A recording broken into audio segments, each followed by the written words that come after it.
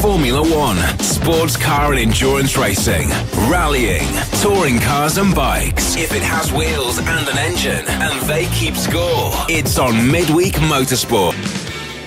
Hello everybody and welcome along to Midday Motorsport live from the Ford Racing Global Broadcast Centre. John Hindhaugh and Nick Damon here at the Circuit de la Sarthe.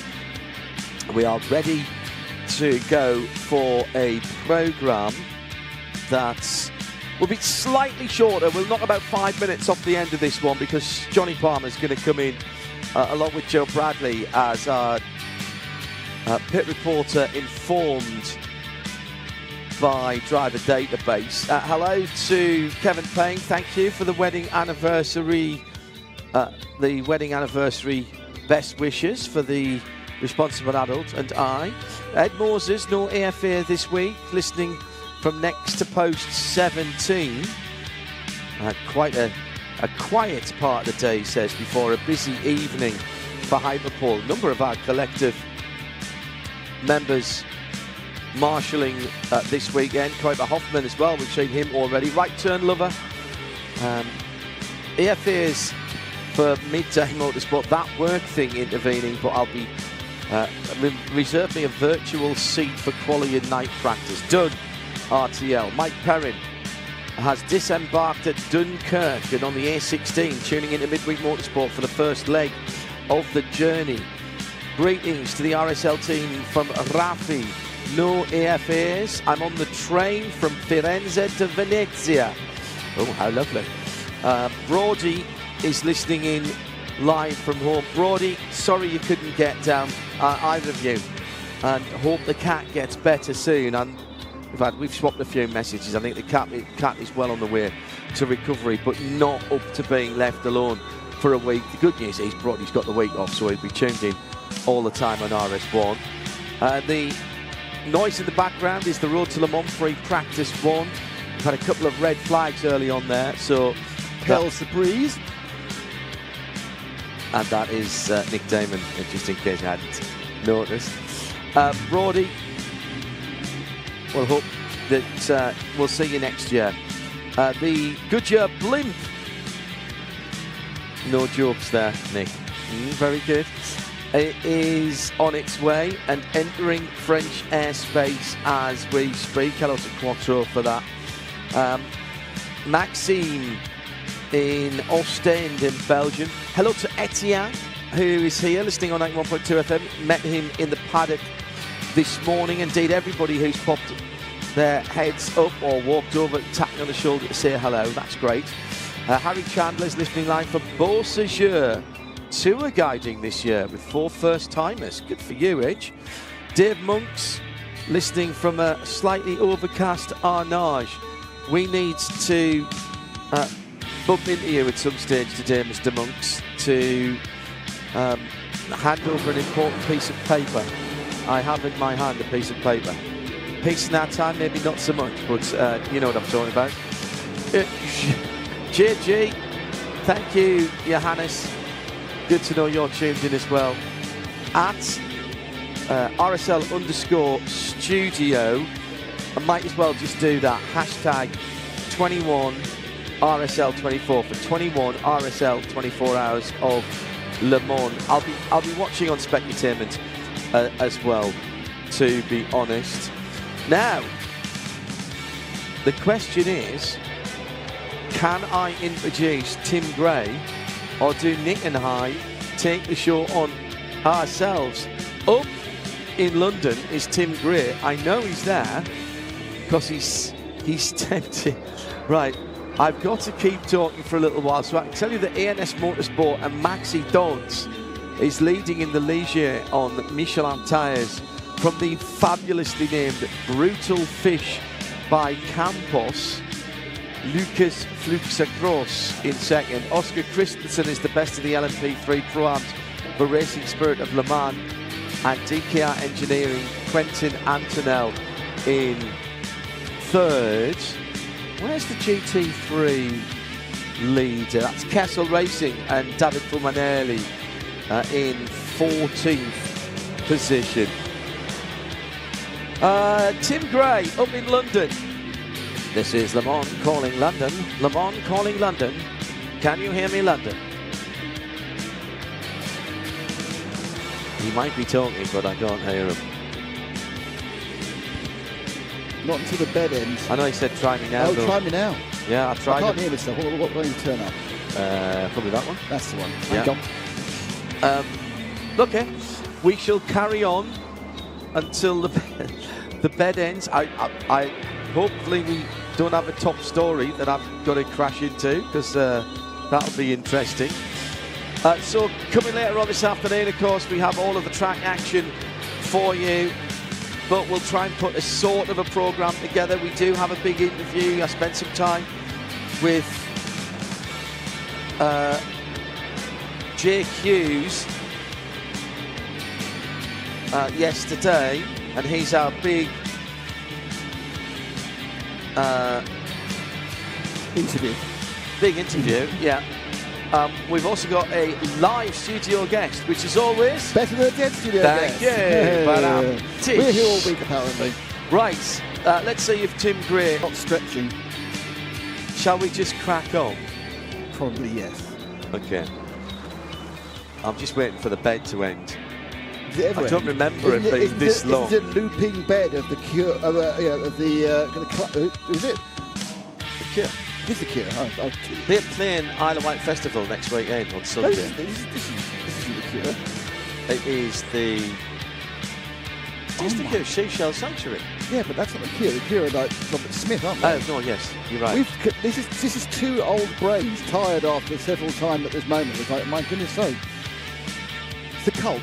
The Cult. It is Thank the you Cult. very much indeed. It was live. An hour and a half earlier than it was going to be, because we changed our plans of how we're going to do this. We weren't going to be here, but now we are here. We can wave at the cameras. Hello. Hello. We've got more cameras this year, cleverer cameras. The capital seat is an hour away. We'll be there soon. Oh, yeah. Right, okay. The bed has ended. Does that mean we can speak to Tim? I don't know, because the listeners... It hasn't ended. I've just faded it down. There you are. There you are. Tim Gray comes through on 91.2 FM, finally. Up in London, Tim, how are you today, and how's the London weather? The London weather is glorious. I'm just here rolling on the floor laughing at you thinking that was the Cure. I know, I don't even know where I got that from. And doubling down on the fact that you thought it was the Cure. I backed out of the Cure. But I couldn't. You did. My brain was you rusty. were good. You knew it wasn't, but you couldn't say Cult. I did he has to be very careful how he says that. Cult. It was fine. But yes. So I've done on a packed programme tonight, Tim, so you have had plenty of time to shuffle your papers. Well, you haven't told us everything that's on the packed show tonight, because you haven't told us who the live studio guest is, have you? The live studio guest. Still better than dead one. Always. He is still better than the dead one. And that is... It's Colin Queen. Colin Queen. Yeah. And he'll be joining us in now about 30 minutes' time. Yeah, absolutely. You did mention Jake Hughes. Mm-hmm. Is that a big interview? I'm going to put that in the big interview slot. We'll put that in the big interview slot. That sounds very yeah. That wasn't the original plan, but it is the plan now. Everything, when we are live on site, things tend to be fluid. May we? Yes. Are we doing team by team? You were going to do this show on a balcony and then realised that yes. You'd been very lonely on the balcony. I was going to be there. Then I wasn't going to be there. Jamie Dwyer is tuning in. Just had to do a quick walk home from work. Midday Motorsport means I can join for a change. And that's Dave England. And so, team by team? Team by team. I think we need to do that. It was a very interesting weekend in Monaco. And, we knew there was an extra 30 metres in the pit lane. Well, it just goes to show that something that prides itself on being the most technically advanced motorsport is actually not. Not. Yes, I think not. And also, I think in an it's example, fine if you don't cut corners.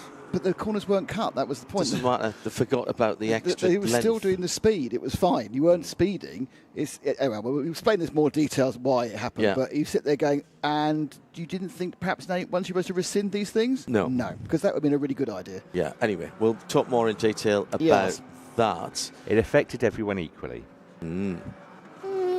No, because some people No. got pulled for 60.1 when they weren't speeding, Yeah. or 60.4 when they weren't speeding. So you get Right. that's what you're actually being punished something you haven't actually done. It's just it's an error. It's like if the speed camera pings you at 85 when you're doing 60. The speed Yeah. camera's at fault, but they won't take the ticket away. Well, if you can prove it, you can. Well, they could prove it. They shouldn't take it away. Yeah. That's like saying, I'm sorry, I'm locking you up for stealing your Sainsbury's shop this week. Oh, again, I'm sorry about that. Hang on. Here's my receipt. Yeah. Here's my receipt. Don't care. What do you mean you don't care? Oh, I that paid for happened it. to me. That happened to me in Marks and Spencer's. Wow. Really, you got pulled? The woman thought that I hadn't paid for my shopping even after I showed her my receipt. And the security guard was saying, I'm not getting involved in this. Anyway, they gave me a large cash sum to compensate me for my Really? trouble.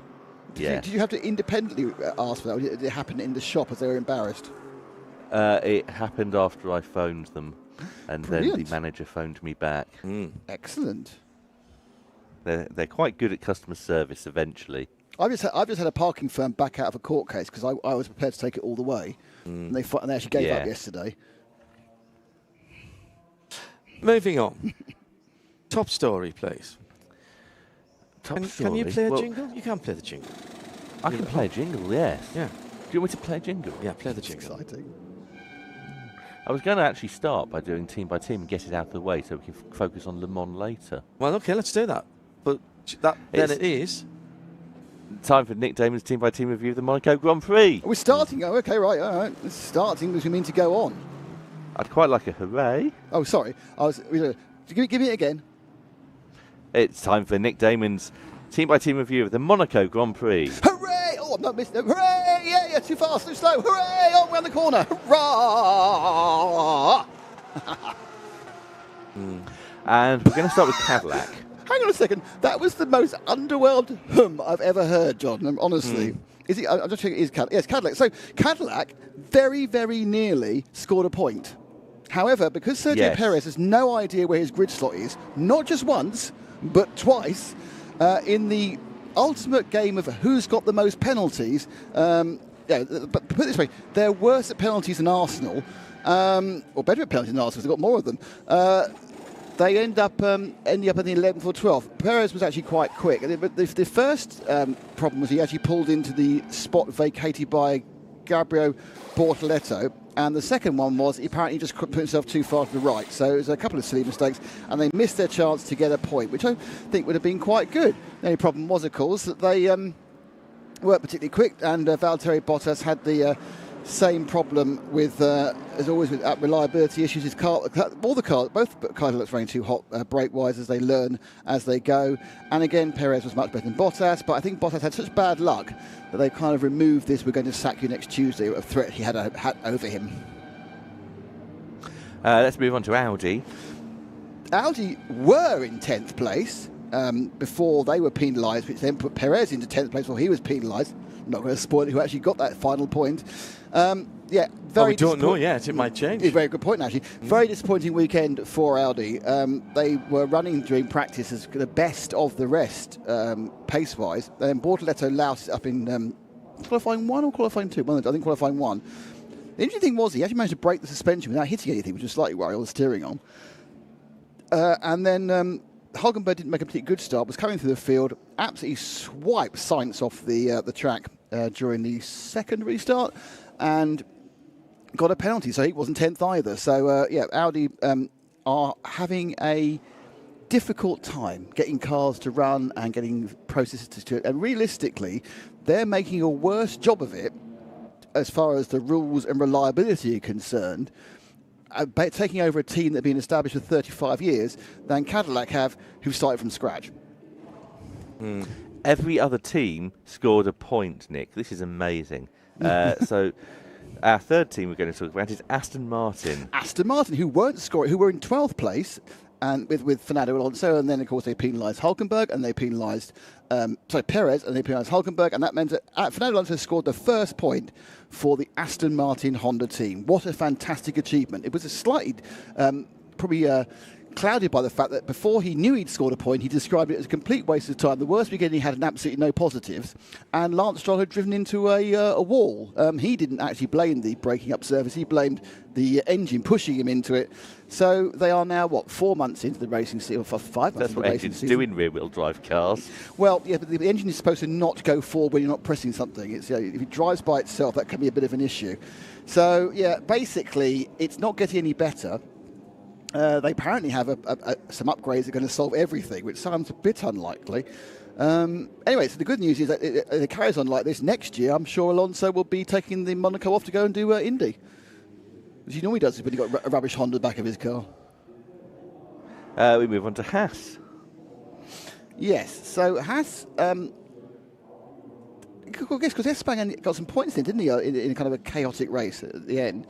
Yeah, I mean, Haas have got a problem, and it's now been evident the last 2-3 races. They started really, really well this year, but the upgrades everyone else brought, either for race 3 or during that massive break, were significantly better than theirs. And they've now fallen down that pecking order of the middle teams. They haven't got much more coming. It doesn't help that it appears that there was a magnetic attraction, despite the fact the cars are carbon fibre, between Esteban Ocon and Oliver Behrman at the moment. They hit each other. They blamed each other. They aren't... I think, I'll be really honest with you, I don't think Esteban Ocon is a particularly good driver to have in a team when you're trying to have a harmonious working together to work together as a team and move forward. Right. I think Ocon is a little bit...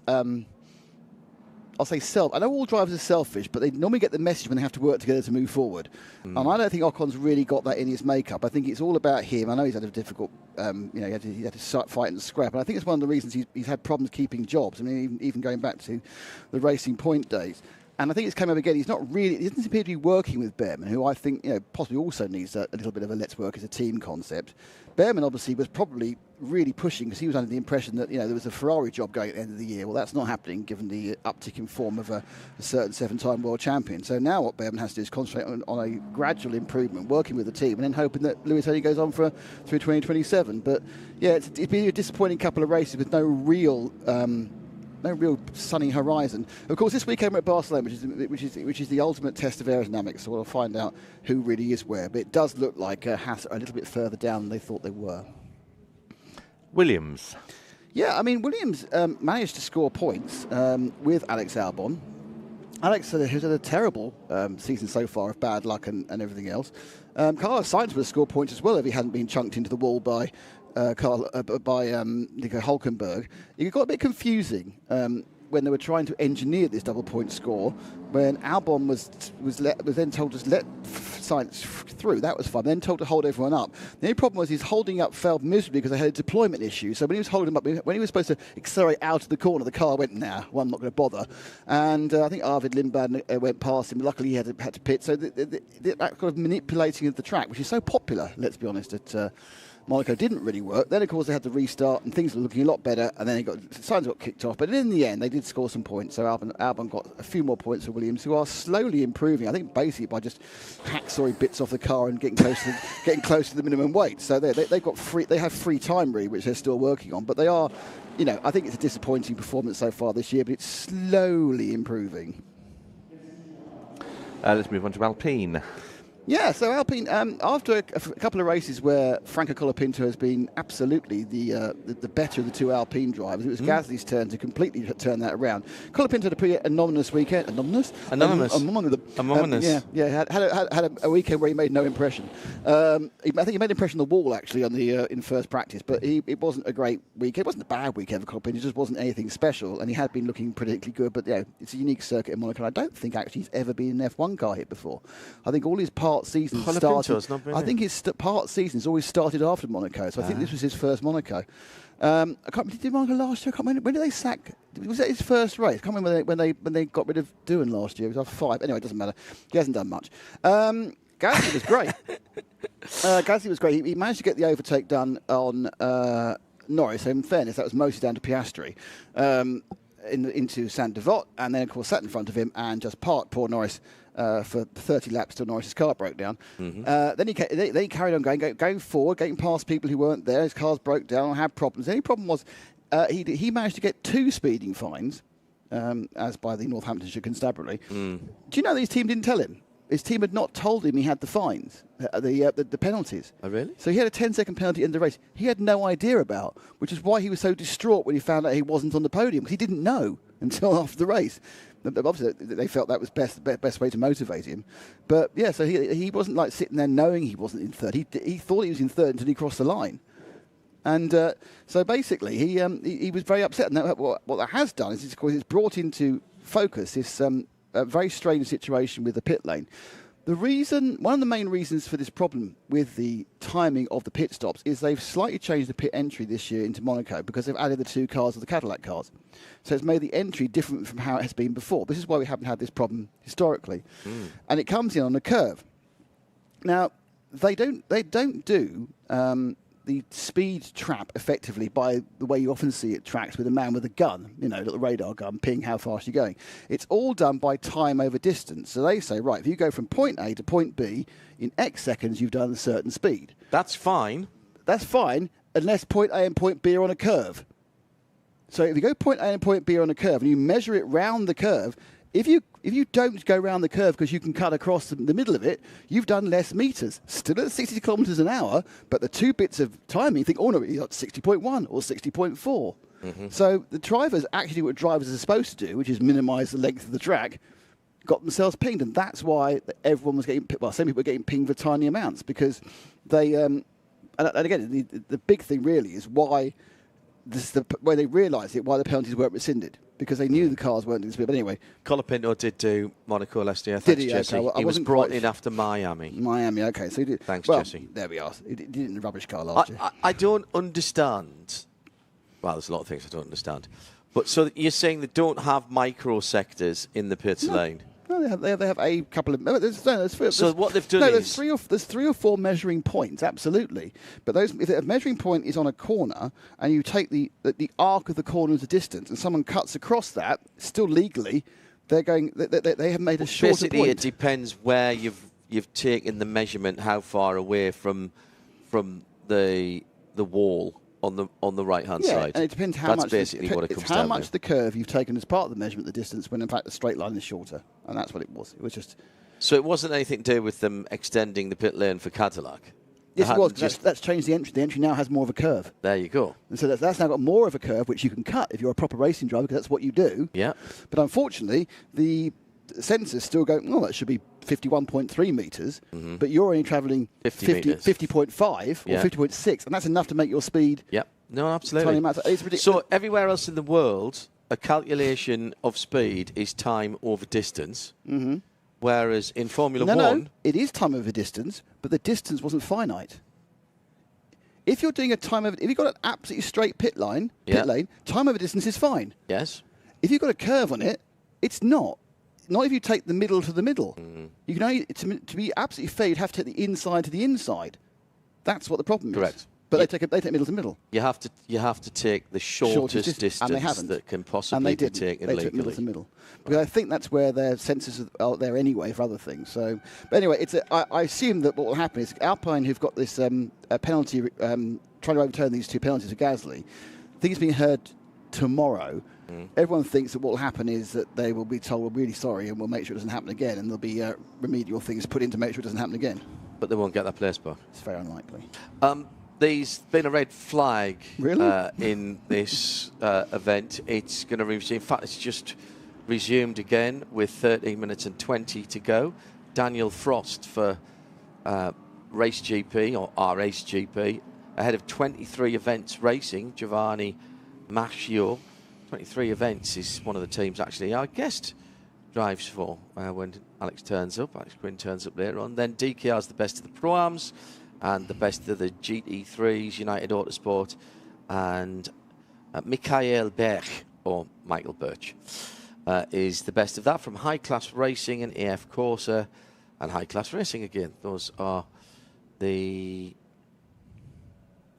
Class Racing and AF Corsa, and who's 4th? Kessel Racing, which is the fabulously named Lorenzo Ferdinando Innocenti. You got a Mini? Well, I like those Innocenti Minis. Always did.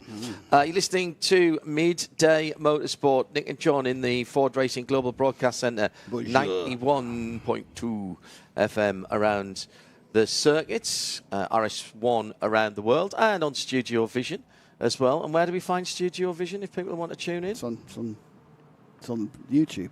On YouTube. It's actually in the aptly named Radio on Studiovision by Karting Live TV site. Is it? Yes, I changed it for the week. So if you search Radio on Studiovision, you will find it. Okay.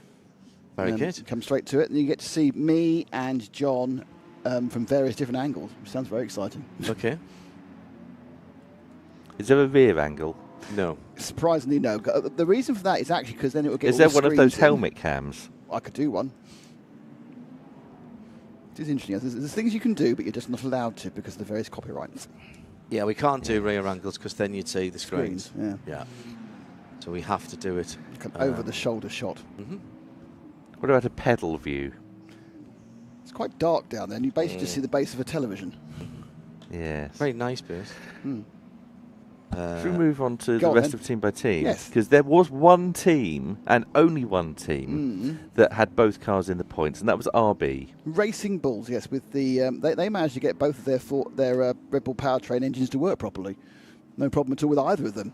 There wasn't a car that didn't start, or a very upset Frenchman for goodness knows how many laps there. Liam Lawson in a minute as well. Yeah, Liam Lawson actually did a very good job the whole weekend. Looked slightly above Arvid Lindblad for his performance.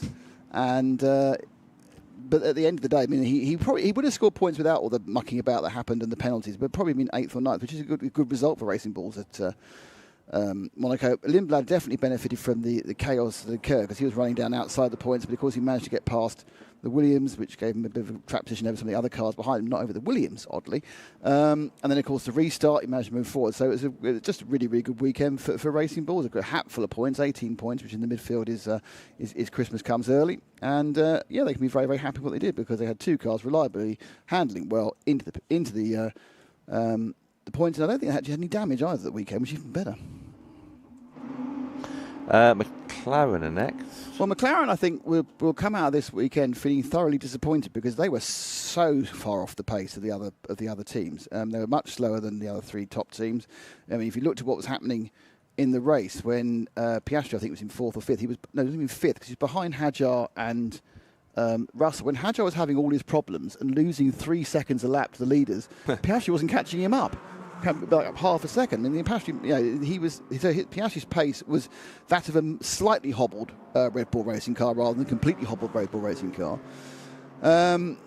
Norris got stuck behind Gasly, couldn't get past him, and then slowly his engine disappeared up its backside, and he stopped again with more problems. He's had, I think, 3 retirements of engine problems now, and as we know, given the fact that Kimi Antonelli's finished every race and Russell's finished all by one. It's not, and in fact, most of the Williams finished most of the time. It's not the Red Bull. It's not the Mercedes powertrain. It's a problem. It's often an installation issue. So there's a lot of work that McLaren need to do about working out how to get that engine integrated properly into the car. I mean, it's pretty obvious realistically that they're not going to be retaining either of their championships this year. So they need to use it as a learning year and a building year for next year. The car's not awful by any means, but it just certainly wasn't suited to the streets of Monaco, and I think a 4th place was a good result considering they managed to get that because everyone else was dropping out around them.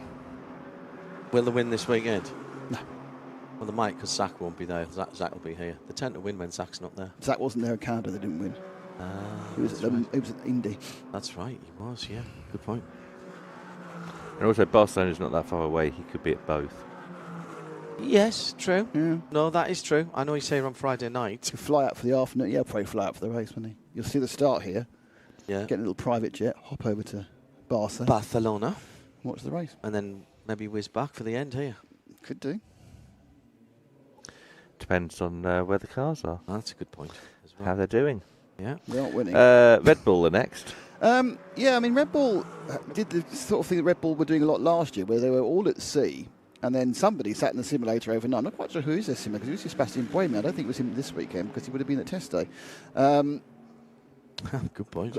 Basically bashed about for hours to try and work out a decent setup overnight. They tried that on Saturday, and it didn't really work, and then somebody else had decided, well, we'll try this one instead, and it transformed the car, and suddenly, Verstappen was there or thereabouts for pole. Hadjar was not was where you'd expect a first-year Red Bull driver to be a couple of well, actually, you wouldn't expect me back at the back, but this one's actually quite a good one, so it was actually quite close to Verstappen.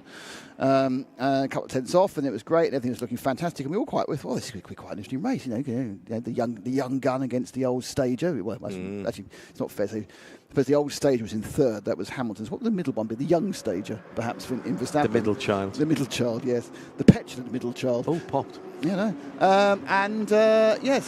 off he goes, and off he goes, and he doesn't go. And we were everyone went, I was watching it on record with Joe, and we both went, oh, because it would have been fun to have Max in the race, but he was out.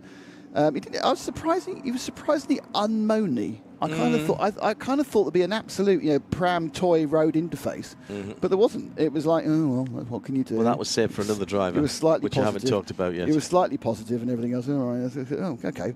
So perhaps he's rowing back on the I'm going to retire because I don't like it anymore situation, or perhaps he's just waiting for a bigger chance to be moany later. But anyway, it was just really bad luck after a good performance on Saturday. Isaac Hadjar has now become the moaniest driver ever on Team Radio. Is his story itself. Do you think that Red Bull have a specific amount of moaning that they're allowed, and Hadjar basically used it all up? I think he got it. I mean, basically, I think Hadjar's a bit unlucky, and I think that the way he expresses himself in his second language sounds more angsty than it needs to. I don't think it's quite that angsty. I think he's trying to make a point in his second language in a noisy environment. It sounds very aggy when probably he's just trying to get his point over. However, listening to it, he does sound like a petulant child, and he does sound like, frankly, he doesn't need his engine remapped. He needs a slap. But despite, again, all this moaning, and it's not the first time we've seen a Red Bull run out of power, but still a good result. I'll give you Danny Ricciardo 7 or 8 years ago. And obviously benefiting from some other misfortune, he got the thing on the podium and kept the podium after a potential problem with a red flag infringement, which was when Red Bull tried to change something you're not allowed to change during the red flags, and then unchanged it. So they put it back, yes. Yeah, and unchanged it. Well, it's fair enough. That was, interesting. It's, like that, you're kind of going, whatever. They managed to get the third place, and it will be very interesting how Red Bull goes this weekend at the ultimate aerodynamic track. I feel they're going to be a lot closer, but they do have a little bit of an Achilles heel, as we know, with the engine. It's still not running, even though, of course, I don't think we're going to discuss this later. It is, of course, the best engine in F1, according to the FIA. Is it? Yeah. Okay. Moving on. Yuki Tsunoda apparently is. Was he doing the testing? Test driver, but I can't imagine it was him. There was another young Japanese driver whose name I've forgotten, and he is Ayuma Iwasa. So it could be him.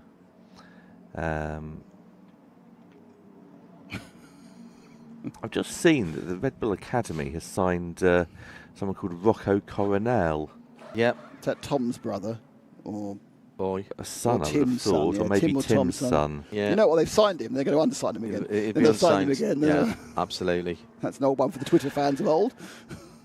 It's Ferrari next. Well, Ferrari were definitely going to win this race. This is the one they were definitely going to win. No issue whatsoever. They're going to definitely win it. And on Friday, it looked like they were definitely going to win it. I think, in fairness, they did what they could do. They couldn't. Mercedes aced it, and they've got the best car. I mean, we've seen it's a story we were telling from the years of 2014 to 2020. They have the best car, and for once they actually had a car which worked at Monaco, which often has been the Achilles heel, actually, of Mercedes during the season. Hamilton's got to feel really chuffed. I mean, let's be honest, he's now had 2 seconds in a row. He absolutely comprehensively beat Charles Leclerc in his own backyard at the track that Charles is supposed to be brilliant at. Yes, people say things like, oh, but Charles is on a really fast lap. Yeah, but he threw it in the wall. Doesn't matter. I could be really, really fast down the straight and then just hit the wall. It's not difficult. The point about it is you have to get round the lap for it to count. Is that what it is? Yeah, it's amazing. It's quite interesting because a lot of people don't seem to understand that. Apparently, being fast in Sector 1 and throwing it in the wall is a really big achievement, apparently. I think that's true in sports car racing as well. I think you'll see some of that at Le Mans. But, so Leclerc had another one of his weekends where things just didn't go right, and he got around to Darwin Spiral. He blamed the brakes and everything else for his trip into the wall, which I think was more cold tyres than the fact the track was breaking up, but he's had a right old hump with the brakes. But you know where this comes from, where him blaming the brakes comes from. Because Lewis has changed. Lewis is giving it massive mind games. No, it's because Lewis isn't using Brembo anymore. He's using Carbon Industries discs, which he has been for a while. I don't know what pads and calipers he's using. No, everyone's using Brembo calipers. Right. They're all using Brembo calipers. I think they're almost a standard fitment in F1 now, the Brembo calipers. Yeah. But no, he's changed the discs to Carbon Industries. Yeah. The interview that he did, that Charles Leclerc did, was interesting because he said he didn't want to say anything about it and then said everything about it. Well, that's how it is. Which is good. Yep. But anyway, so Lewis, it does appear we are getting the real Lewis after a couple of really quite poor years. First year, the last year with Mercedes, and the first year with Ferrari, where we're all saying he's lost it. He seems to like these new cars. He seems to be revitalised, and he's performing very well. Do you think also the team, he's standing within the team and his relationship with the team, whether it's true or not, he feels he has more input in what's going on. The car he had last year was the last year of the previous regulations. The machine that was completely developed around, Carlos Sainz, and more importantly Charles Leclerc, nothing to do with him. Mm-hmm. He didn't like those sort of cars anyway. And then you get, at least the Mercedes would have been designed around him not liking it, and he was a car he didn't like. So this car, I think, has been started from a clean sheet of paper, and I think they've taken input. You're going to take input from a 7-time world champion, because even if you think he's a little bit past it, he wasn't past it. His brain isn't past it. His ideas aren't past it. He's worked with the best team in what was the best team in Formula 1 for many years and won 7 world championships. So he knows what he's talking about, even if he can't always access the nth degree anymore. But in a race situation, he's still very, very good. And he managed to do the qualifying very well. So, if you're a Lewis fan, it's nice to see him back. And I think it's nice that his swan song is not going to be like Michael Schumacher's, which was a constant level of disappointment. This one at least has got some high points in it. And finally, Esther. And finally, Mercedes. Yes, a tale of two cars, a tale of woe and a tale of joy. Kimi Antonelli won his 5th race. He's now won 5 races in his career. George Russell's won 6. So he could equal George Russell's win ratio after many years. Antonelli has, he's just exploded. It's amazing what he's managed to do. I mean, everyone's still trying to talk him down, but you can't now, can you? You can't say it's a flash in the pan. You can't say he's had a load of luck. 5 on the bounce. No, he stuck it on pole, which was, brilliant. You could argue that, you can't argue anything. He stuck it on pole. It was brilliant. Yeah. He went off. He made 2 perfect starts, which has been a problem. He completely had the pace. Now, he had the pace over the Ferrari. That's nothing about. I'm not saying anything about Lewis. Basically, he drove that Mercedes to the level the Mercedes can drive, which was way quicker than the Ferrari could go. Yeah, how far ahead was he before that red flag? He was about, he was 18 seconds or something. Yeah, but plus he had the penalty as well at that point. But he was cruising. He was setting fast up a fastest lap. He was doing a pace that Hamilton couldn't do. I think especially because the Ferrari is a little bit more tricky on its tyres. But Anthony drove that Mercedes perfectly, and I don't know what you can say, really. I mean, you sit there going, well, I don't know, someone who was kind of like had a very patchy first season, had a terrible period this time last year, right up through to past the British Grand Prix. It's the kids, they've got the talent, suddenly they get it, and he's got it. He's got it. So the biggest problem he's got it, and George Russell, who was, of course, the champion-elect going into the season, obviously he has had bad luck. However, he would still be behind. He had bad luck last weekend in Canada, or 2 weekends ago in Canada, and he had bad luck here because basically, yes, he picked up a speeding penalty, but we've already said those speeding penalties are ridiculous. Yeah. And then he ended up with a massive penalty because the team Mercedes loused up doing his 5-second stop, because the reason being was, of course, it came in through the safety car, they double stacked, and they all just went into double stack mode. Yeah, let's get it done. Let it go. The only people who knew what was going on was the right front tyre change. Yeah, cube. It was like, okay, what's going on? And then they went for it, and that was it. So he did. So, and I'm not quite sure. Well, normally, if you get it wrong, you then get a 10-second penalty. But for some reason, you got a drive-through. I think I may have missed something about why that became a drive-through. But after the second restart, the drive-through put him to the back of the grid, and he got no points at all. Now, realistically, that is bad luck. But he wasn't going to finish higher than on merit. He wasn't going to finish higher than 4th. And that is a long way behind and never doing the lap times. And that's the worry. Bad luck is bad luck, and he did have some bad luck. And he's 60-something points behind, and absolutely he's had 35 points of bad luck. But them's the breaks. And and George is coming now to the traditional run of European tracks. This is where Kimi had problems last year. This is where George needs to assert himself. I realise that if he's doing first against the second, so it's going to take him a long time to catch up those points. But tide has to be turned. He hasn't become a bad driver overnight. The problem is he does appear to have what we now appear to have our next generational talent. And we have three, which means we'll have three generations, well, perhaps four, because Alonso being a different one from. You have Alonso, then you have Hamilton, then you have Verstappen, and now you have Antonelli. That's four generational talents at once because people are able to stay around so long. And that was the Grand Prix. And that was Damon's team-by-team review of the Grand Prix. And this weekend they're at Barcelona, and we're going to see some new names in some different names in some Formula One cars, because Luke Browning is going to be testing the Williams. Oh, right, they're doing Paul Aaron's going to be testing the Audi, and McLaren is going to have Leonardo Fornaroli in it for free practice. Our Formula 2 champion. Raining, yes. Why are so many teams picking Barcelona to do this?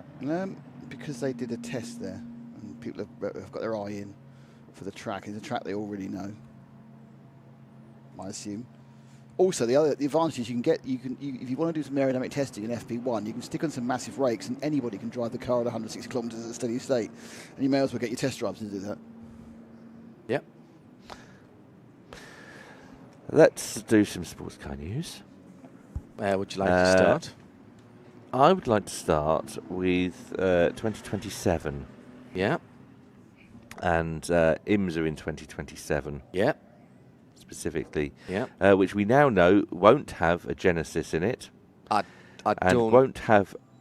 Go on, sorry. Go on. Do you want to comment on that, or do you want to let me finish the sentence? No, finish the sentence. That's why I stopped. I thought you had finished. Go on. And won't have a hypercar from AO Racing. Right. So I don't think it was ever going to have a Genesis, if truth be told. So I'm not sure that is the breaking news that everybody says it is. There's been an awful lot. They had said they had mooted 2028 in the past, but they had originally said 2027. Yeah, it was always going to be dependent on what happened this year in the WEC, and I think they know they've got work to do. I was with Luke Donkervolker actually just before the show started, and he actually gave me a walk around the car explaining the concepts and some of the things, which, by the way, we wouldn't have been able to do with the camera because we're not allowed to look at the engine and the engine installation. Well, still. With the camera, no. And he described some of the bits that actually doesn't want people, that they don't want people to see. So we've kind of had a bit of an exclusive there. Is that performative? Because no one else is going to use their 3.2 litre V8. No. So It's more about how they've installed it and where the ancillaries are and things like that. It's really very clever. And positioning, centre of gravity, all of that. Rotation. Exactly. So and also he's talking. They've got a big announcement coming on Friday, which is to do with another racing car. The gossip would be that it was a GT3 car, and what chassis do they have? having had, well, they're going to build one. Okay, they're going to build a sports coupe, are they? Well, or sports saloon. I, as you know, have some experience of building a racing car. Not just me. I've been in a project where we built a racing car to exploit the regulations and then backwards engineered it into a road car. That was the Slane S7R, Wellingborough's supercar. Supercar. And basically Ford did the same thing when they revived the Ford GT again for the racing here. So if I tell you that we're not going to play that interview until after the Road to Le Mans race on Friday, right? By which time the press conference will have happened, because it happens at... But you've done the interview? I've done the interview. Oh, hello. Yeah. Isn't it being announced by Ford? Where does the press conference happen? It happens at 1 o'clock on Friday. So when Road to Le Mans finishes... Our coverage of Road to Le Mans finishes at 12:20. That's why I was told to leave a gap after the Road to Le Mans race before the qualifying review at 1. Now. Sorry, at 2. Right. There you go. It's coming clear. Okay. So that's coming up.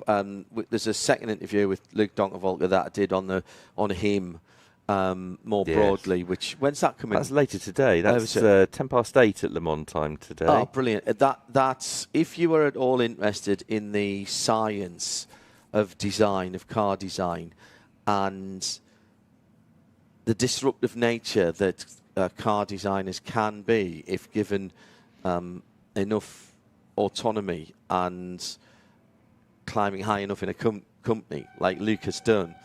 He's had a tremendous career. We talk about his career a lot, and he's such an enthusiast for motor racing. I bounded back down from talking to him again. I've never met him before today. I talked to him down the line for this interview tonight, and I bounded back down. It is impossible to not be enthused when you talk to him. And between him and Cyril Abiteboul I described as a whirlwind of positivity. He's just incredible. You get swept up. So anyway, back to the story. I'm not sure it's a massive shock that they won't be there next year. I think they've got work to do. They know they've got work to do this year. This is very much a learning year. This is not going to be a 1, 2, or possibly even 3-year project for Genesis Magma Racing. I feel that Luke Donkervolker, as the Chief Creative Officer, has been tasked with building history, building a dynastic approach to motorsport. And you don't do that by coming in for 3 years and going away. Mm-hmm. So I don't think it's bad news for the American series and John Doonan, because Genesis is the second biggest market. Genesis' second biggest market outside of Korea is the United States. So they will want to be there. But I think they want to get WEC and Le Mans on the right track, and you can understand why that is. And by the way, the same for Ford. Ford won't be doing a dual program next year, and neither will McLaren. They'll be concentrating on WEC and Le Mans.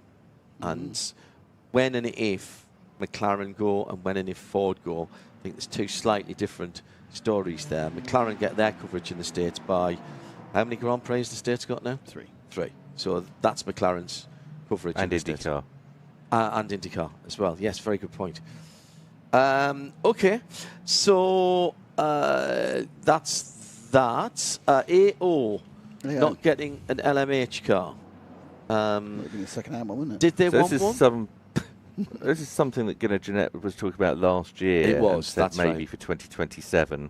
Yeah. But at the weekend, I think, or possibly this week, he said he'd rather do it in 2030. And that makes a lot of sense as well. Because that's when new regulations come out. Yes. Oh, they'll extend these ones. They'll extend these ones. Perhaps. You can't tell 14 manufacturers will check, your stuff's all obsolete, can you? Well, and particularly, not when it's already 2026. And next year you've got two manufacturers coming in for their first year who now apparently may only have 27, 28 and 29 to amortise their investment. I suspect you might be right. We've also got to bring in a new LMP2. What's the rules about historic teams who've been there getting a completely new car? Because they aren't allowed to, because Peugeot want to build a completely new car, they're not allowed to, are they? There is they'd have to re-homologate the car. But I thought they couldn't build a completely new car. That was against the rules. No, that is... They got some waivers when they did the aerodynamic redesign with taking the rear wing off the car, and those cars will continue. And so that's that's that really on that. If they entered as a different entity, though, they could come in with a new car, even if it's the same people. Couldn't they? They could be Citroen or Maserati. If you listened to our chat with Andy Cotton, you will have heard that that's what might happen with BYD. Can we just break away from that for a second, because we've got Colin Quain in the studio, hot foot, presumably, from the free practice from Road to Le Mans. Hello, Colin. Hello. It's good to be here on Road to Le Mans, on Radio Le Mans.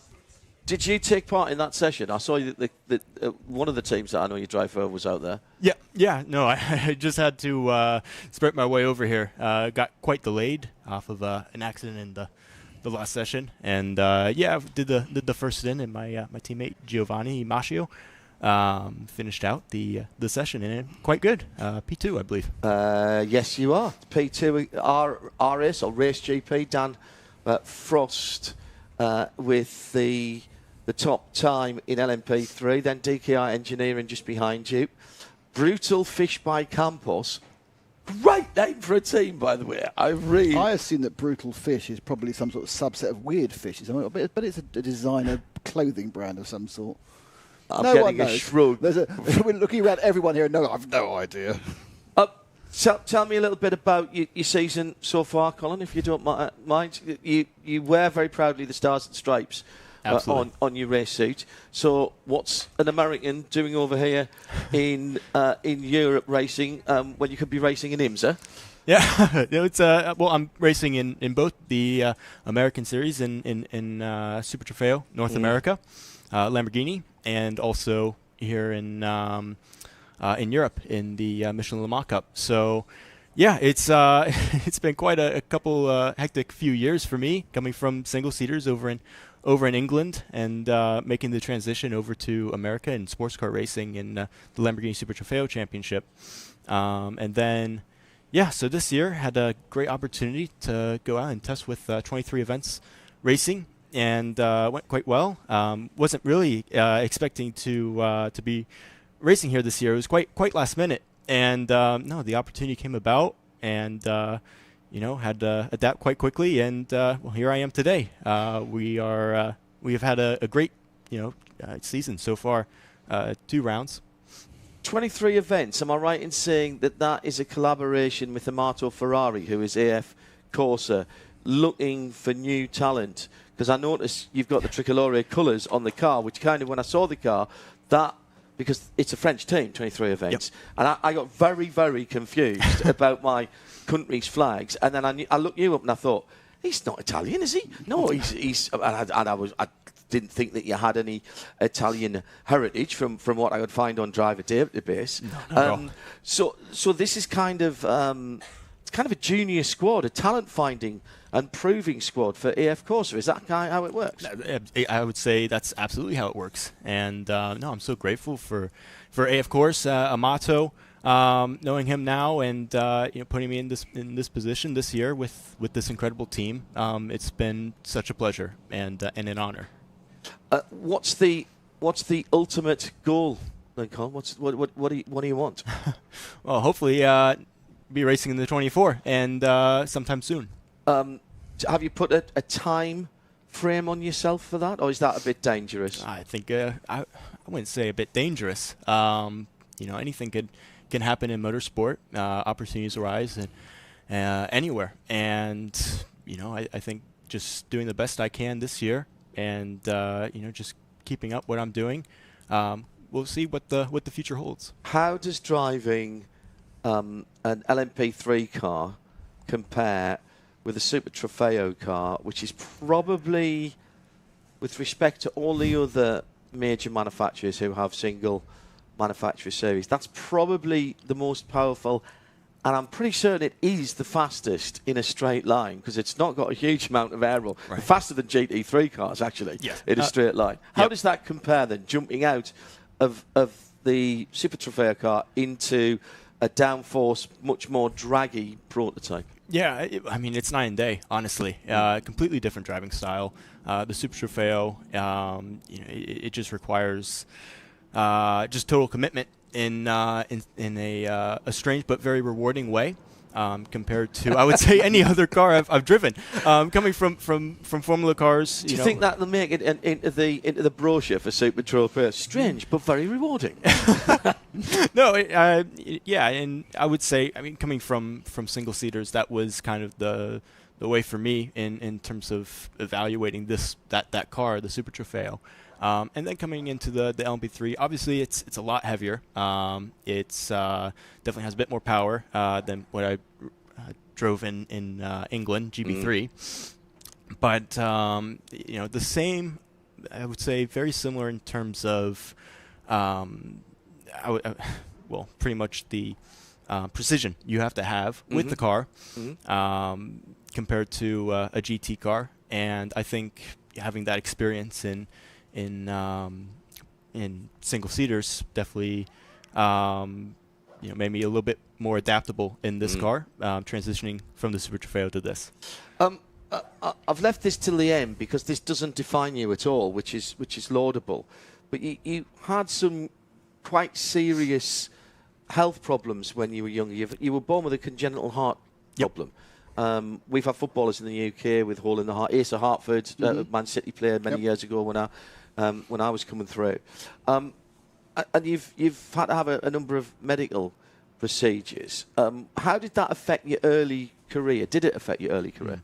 Well, sure. I would say it did. I was born with a congenital heart defect, undergone 3 open heart surgeries by the time I was 3, and numerous others after. But I would say had to work a little bit harder. Had to change up my my workout routine, and that could handle my heart condition. And here I am today.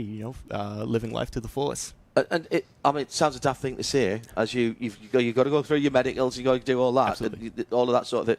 But is it fixed? Oh, they replumbed me. I like it. So I mean, you've had the tune-up. Yep. You've had the bigger turbo put. Was a big plunger. Yeah, tweaked up a bit. Right.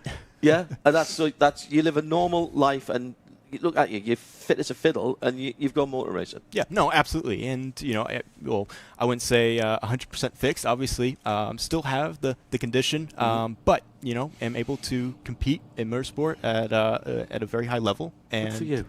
I'm very grateful for it. As I said, I didn't want to lead with that, but it's part of your story, and it shows the grit, I think, that you've had.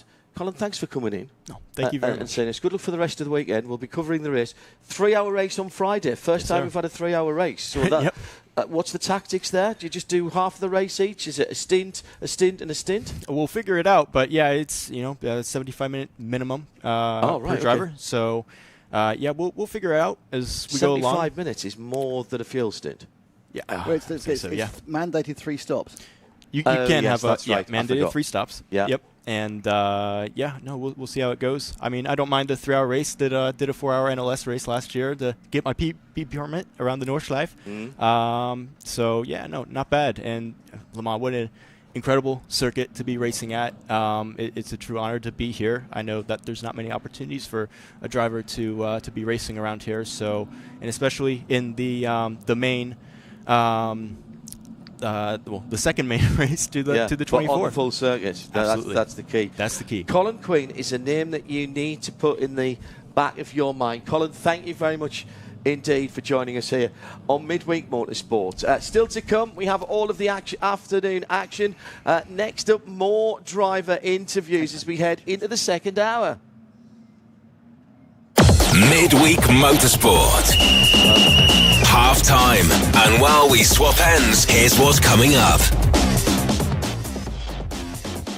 So, moving into hour number 2, I was going to say just after 9 o'clock, but of course it's not, it's just after 1 o'clock here in Central European summertime. 9 o'clock somewhere. It is 9 o'clock somewhere. Get the tequila out.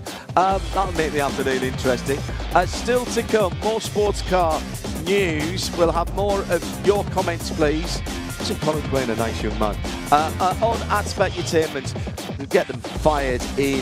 Hello to Dave Alcock, who's listening in live. We'll start hour number 2 with an interview that I did yesterday with another driver who's coming in to endurance racing. Up at APR Racing, Jake Hughes will be our big interview here on Midweek Motorsport.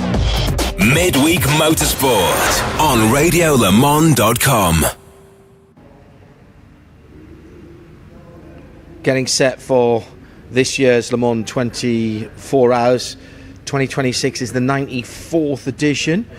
And welcome to CrowdStrike APR's effort for Jake Hughes. How you doing, fella? And how did test day go? Well, actually, I know how test day went. Shall we just talk about the afternoon and leave the morning out? No, I have got to ask you about what went on towards the end of that morning session. You were just coming out of the pits. Yeah, I mean, for sure the afternoon, I would say, was better than the morning. It was just one of those very unfortunate things. I came out of the pits on new cold tyres. I had quite a big snap on cold tyres. Unfortunately, the Toyota collected me as I was gathering it back up.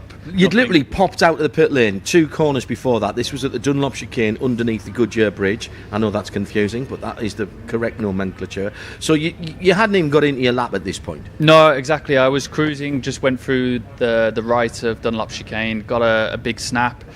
Full correction as I was gathering it back up. The Toyota, nothing he could have done. No, he was completely innocent in it. I think he was a little bit blinded by he was right up behind the gearbox of the Cadillac, one of the Cadillacs, and I don't think he saw me in a 45-degree angle and hit the front right of the car. As I said, nothing he could have done, and it was one of those things, if it happens 2 seconds before or after, I just collect a slide, carry on, no spin, no yellow flag, no one talks about it. So it was one of those racing things, unfortunately. Guys did great work during the lunch break, got back out in the afternoon. Take that out of the equation. How had the morning session gone? And then did you lose any time in the afternoon? And did you pretty much get through the tick list of things to do in terms of the 2-3 hour sessions? Yeah, I mean, to be fair, the damage, we got away with it. With the damage, it wasn't that big at all. I think it took the guys maybe 30 minutes to fix. It was pretty much nothing. I think the Toyota came off a little bit worse. So we were ready to go pretty much 2 hours before the start of the afternoon session. We obviously lost, I think it was around 30 or 40 minutes of the morning, so roughly 10 laps or something like that I was planning to do. And the afternoon went smoothly. We got through the run plan as intended. We found it a little bit tricky, I would say, because obviously I didn't drive in the morning, but my 2 teammates, Michael and Enzo, were finding it a bit tricky with the car. We had quite an oversteery car, let's say, and we spent most of the afternoon sort of dialing that back and bringing it more towards a bit of a neutral car, which by the end of the afternoon session we definitely managed to do. And I would say the last run I was feeling very comfortable with it. This is a strange place in many. It's a great place, don't get me wrong. When I say strange, I mean difficult, I mean challenging. But it is unlike anything else that we go to race on in the World Endurance Championship, in the European Le Mans Series, in IMSA. And you can't just come here and test. And I know you can do sims, and I know how good sims are, but there really isn't. Here, I think, of all places, there's nothing like being out on the track. I mean, absolutely not. I watch, as any racing driver that hasn't done Le Mans has probably done, I've watched Le Mans every single year, you know, probably more than half the race at least. And honestly, on TV, it looks, I don't want to say simple, the track, but it looks, you know, it's a straight corner kind of vibe. Yeah. You get to Porsche curves, and obviously there's a sequence of corners, but it looks quite a simple track to learn on TV. And then you get here, and what the TV doesn't show you, or what onboards doesn't show you, is the bumps, is the curbs, is the crowning the road down Mulsanne Straight. You know, it's little things like that you cannot picture on TV, and especially when you're in like an LMP2 car. You know, I had numerous occasions yesterday where I was overtaking a GT traffic whilst being overtaken by a hypercar, and you find yourself in the middle of the road where the crown of the road is, and the front of the car is bottoming and touching, and these are all the little things that you can't experience until you get here. And so yesterday was definitely an eye-opener in that sense. I still felt like I got onto it quite quickly. You know, it's what I've done for numerous years now, getting used to new cars, so a new track. So I found that fairly comfortable, but yeah, it still felt like I needed a few laps.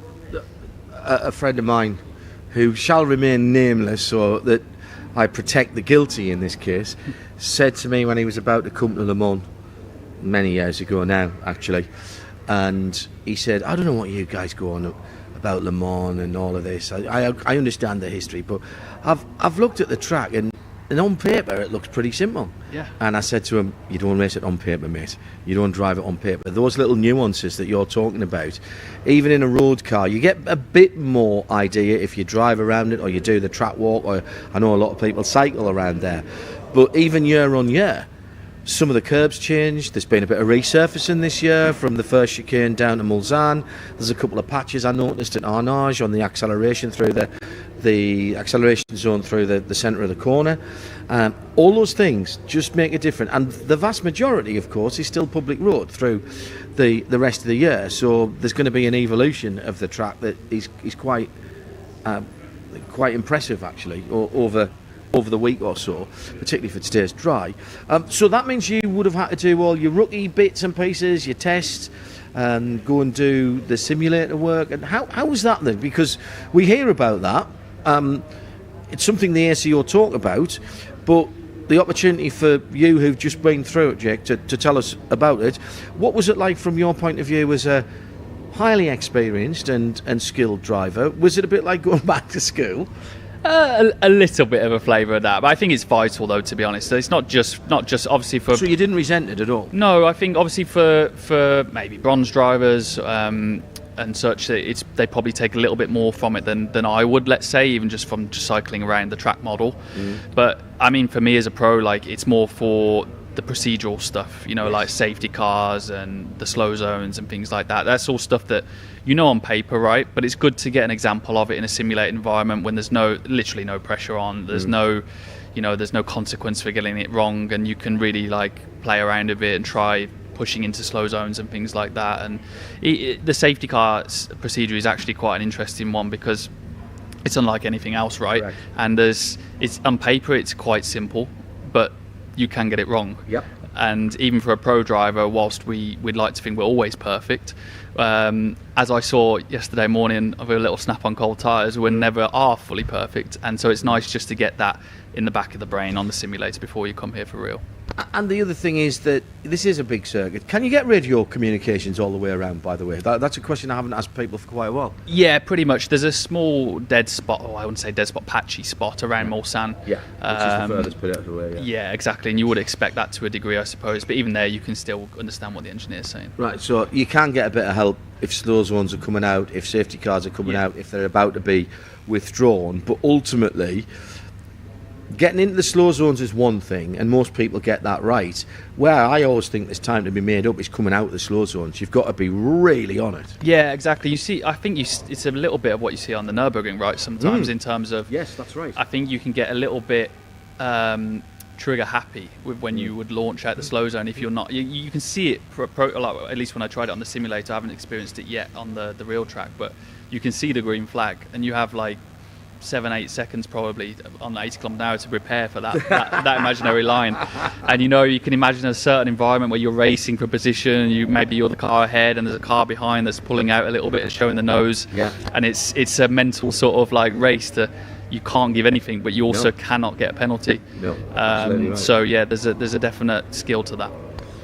Safety cars you mentioned, 3 safety cars, then we get everybody together and then we go back green. I think that's a much better way than we used to do it before. It's actually what many years ago one of our listeners suggested. It took the ACO a little while to get onto it, to combine those 3, so you didn't, back in the, I was going to say the olden days, that's not that far back. I mean, I do go a long way back, but it's not that far back. I remember watching it. All right. So I'm sure, yes. Oh, yes, whilst I was in short trousers at school, yes, so you can leave that out as well. Where you would effectively you would get 3 races in the different classes, and it is so hard to make up time here. You're in a category where everybody has the same equipment, where everybody has the same performance potential. I accept the cars still have to be set up, but there are far fewer variables than, say, in a GT class with 2 cars or 3 cars of each manufacturer, of a hypercar category where we've got 18 cars from 8 different manufacturers out there. Is that a joy for you as a competitive driver, that closeness of competition, or is it a complete pain because it means you cannot afford a mistake? I mean, to be honest, I haven't experienced BOP racing myself yet. I mean, I've very much been in single seaters most of my career, been in Formula E for 3 or 4 years, so I'm very much used to the whole, you get given a car, make the most of it kind of thing, and that's what it is. I fully understand why we have BOP in other categories, but it is nice to race in a category like LMP2 where you are just with your own abilities, your teammates' abilities, the engineer's ability, the communication between the two of you, the group of you to get the most out of it. So I'm very much warmed up to that. It's very much what I know, the racing I know. So that's not an issue for me. I think maybe when the day comes that I race here, maybe in a GT or even a hypercar in the future, and there's a bit of BOP going on, that's something I'll have to learn. How does the Orica Gibson, the APR car compare to what you were driving in Formula E? Yeah, that's a Formula car. Yeah, it's an open top car. It's quite heavy because of the battery.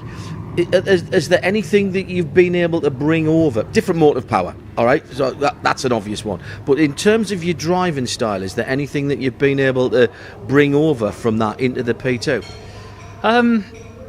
In many ways, no. To be honest, the cars are very, very different. Like the obvious stuff, one's electric, one's powered by a Gibson V8. That's obvious, right? But and the you're having to get used to having noise in your ears again. Do you know when I tested the car for the first time? It was only back in February. I drove an LMP2 car for the first time, and it was in Abu Dhabi after Asian Le Mans. And I was going in the straight, and I was expecting to be doing like 320 kilometers an hour by the noise of the engine. I looked down, I was doing 250. And even when you get out of the car, like your fingertips are vibrating after doing like a couple of stints in the car from the vibration. So it's very different. The weight of the cars are not too dissimilar. Let's say, as you say, a Formula E car is very heavy.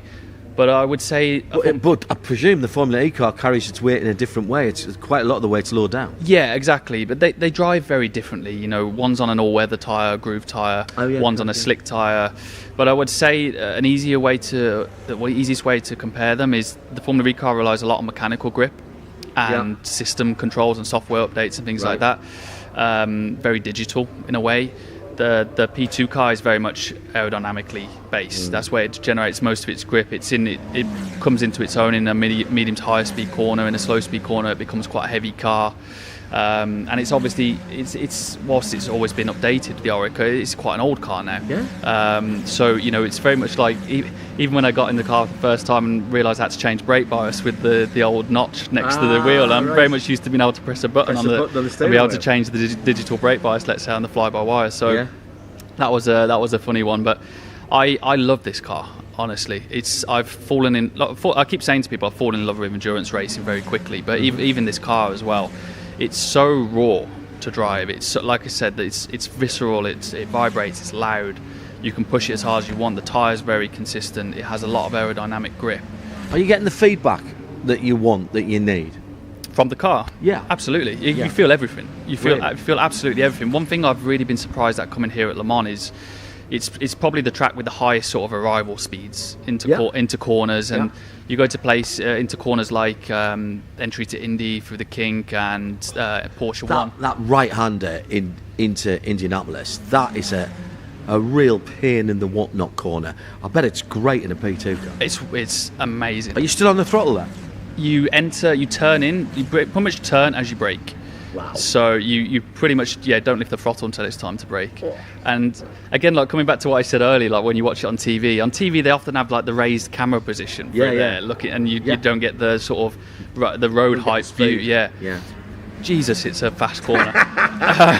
Big commitment. Yeah, fully. And you once you start braking, pretty much for the Kink, you don't come off the brakes until you go through the left. So it becomes one braking zone, especially once you're up to speed. Interesting. So the speed you carry into the Kink in Indy is very much has a knock-on effect for how you arrive into the left. So you can imagine if you get that wrong or you're over pushed, the left becomes a make or break corner, as you probably see like in the mornings when people get tired and stuff like that. It's something I'm definitely going to have to be sharp on.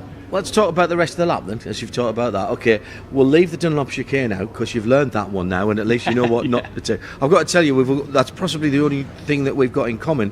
I got a street Aston Martin very sideways there on a demo lap once, and it caught my attention. I'll tell you that, and exactly the same. Went about 45 degrees. My passenger just giggled, thought it was all part of the fun. But I had a bit of a sweat on. No, hell no. I had it all under control. Yeah, thank goodness for all the electronics. So under the new bridge, down into the old Forest S's. That's quite committed through there as well, and that's very much that area always seems to me to be a kind of a rhythm corner. It's a bit like ski slalom. If you get out of kilter with the first one, you're fighting it all the way through to Tertre Rouge. Yeah, absolutely. Again, like what I said earlier about not knowing the track from when you only watch it on TV.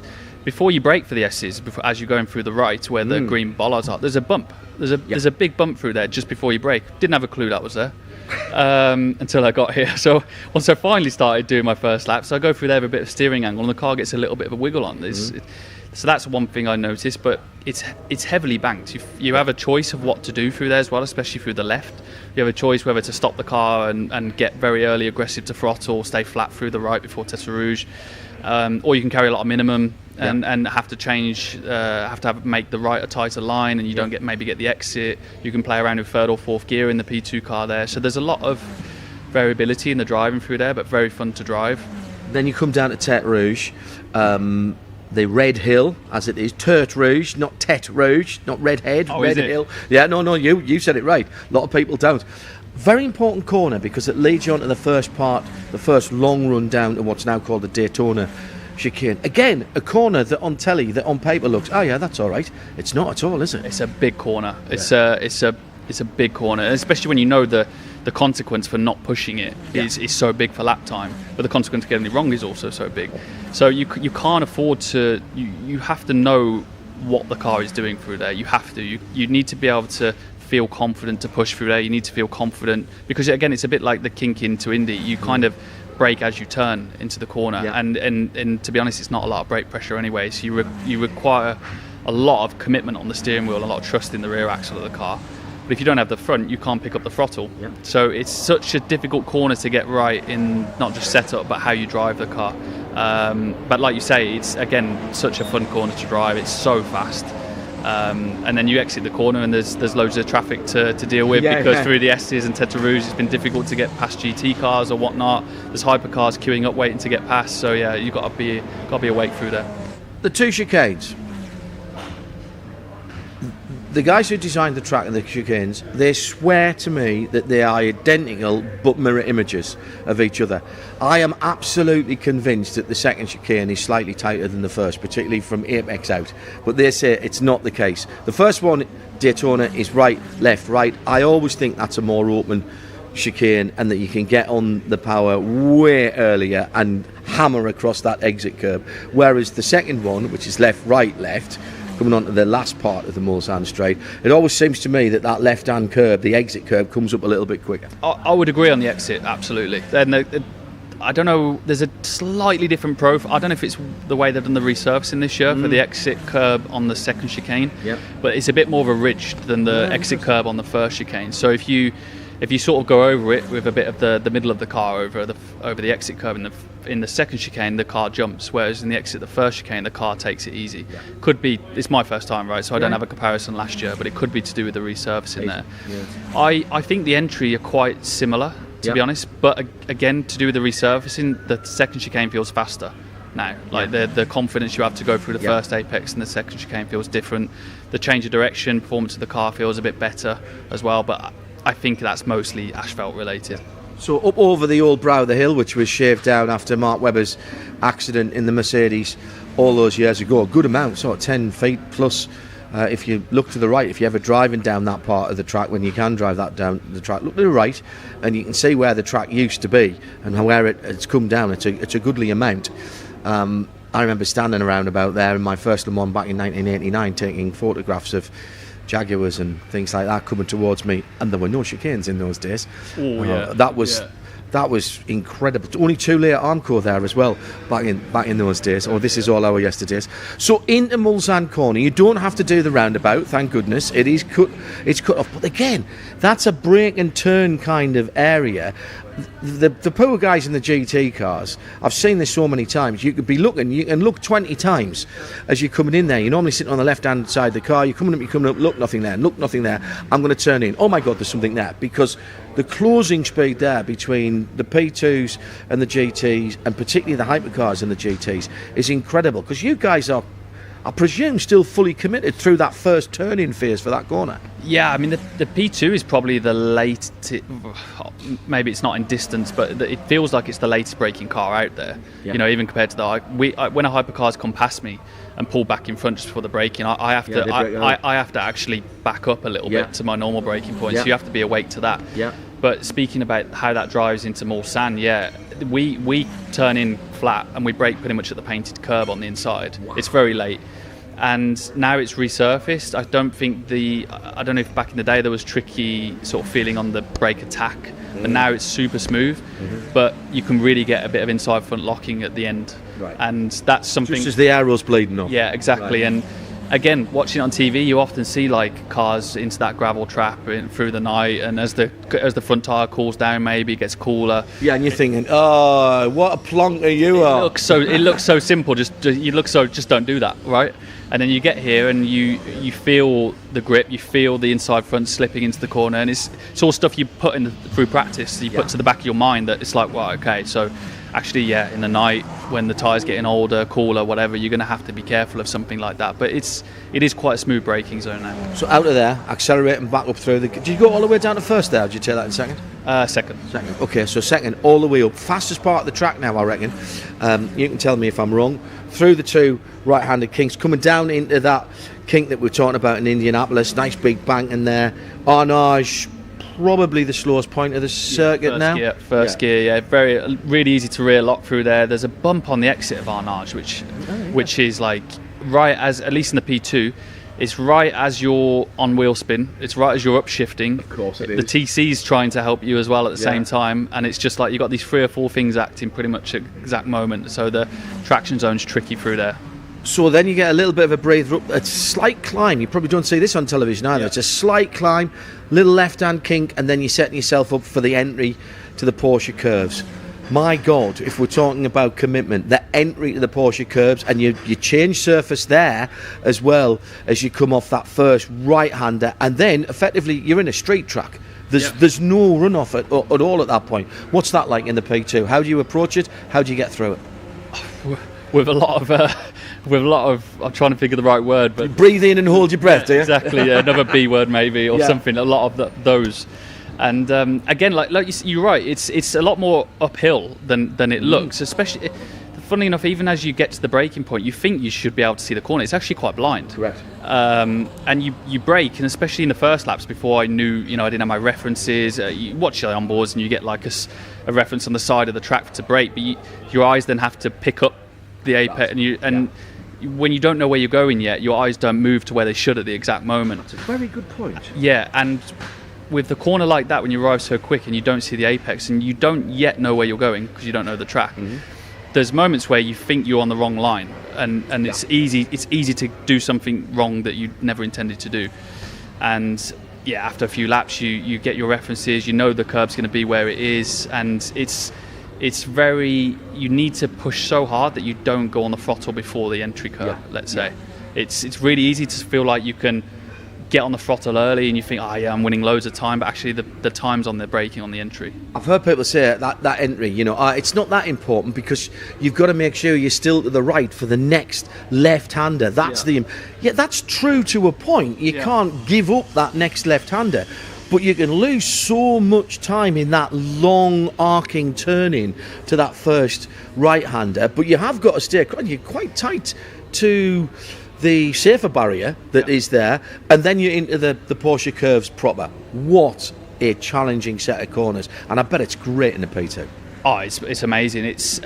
I feel like I'm saying the same thing a lot with this about talking about the track, but it's miles better than I even thought it could be. The Porsche curves. It's such a famous set of corners, right? Everyone knows what the Porsche curves is, and it's not easy, is it? It's not. It's really not. Like you say, you drive this track, the first 2 sectors, let's say, or at least until Arnage, it's quite wide.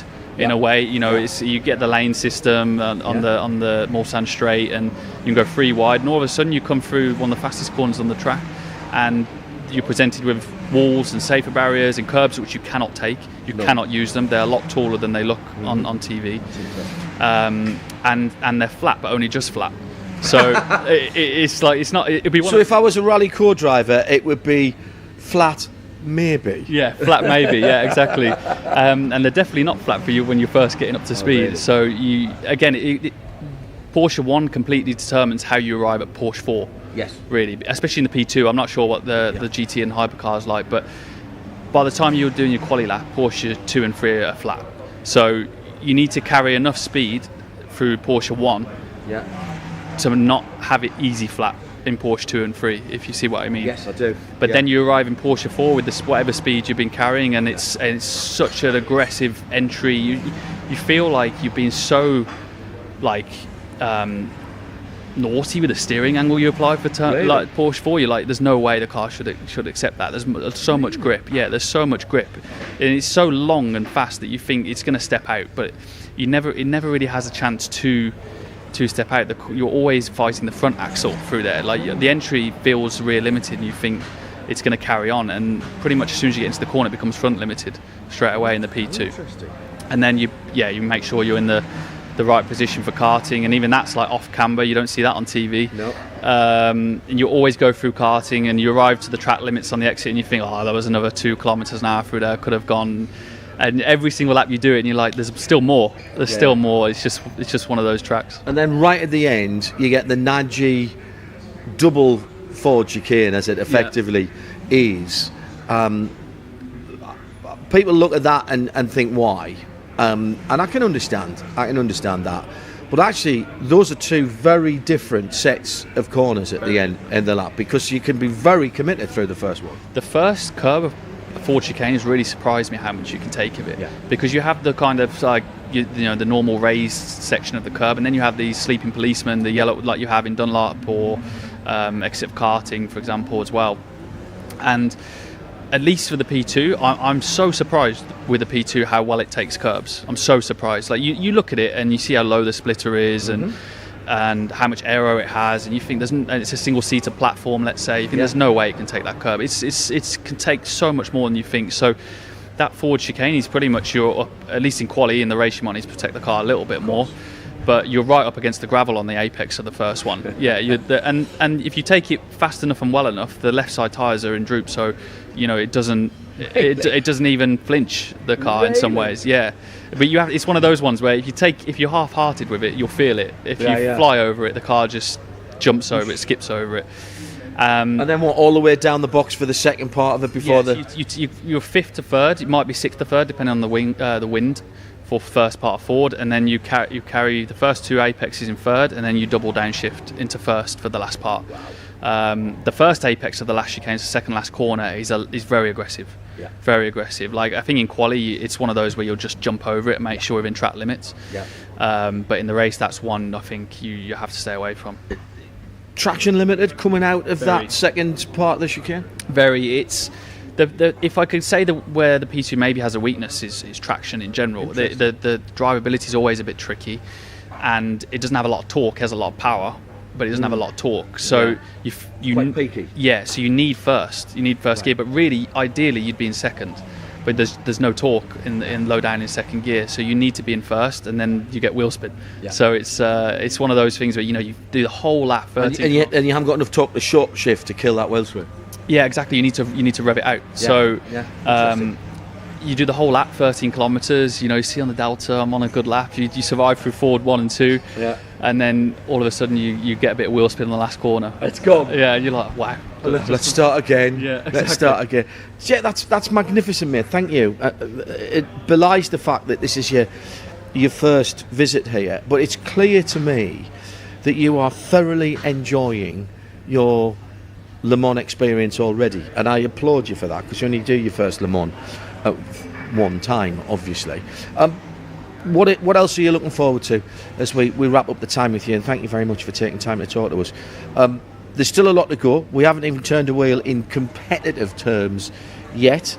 As far as you're aware, what will you be doing as we go through the week? And we've got this new Hypercar qualifying as well.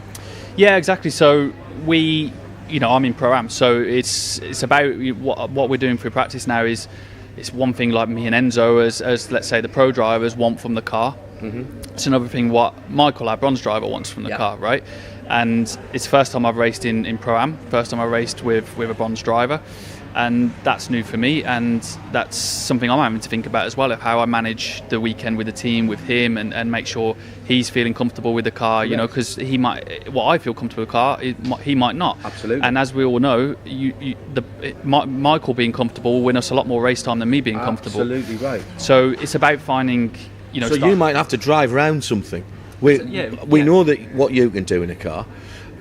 So you might have to drive around something, because Michael says, well, actually, I'd quite prefer it if it was a little less pointy, for example. Yeah, absolutely, and that's what we noticed a little bit through the test days. The car was in quite a pointy state. I could deal with it. I bet you could. And yes. and it's something I like in a car, actually. Yes. And and we need to sort of dial that back a little bit, you know, as the grip comes up as well, and Michael gets more comfortable with the track.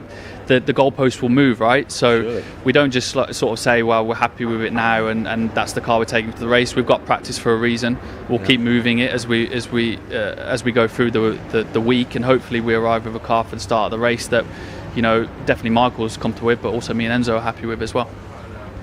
There's a bit of tactics to be talked about here as well. The first part of qualifying, which is when Michael's out, will be the most amount of cars on the track of any of the qualifying sessions, because the GTs are out as well, all the GTs. Then it gets whittled down a little bit, so we'll lose a few cars. But then you've got to decide which of you and Enzo go in that second session to get you into the fight for pole position. You don't have to tell me, and I'm not expecting you to. I'm not going to put your arm up your back. No, I'm really not. But is that a discussion that you've already have, that you know you have to have? Of course, we've already had the conversation. Yeah, I mean, actually, we haven't. We've got a soft plan for what we think we're going to do, and we probably will do that, to be honest. But it can change. Yeah, absolutely, and it can change to see how we're going through practice, who's more comfortable with the car, who's more comfortable driving that setup we currently have on the car. You know, is it more important to get yourselves into the top 10, effectively top 10 shootout Hyperpole 2, than where you are in the top 10? I would say so. I would say so. Yeah, I mean, it's a 24-hour race, but you still want to start as high up as you can, right? It's in theory less drama there. There's less things to go wrong. Not saying things can't still go wrong, but it's nice for morale to start higher up if you can get into Hyperpole 2. So I would say so. I mean, I'm like very good friends with Nick Yelly, and I remember last year I think he set the fastest time of the whole weekend in Hyperpole 1, and he doesn't do Hyperpole 2, so he doesn't get pole. So, you know, like, the glory goes to somebody else, but you have to drop it as a pro, you know. You have to drop it. You have to do what's best for the car, best for the teammates, best for the team, to get the best possible result. So at the moment I would say prioritising Hyperpole 1 is probably more important for us. Thank you for your time. Thank you very much. You're a great addition to this grid. Some fantastic characters just here at CrowdStrike APR, let's not forget. But in terms of drivers up and down the paddock, we have some great characters, and you're absolutely fitting in.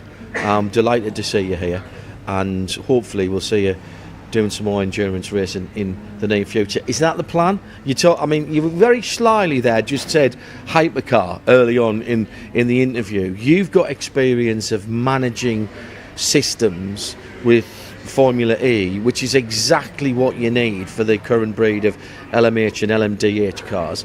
Is this a shop window for you? Yeah, absolutely. Absolutely. I've always wanted to do endurance racing. Anyway, everyone's story is different. How their path, their career evolves is always different. Mine took me in the single-seater route and took me straight into Formula E, into professional racing. And I had a great time there, and now I'm here. But whilst I was there, I couldn't do endurance racing, so I'm a little bit late to the party, maybe in endurance racing. But no, I'm used to racing for top manufacturers. I want to be at the top level. I want to win the race overall eventually in the future as well. And at the moment, you have to be in a hypercar to do that. Yeah. So I'm loving the opportunity I have here with APR. Stu and Sam run a great outfit, and it's a great. Never short of smiles in here, are we? Exactly, it's a great place to come and race and enjoy your racing. More importantly. Yeah. And they provide us with a great car to go and win. But absolutely, my goal in the back of my mind is to win Le Mans and to win IMSA, WEC, whatever it may be, and Hypercar is a good place to do that.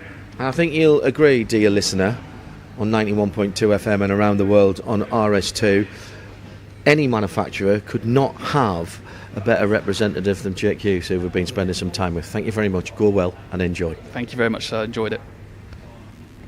Jake Hughes talking to me yesterday here at the Circuit de la Sarthe, and the chat round the track was interesting.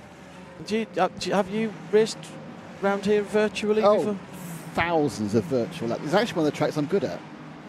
Does it, in comparison to the you other like a people at my P2, level. don't you? I do like a P2. It's very, So was that helpful for you? It was. I feel that, I now could pop in. See, this is the problem, you see. When I'm walking in the pit lane, I look in the open doors of the P2s. Whilst these are Oricas and the version we drive is a Ligier, it's all very similar, same Cosworth steering wheel.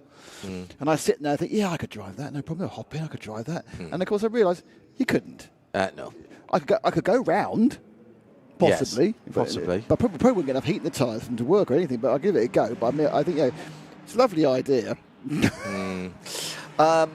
We brought off some sports car news, so I mean we've got lots of coverage coming up all the way through. It's quite a lot of sports car news. There's quite a lot coming in. It's like the whole week is just news. It is indeed. What would you like us to talk about in particular, Mr. Gray? Everyone loves a plucky little amateur, don't they? I do, yes.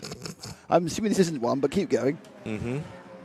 We're going to talk about the return of Isotta Fraschini. Yes, high-class racing. Remember, we have to take you back in time. Michelotto. Not that far. Right, woo. Okay. Michelotto, it just seemed like it hasn't raced since 2024. It actually seems a lot longer back than that. That was only 18 months ago. I know, but the car itself had quite a long gestation period. Vector Sport were involved, then there weren't. Then it came out, then it didn't. Decane ran it under the Isotta name. The car was designed and developed by Michelotto, so it's not as if it was a complete pub. I think it was Brazil the last time. And high-class racing, fair to say they've been pretty competitive in LMP2 ranks down through the years. We see them in IMSA, European Le Mans Series, WEC. They did the Michelin Le Mans Cup. They're here this weekend, actually. A technical, what's it they've called it? Technical development of the car could mean the machine returns to competition. I think that probably means show us your money. Yeah, I've got this budget idea. Well, they're trying to get the hypercar idea off and away, aren't they? At the Asian Le Mans Series, there's a number of the less fancied hypercars which are not being likely to sold be out. WEC. Good point. Anders Fjordbach, the man behind High Class, of course. So yeah, I think it's great. I think there's people looking to resurrect a lot of the earlier hypercars. I'm not sure whether they're actually going to run a Porsche over in Dubai, Abu Dhabi, and Sepang, but they might do. They can get one.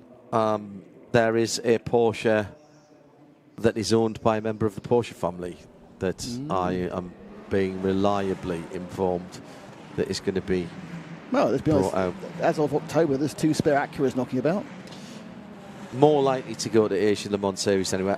The only thing yet that we don't have is a calendar for the Asian Le Mans Series, and obviously they've got some uncertainty. It's not possible yet, is it? I think that kind of brings us on to our next story. Okay, go on. Good. Because it was a story about things that we expect to happen next year, but there hadn't been any confirmation of it. Right. And this one is one for Nick Damon, because MotoGP is going to happen. Yay! Is that official today, is it? Is that the official news? Last night. Oh, in which case, whenever the next race is, which I think is the weekend after next, there'll be 10,000 rider announcements we already know. Yeah. Yeah, absolutely right. I think they might spread them out over the rest of the year. This is the MotoGP version of the Concord Agreement, basically. Guess what it's about? It's about money. It's about money again. It's all about that money, yeah. So filthy lucre. It was the amount of, it was the cut the teams were getting of all the general revenues. And obviously with the switch from Dorna to Liberty Media, they obviously want to have a model which is much closer to that of F1, which is lots of money, rather than the one that is currently got. So, but then there's some rules came across, and it looks like they're really trying to push this one bike per rider rule as well. Oh, really? Mm-hmm. Yes. In practice, that'll save you €1.5 million a year, apparently. 1.5 million. But if they're going to have allowed two in the race, they're still going to have two bikes there. Yes. Yeah. Because that's obviously for the flag-to-flag races. You need to have two bikes. Correct. The new agreement runs until the end of 2031, with an option to extend until 2036. The other agreements that are going to be interesting is Liberty. I don't think Liberty have had to do any major renegotiations with venues since they took over. Certainly not with. They might want to do one after last week. Heritage venues. Might come on to that in a moment, Nick. And that is interesting. I think, from what I've heard on the grapevine-like type thing, there are going to be some heritage venues that might not be wanting to put as much money on the table as Liberty wants. There is an issue there. There's two issues. Liberty have got a couple of issues. The main one being that they are significantly more, as they're looking for global expansion, they are significantly more concerned about the Southern Europeanness of the makeup of the rider than the teams or anyone else is. To the point now where some of the riders of, especially Spanish and also slightly Italian extraction, it's being actively suggested they're not promoted from Moto2. Yeah. And other people are. Yeah. Now, the reason that the Italians and Spanish dominate MotoGP is not just because, well, it is obviously because of the individual talent of the rider, but it's because that's where the feeder series are. You know, the Spanish, is it AV or TV? It's one of the it was used to be Repsol, it's not called that anymore. But they got a complete, they got sub championships from 15 up. They got Moto3, they got satellite Moto3 championships both in Italy and Spain. So that's what the riders are riding. If you're a great rider in the UK, you'll be on a 600. You know, you'll be going down the four-stroke. You're going down the adapted road bike rather than prototype bike concept. So, and it's the same problem they've got in the States. The States, it pinnacles out with superbikes. So it's a question because what Liberty don't want. I mean, they don't mind. Great couple of Spaniards, couple of Italians. They don't want they've kind of got 9 Spaniards and 6 Italians. So that's interesting. Just lost our picture link. Oh no, picture link just lost coming your effects as well. It's pretty. Yes, it's gone again. It's back again. I know why that's happened. That's because they're getting ready to start their show, which I think we're going to be a bit late for the next session because Ferrari Challenge has still got 10 minutes. 10 minutes to go. Shall we talk about MotoGP? So we don't have a calendar for MotoGP yet, but apparently that's going to be there's this subject of discussions at Brno in a fortnight's time, and they should announce it shortly after that. Okay. I think I think a lot of things have been sorted out, waiting for the contract to get signed. Balaton Park. Yes. Balaton Park the weekend. Let's get through it quickly. No is the answer. No. No one turned up either. I know. It's a terrible track. No one turns up. People can't overtake, and it's dangerous. I mean, it doesn't help if people make mistakes, but it's still dangerous anyway. Yeah. The Marc Marquez won both races, and now which was incredible. According to everyone now, he's to be world champion. Not sure, but good weekend for him. Yeah. Bezzecchi got taken out by Martin. Taken out in the main race. Who's the championship leader? They are now talking about a change in the rules, whereby they go to 2x2 rather than 3x3. No, and a bigger they've not done that. They have agreed to a bigger gap. A bigger gap. They've agreed to the bigger gap. Yes. An extra 3 metres between every single row has but been no agreed. Difference on the stagger. They've also agreed for some. I think all the tracks after the summer break, no ride height devices at the start. No whole shot devices. No whole shot devices, which is sorry. Yes, at the start, so they can't. This was lower the agreed front. before the Balaton Ring race happened, though, yeah, it was- because this is a consequence of what happened at Barcelona. Yeah, Correct. it was initially agreed for just 3 tracks, Tim, and now it's been agreed for all of them. So it was Silverstone somewhere else and somewhere else where the tracks they agreed to have no whole shot devices. Now they've said no whole shot devices. All this stuff, of course, is banned for next year anyway. Yeah. So it's been wound down. Hey, rather than wound up. Yeah. Or clipped up. The ride height device ban starts at Silverstone, but the extra 3 meters starts at the Saxon Ring, which is a month earlier. Yeah. So that's to get long enough to pay the new lines out. Yeah. Can I quickly do a little bit of a couple of other bits of sports car news, unless you've got any more bike news, Tim? I didn't have any more bike news, no. Right.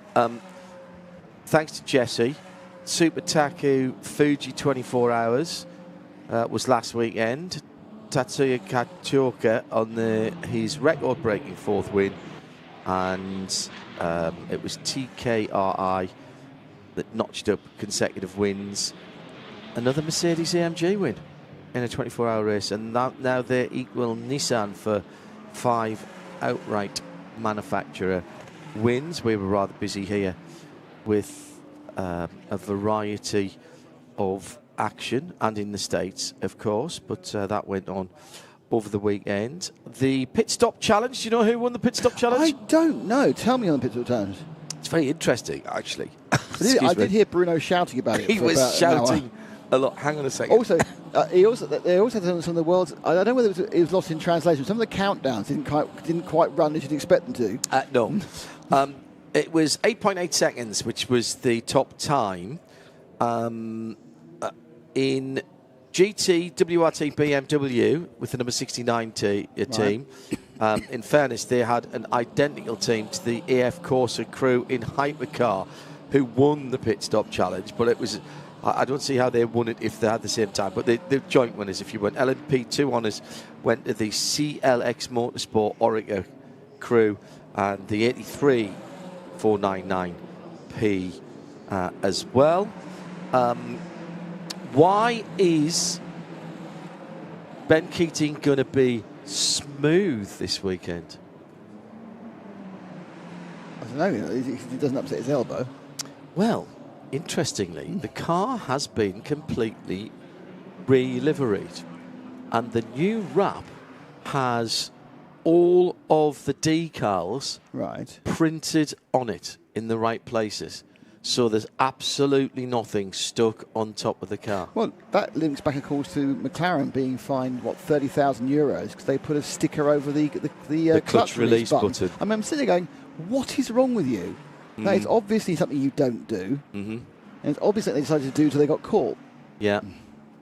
The what else? Who's bigger than ever at Le Mans this year? Bigger than anyone. Look, I've got an answer which is very fair. Say again, Tim, sorry? Bibendum. No. No. The crowd? It's a massive erection. But they built a wheel? No. The bridge? Cadillac and Someone's Corvette have have got the hospitality suite, biggest. It has. It's a size big of black edifice. It's like a Holiday Inn somewhere near an airport. But it looks like it's got its own gravitational pull. It does look like something out of, the next Star Wars movie. The Mandalorian. This is the way. This is the way, but you aren't allowed in. It's got like 21 bedrooms or something, isn't it? It's got 21 bedrooms.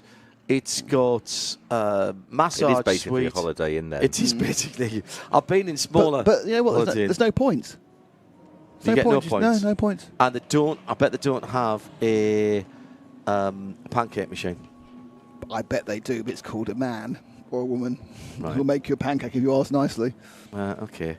And by the way, they are not even housing the 13 Autosport and AO by TF Corvette teams in there.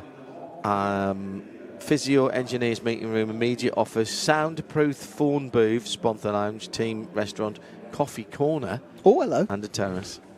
Coffee corner. 16,000 square feet, double decker. 6 spaces. Got a red flag, by the way, with 3 minutes and 30 to go. So I think They're not going to restart that. No, Sergio Paulette in the Eneco Assetto Corsa Ram is the best of the Pirelli runners. Pirelli Am, it's Formula Racing, Enzo Ide. In Coppa Shell, it's Tibor Valent in the Rosso Corsa number 132, and Coppa Shell Am is Kessel Racing, and Jean Rieu. Session will not resume. There you go. There you go. So absolutely perfect. So I still don't think we're going to get this one off on time. Well, no, it depends what the red flag clear-up will be. Because this is red flag. Someone's either off the track or they're going to need a bit of clearance. The Joe Bradley will be our first pit lane reporter, informed by Driver Database. DriverDB.com. DriverDB. Yeah, DriverDB. You know when you were talking about the tyres yesterday, by the way, and the tyres? Yes. I realised what it reminds me of. Go on then. Do you know when you're making a meatball? Yes. And I've deliberately actually. I've deliberately not used an F word that quite a lot of people outside the UK would understand. And you wrap it with cow fat, right? That's what it looks like. It's like the fat that you wrap around. I think it looks like a crocodile skin. Do you? Quite a big crocodile. It actually does. It's proud. If you get the like snake skin. No, because crocodiles have snake skins have very regular scale size, where crocodiles often have larger ones. It's more irregular. Okay. Well, you don't argue with Nick about his. Don't argue with snake. Nick about his snakes. No, absolutely. Right. What else have we got time for? Johnny Palmer is lurking, getting ready to go live for this first Has he session. not seen that there's a red flag? And No, he he's won't lurking. be starting for a while yet. Sebastian Buemi is in the number 8 Toyota Hypercar. I'm sure it's very comfortable. We need to talk about Joseph Newgarden's left foot. Left foot. Will that be played by Daniel Day-Lewis later? Very good. It doesn't seem to be affecting his ability to turn left because he won at World Cup. I haven't seen that yet. No. Don't need to watch his it. 3 days after, win mate. in 11 starts. Yeah.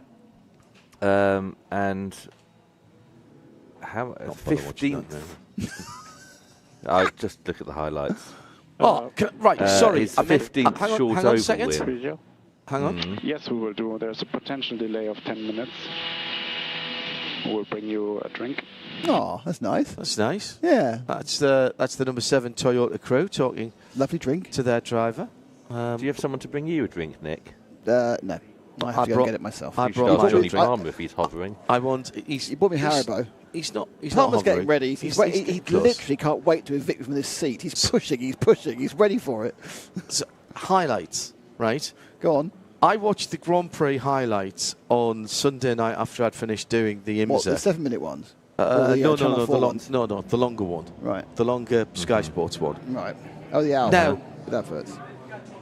I had no clue what had gone on in that race whatsoever and how it linked together or didn't link together. Right. To the point where on Monday I watched the whole race.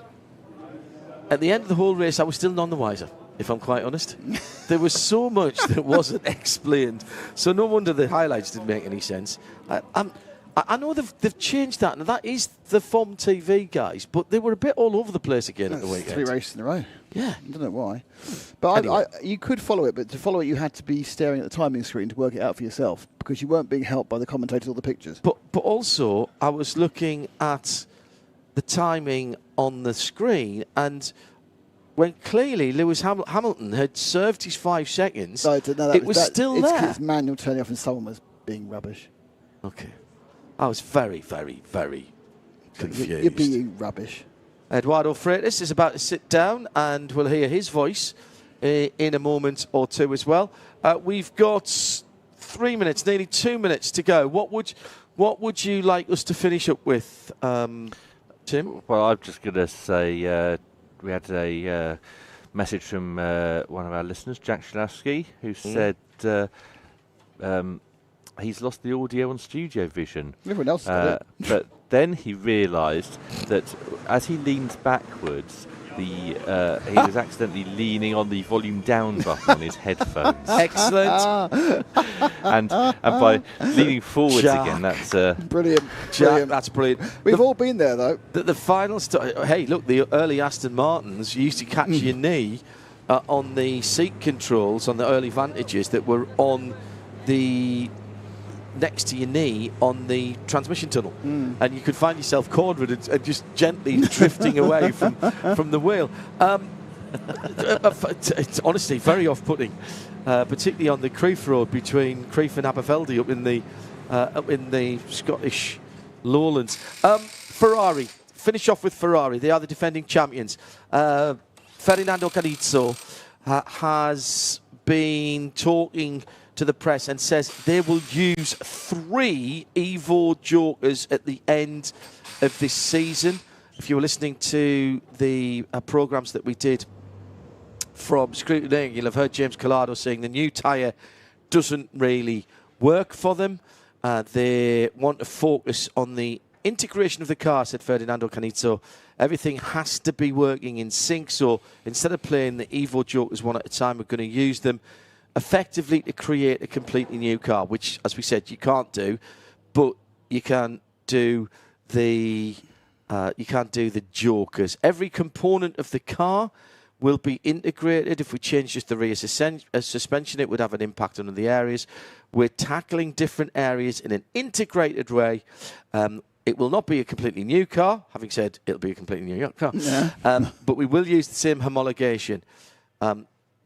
Only one of the 5 Evo Jokers that they can use have been used so far. They did some brake cooling ducts from memory for Sao Paulo in 2024. So their allocation of 4 Jokers expires next year. And then you've got 2 further upgrades, one for the 28 and 29 seasons. So 3 out of the 4, they meant they might lose one, is basically what they are saying. And that's about all we've had from this midday motorsport. Thanks to our guests, to Tim up in London and to Nick Damon with me. Stand by, get trackside, log it in to 91.2 FM and RS1. There's action on the track as the FIA World Endurance Championship comes to round 3, the Le Mans 24 Hours. This program is a Radio Show Limited production. For more, subscribe to Midweek Motorsport wherever you get your podcasts. Radio Le Mans weather. Well, it looks like a decent afternoon, although there's a 55% chance of showers. Top temperature today, 19 Celsius, and we're pretty close to that now, dropping down to 9 overnight. Sunny tomorrow, high of 21, rising to 29 over the weekend. That should be toasty for the 94th running of the 24 Hours of Le Mans.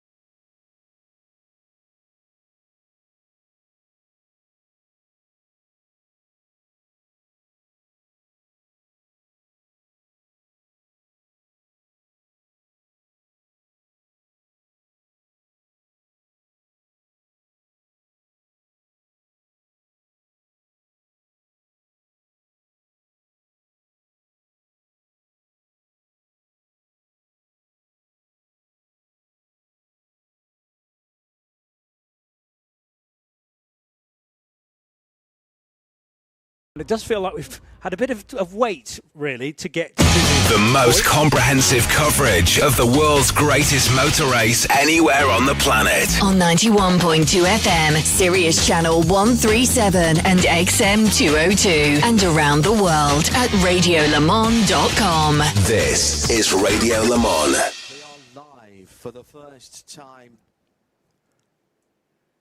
6 hours of running we had on Sunday then for the official test day. They were considered free practice sessions as well, but not part of the full race meeting. This is when that particular part of the week begins for 3 hours of action. And although there were one or two incidents, including notably for the number 8 Toyota, which was able to return to the racetrack in the afternoon, but that has had a significant bit of contact with one of the LMP2 cars from Algarve Pro Racing. Also a difficulty for Romain Dumas in the closing stages of FP2 on Sunday, where his number 48 LMP2 car ground to a halt at Mulsanne corner. But obviously, the teams have had plenty of time in order to get those cars fixed. 2 full days, plus a lot of this morning as well. And most of those cars were still running. That was the great thing, Joe Bradley, about the test day that we had. 2 lots of 3 hours through the course of the day. And I remarked to Paul Truswell at the time, most of that seemed to go quite seamlessly.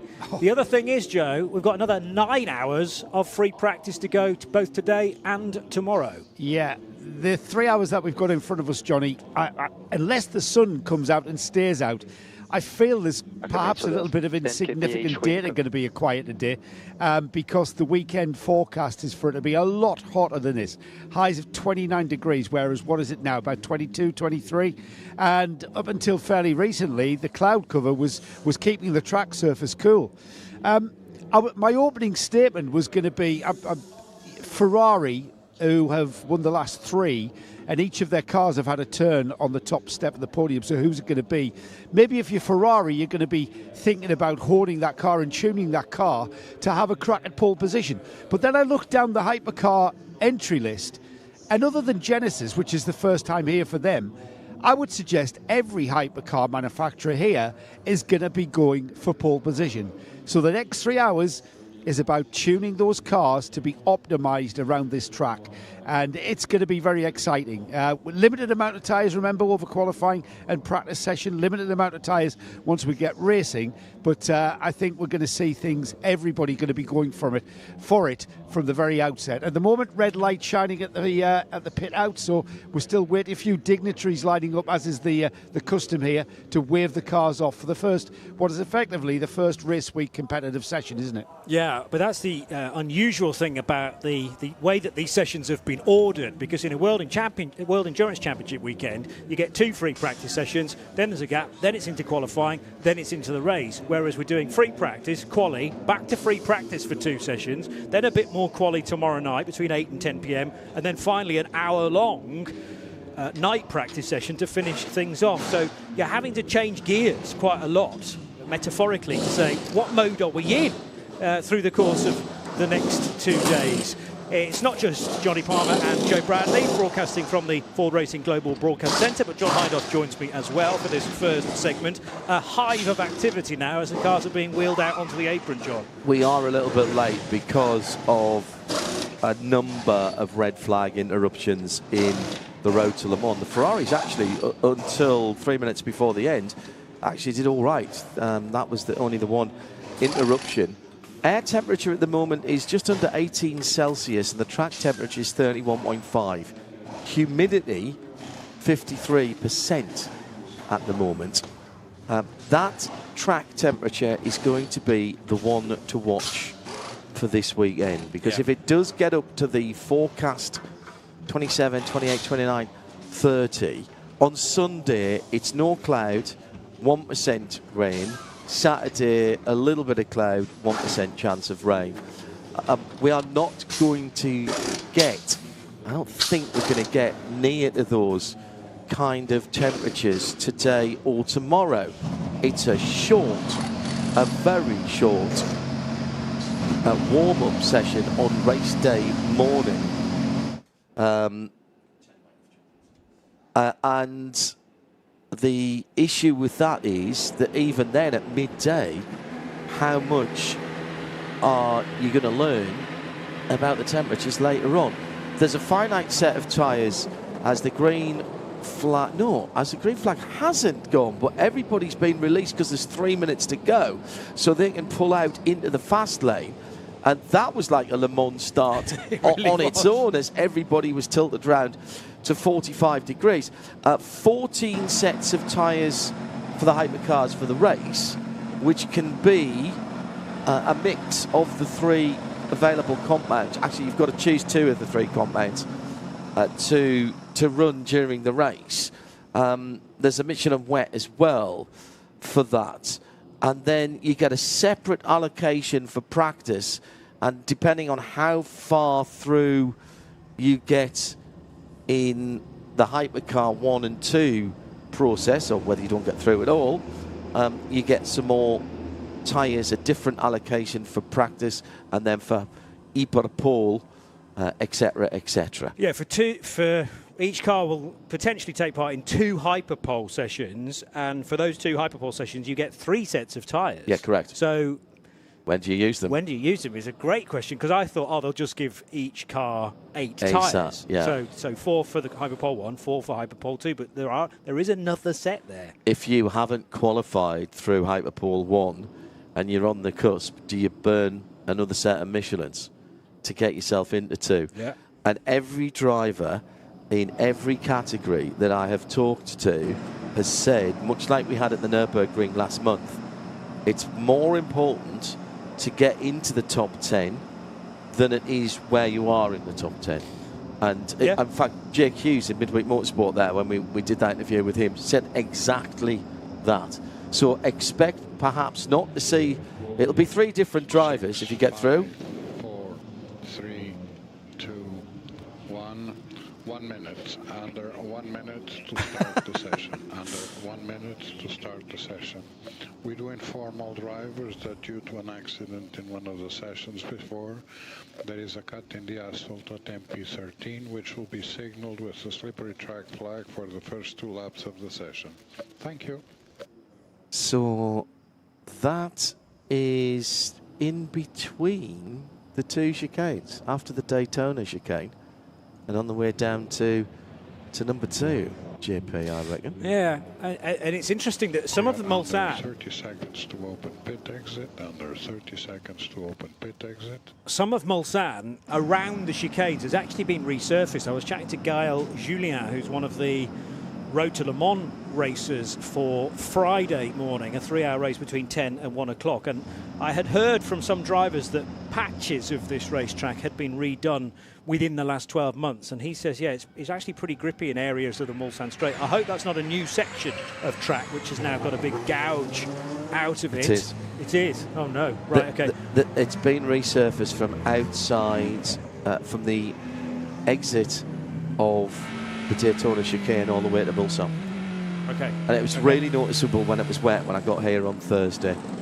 Sarah Really Bovey, by the way, is waving the Yeah, green good flag. to see her here. It is. She should be in a car, though. So too right, and so should Michelle Gatting, who's also here in a working capacity rather than being behind the wheel of a race car. So yes, the Iron Dames Porsche is a big loss to not only the 24 Hours of Le Mans, but also the World Endurance Championship. So many cars that did make the jump into the fast lane in order to get road position are now obviously being sent into free practice 1. Others, like at least one of the Garage 59 McLarens, are saying, do you know what, we've sort of lost that fight. Why try and wedge our way into a very confined space and just start things slightly more sedately? So that is exactly what they're doing. Also one of the Iron Lynx Mercedes, which looks like the number 62 Team Qatar car, which is now heading on its way. Team Qatar by Iron Lynx for Abdullah Al-Khalifi, amongst others. And the 58 McLaren is about to move as well. Maybe with Alexander West at the wheel, because the other thing is, you want to try from a bronze perspective. And remember, qualifying this evening in GT, it is all the bronzes out. So 25 bronze drivers are all going to have to qualify for the 30 minutes. it would make sense to give them as much seat time in this next 3-hour session as possible. Looks like it's just coming out of the Daytona chicane is where the rubbish on the track compromised flags are. Yeah. Track compromised, because it could be a gouge in the track, which is what it is now. It could be fluids, it could be debris. So the track is compromised. There's something there that shouldn't be. So track compromised flag. Just going out of the pit lane, the Richard Mille AF Corsa a Ferrari. This is the number 150. Through the Dunlop chicane, which is still the Dunlop chicane, and under the Goodyear Eagle Bridge. Yes, the ACO have specifically said that the corner itself is not renamed, it's just the bridge that goes across the top. So I know one or two hearts have been broken because that Dunlop structure has been there for so many years, and obviously the corner was named after it, but Goodyear, the parent company of that element of Dunlop, so it's the Goodyear Bridge just after the Dunlop chicane. And that was my first actual chance to see the 150 Richard Mille AF Corsa car in the flesh, adorned with the Brazilian flag colours for Custodio Toledo, who is the bronze racer in that, joined by Lilu Wadu and Riccardo Agostini. Meanwhile, the 83 Ferrari, last year's winners, so reigning 24-hour Le Mans champions, Phil Hansen in the 83 car is just reaching Arnage now, with Robert Kubica looking very, very chilled in the garage and watching on. I have big news. Oh, do you? I have massive news. Yeah. There is, so in the paddock, for the first time since I've been coming here, there is no Porsche branding, no Porsche hospitality whatsoever. Yeah. Because it's Manthey that has the hospitality, and there's no Porsche branding on the outside. And earlier in the week, the R on the front of the Porsche Centre had gone missing. Really? Yes, seriously. I don't know whether it had been stolen or taken down. Nigel Dobby has just sent me a photograph. The R is back. Oh, phew. The Porsche R is back. So the only bit of Porsche branding is on the Porsche Experience Centre trackside, which normally gets covered up. For MotoGP, that gets covered up because you can see it in the background. And they have to put black over the same way as you clean the stadia in the Champions League. Yeah, you know, they have to put that black cloth over the top of it. And it's back. The R has returned. But where did it go? Well, that's the question. It's been on a journey. Has it been held to ransom? There's a lot of pirate jokes going around. Yeah, understandably. A lot of arsing about, apparently. See what they did there as well. Yeah, very good. 91.2 FM around the world on RS1. And many ways to get in touch with us. Our hashtag this year for RSL_studio is 21RSL24. And that is taking account of the fact that this is our 21st Le Mans 24 hours as RSL.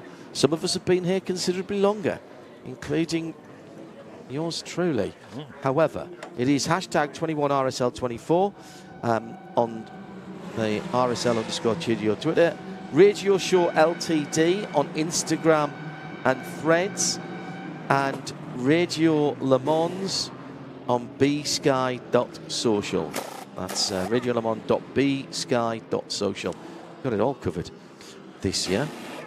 Let's go down to Joe Bradley in the pit lane for a driver database informed pit lane report. What you got, Joe?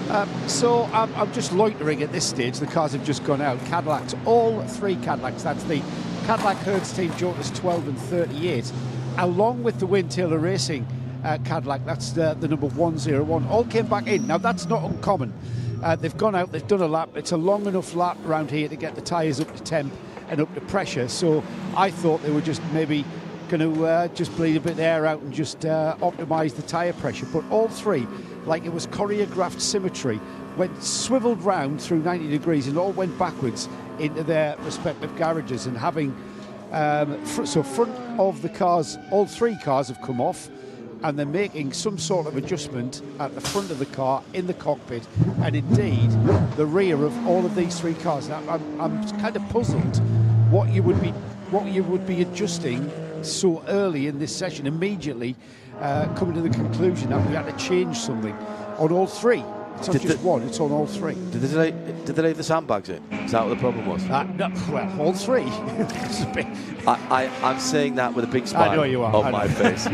Before somebody else does on one of our socials. Thank you, Joe. It's a good shout. I mean, I think it was Ricky Taylor who said yesterday during our bonus show that they were already thinking, oh, why didn't we try that on Sunday? Or we've got another idea now that we could maybe do in this session on Wednesday. But I noticed all three came in, and Joe, there's really just not enough space between them when they do pit at the same time. Obviously, in this scenario, you're not expected to see the cars in at such close quarters during the race, and that's why teams try to split them. We don't have a double stacking issue here at Le Mans because everybody's got their own pit stall, unlike Formula One, for instance. However, the last thing you will want with those three cars effectively being run out of the same Cadillac program, or different programs, but working with one another and occupying the same space as well when they're not on track.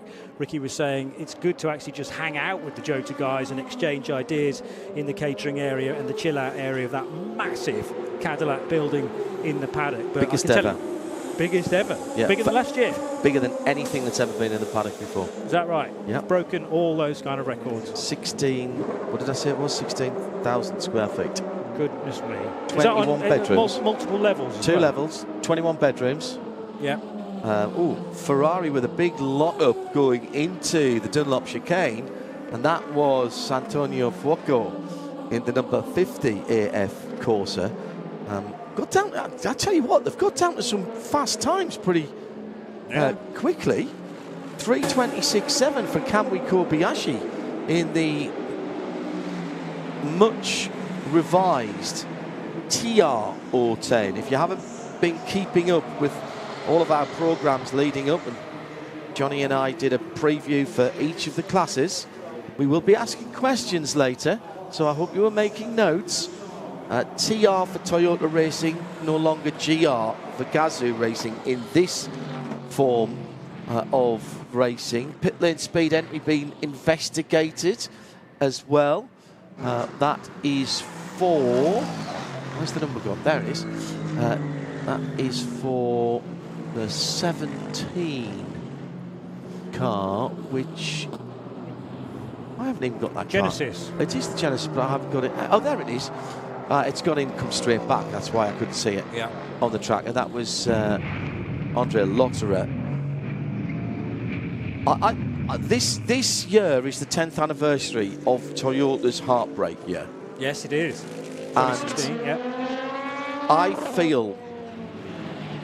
I feel that they want to assuage that memory, to confront the ghosts of that. Of 2016 and the past of 10 years ago. Yeah, I mean, they have won the race 5 times since then. But it was one of those, they're going to do it now. You know, we've waited for such a long time. 2016, 1 lap to go, no trouble. And then Kazuki Nakajima radios through that he has no power with still 8.5 miles to complete. And that was almost the more awful thing, was that he parked right next to the start-finish line. The team could see where the car was, and he was entirely helpless because they couldn't get to him. And the radioing backwards and forwards wasn't solving the problem either. And through swept the Porsche for another victory for that brand. But there was a thought on that the car thought it was in the pit lane and cut the power automatically next to the front of the pit. Joe Bradley posited that at the time, I seem to remember. Never really got to the bottom of that. 3 Cadillacs in 3 different colourways. The 10-1, which is what I'm going to call it, which is 101, of course, is the Dex Imaging IMSA Wayne Taylor Racing Cadillac. And then, of course, we've got the 2 Cadillac Hertz Team Jota cars that are the WEC entries. that number 10-1, that 101 car, is the only non-WEC entrant in the class, just underlining, I think, how difficult it is to get an entry for Le Mans nowadays. In Hypercar, yes, because I mean the best way to do it is to get an entry for the World Endurance Championship, and then you're guaranteed to have a place. Indeed, so. What I'll need to do is just check 2025 to see how many invitations we had for that example of the 24 Hours of Le Mans, but it will have been more, and of course there were more privateers last year as well. We haven't got any privateers unless you count the 83 Ferrari, which is more of a satellite crew, because again that's run by AF Corsa for Ferrari. But last year's entry, let's just check that to see how many extras we had. We had the number 4 Porsche from IMSA. Of course, there were many Porsches in the Hypercar class last year, and 2 extra Cadillacs. So there were 3 compared to just the 1 this year, car number 101. And it was the 31-1 as well, of course, which was the Whelen car. So it's the same sort of thing.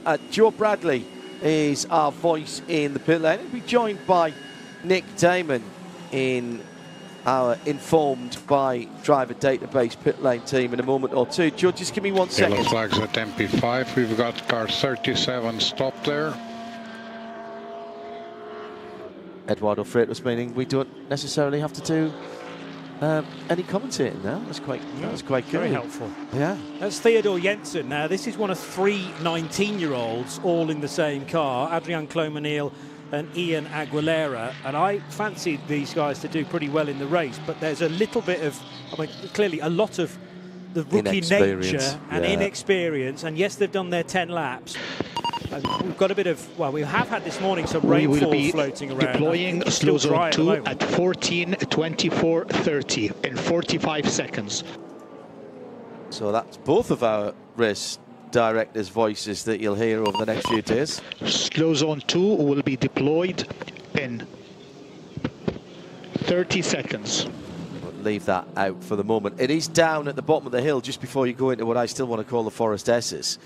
And the car is in the gravel, just as Cadillac Hertz Team Jota is coming out. So the black and silver number 37 LMP2, as we identified for you, in fact, as the race director identified for us. Let's go down to Joe Bradley, who has news on those 3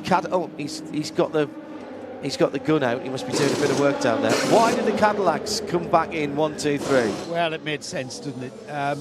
They obviously came in as planned, all 3 of them. It was just so beautiful to watch. All 3 of them at the same time went backwards into the garages. It was, of course, a visual check on everything. This car, all 3 of these cars have been rebuilt since Sunday and have been put back together and not been on track since. So the first out of the box was the 38. That's and let's remind everybody who the drivers are for these cars. So that's the Earl Bamber, Jack Aiken and Sebastian Bourdais car. That was the first out. Didn't change tyres. That went out with the tyres barely worn. You know, the scaly pattern that these tyres have when they're brand new. That was still present on both the Hertz Team Jota entries. Second out the box was the Wayne Taylor Racing Cadillac. That's the number 101. That's the car with Ricky and Jordan Taylor and Philippe Albuquerque. Now that car was given a fresh set. So the set that has come off, barely scrubbed in, that went now back out with a fresh set. And then the sister Hertz Team Jota, that is the number 12, that is the Louis Delatraz, Robinato and Will Stevens car. That was the 3rd car that went out, and that had some sort of laptop work going on. The car was in one piece, but there was an engineer with a laptop plugged into the inside of the car, and that had some last-minute software adjustments. And again, that car went out on the same tyres it started on. So only the black-coloured, the Dex, so the black and blue-coloured Dex car was the one that's busy scrubbing tyres in. But that made sense, didn't it? Just a little bit of visual checks all around. Ferrari number 50 with Antonio Fuoco. We told you he was pushing like crazy because he had a big lock-up going into the Dunlop chicane not too long ago. Well, this time he kept it within the white lines and has done a 3:26.4. Now, the best Ferrari time on Sunday was a 3:27.1. So he's already shaved 6 tenths, almost 7 tenths of a second off that time. So you start to think, okay, Ferrari had a quietish day on Sunday. 9th fastest was the best of their 3 cars. And now we start to see a little bit more performance from the 499P. We're still not anywhere close to the times that we had in last year's free practice 1, because that's more like a low 325. But nevertheless, we've only had 17 minutes of this session so far, and we're already down to a mid 326. Not quite as quick as Tom Gamble's time on Sunday afternoon in the Aston Martin 007. That was a 326.293, but we're only 2 tenths of a second off that now. There is a slow zone in place, you may have mentioned this, John, for the recovery of Theodore Jensen's car at Forest S's. See if we can grab Zachary Robertson of Heart of Racing and his radio. Slow speed front grip seems better, but still a limiting factor. Brakes are good. Okay, caught the back end of that. Slow zone from just under the Goodyear Bridge till beyond the first left-right. Slow zones through the track, generally speaking, you come into a slow zone in a braking area. So the track isn't exactly portioned up, because there's some places where you don't want people to be slowing down in the middle of a straight. Yeah. So, for example, if something happens between the 2 chicanes on the Mulsanne straight, the slow zone will start coming in to the Daytona chicane. Yeah. And it will end on the acceleration zone coming out of the second one. So that's quite a long one. Same, if you have something that happens in between Mulsanne corner and running down into the kink at Indianapolis, well, the slow zone will start at Mulsanne, even if the incident is a lot way further down. Because, again, the idea is that you don't have cars slowing in odd places, unusual places on the track. And that doesn't necessarily wipe out all evidence or all chances of carnage, shall we say, because, I mean, Sebastian Bourdais was caught up in something underneath what was then the Dunlop Bridge a few years ago, where there was confusion. Some cars slowing down at different rates from others was the problem. And there's a slight change in the regulations this year. The driver briefing was yesterday, and I've spoken to a number of drivers who are shaking their heads at this. There's 1 or 2 prototype drivers have been campaigning for it, but there's quite a few others that I'm not going to name them for obvious reasons. But I saw this in the regulations and I thought I'd misread it. So in the past, coming into a slow zone, you had as the Alpine number 36, Alpine number 36 has just gone straight on. That's Fred Makovecki. And again, that's into Dunlop. Oh, gets a bit of air there. That was Ford chicane. That was the Ford chicane, was it? Excuse me. Well, you can take a bit of curb there, but that was a bit too much as he was all 4 tyres off. Gilles Gunon getting ready to get in that car, by the way. Just to finish the story about the changes. Up until last year, here at Le Mans, coming into a slow zone, you got a message that there was a slow zone coming. And at that point, you had at the flag point before the slow zone, you didn't have to slow down, but you could not overtake. Yes. Yep. And some of the hypercar drivers have said that disadvantages us because some people are slowing down too early. And so that it's been changed this year. So you only have to be at 80k at the actual start of the slow zone. Now, there's 2 things about that that's been pointed out to me, and both are very valid. Number 1, you better get it right, because if you run into the slow zone at 85k, you're going to get a big penalty. The second thing is, given what I've just been talking about, is that the slow zones tend to be in deceleration zone, braking zones,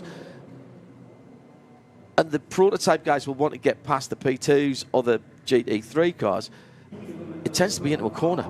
So people are going to be diving down the inside and braking at the last minute, trying to make up a position, a place, get clear track for when it comes back out. We will remove full course yellow in less than 15 seconds. That's fewer than 15 seconds. That should have been. So you say. You say. Yeah. So let's see how that plays out and whether that stays. So we have had a full course yellow then. Yeah. That was upgraded. It was, and that can have only been a couple of moments ago, but we are now back to the whole of the track being green, and that is because Theodor Jensen, under his own steam, has been pushed out. Well, initially was pushed out of the Forest S's gravel and onto the racetrack, but the LMP2 number 37 from CLX had fired back into life.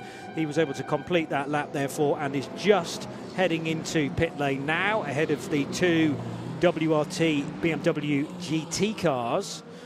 One of them is number 69, the other is 32. And remember that the 69 car is carrying another special livery, reminiscing on the 1995 McLaren victory here at the 24 Hours of Le Mans, because that McLaren had a BMW engine. V12. There you go. So there were many, many questions as to exactly what livery the 69 BMW was going to be shown in.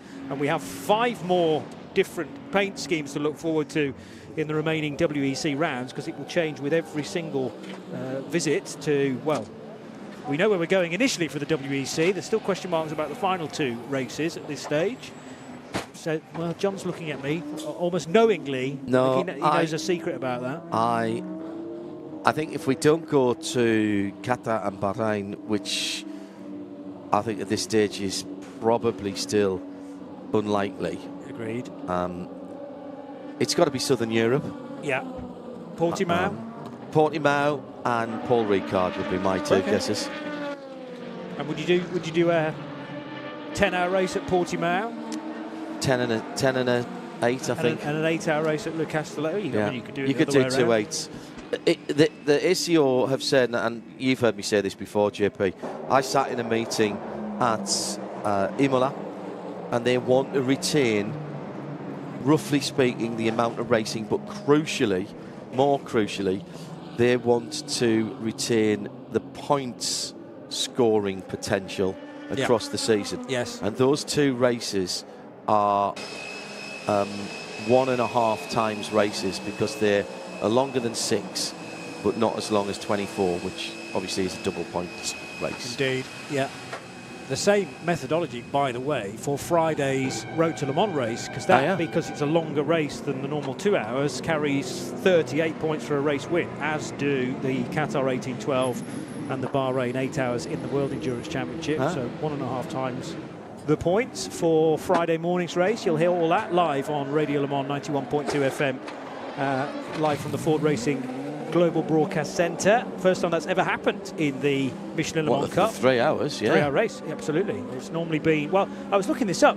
The first Le Mans Cup race / Road to Le Mans race here was in 2016, and there was only one of them in 2016. Was there? Yeah, and it was the championship was known as the GT3 Le Mans Cup.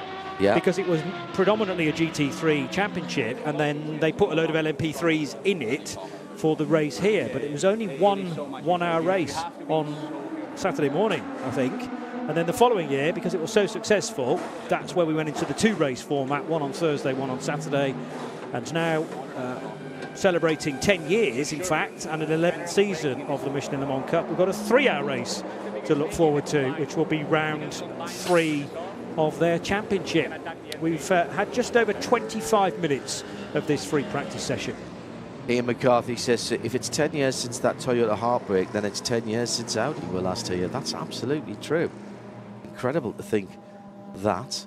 I was talking with Dr. Ulrich last night, Wolfgang Ulrich last night, about the new Volare concept. He does not believe that will signal a return to GT3 racing for Audi. Hello to James Lewis, RSL_studio, #21RSL24. So I'm in France on a family holiday.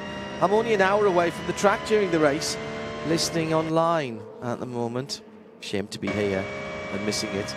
An hour away, and you're not thinking of coming up? Come on. And Mickey Heth is listening on his lunch break.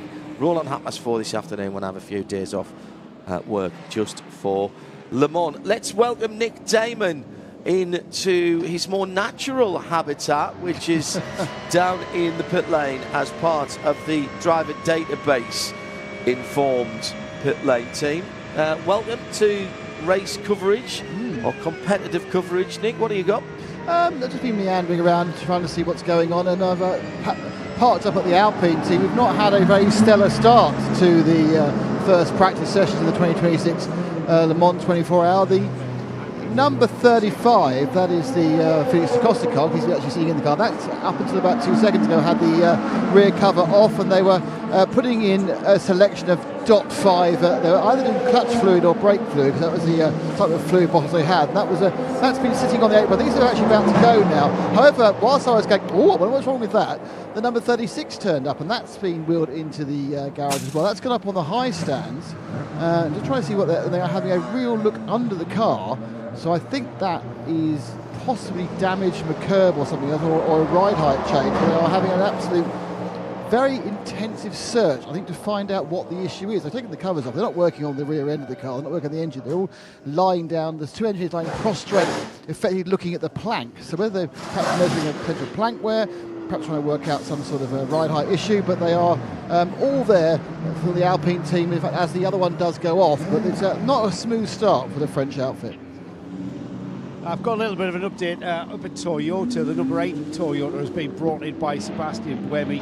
Again, not uncommon what I'm seeing at the moment. Lots of the Hypercar class coming in and scrolling through, bedding in some tyres and scrubbing in some tyres. However, the number 8 Toyota, the rear deck came off, the rear wing section came off. And what I saw was a ride height change, but I couldn't tell. I couldn't quite see which direction it was. I could just see him on the pull rod or the push rod. And so already at this stage, what was the weather like on Sunday, boys? I mean, the sun's come out, the track temperature is going up here, and I'm not sure whether they're just cycling through some dampers just in readiness for the weekend, or whether they're actually chasing some performance here with that ride height change. And I think potentially a damper change. I'll try and find out if someone will tell me that, but they'll likely keep that one close to their chest here at Toyota. But they're chasing something here. It was dry at the weekend, relatively sunny in the morning, and it clouded over a bit, didn't it? Yeah, I was going to say there was a fair bit of cloud cover then in the afternoon, but I mean, Paul Trustwell put it that it was benign conditions, which when you're trying to test a car for 6 hours is actually very useful, because at least you have some consistency. But it's kind of nothing like what we're going to get during the race, according to the forecast. So it's not helpful in that regard. And temperatures are going to build through the course of the next 3 days. Friday's looking hot as well, at 25 currently as a high. And then we move to 27 and just maybe creeping into 30 degrees Celsius, maybe 31 on Sunday before the race finishes at 4 o'clock. So good conditions for an initial test run, but I'm not surprised they're then trying to chase a bit of setup this early on in free practice. We must mention, by the way, the time of Jordan Taylor in car 101, because we are now into the 325s. And nobody did a 325 on Sunday, so 325.348. That is much more like the times shown 12 months ago in free practice 1, where we had a 325.1 from a Cadillac as well. So car 101, Jordan Taylor now fastest by over a second. Up at the, in the middle actually of the United Autosports, so right in the middle of the pit lane, with the 22 car, which is in a fetching combination of dark blue and light blue under a Racing for Diabetes sponsorship link-up. That rare thing you see, which is on the apron chassis setup going on at the moment. I think they're searching something. It is interesting. They've just done a whole, Sunday, and they obviously decided they had a set they like, but they are actually doing some work on the push rods. They're doing a little bit of ride height adjustment as we switch. I can't tell you it's up or down, but they're doing some ride height adjustment. They have the verniers out, and they're measuring it to the ultra micrometer. But yeah, so they're also now just trying to fine tune a setup that was probably absolutely fine at 6 o'clock on Sunday, but now not so much. This is the 22 United Autosports LMP2. This time it's the number 7 Toyota's turn. Just to remind everybody who's in that car, it's Mike Conway, Kobayashi and Nick De Vries in the number 7. We've just seen the number 8 come in, and that had an adjustment on the rear end. There was certainly nothing happened on the back end. The number 7's come in. That's had a ride-out adjustment on the front, but also while that was going on, the rear deck remained on. And since they've put the nose on the car, the rear deck's come off, and I can see spanners going in, literally spanners, which is very rare these days. It's usually a laptop, isn't it? But spanners being used again on the ride-out adjustment on the rear. So Toyota are not happy with their initial run here, and my only assumption could be that the track has changed. Remember, it's had a few days of traffic running on it in various places, but also the temperature has gone soaring up. I'd love to see what the track temperature is now, because since this session started, the sun has been beating down. It's still 35, I'm being told, which I'm kind of debating, because I know I'm heating up in the sun, and I know that tarmac will as well. So, again, performance, heading towards qualifying, it's what it's all about this session.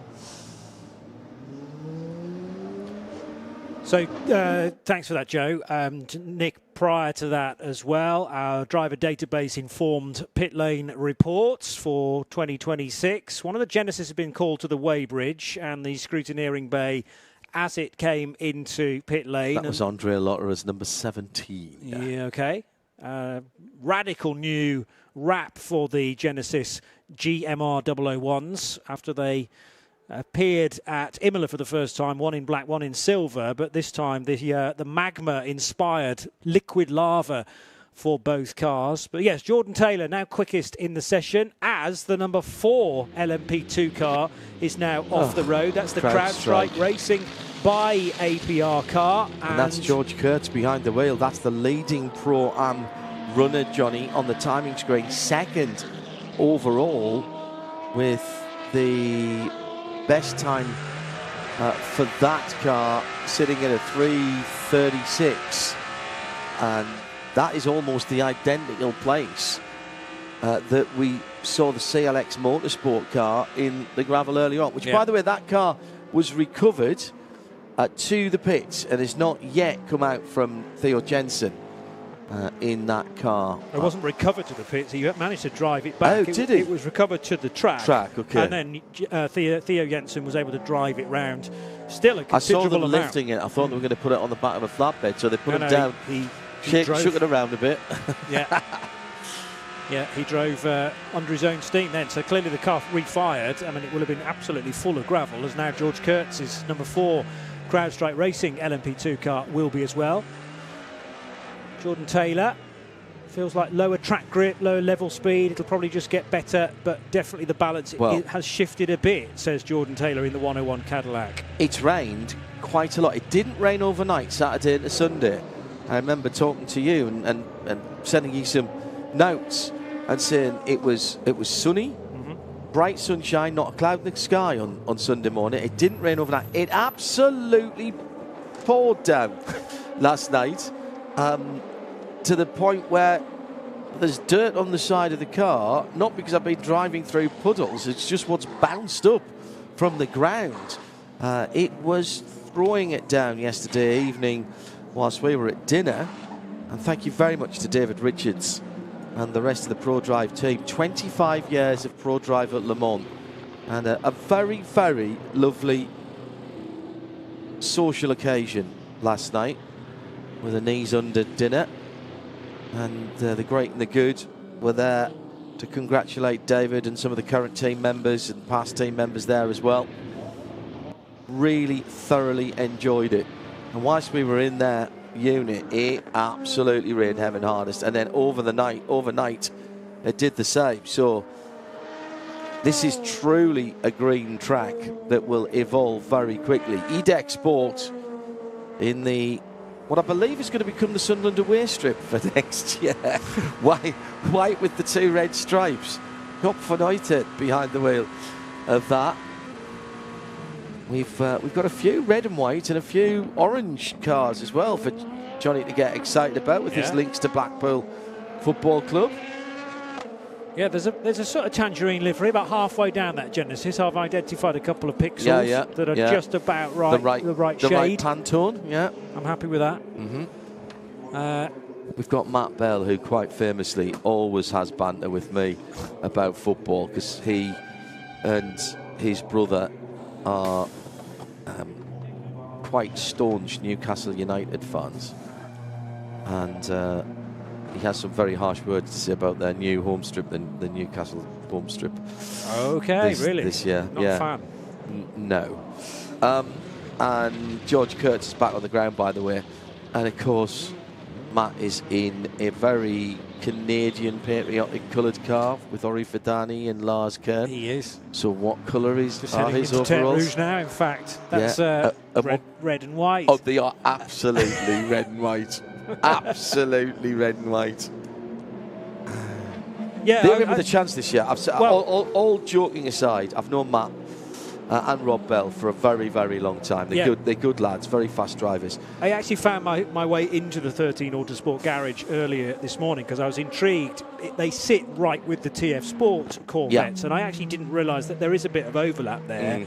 A lot of Canadian mechanics on that Corvette. They brought a load over, of course, from North America because it's a regular part of the IMSA WeatherTech Sports Car Championship. In fact, they're only here because of their success last year in that championship, and they get an invitation.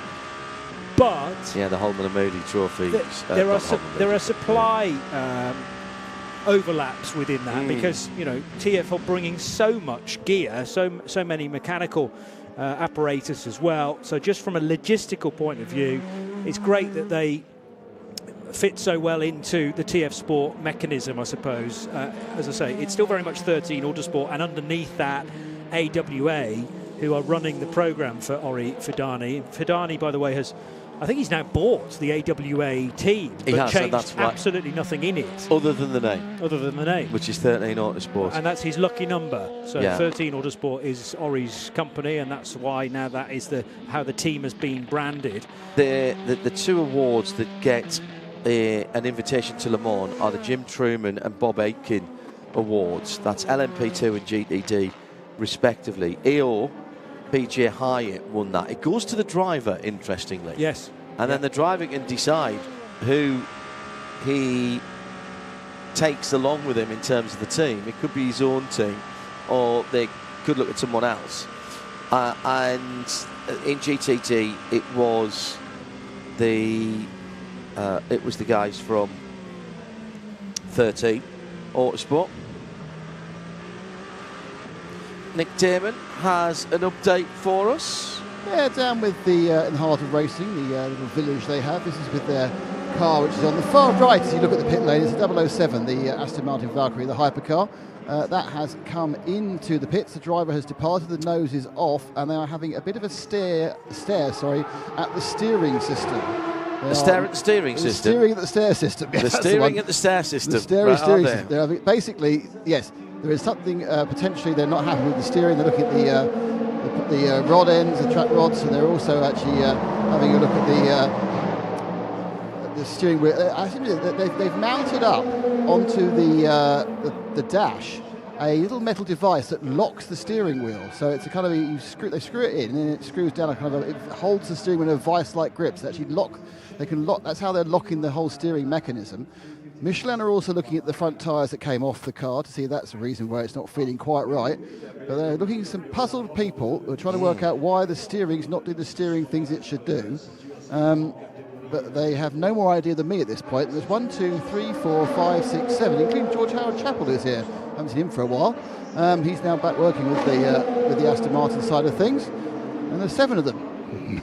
Talking to George last night, he was another guest, obviously one of the leading lights of Pro Drive being at Le Mans. Indeed, it was he, and this is, people think this is folklore, this is not at all. So when Pro Drive first were coming to this form of racing, it was in the GT category with Ferrari, and they couldn't get the car they wanted from Ferrari. So George Howard Chappell was tasked to source a suitable car to turn into a race car, and he went down to London and bought from the King's Road a Ferrari 550 Maranello, which was turned into their first race car. Great. George was in good form last night, very good form. Good to see him. Quiet, very, very funny man. People think he's very serious because that's how he looks when he's on the pit lane.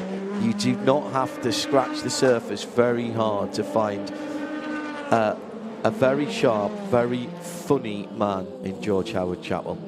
Love being around him. Final chicane taking a bit of a battering. Yeah, Harry King in the number 9 car. Did he have a spin after that? He did.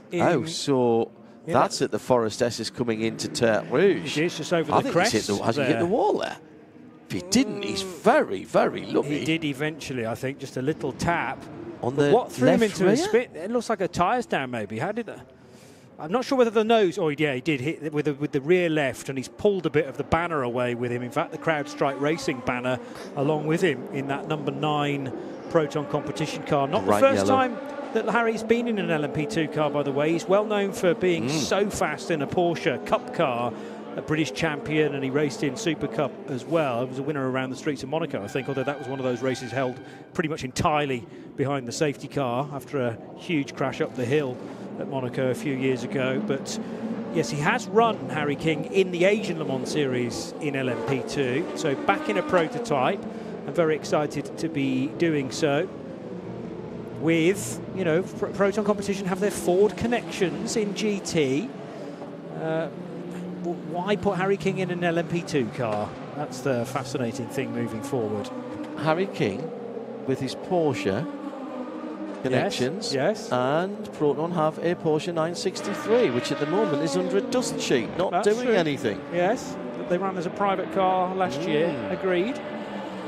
There could be all manner of reasons, but I like the fact that someone as quick as Harry in a GT car now is getting a chance at the biggest motor race in the world in a prototype with more hypercar manufacturers on their way. I didn't quite finish the point about TF Sport Corvettes because the number 2 car, which is not a World Endurance Championship regular, it's in because of TF Sport's success in the European Le Mans Series. Now, this is the car with the late-ish driver change. Yes. Still with Prince Jeffrey Ibrahim, the Malaysian racer, but Lorcan Hannafin has been brought in as the silver, Ben Green is platinum. But what you won't find on the entry list is actually the team's name, and it's adorning the walls of the garage there, JMR Johor Racing. It just says TF Sport on the entry list, but JMR is the Johor Motorsports Racing team. So I might occasionally call them JMR just to give them their rightful name, although, as I say, it's not actually gone through to the ACO with that title. I think that's that's probably because they didn't get the entry. Indeed, yeah, it went to TF Sport. Because of, because of their performance in the other championship. In ELMS. Yes. I think that was... Jeffrey Ibrahim's never run in the ELMS. Correct. But they will have had a conversation with Tom Ferry and saying, you know, we'd love to be in this race, and the deal was done. I have a feeling that the Johor Motorsports was the moniker under which Prince Jeffrey Ibrahim ran in Australia. Okay, yeah. Krilsey, if you're listening, let me know.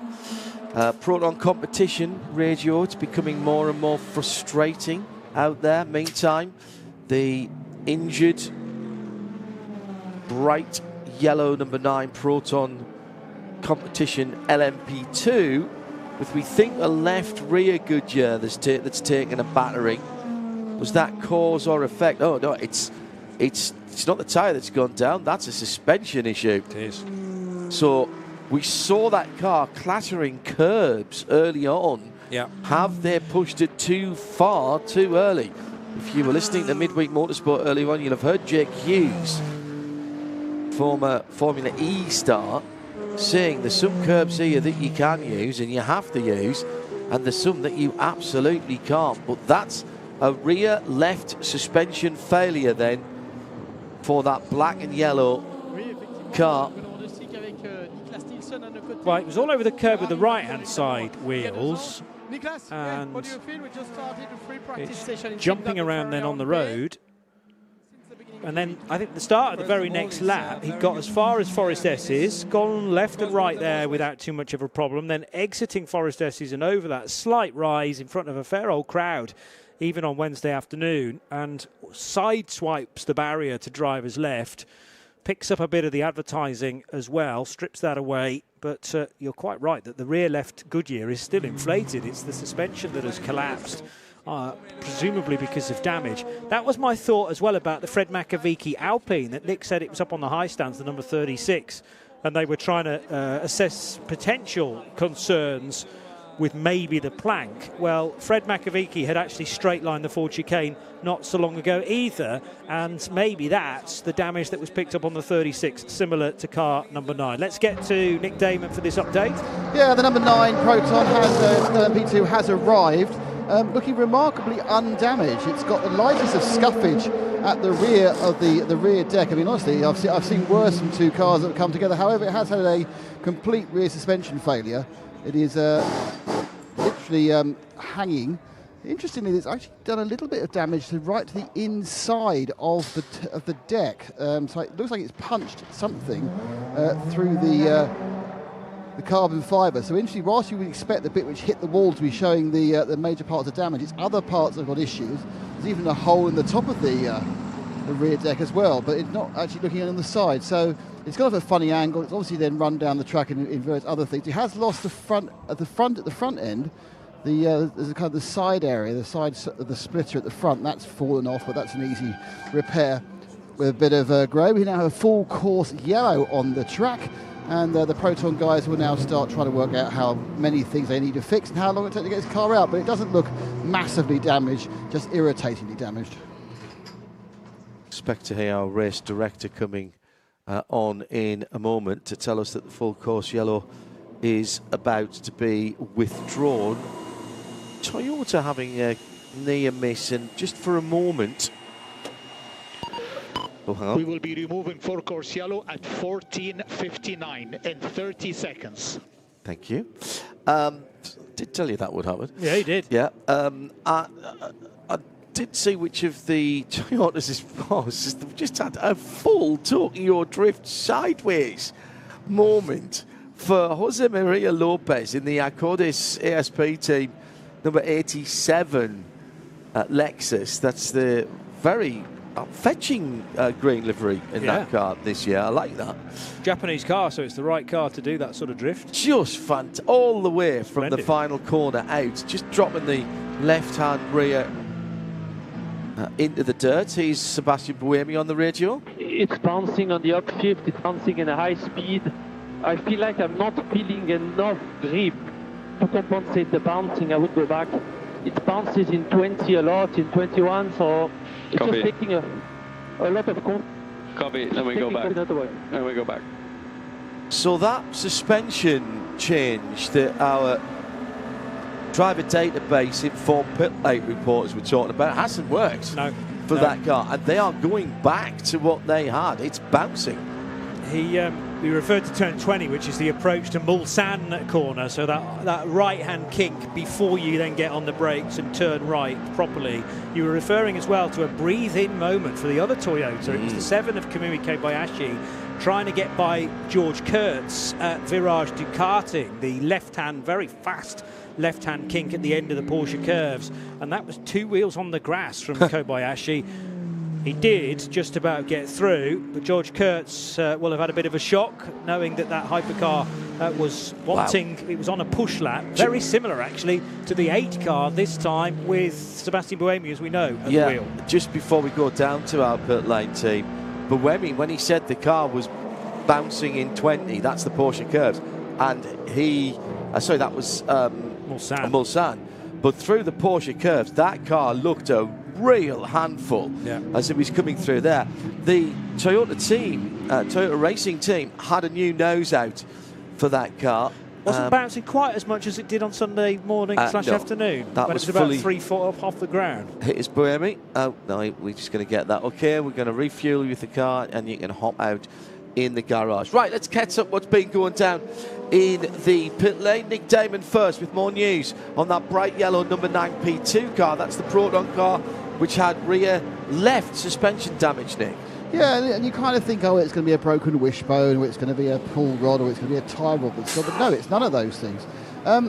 The rear shocks on these racing cars, they lay down flat.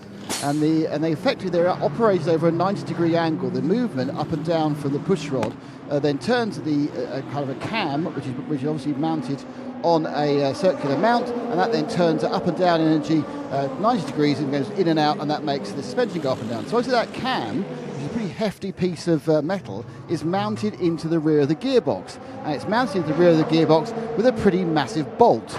Well, they've broken the pretty massive bolt, so the cam is now obviously not located at all, and it's flying about, hence the reason there was no suspension. The problem is that they've broken the bolt inside the gearbox housing, so you can't undo it. So they're going to have to do the thing you have to do when you have some sort of rusty old British car from the 80s, is find a way of drilling out that bolt, if it can be done, and replacing it. Otherwise, they're going to just need to replace the entire gearbox housing. So it's a much more involved piece of repair required than we would have expected if it had just simply broken a wishbone or a pull rod. Very little drama to match Nick's now up at the number 10 McLaren garage. Marvin Kirchhoffer. Marvin, you've just brought the car in. Question I've got for you is, what is the track like out there? How's it shaping up? Well, I was quite enjoying it, to be honest. It's my first time here, so there's a lot of things still to learn, but after we had a quite successful test session a couple of days ago, I thought it was quite positive. We made some improvements to the car. It felt pretty good, but yeah, it looked like a bit of a messy session. A lot of cars being in the gravel, some slow zones here and there, but for us it was a quite positive start. So as a driver, Marvin, with the laps you got in on Sunday, do you feel like you know this track intimately yet? Oh, no, definitely. I mean, I'm really enjoying it, but there's so much more to learn, especially the last sector is very technical. I do feel comfortable there, but I can tell there's a bit more time to find. And what is this session about? Are you guys chasing qualifying, or are you looking at a race setup? Well, at the moment, we're just trying to get the car into a nice window, more focusing on race, obviously. However, we know the qualifying session is coming up later tonight for Antares, for our Bronx drivers, so he will definitely get in a few shots. I assume everyone else is on the same kind of strategy with their Bronxes, give them some new tires, low fuel, and go out there and enjoy the track. And your first Le Mans, you must be very excited about actually getting into the race proper. Sorry, say that. You must be very excited at being your first Le Mans. Oh, absolutely. I mean, I think for every race car driver, this is one of the races that you want to have, in your CV, and I can't wait to get it all started. The track is amazing. It's impressive to see how many people already came out for Sunday for the session, even today. On a Wednesday, it's very unusual to have so many spectators, so I think, it's going to be a great weekend, and we just try and do our best. Keep smiling, Marvin. Thank you for talking to us. Thank you. Yeah, he's always a very smiley guy to catch up with, originally from Leipzig, but he's done so much racing all around the world, including actually with Corvette, with Pratt & Miller Motorsports in the Daytona 24 and the Sebring 12 hours. He did the Bathurst 12 hours back at the start of the year as well with Optimum Motorsport, now with Garage 59 with their McLaren program that they took over from United Autosports last year, moving into this.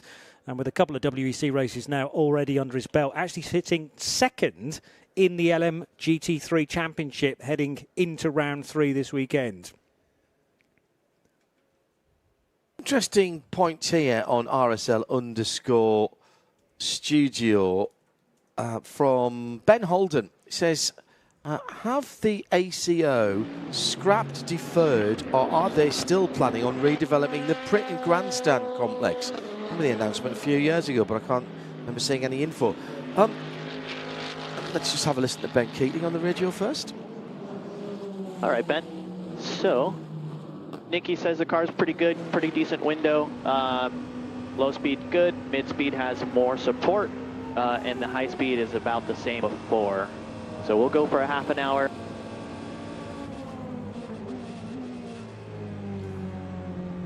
So Ben Keating recovering from a nasty broken elbow sustained on the weekend when he should have been in Qatar, and he was training on a mountain bike and doing some downhill bike racing and went right over the handlebars and broke his right elbow.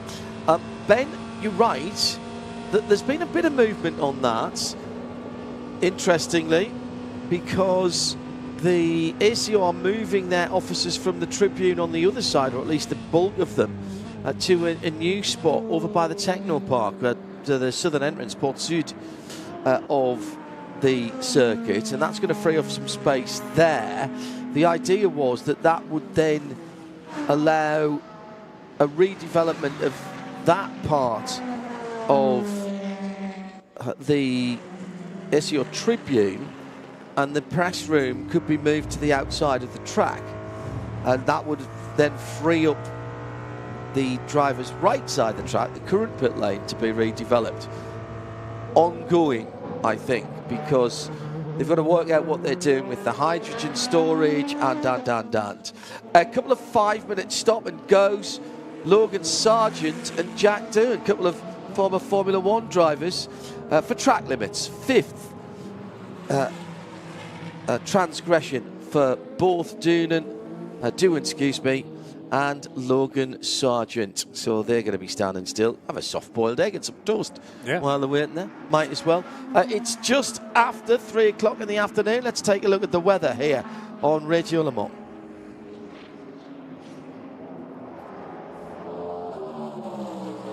So 19 forecast this afternoon, and we're at 18.5 at the moment. Dropping down to 9 overnight tonight. Still a 55% chance of showers today. Looking at Thursday, cloudy and 21. Friday, cloudy and 25. Saturday, 27. And Sunday, 29 Celsius. That's your weather on Radio Le Mans, 91.2 FM. Current temperature 18.5 in the air and 36 Celsius on track.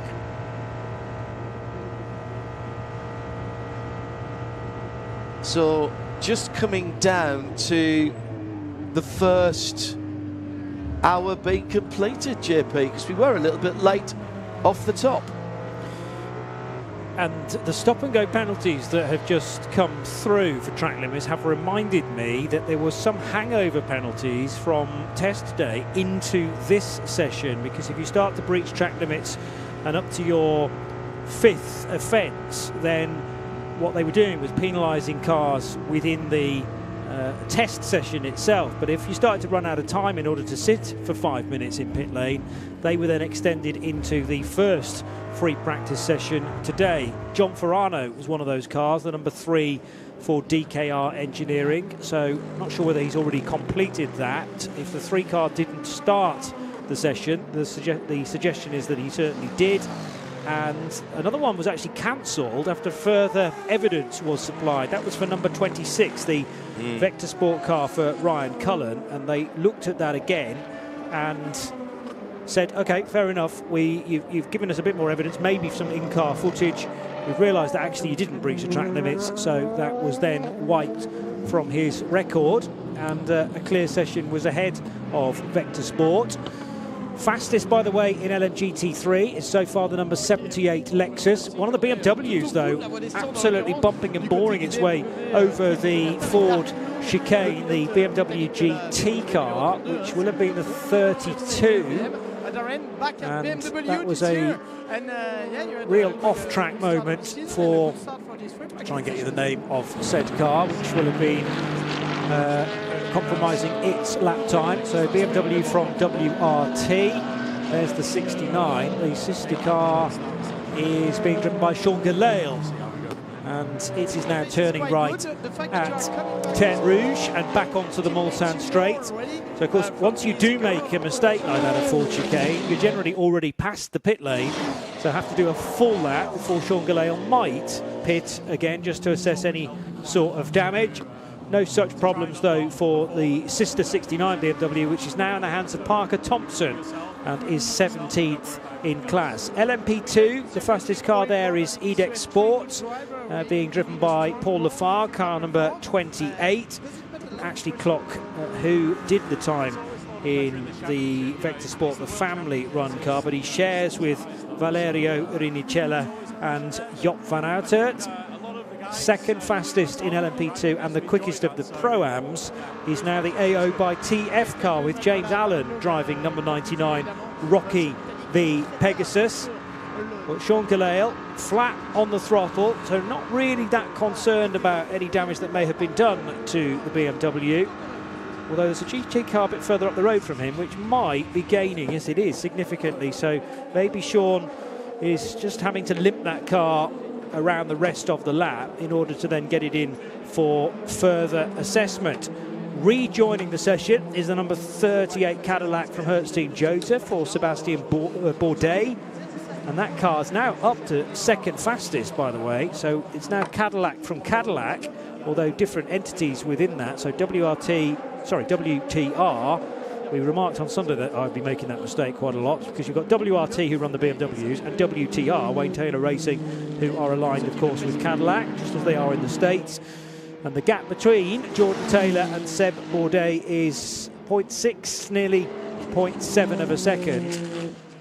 But we are significantly faster than we went on Sunday, almost a full second faster now with those two caddies. And Ferrari showing a bit more speed, mainly with their number 50 Ferrari, which is running in third fastest in this session. But we've only had an hour of it, still 2 hours therefore to go of free practice 1. Aston Martin, there or thereabouts again with their 009 car, fourth fastest for Marco Sorensen. And the only LMP2 car that hasn't had any meaningful action so far, and is not likely to in the near future, is the Harry King number 9 Proton Competition. After that straight line, the Ford chicane, that had a big moment at Tête Rouge. It's had to go into the garage for that significant repair work to the rear left corner, and as Nick Damon suggests, that's going to take quite a while to fully sort out, and I'm sure they're going to struggle to get much more mileage in this opening free practice session of the week, and that is therefore going to severely compromise them going into the 30-minute qualifying, which will have for them 44 cars in that session, the first of two 30-minute qualifying sessions. And it's 44 because it's all the GTs and all the LMP2s that have to qualify at the same time. Heading on an outlap is now Sheldon van der Linde in the number 20 BMW, as the number 8 Toyota had a big twitch as it mounted the curb there. This is with Ryo Hirakawa. It's the end of the lap again, isn't it? It is, yeah. Almost ditch hooking that first element of the Ford chicane. Yes, correct. Well, that's sort of the second of 4 elements, yes. Isn't it? Yeah. But it's the quicker part. Yeah. So you turn in across the first curb, the left-hand side curb. The middle curb has a sleeping policeman behind it. And that's, you've got to be a bit careful about that. And then you get the wheel spin on the way out. We've had an hour's worth of running. So let's get you into the idea of what we started a little bit late, as we said, but let's get you an idea of what's going on in terms of the classes with this CrowdStrike hourly update. In GT3, it's the number 78 Acodis ASP team Lexus that leads. Tom Van Rompuy is behind the wheel at the moment. Team WRT, Sean Galale in their BMW, number 32, in second, and the Team Qatar by Iron Links AMG, Abdullah Abdullah, is in third position. Fourth, the second of the Acodis Lexus, the 87 car, Petru Umbarescu. In fifth position, Racing Team Turkey, Sally Jolic behind the wheel of that one, that's number 34. Making up the top 6, Alexander West in the garage 59. McLaren, confusingly, number 58. In LMP2, EDEC Sport leads for Paul Lefargue, that's number 28 car. The best of the Pro-Am cars is AO by TF. James Allen's behind the wheel of that one now. That is Rocky this weekend, the winged horse. Pegasus, as it would have been known for the Mobil 1 logo, and it is with Mobil 1, so another red and white car. Third, Kuba Shmekovsky in the number 43 in the Europol competition, yellow and green car. Then the second of the Pro-Am class cars, the number 4 CrowdStrike, racing by APR. Lauren Heinrich behind the wheel of that. George Kurtz with a little spin earlier on, but didn't seem to slow him down. Forestier racing by Panis has the Forestier link in it because it's Louis Rousset behind the wheel of the number 29 car, and the top 6 there is made up by Dorian Pan. Welcome back to full-time sports car racing for the French driver. Just gone back out again, actually, for Duquesne in the number 30 car. And at the Hypercar class, it's Cadillac Wayne Taylor racing the 10-1 car, 101 car. Jordan Taylor by about 6.5, 7/10 of a second from Cadillac Hertz Team Jordan, the number 38, the mighty 38. And they've got about another 1 second over the first of the Ferraris. That's Nicky Nielsen in that car. Aston 009, Heart of Racing Teams, Marco Sorensen's in the pit. He's another 1.2 seconds further back. No, he's not. That's the wrong column, Hindhoff. He's just another 0.140 of a second further back. Then it's the first of the Toyotas in 5th. It's number 7 car. Nick de Vries is behind the wheel at the moment. And then 3/10 further back from that, the 007 Heart of Racing Aston Martin Valkyrie. And the top 6 then separated by 1.7 seconds. That's your Crowds Strike update on 91.2 FM and around the world on RS1. A lot up from the 10-1 coming in, Jordan Taylor. I want to be a bit careful with that. Don't want to flat spot a set of tyres when you've not yet got to the qualifying. No, true, because it's the same allocation, isn't it? So from free practice through to qualifying, I mean, I'm sure they've got enough tyres to afford a set or half a set to have the odd flat spot here and there. But the other concern is that they're down to the right speed entering the pit lane as well. 80 kilometres on the racetrack for a full course yellow, but it's only 60 kph from that white line beginning down to the end of pit lane, and it's not actually done on a timer now, or it's not done with speed guns. That is all GPS technology, so they can check at any point whether you are above the 60 kilometres per hour. By the way, it is for Hypercar 24 individual tyres that you get for the free practices and today's qualifying session, so that is only 6 sets of tyres which you could use very easily. In LMGT3 you get an additional set, so it's 28 in comparison to 24 individual tyres, so that is 7 sets. And then LMP2, it's the same as Hypercar. And then the race allocation is 14 sets for Hypercar and LMP2, 15 sets of tyres for LMGT3. And remember, Hypercar run on Michelin's, LMP2 and LMGT3 are both Goodyear supplied.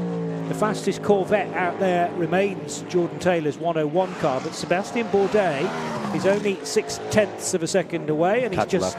What did I say? Corvette? You said Corvette. Oh no, oh no.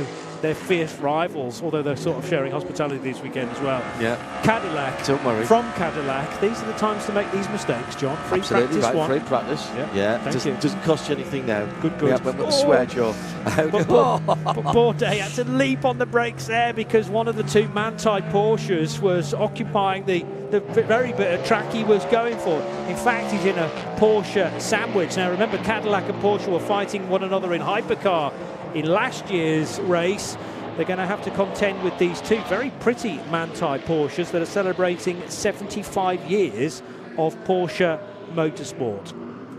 It's Johnny Palmer and John Hindhoff in the Ford Racing Global Broadcast Centre. Hello to Ed Sir, who's managed to sync us up with where he's wanting, to Otter, who's trackside with his digital radio, listening in, 91.2 FM, and Kev in the US.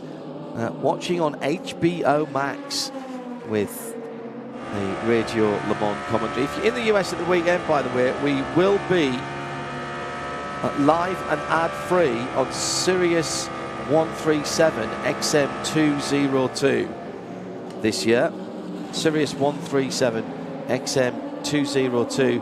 That is from our countdown to green all the way through to the end of our transmission here in post-race tech. So let's snip down to Joe Bradley in the pit lane, who has a driver database informed? Yeah, the number 17 Genesis, Pipo Dorati, has just come out of the pits. He's on an outlap at the moment. That car's been in the pits for a little bit.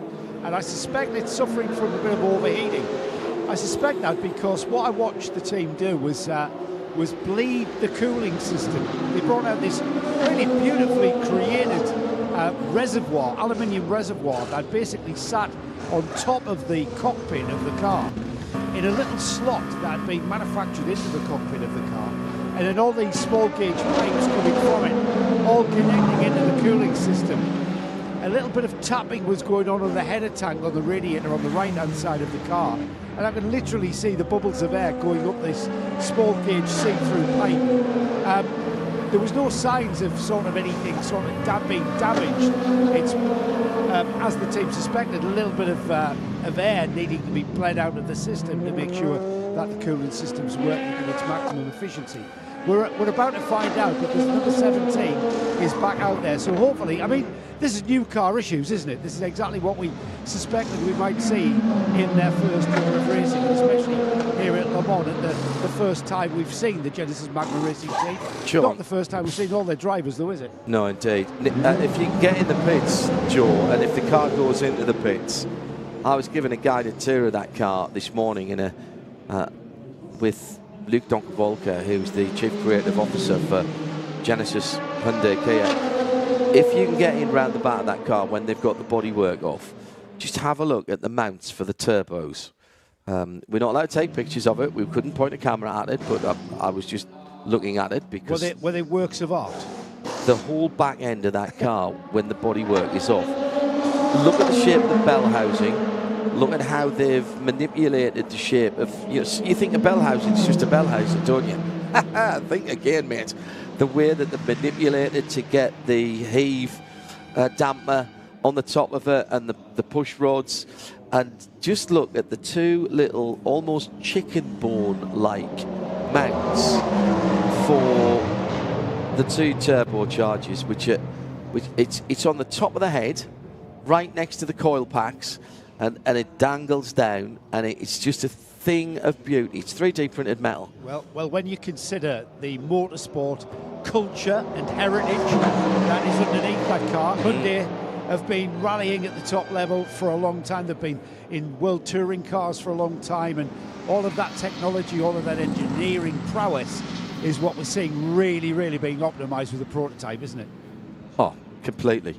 And Luc Donkervolker has been absolutely involved in it from the very, very start. He was the man who created Genesis only 10 years ago as a brand. Wow. I mean, incredible, isn't it? Yeah. When did we first... We took one of their cars down to the Nürburgring, the big green one. Yes, I remember. The GV70 or the GV80. And that was Nick, I think, that took one down. And... That's at least 4 years ago. And for them to have turned out a car of that quality in the first 5 or 6 years of the brand being in operation was incredible. Absolutely incredible. I've just done a European trip with the GV70 electrified. You can hear our real-world road test of that on radiolemans.com. Incredible stuff. And Luc Donkervolker, who is just such a lovely bloke. I want to go and work for him. I'll make his coffee. I just want to be in that design studio. I find it so uplifting, so energising. Just brilliant stuff. An hour and 44 and 30, 29, 28, 27, 26, 25, 24, 23, 22, 21, 20 to go. You want to sync things up if you've got a feed on that you're watching and you want to hear uninterrupted coverage here, and then you can do that. If you prefer, you can look at our Studiovision. If you search Radio Le Mans Studiovision, the YouTube link will pop up, and that's got a clock you can sync to there as well. You can watch us talk. Hello, over there. Hello. Yeah.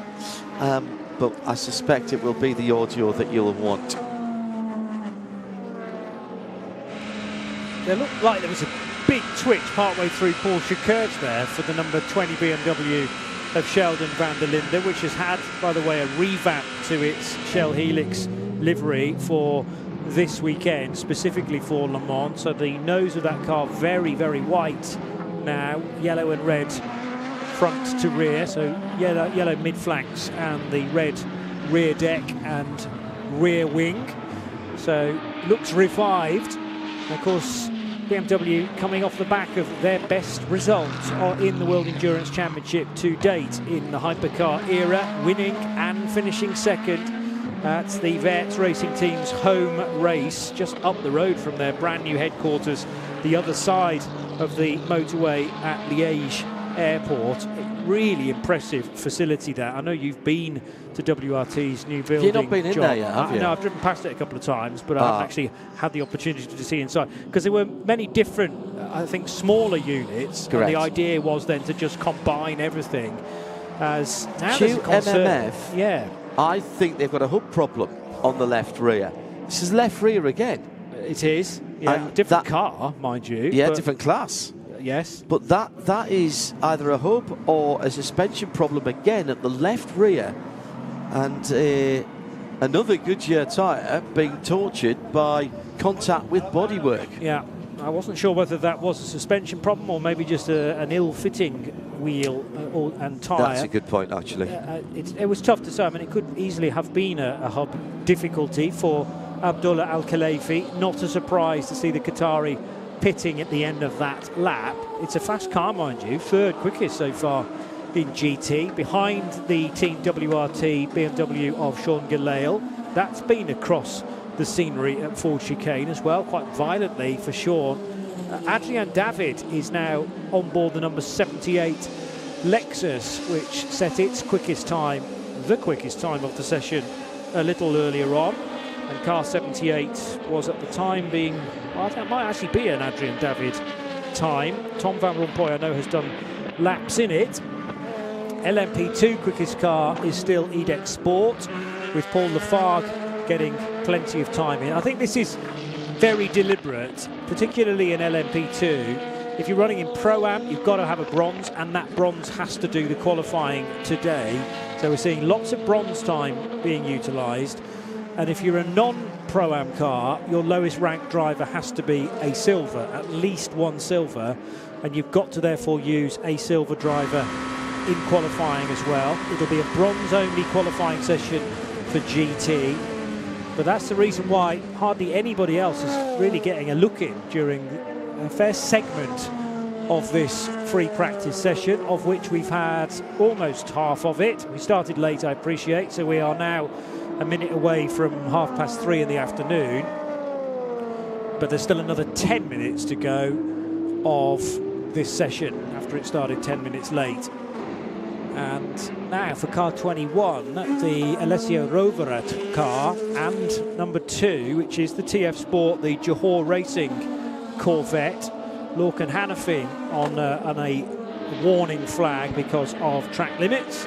So that's okay at this stage with a warning, but if it goes one more after, very sideways for the number 30 Duquesne LMP2 car, already with some damage on the sill as well. That was at the Dunlop chicane, and car number 30 is being driven by Dorian Parr currently, so she's really kicking the tail out to try and get a good lap time in. The 30 car is already running in 6th position.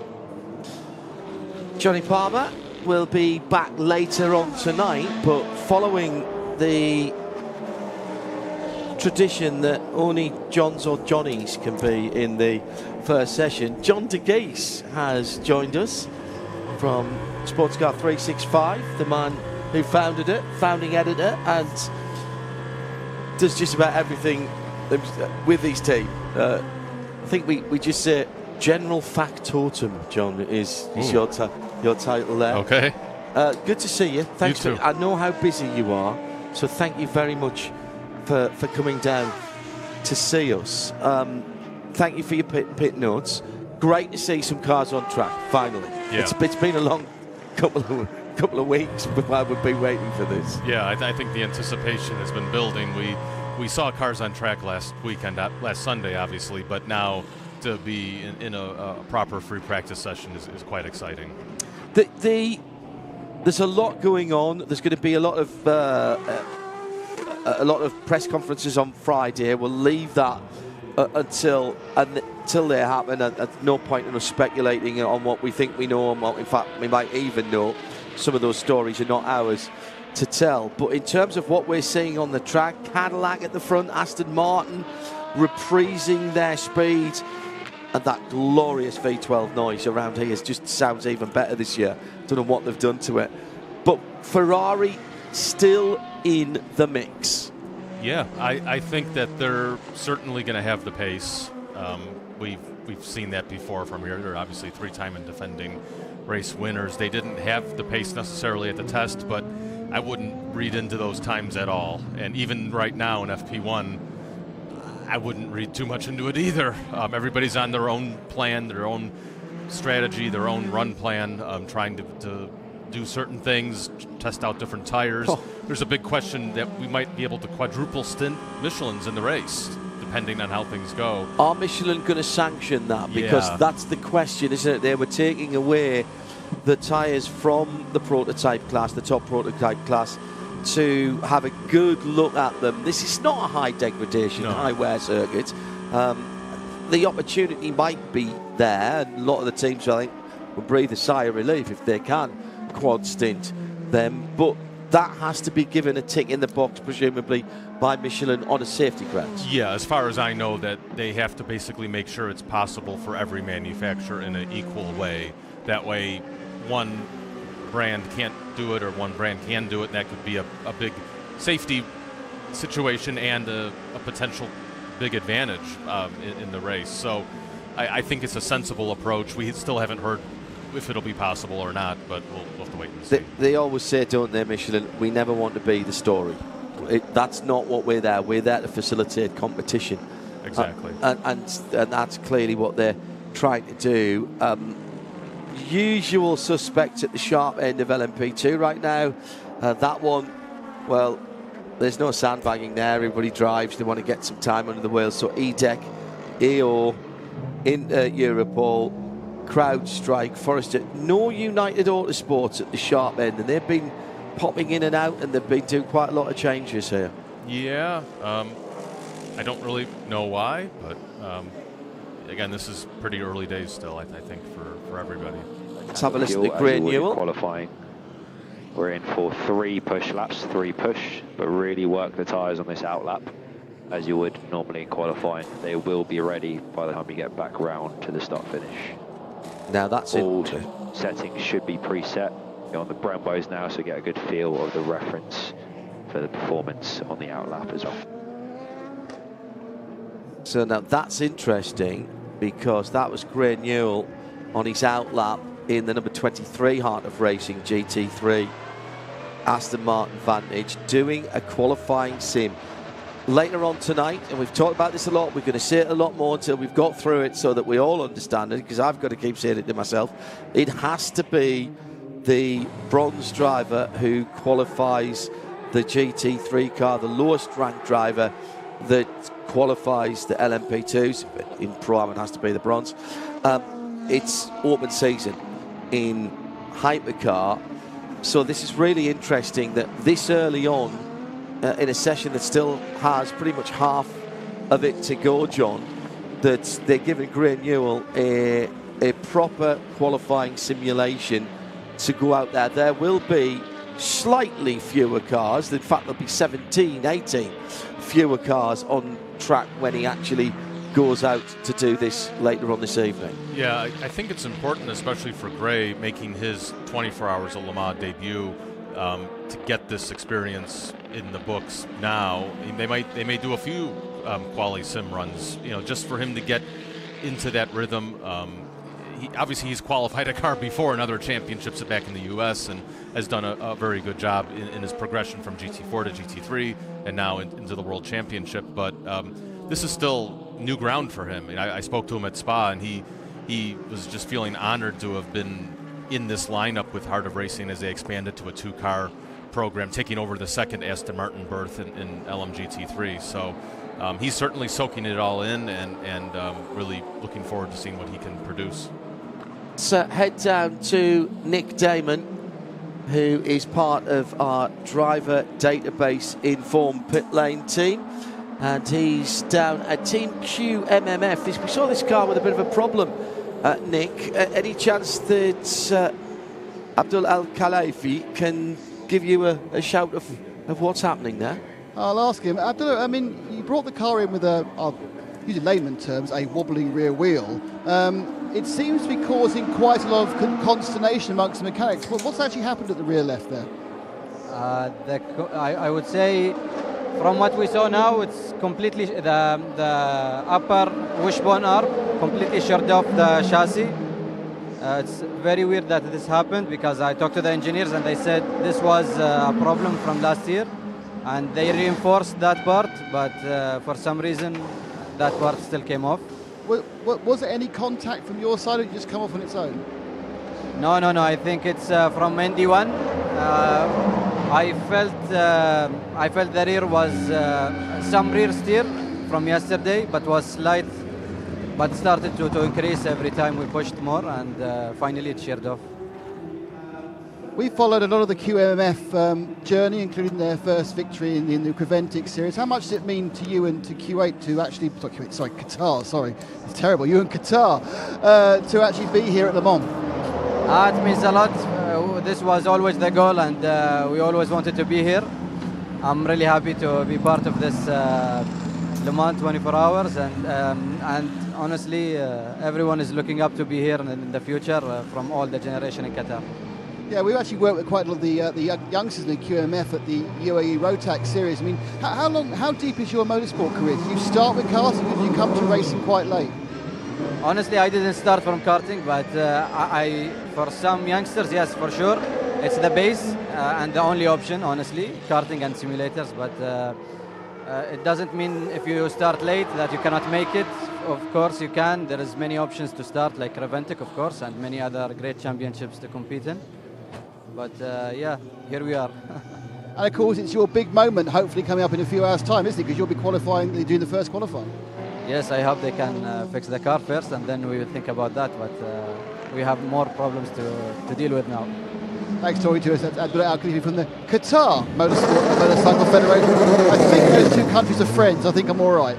I'm afraid that offer of the job in the British diplomatic service might just have been taken off the agenda for Nick Damon there. All joking aside, John, it's great to see that particular project gathering pace. As Nick rightly said, we've seen them in other forms of endurance racing running successfully. They are creating something that we kind of take for granted in Europe and in the US, and that is a motorsport culture.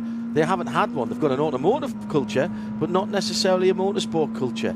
And even in the relatively short time you and I have been going out there, it's massively increased. Yeah, I think throughout the Middle East in general, the various tracks and countries we visit with WEC, with Asian Le Mans, with Creventic, various championships, I've been very impressed to see more and more local talent getting behind the wheel, getting those opportunities, and teams forming initially with partnerships with existing teams. But as we've seen in the Asian market, specifically China, a lot of teams have started up over there with the support of expat teams like Absolute Racing and other organizations like that, with expats moving over to help create those teams. But now there's purebred Chinese teams being formed there.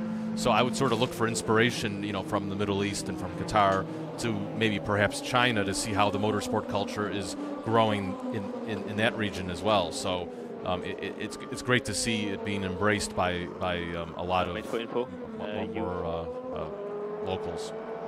Just listening in to Team WRT. But just for info.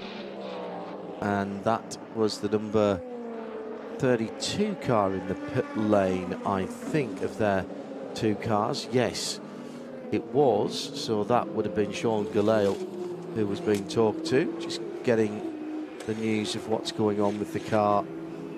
It looked to be doing a brake rotor change, a brake disc change. And that car had an off-course excursion a while ago. Yeah, it did. So maybe they're cleaning out something from the calipers.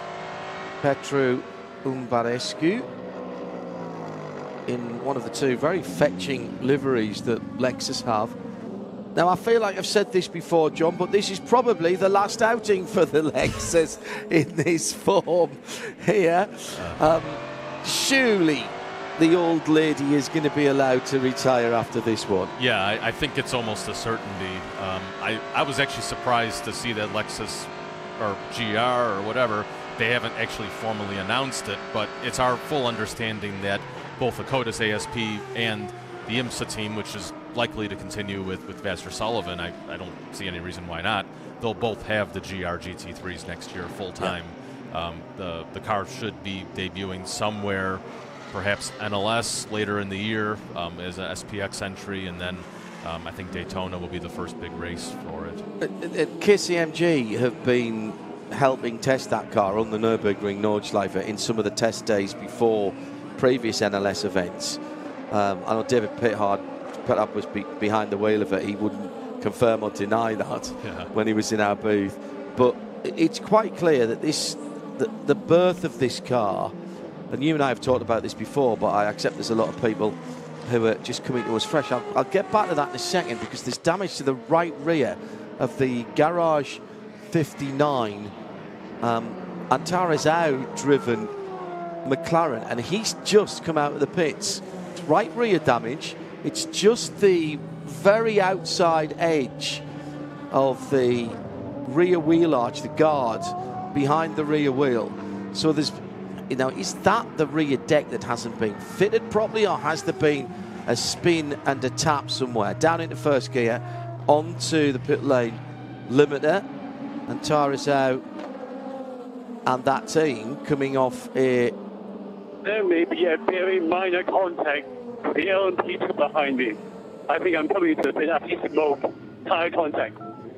Copy, box this lap, box this lap. Which he has done, so there's the answer. Those radio transmissions just a little bit delayed to us. Coming off a good spot, of course, this team and that particular car. Yeah, a very, good win for Garage 59. They were in contention at Imola, had the heartbreak, I think, with 30 or 45 minutes to go, and ultimately broke through last time out. Another full course yellow. I presume this is for debris somewhere around the circuit, possibly the other end of that damage to the right rear. So maybe the left front of somebody's lying around somewhere. I'll just finish that thought about the Toyota GR GT3. It's been quite a long period of getting that car. It seems like we've been talking about this for years, because we have been talking about it for years. In the car, the race car in various forms has been testing. It's even done some public test days at places like WeatherTech Raceway, Laguna Seca. So what's been holding it up? The road car. So they've been waiting to launch the road car, which has been launched now, and there has been details revealed on what that'll be. But this goes into a bit of an interesting situation, what we're seeing with some of these new GT3 cars. Also the Mercedes-AMG GT3, the new one that should be debuting at some point next year. These cars are almost being developed as purebred race cars first, then road car next. We've sort of seen that in the past with GTE machines like the Ford GT, the BMW M8. Back in the GT1 days, of course, too, with the Celine that you're very well informed, having been a part of that. I spoke with Stefan Rattel about it, and he believes this is the new trend, and we very well may have another GT3 car in this reverse slow production run being revealed on Friday. So that'll be the new Genesis. Correct. Yes. Talked with Luke Donkavolt about that earlier on today when he was giving me a look around the car and the conceptual ideas behind the car. And we won't play that until after they've done their press conference, again out of respect. Just what they have achieved, I've just said, for a car company that's a brand that's 10 years old, the quality of the cars that they've come out on the street and then to jump 2 feet into this championship. Yeah. Incredible. Wouldn't it be something if that Genesis car debuts next year, the same year as the GR GT3, and the GR has been testing for 4 years now? That is, do you know what, John? That's an incredible thought. I don't know if it's ready for next year. I have no inside information on that. But what if? Yeah. that would be really amazing. A lot of people getting very, very sideways at various parts of the circuit. The latest one that we're picking up is the Ferrari AF Corsa of Antonio Giovinazzi, sliding through the entry to the Forest S's in a car that's not really built to slide, even at that point of the circuit. We've gone back full green, by the way. It was a bit of debris that our hard-working marshals have pulled off the circuit now, and we are coming up to 10 minutes before 4 o'clock Central European Summer Time. Session starting a little bit late, so we've got just over an hour and 22 and a half minutes to go. John de Geese is joining me, John Hindhaugh, in the Ford Racing Global Broadcast Centre. It's Nick Damon now as our, oh my goodness mate, big flinch from John and me there, as the Cadillac of Jack Aitken had to really check up behind a Corvette that was just wandering across the road in the run down from Turk Rouge to the Daytona chicane. Now, was that Ben Keating just out of the pits? It was a yellow Corvette, so I think it has to be Ben. Ben Keating just out of the pits. Did about half an hour earlier on, and getting his elbow back up to speed. He said that he's born, the doctors had said when we spoke to him yesterday in our little bowlers program, the bone is healed. The tendons and the muscles have atrophied a little bit, and that's what he's been trying to do. He said the problem is, he said he went on the sim and did 4 hours of sim work with the force feedback turned up way higher than it even is in the car. He said the problem is all my training that I do is on a bike, and I'm not allowed to go back on the bike for very obvious reasons. So he's a little bit frustrated, but clearly happy to be back. Even his travel here didn't go smoothly last week. Yeah, he had 2 flight cancellations getting here. He missed scrutineering for his car. He was there the second day when I was able to talk to him. But, yeah, I wish him the best. And I know his recovery is probably going to change the strategy up a little bit in the 33 car, because he traditionally gets all of his drive time done in the first part of the race. Yeah. And he said it's probably unlikely he's going to be able to do 4 or 5 stints right at the beginning. He did bring up a good point when he was talking to, I think it was Nick actually, that was talking to him on the way down to we managed to be on air almost by accident whilst all of the drivers had just done the driver meeting. We were walking down the front straight to do the photograph. So for our driver database informed pit lane reports, like shooting fish in a barrel. It was great. We got a load of interviews straight off the bat. He said because of the way this year's panned out for him and his team, obviously he's missed 2 races. Both of his teammates, another one of his teammates going to miss one because of the clash with IMSA at CTMP with Nicky Katzberg. Nicky Katzberg. So he said we could end up 1st, 2nd and 3rd in the championship. Oh, right. Yeah, which I thought was, about that. Oh wow, that's a really cool concept for that. We wish them well in that. Alpine back out on the circuit. We'll catch up with some Jill Goon on radio. Copy. So steering wheel not quite lined up. Let's go to the pit lane. And I heard a little plaintive cry from Nick Damon. Oh, I'm down here. Just a little update on the Garage 59, the number 10. Garage 59, who are not in Garage 59 and do not have car number 59. They have car number 58 and car 10, which is massively confusing on about 14 levels. The car number 10 was Antara Zhao, which you saw coming in with that rear right damage. It's quite convenient actually, because the bit that broke and has been damaged is a separate part that can be undone with 3 screws. Oh. Right, do you remember the strakes behind the rear wheels of the Audi R8? Yeah. Well, it's a version of that, but obviously 10 years later, so more advanced. So they just removed the rest of it, and he's gone out without some pounds of downforce at the rear, but obviously they're just trying to pound the thing around and get him used to it for qualifying later. So yeah, rather than replacing it, they've just got off the bits, they've all gone, and he's missing those rear strikes behind the rear right. But apart from that, it all seemed pretty happy. Nick Damon pounding the beat for us down in the pit lane. John de Geese from Sports Car 365 alongside me. I had a question earlier on, and I'll ask you about this, and I give half an answer because I don't really know. Has there been any more chat about the redevelopment of the pit lane and grandstand and press room complex?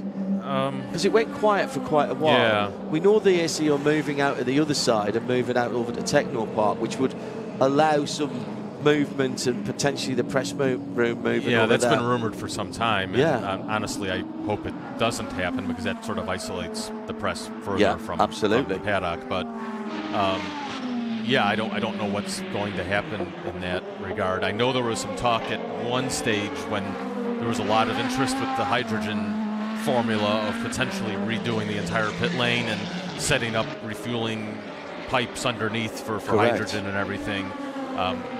I don't know where that stands today. Maybe we'll get some news on Friday during the annual press conference. Hello to Kuiper Hoffman, who has finished his marshalling duties for the day. Spectating now at Arnage, listening in on 91.2. Hope the signal's nice and tidy down there. We haven't as yet had to turn up our wattage this year, but let us know. RSL_studio if it's a bit scratchy anywhere. Our French Radio Authority neighbours are normally pretty good to us. Alessio Rovera will be having a 5-minute stop and go. That's at least the third and fourth one of those I've seen. With the quite experienced drivers. Jack Doohan and Logan Sargent have both had multiple track limits, and they've both been in the 5-minute stop and go. So I think this is race control laying out the stall early. They're basically, this is like the kids' first day back at school and they're saying no running in the corridors. Well, and also Doohan and Sargent are making their Le Mans debut, so maybe they're trying That's a very good point. Find the limits. Sargent did do a Road to Le Mans race here quite a few years ago, but then he had that stint in Formula One since then, so yeah.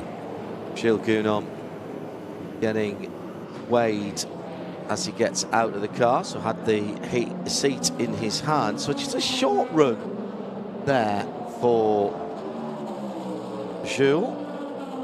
Wasn't quite happy with how the steering was pulling. We'll have an interim update. It's still the two Cadillacs, those times that went in earlier on. 3 minutes 25.3 and a 3 minutes 26.0 for the Cadillac of Wayne Taylor.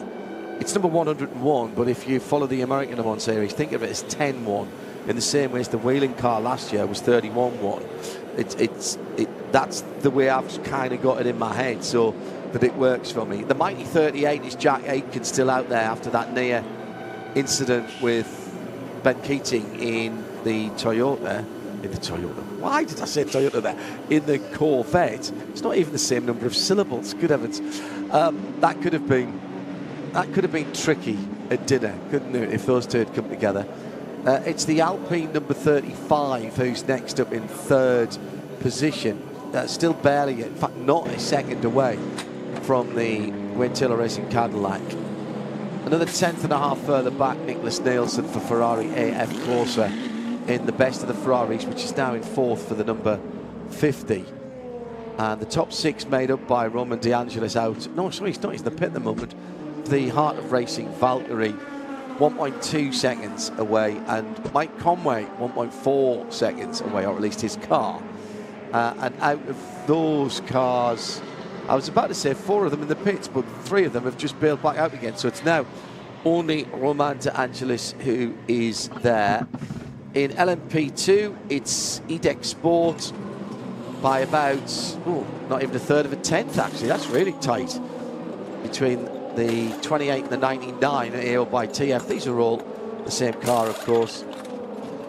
Then it's CrowdStrike. Maren Heinrich getting some laps in, another 2/10 back.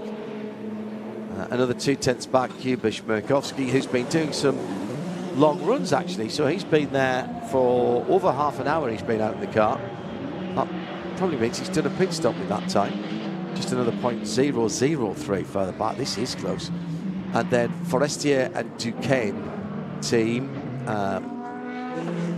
Looks like Diane Pan is out. Yes, Julian Andlau, another Porsche refugee in the LMP2 category. So I make it that top 6 in LMP2 separated by 5, 6. Less than 6 tenths. Less than 6 tenths of a second. That'll do. Round an 8.5 mile circuit. It is, what is it in kilometres? It is 13.626 kilometres. And interestingly enough, I think Saturday's date. That's how I remember it. That is really cool. So we'll start the race, the 94th running of the Grand Prix d'Endurance, on the 3rd, the way we do it in this country, 13.626, and it's 13.626 kilometres around.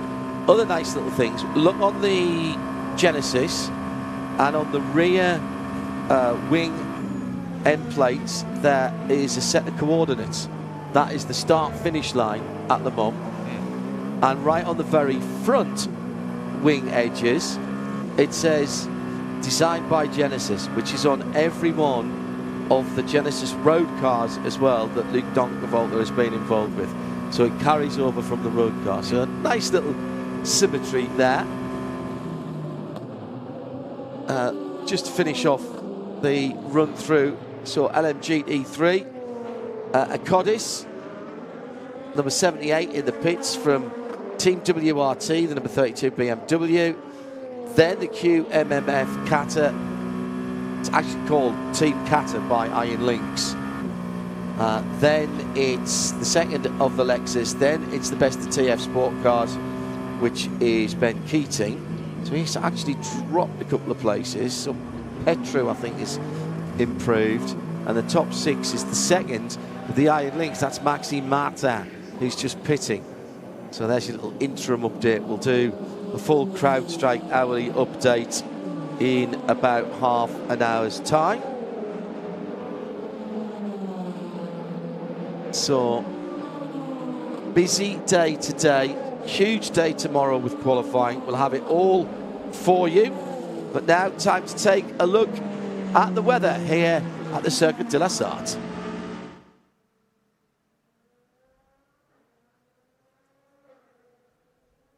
So, top temperature today. Radio Le Mans weather. Top temperature today, 19 Celsius, and currently it is, let's call it 19 Celsius with 36.1 Celsius on the track as we go through Thursday. Starting to get the warmer temperatures, 21 on Thursday, 25 on Friday, but Saturday and Sunday by far the warmest days of the weekend. 27 and overcast on Saturday with a top temperature of 29 when we finish the race on Sunday. That's the weather for the Circuit de la Sarthe for 2026. The most comprehensive coverage of the world's greatest motor race anywhere on the planet. This is Radio Le Mans.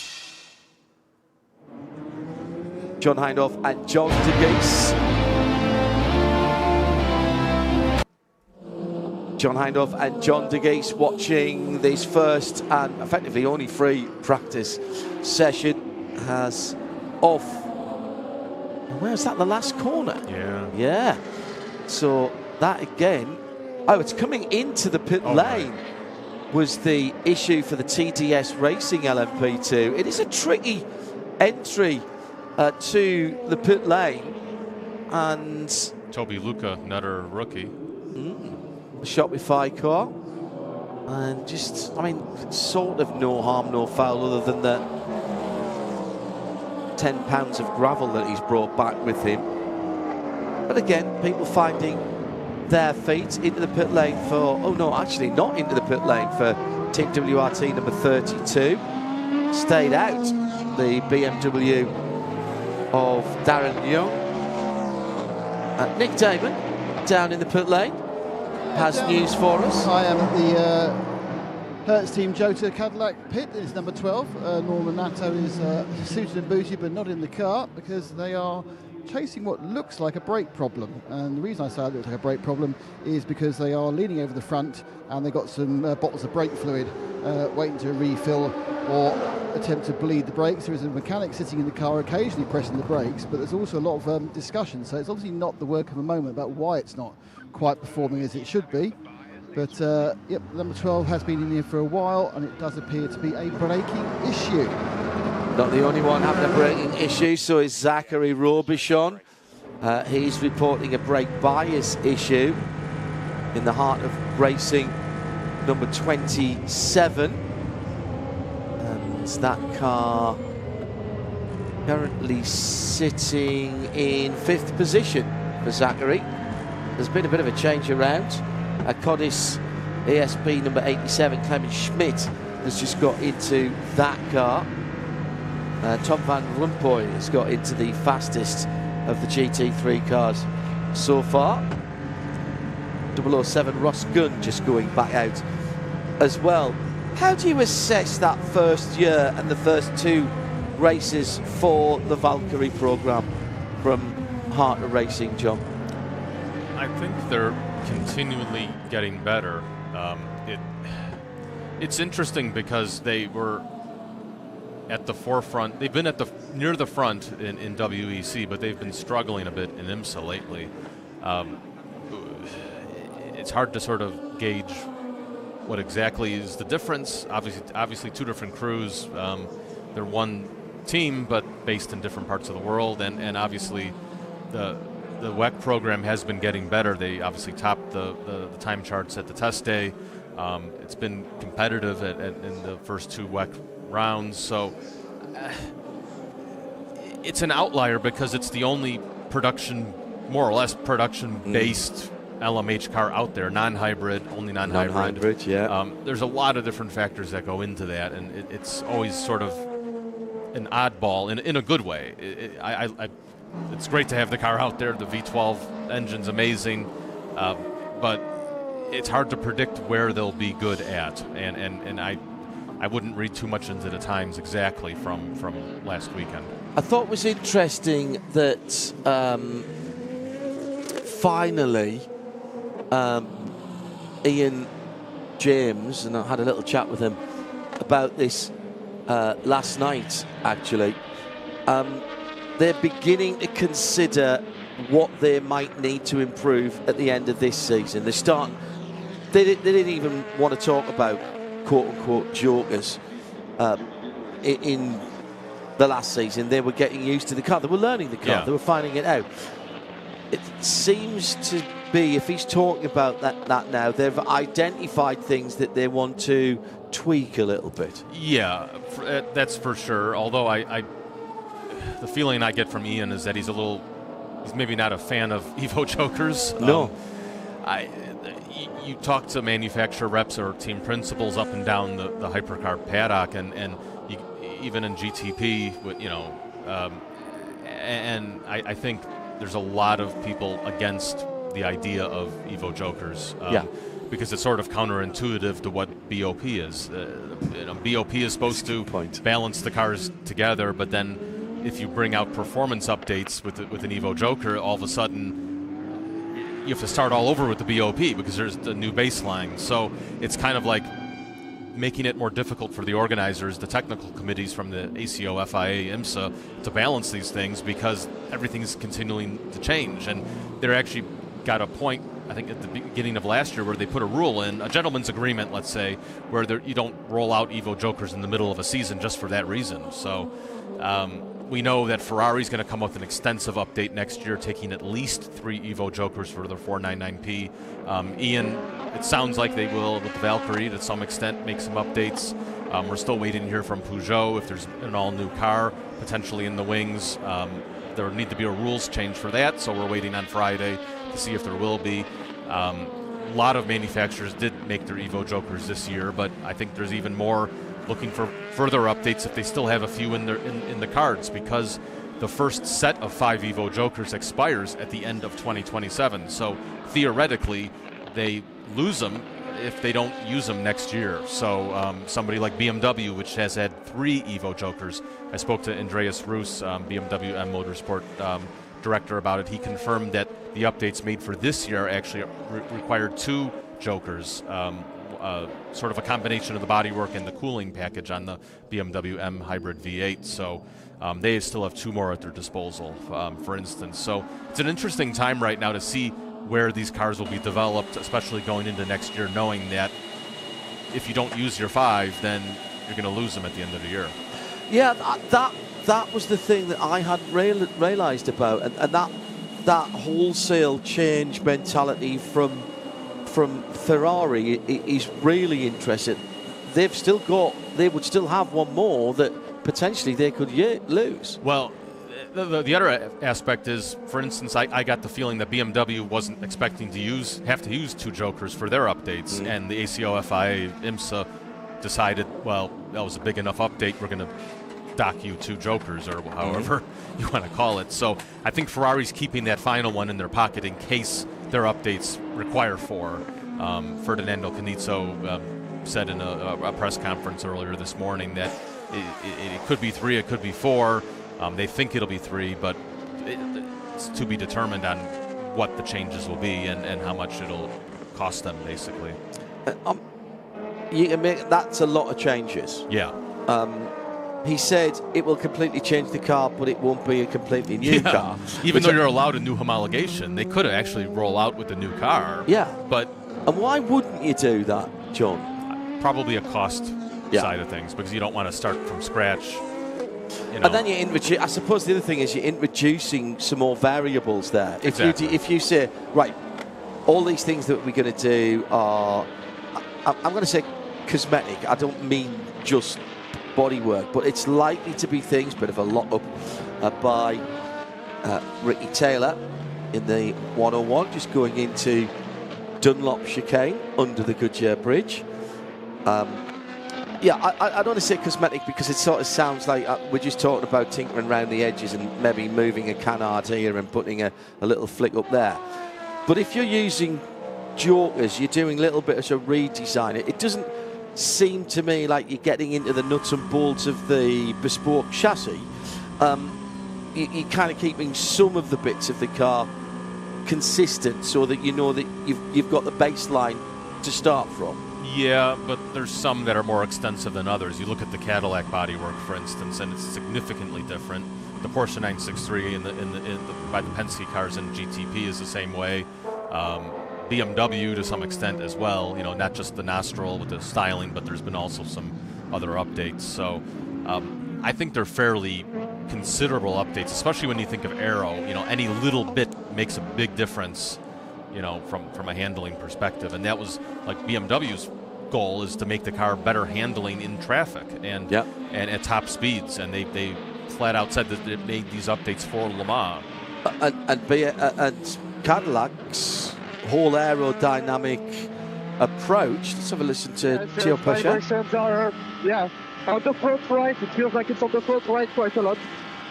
This is Peugeot number 94, the Total Energies 9X8. So a bit of vibration on the right front there.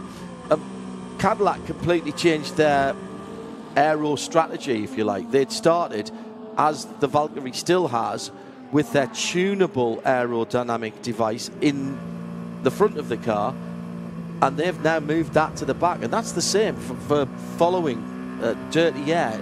Makes that perhaps less efficient than they wanted it to be. Yeah, it's interesting to see a lot of these manufacturers spend so much attention on how their car interacts with other cars on track.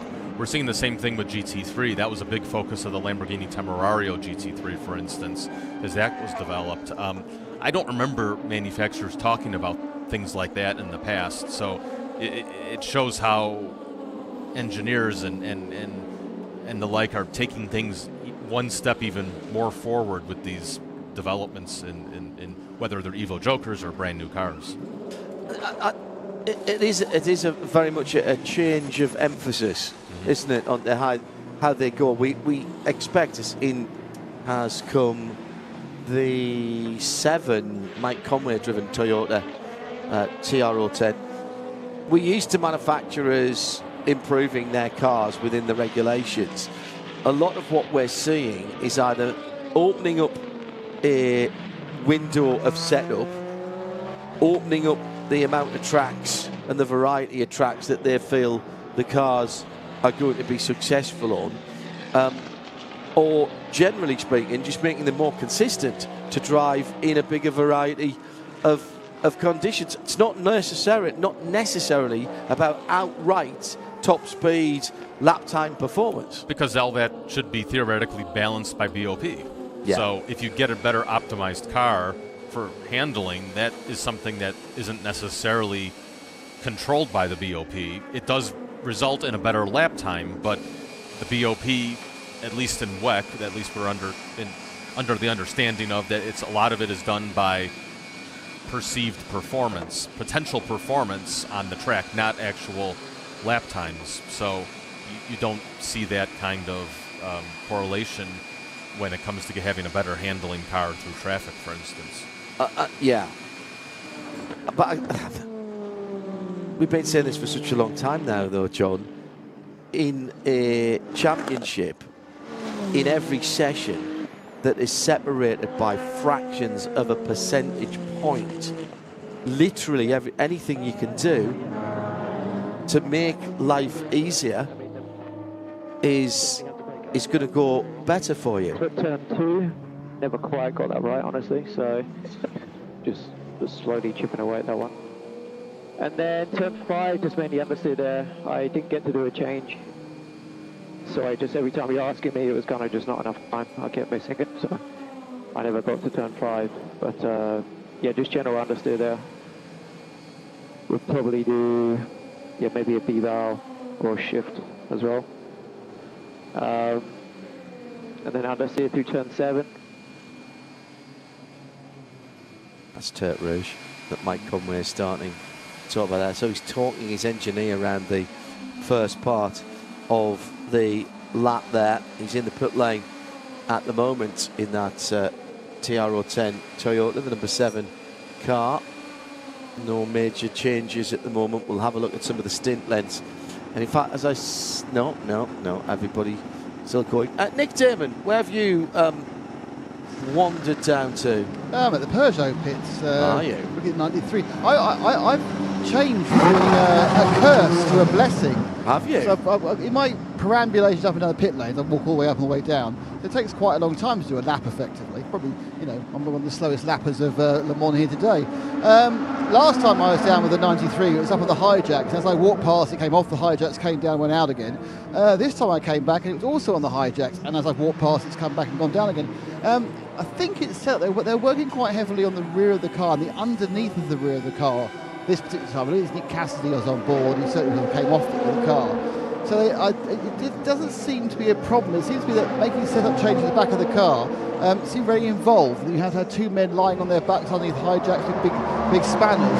But I am surprised, given the fact we've had 6 hours of practice on Sunday, just how much fiddling is still going on. You think they would have their setups pretty much honed, but everybody, be it GT3, be it LMP2, be it Hypercar, is doing some real minutiae of changing. I saw we saw bump rubbers being changed on the on the 222 United Autosports car. We've got people all up and down just putting in very long-handled Allen keys and doing micro changes. Yeah. So it's an interesting situation where there's an awful lot of mucking about, tune up of their suspension, I say. No, I think mucking about is good. They're mucking about with their suspension. They're mucking about the suspension.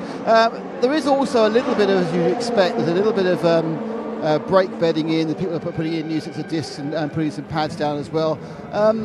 Not so much tyres, actually. I've only seen a couple of teams do condition some tyres. I think it depends on how your car works, whether you actually want to have scrub tyres. But yeah, much busier as far as mechanics are concerned, but quite quiet as far as drivers coming and going, oddly. Well, we'll try and grab some of the drivers if they do vacate the driving seat. That's while Nick was talking there, opportunity to have a look at the number 83 Ferrari, because it's serving a penalty in the pit lane at the moment, I think, or at least it was not going anywhere. I think it was going to be a stop and go. Yeah, Phil Hansen behind the wheel of that. That is the defending winner from last year. Of course, let's not forget that Ferrari came, saw, and conquered, and they are batting 1,000 in this race with the 3 different cars. Almost seems as if it was like which car shall win this year. Had a good chat with Phil Hansen down at Scrutineering, John, and it's interesting the slightly different responses I got to similar questions from different drivers. Phil said, yeah, things have changed, the balance of power has changed, but we're coming in to this race with a car that is essentially unchanged. It's a known quantity and has won the race the last 3 years. That's a pretty decent package. And 3-speed Terre Rouge. That's Tonio Giovinazzi being told he needs to go quicker into Terre Rouge. Says the engineer sitting on the pit wall, nice and comfy and cosy and not screaming down to one of the most fearsome corners and quick corners in motorsport. James Collado said, nah, that the new tyres don't suit us.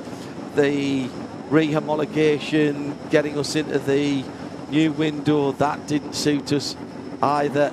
So I was interesting to hear that the difference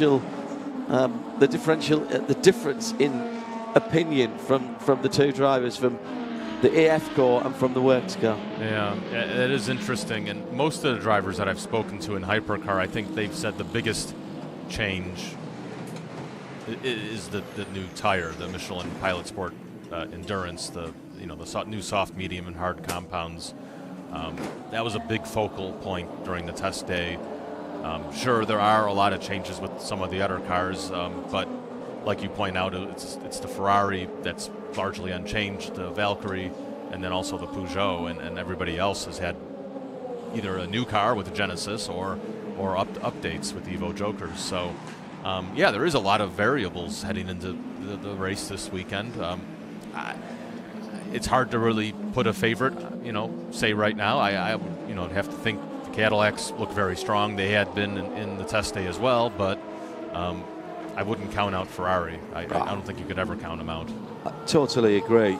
And it is amazing how, well, even the rising temperatures, who does that suit? We don't know. It was pretty hot in Italy, at Imola, cooled down massively towards the end of the race. That was one of the reasons that Toyota had to come in and change the tyres on the, I think it was the Kobayashi car that did over 100 laps, and they were worried that the tyres that they'd pressured getting on for two and a bit hours ago for 43 Celsius track temperature, the track temperature was down at 26, 27. They were worried they would go under pressure and had to bring that car in. We see it more obviously at places like Sebring when it gets dark and cars come alive, or during the middle of the day and cars' performances go off. If it's as hot as that forecast on that screen in front of us and 29 in the air, that's going to put track temperature, which is 35, call it now, that could put that up to 40 degrees and above. And at that point, that is a feature at that point. Yeah, absolutely. And I think last year was pretty warm too, if I remember correctly. So I don't know if that's any gauge to go by in terms of the competition. There's again a lot of different variables at play, but we'll have to wait and see as the weekend goes on. You're listening to Radio Le Mans for 2026. Dorian Pain about to rejoin. Good to have her back after a couple of seasons away in Formula Racing. Good to see that she can still command a seat in the 24 hours. I'm not sure what those 2 seasons away have achieved for her, if I'm brutally honest, but she wanted to try it. She went out there. She was successful. She's been able to come back into endurance racing she has had a test with Peugeot a couple of years ago in the rookie test, and she has to be one of the considerations for a works drive. As I say, I'm not sure what that 2-year sabbatical's done for her in terms of her endurance career. Sure, yeah, I agree with you fully. She is a development driver for Peugeot now, so I think she's been slated to do the rookie test again at the end of this year. So, if somebody's moving away from that manufacturer, perhaps there could be. The driver market is insanely crazy right now. And it's happening earlier and earlier in the year from previous years. So we'll have to wait and see what happens. But I think Dorian has a chance, and she told us that it's her goal to be a Peugeot Hypercar driver. So there no you go. reason why she can't be. I think she's got the skills. Absolutely. We saw that a few years ago in the American Le Mans series, how quick she was in PTs. Even it really, people talk about her size, her physicality, but the way she pedalled her LMP2 car around Sebring, for example, I don't think there can be any questions about the fact that she is a very fast driver. The stopwatch is the ultimate arbiter, and she's right there with the best. What's happening with Mike Conway? Because you talk about that. There's a driver who spent the majority of his career at this level with Toyota. He comes to an end of a contract at the end of this year. It seems as though the rumour mill's in full floor that he won't stay with Toyota. There are a couple of new hypercar manufacturers coming in. Yeah, Mike told our Jamie Klein that he has plans secured already for next year. So, but they're not ready to be announced. So whether and he wouldn't say whether that was with Toyota or not either. No. Interesting. And so based on what we've been hearing, it's most likely not with Toyota. There will be a vacancy there, and Mike is most likely going to either Ford or McLaren. We'll get our answer pretty quickly, I think, on if it's one or the other, because I believe Ford's in a position to announce all the remaining 3 of their drivers on Friday. So, right, interesting. We'll have to wait and see on that, whether Mike's part of that or not. I've heard conflicting reports, so we'll have to wait and see. I know there's going to be at least one driver announcement from Ford, because I've got an interview with them. so I know that. I know things escalated a little quickly with them. Initially, I think there was plans to announce 1, and then all of a sudden they said, oh, let's do 2, and now, well, let's just announce the rest of them. And when I was talking to James Bartley of McLaren, I've known James such a long time, I've got to remember which shirt he wears, right? McLaren United AS is the title of the team, the full title of the team. He said that out of respect for some of the teams and manufacturers, that their drivers who will be contracted by the time they come in 2027, they're not rushing. I think McLaren have got everybody they need. I think they know who they're going to be.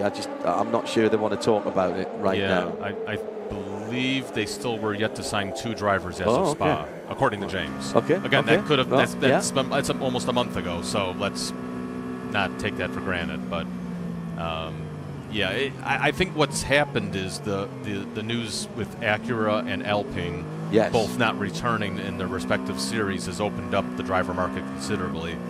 When you have the likes of Charles Malaysi, Antonio Felix da Costa, Renger van der Zande, Nick Yellowly, Tom Blomqvist, Colin Brown, the list goes on, Jules Gunan.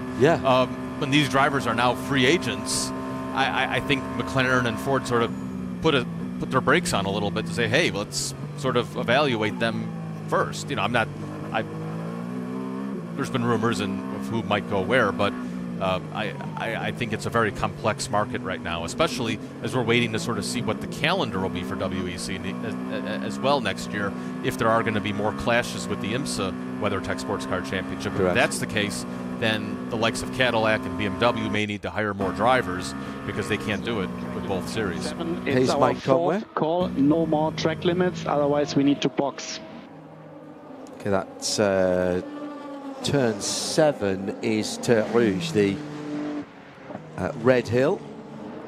Done 44 minutes still to go. John Heinhoff and John de Geese here, and Nick Damon down in the pit lane. What do you make of the report that you guys had today about Genesis not exactly rowing back, but saying that it was unlikely that they would be in IMSA next year, 28 at the earliest? Do we read anything specifically into that, or is that the guys at Genesis, Cyril Lapidopoulos and the rest of the team being, as I would say from my neck of the woods, being canny, just leaving their options open? This is the first year of a programme. They'll want to assess where they are at the end of the year. Yeah, he confirmed to me they will not be on the grid in 27. So right. that is a fact. But I think we sort of knew that.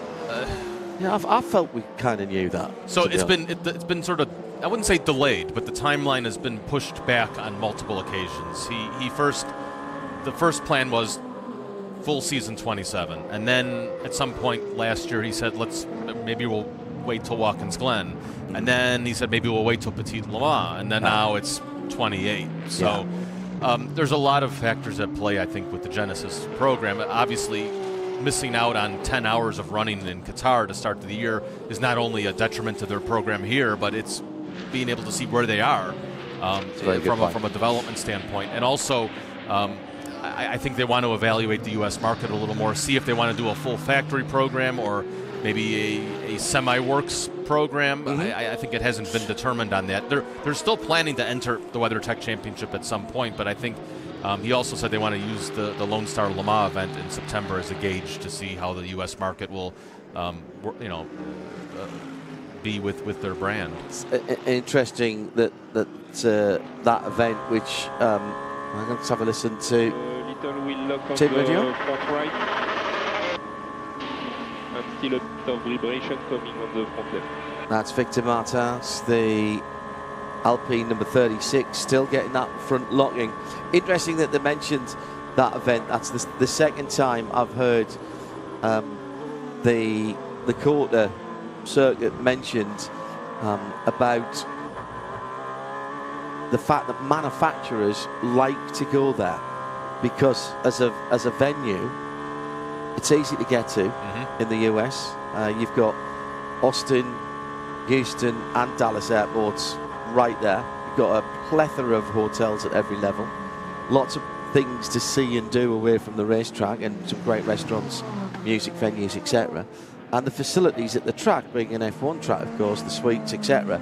If you're talking about entertaining C-suite type guests, then that's the thing you want to have. It's never been super popular with the fans. But it's been growing over the last couple of years. Yeah. I mean, last year there was a very decent crowd there last year, and Texas football's massive, and if the Longhorns are at home that weekend, you're going to struggle. But I think even up against that, they did pretty good business last year. Yeah, I think everybody at COTA, the management team, I believe is still led by Andy Suchek. It is, yeah. They're making the right calls. They're trying to expand the facility. They've built an amusement park. They're building it as far as I think in the final stages. So trying to attract fans from a different fan base and a different way. It's a different entry point to get people addicted into racing. And so I really tip the hat off to them. And I know there's a lot of Americans that are still sore over the whole Sebring subject and why isn't WBC part of the 12 hours of Sebring weekend. But I honestly think this is the better solution for WEC and having a standalone race, building that brand around COTA, an event that IMSA doesn't go to with the WeatherTech Championship. I think it makes the perfect sense. Do you think IMSA should go back there? Is that a marketplace that IMSA could be tapping into? Not necessarily with a joint event, but with a standalone event?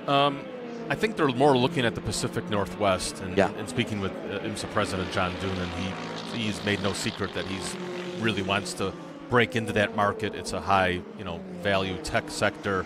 There's a lot of different types of fans out there that I think that would really pick up sports car racing really quickly. So the problem is there's really no perfect circuit there. You have Portland, which is a little bit run down these days, and I think there's short as well. Yeah, and there's you wouldn't get a full grade of everything there. Yeah, it's simply not the fact. We were just talking about this the other day, actually, whilst we were having, I think it was while we were having breakfast. The fact that we used to have full house LMP 900 prototypes at Portland, Lime Rock, yeah. Lime Rock. That was the same exactly. Yeah. Dindo Capello on the grass, making the pass down the front. Oh my goodness me! And you think about. Wow, maybe we got away with it a little bit there. Yeah. Another problem for a car coming into the pits, this time PJ Hyatt in Rocky, as it is, the winged horse of Mobile 1. Another one of the red and white cars, just misjudging his braking point within. Now, was that the pit lane? No, that was the track. He ended up back on the track again. Whether he's trying to come into the pit lane, I'm not entirely certain, but he's gone grass cutting with the left front of the splitter. He was coming into the pit lane. Wow. Yeah. And their win last year in LMP2 Pro-Am was, believe it or not, PJ's first ever win in a professional sports car race.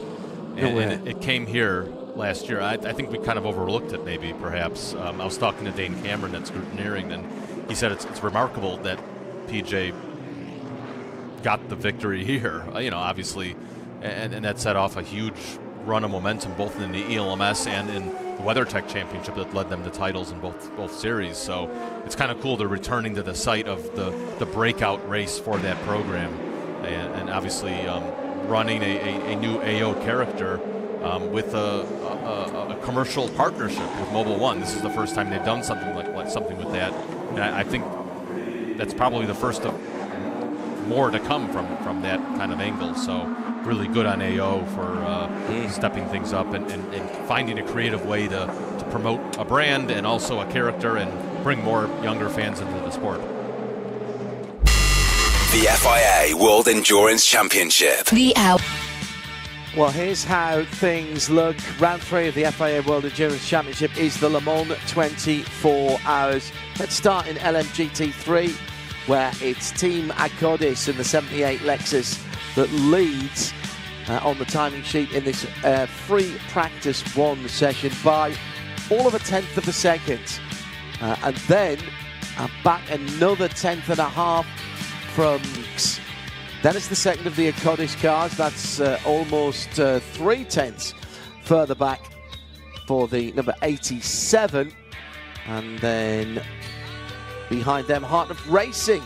And again, tiny gaps. Ian James is out in the number 27, Aston Martin. And the top 6 made up by Johnny Edgar, just out of the pits for TF Sport for the Corvette, TF Corvette. So 5 manufacturers in the top 6. In LMP2, 1 LMP2 class car, then 2 Pro-Am cars. Proof if proof were needed. We all know this, but it's nice to see it actually confirmed that the performance potential of all of these 18, 19 LMP2s are all the same. The storyline is that Proton Competition and Harry King, we saw that car having a couple of big sideways moments and then coming in with damaged suspension on that car, and it's not been back out again. It's been a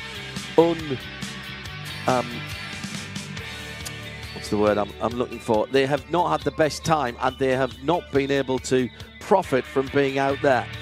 So not being able to garner information on that car. That's still sitting in the pit lane. However, at the top, it's EDEC Sport.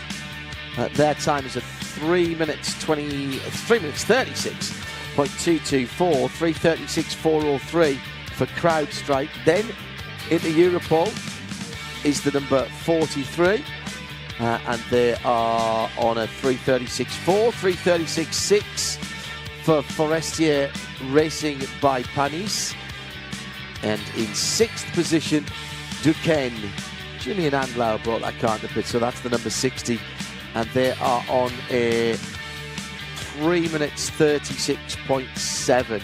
So again, we're still talking that 0.6 of a second between the top 6 there across the 8.5 miles.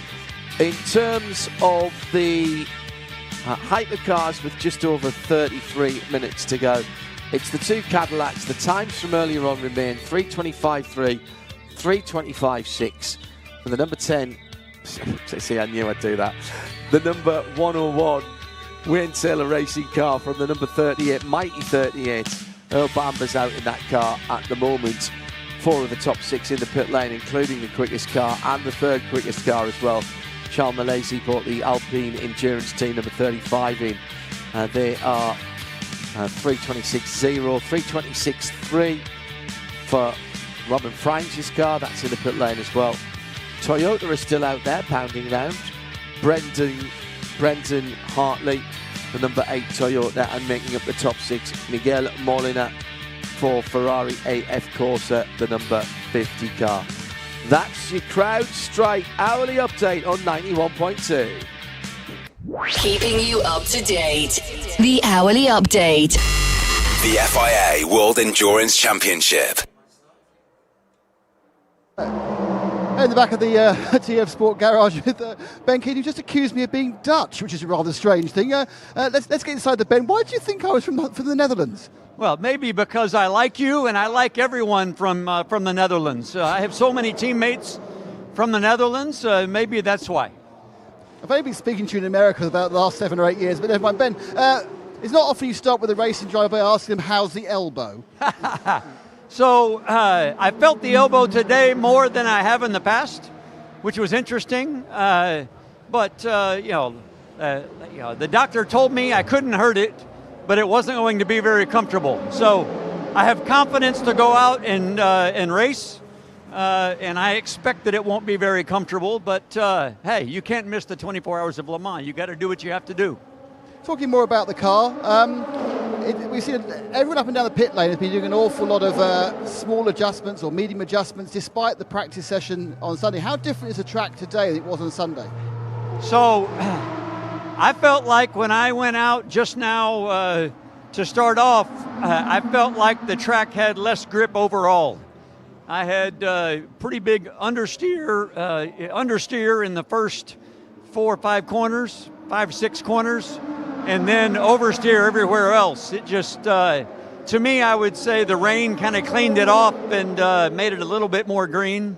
But the longer I went, the better it got. So hopefully it's good to go for the race. Well, of course, you've got your big moment coming up, haven't you? Because we've got the bronze-only qualifying session coming. That must be what your key, is that your key focus for the weekend? That's right. My key focus for the weekend is the race. But for today, for sure, that's what I was just doing, was a series of qualifying simulations, just to try to get ready to be in the top 15. I was pretty happy with my times. I got a few track limits, and so I got to make sure to be both fast and to keep it on the track. So I feel pretty good.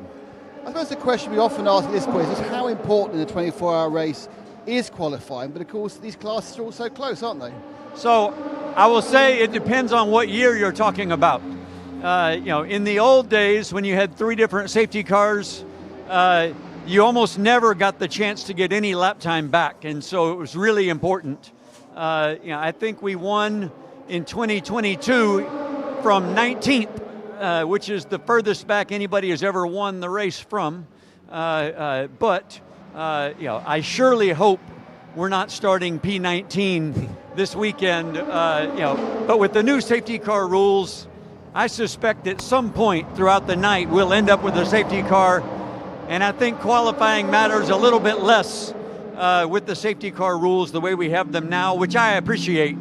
In 2019, we had a good qualifying and we lost our lap like way after qualifying because of a track limit that was discovered, an hour later.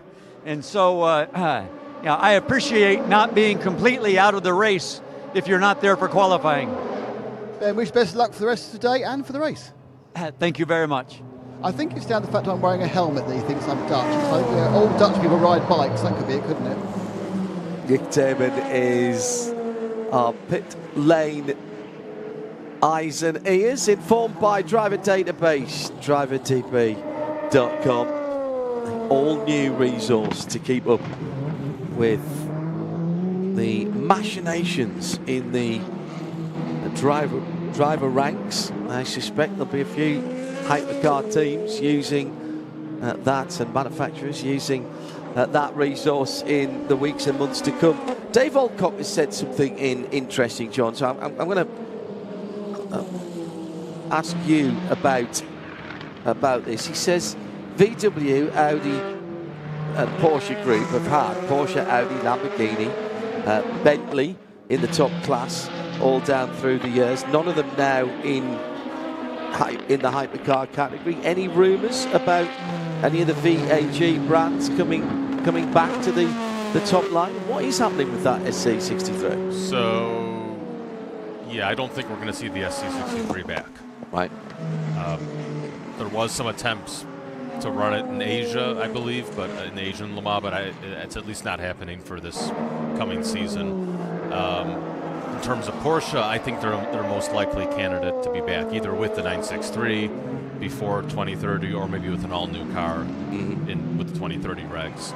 I can't see Audi right now, given the F1 focus, but, and that's a big but, if they do resurrect a GT3 program, maybe that could go hand-in-hand with a prototype program, but that's just pure speculation on my part. I don't know where they sit with things. Ferrari have quite successfully integrated their sports car program with some of their F1 spending, shall we say, in terms of the cost cap for Formula One. I accept that Audi aren't in the same place right now because they're such a new team. I do wonder if that might be an option for them. Ferrari had excess that they needed to shrink for the cost cap. Audi's coming in new. So they're on the other end of that equation, literally.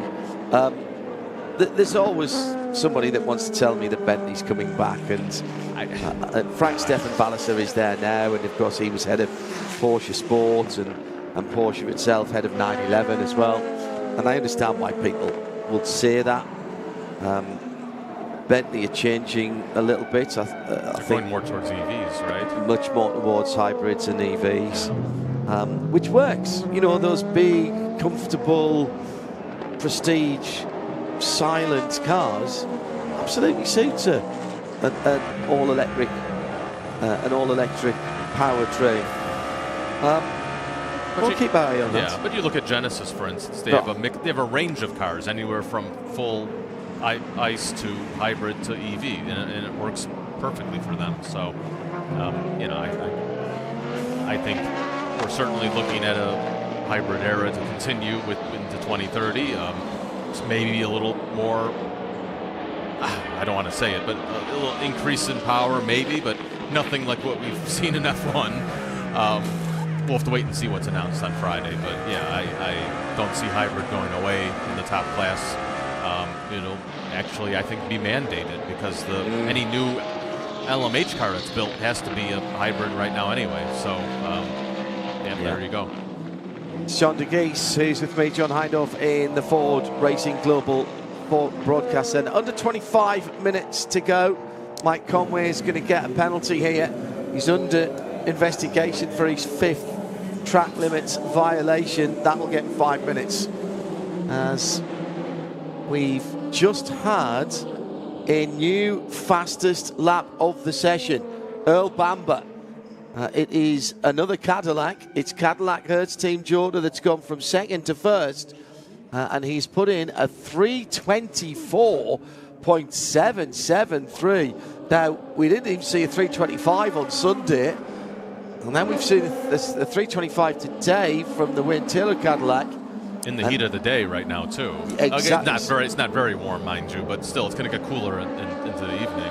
24/7 with a track temperature northeast of 32 Celsius. 18 degrees in the air as Heart of Racing 009 comes in. A lot of cars coming in at angles and then being put on the the dollies to be spun round. That tells you how big these cars and how tight this pit lane is, John. It almost looked like a Nürburgring 24 pit lane when yes, they do that. It does. They exactly do that during exactly those stops. Right. Yeah. It is very, very tight indeed. And the moment ago. Another LMP2. Yeah, and another wide exit for the DKR John Ferrano driven. Still showing the Tower Events logo. Of course, he races under Tower in the number 8 car in the US. Interestingly enough, I asked Renger van der Zande, his co-driver, was there any carryover from the Ricky Capone-owned Tower Motorsport team in the US? And Renger said it's actually the only thing that they have is the same seat that was made for him and John for the CTMP race last year. No way. So there's actually some commonality, common carryover, but it's actually just a seat insert. Very good. Yeah. Is Peter Barrett still involved with that? No. Right. Peter sold the assets to Ricky. Yeah. Who used to work for ESM back in the day. Oh, wow, there's a blast from the past. Yeah, so Peter is now with Action Express, which is, interestingly enough, has a few staff on site here helping with the Cadillac program. Ian Watt, their technical director, and Gary Nelson, team manager. I found that out after speaking to Keely Bawson, the Cadillac Racing Program Manager, at lunch today. So even though Action is not here, they have 2 of their top staff here to help with the program. It's a good point you make there, that huge edifice, the biggest we've ever seen in the Le Mans paddock area. Everybody from Cadillac Heritage Team, Jordan, Wayne Taylor Racing, have been at pains to tell me this is one Cadillac team in terms of the hypercars. Yeah, Wayne was very adamant to me when we were talking in Detroit, as I did a bit of a preview story, and he said he'd never been so excited for the prospects of Le Mans. And he flat out said he doesn't care if it's a Hertz Team Jota car or a Wayne Taylor racing car that wins Le Mans. It's all about Cadillac. And he even said that during the Detroit weekend when Action Express won. So I see that there's been a huge synergy around these Cadillac teams, 3 teams, 5 cars globally, and they're really treating it as one operation. John DeGeese on 91.2 FM with me, John Hindhaugh. Another lock-up from John Ferrano. This time the left front, that DKR engineering car. Very striking colour scheme on that with sort of tiger stripes on the car. BMW come here on the crest of a wave after a 1-2 finish at Spa. The best of their cars, the number 20.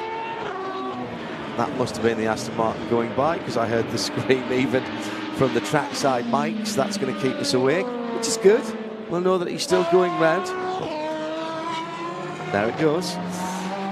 Yeah, it's interesting. The number 20 crew is actually leading the World Championship as well. Yes. And I sort of overlooked me, I think, when we were in Spa. And unfortunately, it's not with Sheldon Vanderlinde, with Robin Freins and Rene Rast, because Sheldon missed the first race of the year at Imola, as BMW's prioritized his IMSA program, like Dries Van Thor. And we'll have to wait till Friday to see if there will be any clashes between IMSA and WEC next year. I believe there will be. Again, maybe one more, unfortunately. But well, we know the IMSA dates already, so we'll be able to tick them off on Friday, when I presume we'll get at least a provisional or an announced calendar, whether World Events allow us to fulfill it the way it's announced. Exactly, yeah. And it's interesting because the Qatar race is always scheduled around Ramadan, and this year next year Ramadan ends on March 8th, I believe. So that puts it right around Sebring. And I've heard some talk, and let's just leave it at that. But safe to say, I don't think it'll clash with the 12 hours, even though it initially looked like it would be. Well, that's good news. Yeah, that's so the crisis averted there. Our pit lane team informed by the all-new driver database, driverdb.com. Nick Damon is our reporter for this part of the afternoon and finds himself at Ferrari. Yeah, up with Alessio Rivera on 21. Alessio, a lot of work going on in your car, a lot of work with all the cars going on. What's the program you've been going through today? Yeah, basically, we try to understand if the truck and the car were reacting in the same way of the prologue, and we find out that the truck is quite different, probably because of the shower of this night, and also because there were a few categories running this morning, so there is different rubber on track, and we had to find a little compromise on the car, change of balance compared to the prologue, and yeah, we are trying to fix the setup. Free practice is done for this, and also to maximize the driving time for Francois for the quali. So Francois, he's got to go out and do the work. I mean, between now and qualifying itself, what are you going to be doing? You going to work with Francois to try and see if you can get some extra speed out of him? Yeah, of course, Francois is improving lap by lap. I have to say, especially from last year, he improved so much, and now I think he's one of the best bronze on the grid. And he's trying to find the limit, especially because it's the first time we run here with the Evo car. And yeah, so he did a good job. He tried with 2 sets of tires and improved a lot in the second one. So is what we want to see, and he did a good job. There's a big challenge coming for you and the engineers in that all your practice tomorrow will be done in cool conditions, but race day and race weekend is going to be absolutely blazing hot. I mean, how do you handle that as a team? Yeah, it's going to be difficult because, as you said, there is a lot of difference in terms of temperature compared to now, and the race will be super hot. And so we try to predict what will be the balance of the car. So maybe a car that is strong today could be not so strong on the race day. So we hope to find the right compromise. Wish you best of luck and best of luck to Francois later. Thank you. Thank you. Ife off at Mulsanne. On the entrance. Happened a couple of minutes ago. We've just seen the onboard here in the Ford Racing Global Broadcast Centre. It was a big lose and quite a high-speed incident, John, there. The yellow flags are still out in that area and the car's not moved. I'm indebted to Scott Wiseman, who let me know that straight away, just because we were going down to Nick in the pit lane. This is last year's winning crew, and they are at the moment waiting for news from their teammate. But that is, as I was talking to Jake Hughes the other day, I heard that earlier, that is a very high speed turn in there. All of the prototypes, LMP2s and the Hypercars, are still on the power as you turn in to the first part of the Mulsanne corner. He's gone all the way through the gravel, and his right-hand side is up against, the car's right-hand side is up against the tyre barrier. It looked like he didn't go through the gravel. Yeah, but he didn't make extremely hard contact with the tyre wall. I think the car's going to be okay. It's a pretty wild ride across that early part of the corner. Oh yeah, he's lost that really early on. Before the gravel. Before the gravel, right rear making the first contact as he's gone around. Oh, look at Robert's face. Robert Kubitz's face tells a story. A big intake of breath. He was struggling to get the car slowed down. Actually went through the gravel on driver's left as you're turning into. That's the bit of gravel as we get full course yellow. That's the bit of gravel that is between. Let's have a listen. Mode to go out. They have a gravel mode? Ferrari 499P Rally? Wow. Interesting. Remove full course yellow in less than 15 seconds. Okay, full course yellow is ending, so he must have got that out. The gravel that he went through was the gravel that's between the roundabout and the racetrack. He was so far over to the left. There was another car, I think it was a Genesis, that was in front of him, one of the Genesis prototypes. And whether he came across that too quickly, whether he missed his braking point, can't tell you. But there's a wee bit of damage on the left rear. Is that car moving?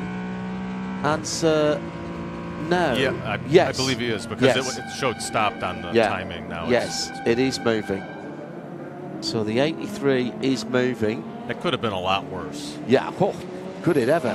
He's down at, for those of you down at Arnage and, Indianapolis and Arnage, it's right ahead of the Aston Martin, the 007 at the moment. Aston's just gone by him.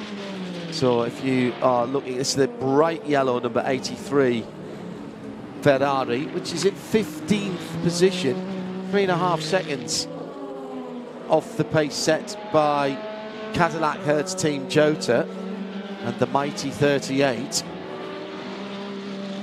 Pipo Derani's just gone out in the Genesis number 17, the Genesis Magna Racing GMR 001. Ifeye, that's his engine you hear behind me. He's got 31% in his virtual energy tank, so he was coming towards the end of his stint. He's sitting in third gear. Radio check. Yeah, so slowly come back. Take off the gravel on the right-hand side, not on the driving line. Yeah, he's got damage behind the right rear wheel. The team talking him through what's going on. The rear deck, the back of the deck actually, that holds the wing, the two-plane rear wing, has come unfastened and there is some damage there. But he's going all right in third position. He's all four Michelin tyres. He's got air in them. And it doesn't look like it's crooked in any way, so No. he might have gotten away with it, other than the bodywork. You're right, steering wheel's absolutely straight. Yeah. As he comes into the pit lane now, with 11 minutes and 50 seconds to go. Yeah, other than the slightly askew bodywork on that right rear, it looks all right. Nick Damon is our man in the pit lane. I have no doubt he's already at the number 83 pit. Not quite. I'm perambulating. He's just gone past me. Yeah, he's done a little bit of damage, but there's very little obvious damage to the car. I think he may have just knocked out a clip somewhere.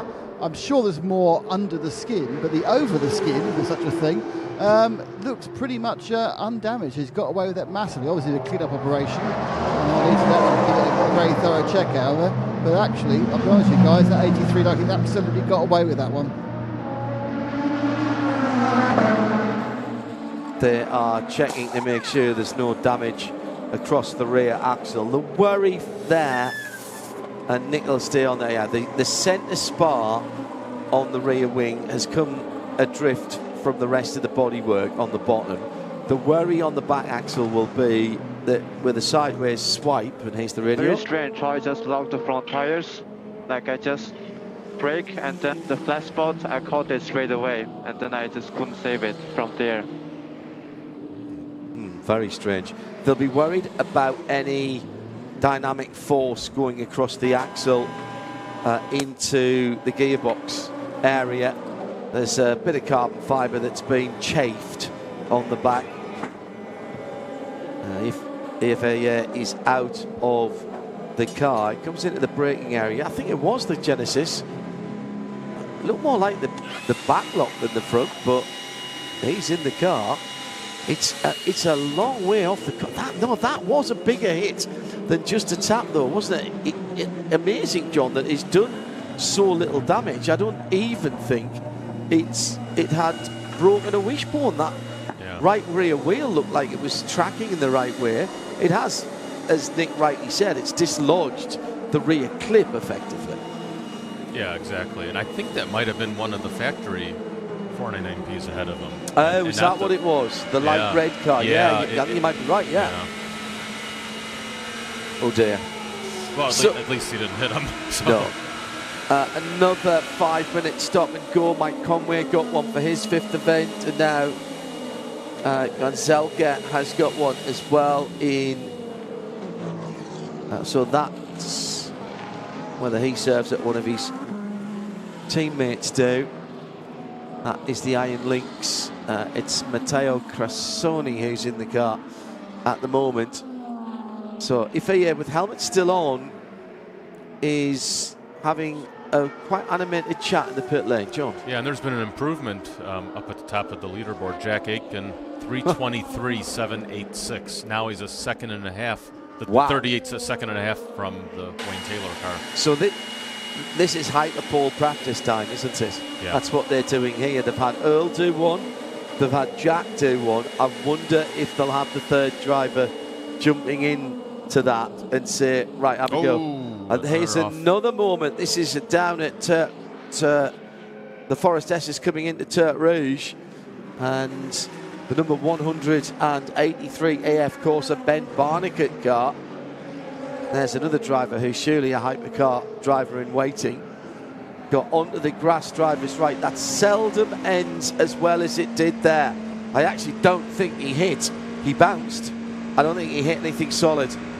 Bounced off the ground, but without hitting the edges of the circuit. Matthew Bell under investigation for his 6th track limits in the 13 Autosports Canadian flag design Corvette. Matthew Bell been so close so many times here at Le Mans. What would he give? What would anybody give for a Le Mans podium? I bet it's still a Le Mans victory. It is still one of the most coveted lines on a CV for a racing driver from any discipline. Seeing the tarmac, the circuit really marking up in the acceleration zone through the left-hander before the Forest S is there, John, with the amount of torque and power that these cars have nowadays, and they are quite heavy. Need to keep an eye on that, make sure we don't get a Monaco Grand Prix style circuit breakup. So what happened to the 183? The answer is Goodyear tyres on dirt. Not perhaps as grippy as Ben Barnicat thought he was. He's sideways. There must have been a point where he thought, how did he miss that arm go? He was so close to wiping the left-hand side on it. And Francois Perotto is his teammate down in the pit lane. He reckons it was millimetres. Yeah, no gravel off-road mode on that AF course. No, entry. Absolutely. So now we know the question that we're asking Ferdinando the next time we see him. Gravel mode on the 499P. Aston versus Genesis going up through the first corner into the Dunlop chicane. It is practice. There's 5 minutes left. And a race has broken out.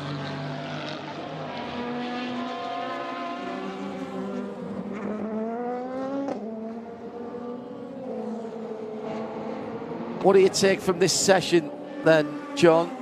With Aitken now in the pit lane, there's not time for the third driver to go out and do. Yeah, it was in the garage too. It looked like they were working on something. So I think what make it even faster? Well, I don't know, but 3:23.7. I'm not sure I'd expect to see that in the first session. No, not after the weather we've had here the last few days. Yeah, that's really impressive, and I think Cadillac has been quietly confident in their pace, but this is looking really good for them early on, at least. Jack Aitken had a long chat with him at the final Silverstone test before Le Mans, and he's a driver I've spoken to a couple of times, but only rather briefly. Had a chance to sit down, have a coffee with him, and have a longer form interview. And what a character he is, and not just a quick driver, but very fast of mind. I like his sense of humour. I like his sense of self-deprecation. Takes his job seriously, but clearly doesn't take himself that seriously, and I think that's good. He's got a good mindset. LMP2, Duquesne and Dorian Pan have just gone to the top. That's a change there as well for number 30 car. Then EDEC and then EO.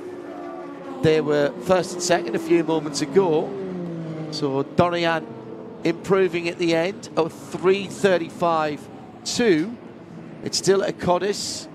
Lexus, Team WRT BMW, Team Caterpillar by Iron Lynx AMG. Racing Team Turkey have improved into 4th position for the Corvette, and then the second of the Ikoris in 5th position.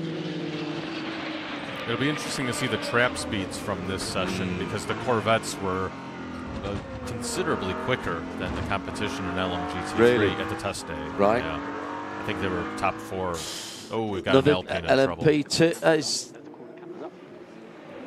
It's an Alpine. It is an And Alpine. reminder, parting exit focus, early lift.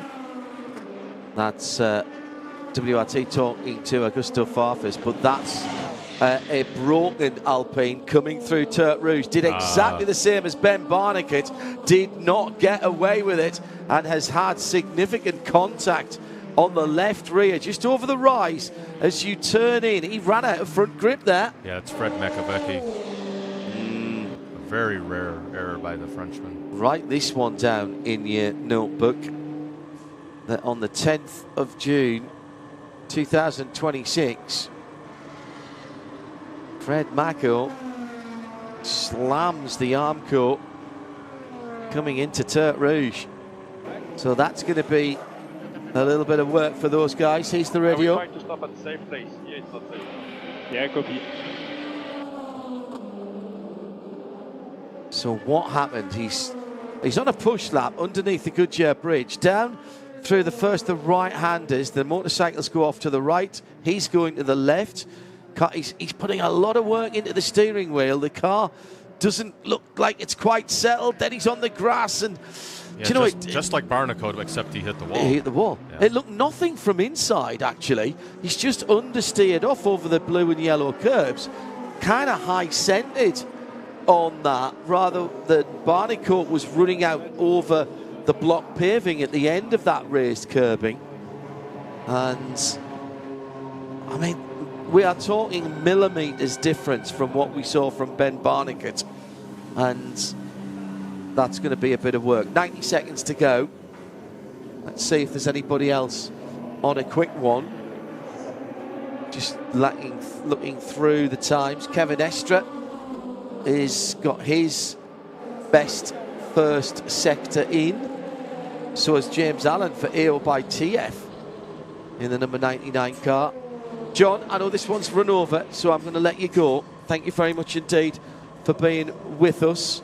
An interesting session, though. Yeah, absolutely. Some incidents, some early pace from Cadillac. It'll be interesting to see how this translates as we go into qualifying this evening. Have a good one. You too. You know you're welcome anytime around here. All right, thanks. Thank you very much. John DeGeese helping us out here in this first session. He's going to take his leave of us now in the Ford Racing Global Broadcast Centre. Now, in the Hertz Team Jota pit, and I don't know if Nick's, I'm sure Nick's got himself down there to see if he can get. They are taking the floor off the fastest car in the session. The car is on the hijacks. It's right up there. There's 4 or 5 mechanics, and I reckon that's a floor change for that car. As the checkered flag flies, let's get down to Nick Damon and see what he can tell us.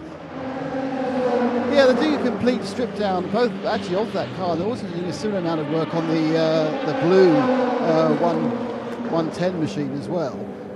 So they are kind of basically they're working on the cars.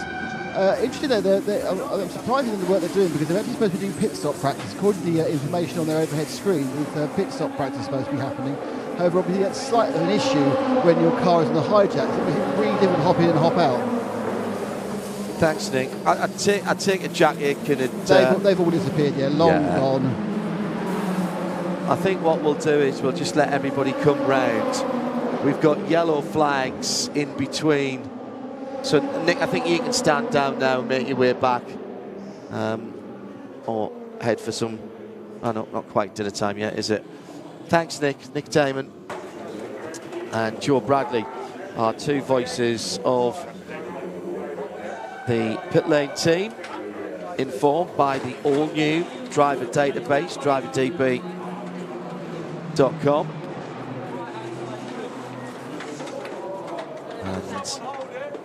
Cadillac Hertz Team Jota then, Jack Aitken's time, puts them on top by a second and a half.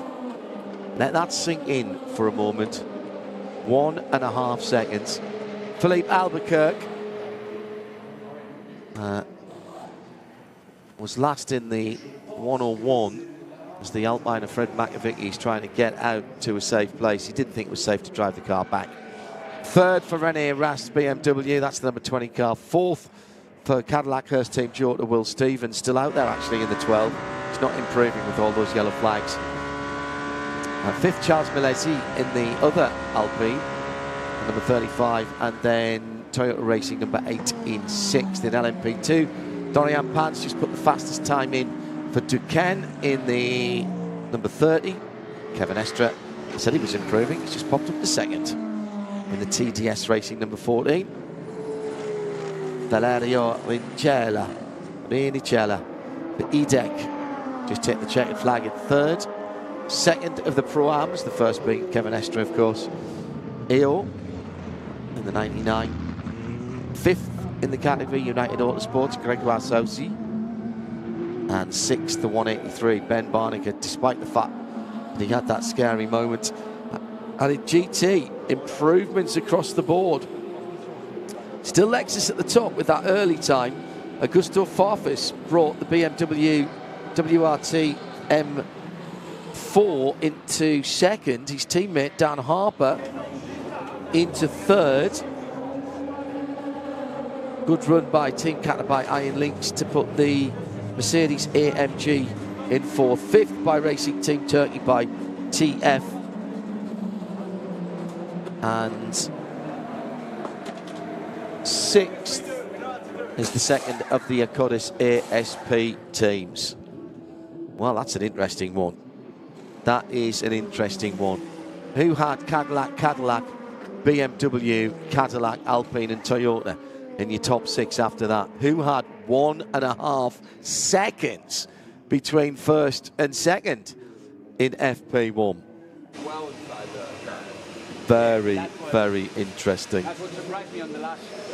That's Alex Riberas who's talking. Let's see if we can eavesdrop.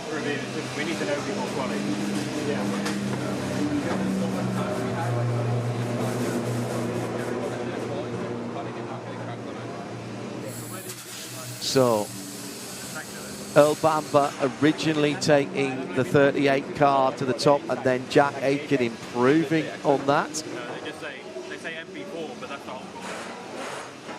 Pulling out 1.5 seconds. Sam Hignett will be a very happy man tonight to see Cadillac Hertz Team Jota on the top. David Clark told me he had a bit of a feeling for this year. It's early days, but the Royal Tunbridge Wells team are sitting atop the timings at the moment by 1.5 seconds. It's Cadillac first and second, BMW, Cadillac, Alpine, Toyota. The best of the Ferraris, the number 50 in seventh. Then Aston, then Genesis in the top 10 at 9, and the top 10 rounded up by the 007 Aston Martin. Stay tuned to 91.2 here at the track and around the world on RS1. Plenty of action and analysis still to come. This program is a Radio Show Limited production. Tell your friends there's more at radiolemans.com. Radio Le Mans weather.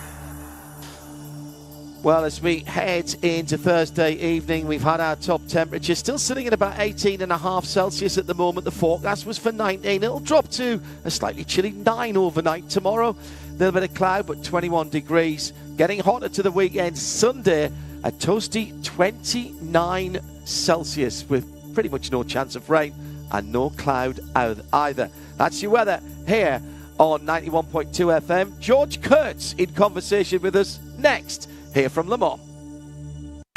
The most comprehensive coverage of the world's greatest motor race anywhere on the planet. This is Radio Le Mans. On on 91.2 FM and around the world at radiolemans.com. This is Radio Le Mans. Well, I'm delighted to say that sitting to my right and returning to Le Mans again is George Kurtz. Does it ever get old, George, when you come back here? It never gets old. It's such a special spot. It's one of the races I most look forward to in the entire calendar, and I'm delighted to be here and get the entry for this race. How much has it changed in terms of the event itself, the competitive nature of the category? Pro-Am in LMP2 is absolutely thick with talent. So do you notice that in the years that you've been coming here? Yeah, I think you said it right. If you look at the talent in LMP2, particularly in bronze category, it's gone up and up and up, right? So you really have to be on it for the entire race. This is one race where you need to stay in it. It's not a race where you can fall behind and get laps back in some other series that we race in. So I think it's important to have a good start. We've got a great team and great lineup. We can talk a little bit about that, but the biggest thing is you got to stay in it and just hope for the best at the end of the race. You mentioned that. I mean, we talk about the bronze drivers, gentleman drivers. I'm not sure whether I like that title. Stefan Wendel of AMG once said to me at the Nürburgring, I prefer to call them late starting professionals, which I thought was a great description, because if you say non-pro or gentleman driver, it gives the impression, I'm sure, to some of our listeners that you guys just turn up on the day and have a bit of a drive around, a bit of a Sunday drive. How much time are you putting in your racing outside of the race weekend? Well, I put a lot of time into it. Obviously, I've got a busy schedule, but there's a lot of simulator time, there's a lot of practice time, even go-kart time. Mm-hmm. So wherever I can fit some time in and wherever I can fit some testing in, I do, and I think that's a key to success and really understanding, where you can make up the most time. And for the most part, the bronze drivers can be very close to the professional drivers, but there's always going to be a difference mid-quarter speed and just certain areas, right? And it does add up at a track like Le Mans because it's a long track, but you just want to keep it close to the pros. But I guess for the listeners at home, this is not a race for the faint of heart that you just turn up in. You got to be prepared, and really the level of professionalism up and down the grid is the best that I've seen. Well, you talked about not being able to make up time, particularly in LMP2. It's probably, I think, the most pure racing that we see at Le Mans. We don't talk about BOP because it doesn't exist. Yeah. It's become a spec class. It's not mandated as that, but it's become a spec class. So everything you do behind the wheel, everything that your teammates do behind the wheel, and everything that goes on in the pit lane and before and after the race, that's the determinant, isn't it, of how you're going to go? It is, and it's a beautiful car. The Orica chassis is wonderful. The Gibson engine is fantastic, and it's a real delight. And we have a lot of folks, who try the car for the first time. Lawrence has it's his first race really in an LMP2, but coming from a hypercar, you could see just how pure the car is. And I know one of the comments that he made to me was, you don't have to. BOP is obviously a very strategic element that has to be. And we know why it's there, and we absolutely know why it's there, Yeah, and it has to be managed, but the nice thing about, our class is you can get on it straight away. It is what it is. There's not going to be any adjustments, and I think the pure racers in all of us love the fact that we get the same equipment. Yep. It's, going back to the go-kart days, you got this basically the same stuff, and, you're off into the races, and you set it up the best, and you drive the best, and you stay out of trouble, and that's going to be the group that wins. When we look particularly at the Pro-Am category in LMP2, the difference generally is made by the bronze drivers. There's an element of qualifying that is mandated to be done by the bronze drivers. We kind of expect silvers, golds and platinums, depending on how it's set up. We expect those guys to do what they're doing. So the differential is you, and you relish that, don't you? I do. I think, you really called it. When you think up and down, whether you have a gold or platinum driver, you've probably said it yourself, they're kind of robotic, metronomic, right? And they they're just going to do what they're going to do. So you get more variability a bit in the silvers and the most variability in the bronze drivers. So if you could be in the top pack, stay in the main group, and keep the car in the race, you have to understand what your job is. Yeah. Your job is not to win the race. Your job is to stay in the mix and turn a good, clean car over to your pros and let them do their job. And like many of these long endurance races, you don't win it. The track picks you. Yeah. And we say that about the Nürburgring. We say that about Bathurst and Mount Panorama, as if the races have personalities. Well, actually, it does, and Le Mans is a cruel mistress sometimes, and you can be on the good side or the bad side of her. As that bronze driver then, George, how important is it for you to get clear instruction when you get in the car, to know what you've got to do? Because you could be out there, depending on the strategy, depending on the time of the race, you could be out there with golds and platinums that you are effectively, in air quotes, racing. But you're not really racing those guys because it's not going to be those 15, 20, 30 laps that makes the race. It's going to be your times against the other bronzes that'll make the difference. Is that hard to get through your very competitive head? He's smiling when I say that because he knows I'm saying that as a compliment. That maybe I don't have to be holding this guy up. I don't have to be racing this guy right now. Well, I do think that's an important element because if I'm in against a gold driver, they're going to be faster, but then the roles are going to be reversed, right? Yeah. So you're really effectively racing, when the bronze is out, our gold is going to be in. So you're really racing bronze versus bronze. It could even be in a different part of the race, right? Just depending on several hours down the road. Several hours down the road, it's all going to come out in the wash. And I think what's important to realize is it's as important to know how to pass someone as it is to be passed, because you don't want to lose a lot of time. And you can hold up a gold driver for a little bit and make it more difficult, but ultimately it's going to slow your lap down and he's going to get passed, and you might as well work with him and just realize who you're racing. And I think that's really an important element, is to not get sucked into the I'm going to get passed by another car that's in our class, but it happens to be a different category of driver. So just run your race, know your job, and bring a clean car home. Slightly different qualifying this year. To get into Hyperpole, there's the final part of Hyperpole. There's 2 previous sessions now. You've got to do the first one, and that's the one where there's the most cars out on track. Have you worked out a strategy to find a bit of clear track around the 8.5 miles there?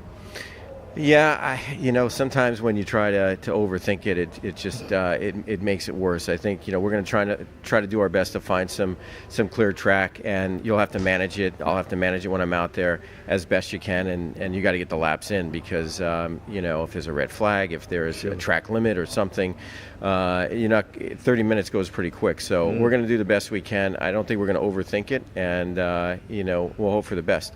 It's going to be like 7 or 8 quick laps. That's all it's going to be in 30 minutes. Now, you like qualifying, and you are exciting to watch in qualifying. I love watching you qualify, particularly with the other bronzes out there at the same time. I think we're going to have a battle royale. Yeah. Again, there's a little smile on Mr. Kurtz's face here. Speed versus consistency in qualifying, it's all about the speed, but you can't afford to throw it off, mind you. No, I think that's important, right? You've got to do the best you can, but you got to give the car over to the next man in line. And obviously, we're going to be more aggressive and full kill mode. But there's always limits, and if your competitor goes off and causes a red flag, well, that's a problem for them. So I think being as fast as you can, you have to take a little bit of risk, but not too much risk, where you're not going to bring the car back, and you want to be in it for the end. You want it for the end of qualifying, and there'll be some red flags for sure. Is qualifying? I get a lot of people. I have my own thoughts on this, and so I'm interested to hear yours. Is qualifying important, essentially, where you start on Saturday afternoon as to where you finish on Sunday? Possibly not.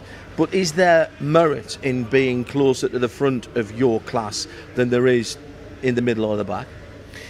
Look, it's such a long race. I mean, I think everyone wants to do the best they can to qualify as far up as they can. But the reality is, a 24-hour race, it's not going to matter necessarily where you qualify. It's probably a little bit more important here, where you don't want to just lose touch to the main pack, as it is in other series where it really doesn't matter. But at the end of the day, if we can keep it up towards the front in some shape or fashion, I think we'll be okay. And 24 hours a long race, and a lot of things that can happen. And what also is looking likely for the weekend is the weather forecast is getting hotter and hotter and hotter. We talked about what you do out of the car, your testing, your karting, etc. Part of that is fitness.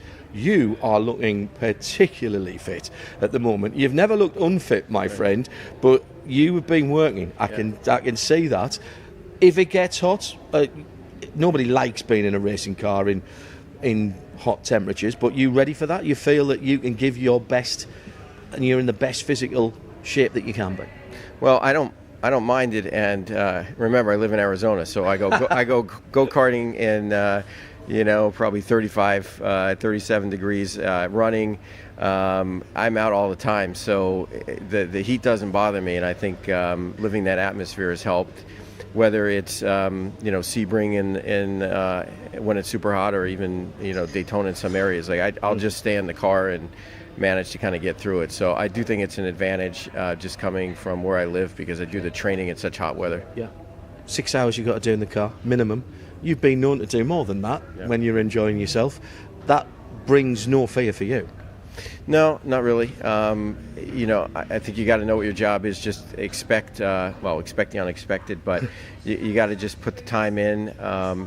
And like I said, I think the biggest thing is just keep in contact. Be part of the top group if you can. Mm-hmm. And I think there is a fitness element, particularly in the bronze category. And a lot of guys are fit, but there's more of a variability in the bronze category than obviously in the pro ranks. So if you can be consistent in your physical stamina, but also in your mental stamina, it's pretty easy to lose concentration, easy to lose days off a little bit, and get distracted with something. The sun is going to be crazy, as you know, as you get into Indy. And I think at the end of the day, you just do whatever you can do to be the best that you can be for that stint in that race and that lap.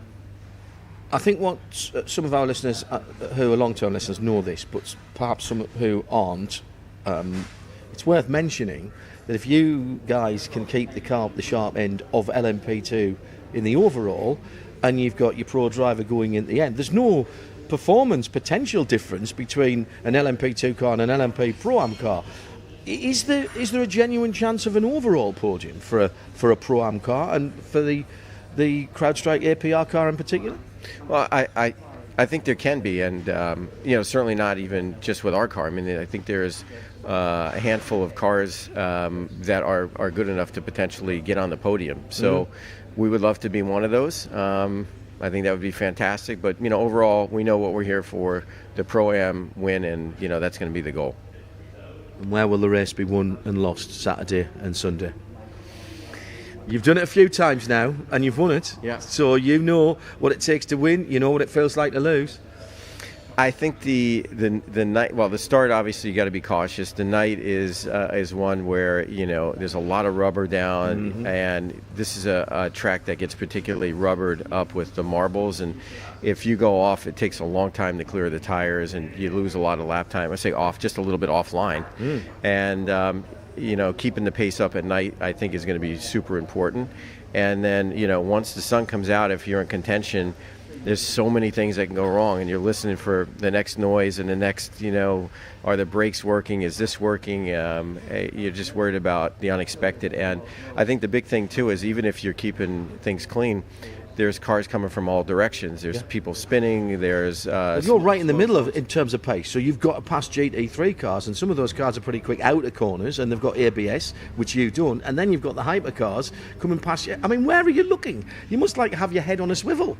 Well, that is true, and I think that's one of the areas too. Again, for the listeners, when you think about the braking performance of a GT car, and I've driven a lot of GT racing in the past, with ABS, I mean, you can brake so late and so deep. So if you think about a top pro GT driver who's going to be just on the binder super late, I mean, they make it difficult to make it difficult to pass. So you got to be careful there, and just realize that the car, once it gets going, is going to be fast. But out of the corner, It's not all that much faster than a GT, so it makes it more difficult just given the performance that we have for the race. That's why you love it, though, doesn't it? Because it's a challenge. Not everybody can do it. Let's get out there. You want to get started now. You want Saturday afternoon to be here. Well, you get here, you have your Sunday practice, and then it's hurry up and wait, and it's a lot that goes on. It's a great weekend, and of course it's a great event for the drivers and the fans, and I think we're all lucky to be part of the history here. But at some point you want to just get on with it and go. Wish you all the best. Go well. I'm going to say enjoy it, but I know you will anyway. And let's hope that there's a podium, or even better, on the cards for CrowdStrike APR. Well, we appreciate that. Thank you personally, and I look forward to hopefully chatting with you during the race. This program is a Radio Show Limited production. Tell your friends there's more at radiolemans.com. Few sporting events and fewer car races have been immortalised like the 24 Hours of Le Mans. From the often quoted line from the 1971 Steve McQueen Classic. Racing's important, the men who do it well. When you're racing, it's life. Anything that happens before or after, it's just waiting.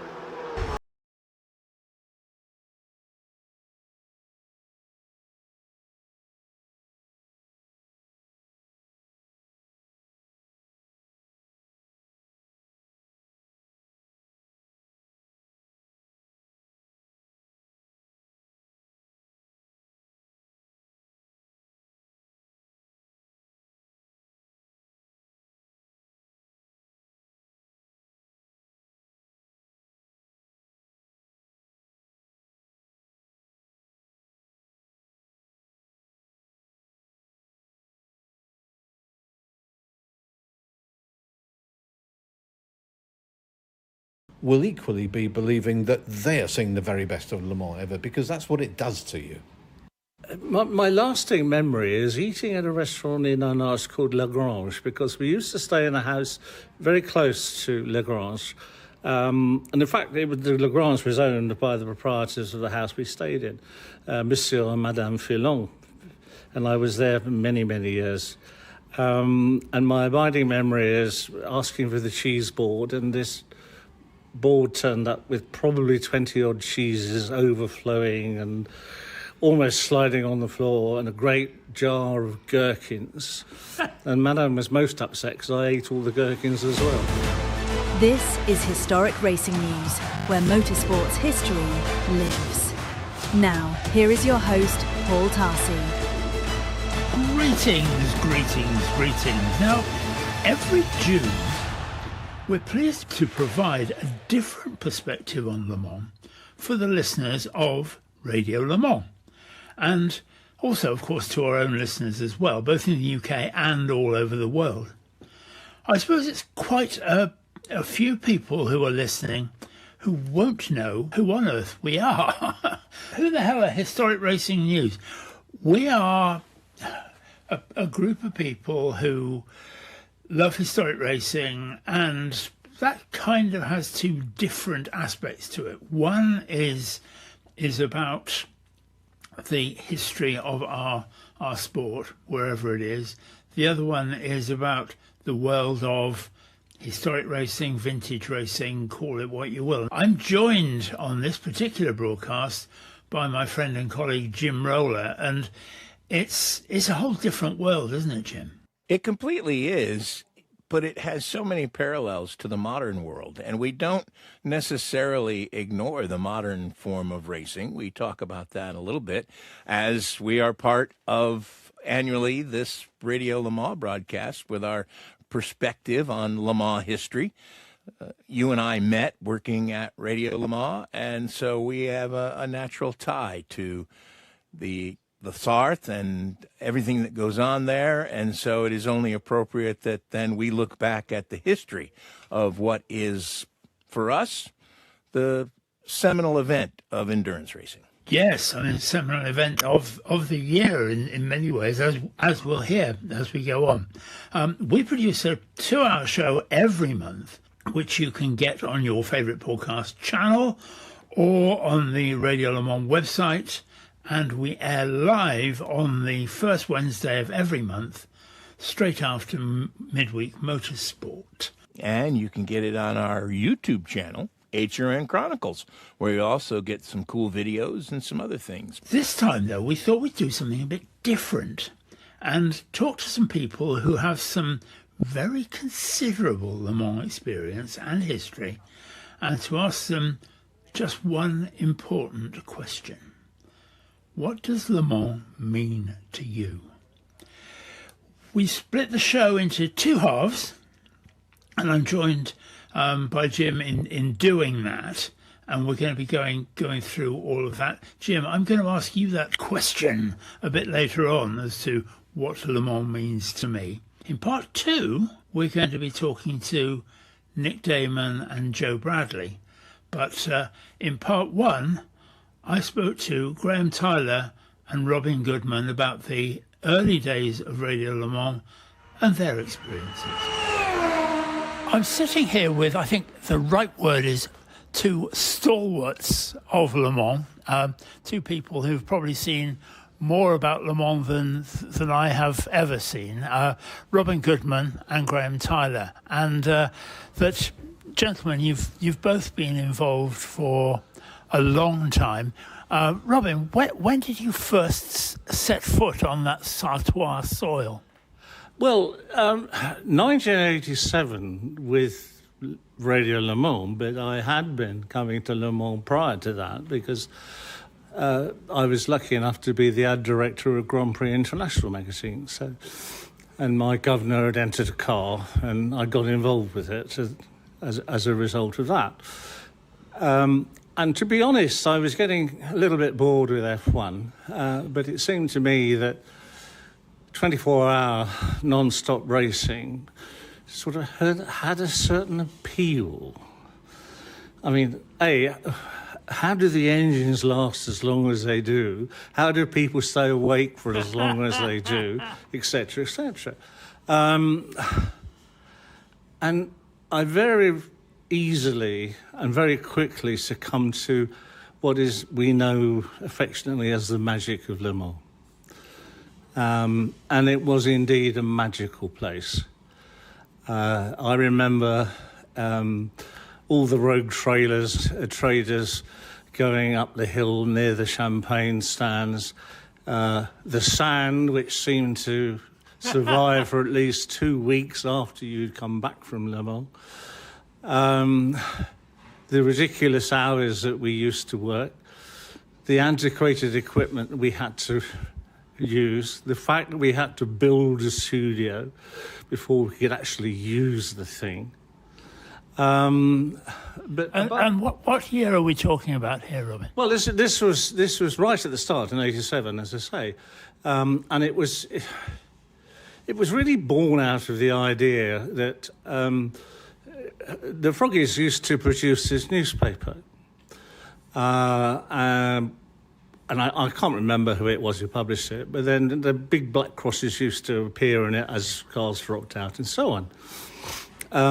There was a French commentary, of course, but in French, and sadly a lot of English people don't bother to learn French, which is a shame. But and the other thing was that there was an English announcer, and he used to come on for, I think, every hour. But he had a fondness for gin and tonics. And, of course, the inevitable happened that whilst he was trying to provide an intelligent and informed commentary on the race, it became somewhat distorted, which was effectively the amount of alcohol which he was consuming at the time. So in the end, he became totally incoherent. As, of course, did most of the listeners who were doing the same thing. Graham Tyler, I think you went to Le Mans as a punter before you were ever involved. I did, yes. I was first escorted down to La Sarthe, not knowing really quite what to expect, in 1980. What I wasn't expecting was to get quite as wet as I did, because it was a wet-dry race. But it absolutely hooked me straight away. And I carried on going for 34 years on the bounce. So you kind of see a lot of different things happening over that period. But to start with, it was pre-Group C, so it was Group 5 and Group 6 cars. And 1980 was the last ever win by a constructor who drove his own car, Jean Rondeau. You look back now, and I don't want to use the word highlights, but what are the things that it means to you? It means, candidly, less now than it did, which is a shame, but that's the way we all progress and grow, I suppose. For me, it's heyday. In the years when it was all new to me and exciting and thrilling, it meant a completely different way of going racing as a spectator, as well as the racing that I was seeing being very different from anything I'd seen before. You did have to put up with some fairly archaic facilities, particularly those of the WC variety. Holes in the ground. And well, if you were lucky, yeah. There was a lot of sand, and when you blew your nose for the next fortnight, it was like ready-mixed concrete. You know, it was just awful, and that was part of it. Yes. If you went for a meal, you didn't quite know what you were eating, but it said it was beef on the menu, so you had to maybe trust it until it neighed, and then you worried, and then you thought, no, that's not right. But it was the introduction to things like merguez, which weren't in English supermarkets back then, and rillettes, and I seem to be focusing on food, which is crêpe grand marnier, and the only correct way to eat one of those. Yes. Which came in a little shallow polystyrene tray or cardboard tray in the early days, with a litre bottle of Grand Marnier with a watering can rose stuck in the top, and you simply took the crepe out of the little container, and you fill the container with Grand Marnier, and then you ducked the crepe back in again. And it was great. And Robin, I suppose in your privileged position of being a hired hand through all your time at Le Mans, did you have to go through all those different bits of food and drink? Well, yes, I did. I mean, the Weird Le Mans, which Graham referred to, is a cultural delight and haute cuisine, as far as I'm concerned. Yeah. The faux fillet, it could be horse meat. I'm not entirely sure it was steak. The frites were wonderful, of course. My lasting memory is eating at a restaurant in Arnas called La Grange, because we used to stay in a house very close to La Grange. And in fact, the Lagrange was owned by the proprietors of the house we stayed in, Monsieur and Madame Filon, and I was there for many, many years. And my abiding memory is asking for the cheese board, and this board turned up with probably 20-odd cheeses overflowing and almost sliding on the floor, and a great jar of gherkins. And Madame was most upset because I ate all the gherkins as well. No, it was a cultural feast. And just to echo what young Tyler has mentioned, were the cars themselves and the people who worked on them. From the constraints that Mr. Eckerson had placed on Formula One, because he had by that stage, there was a freedom about Le Mans that I'd never come across before.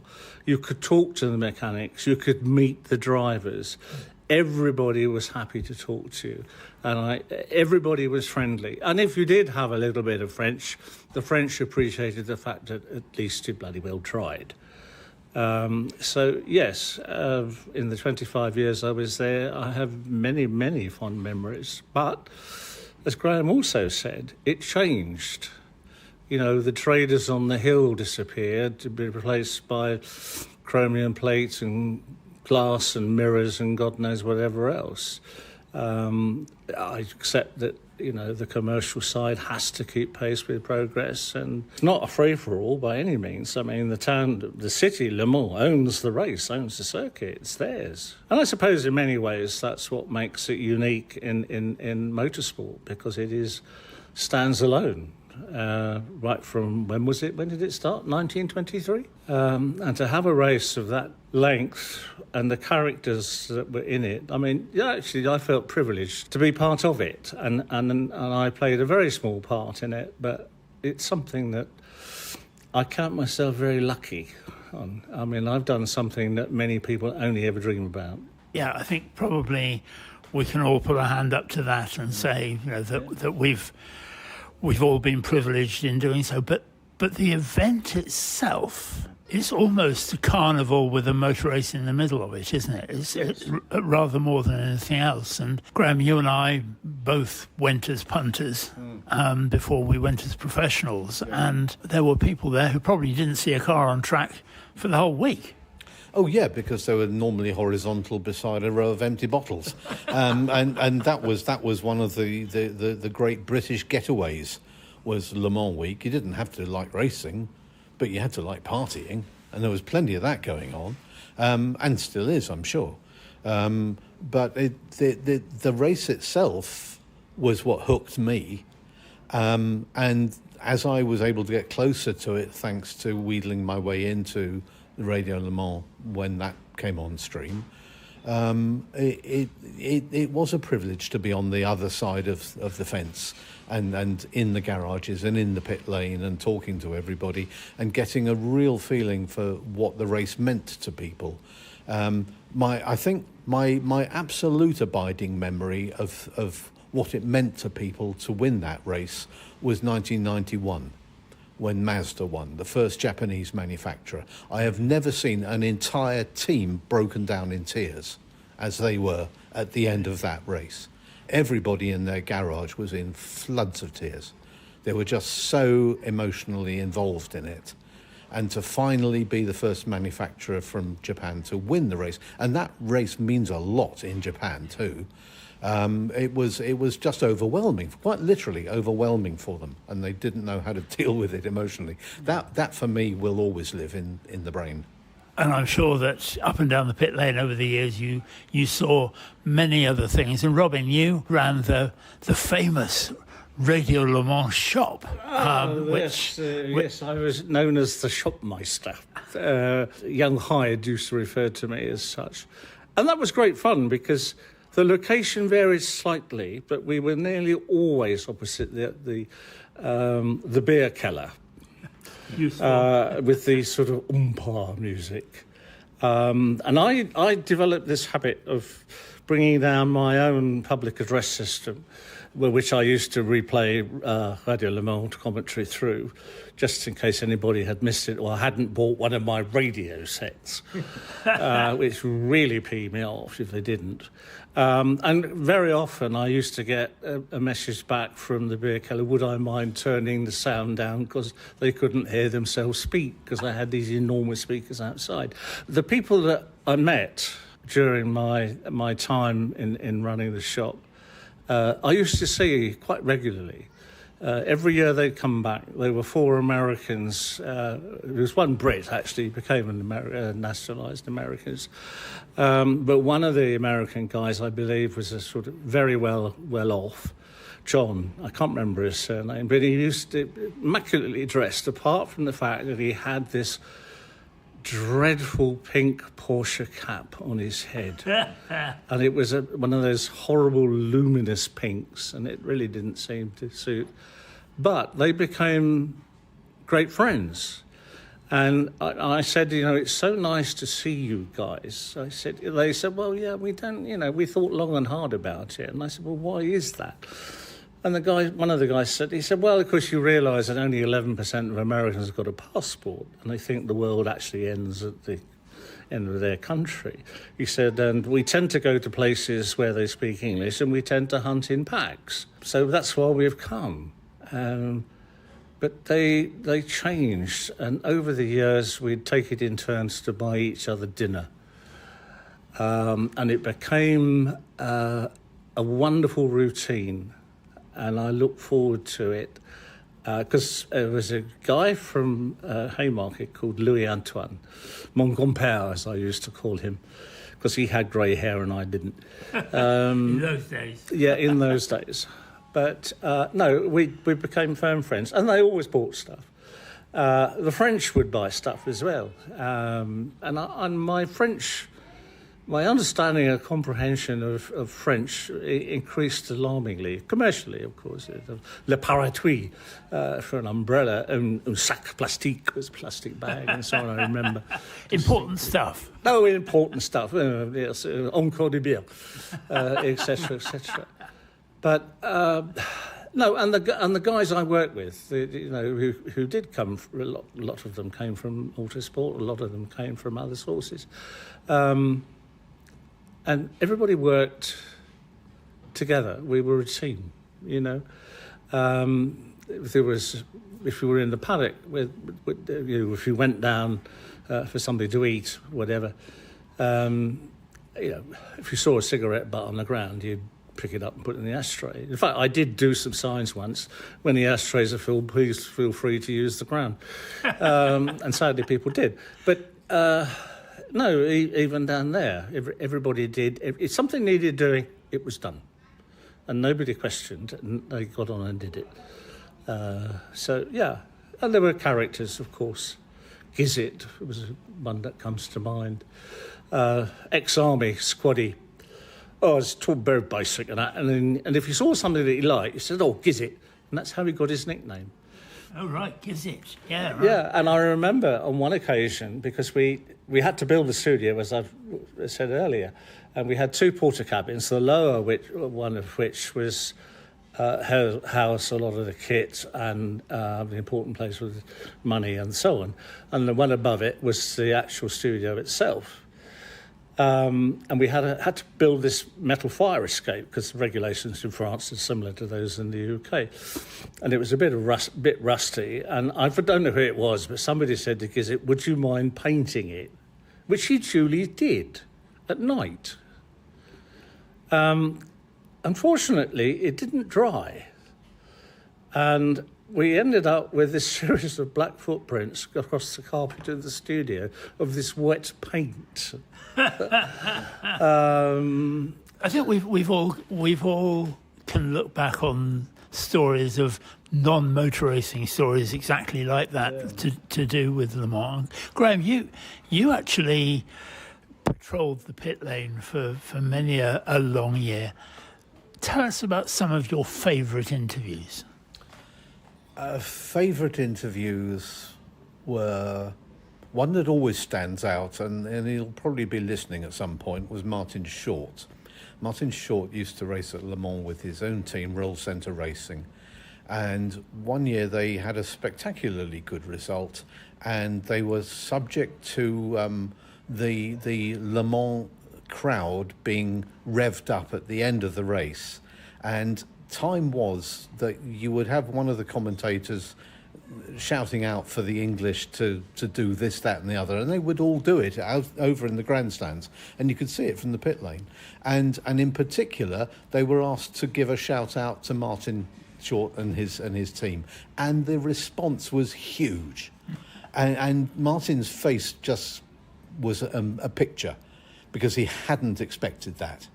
He really didn't expect that. I think he's a very modest man, but very talented. And that was a lovely moment to be able to hold the mic to his mouth and say, right, how does that feel now?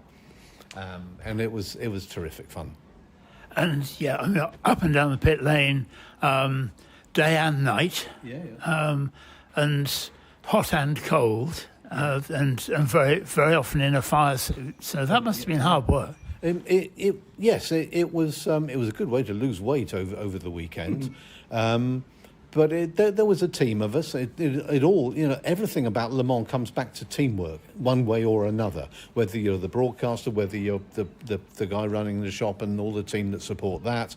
One of the things that appealed to me when I first saw Le Mans was the element of teamwork within the race, because you don't drive this thing alone. You have to have, back in when I started, you could have two drivers.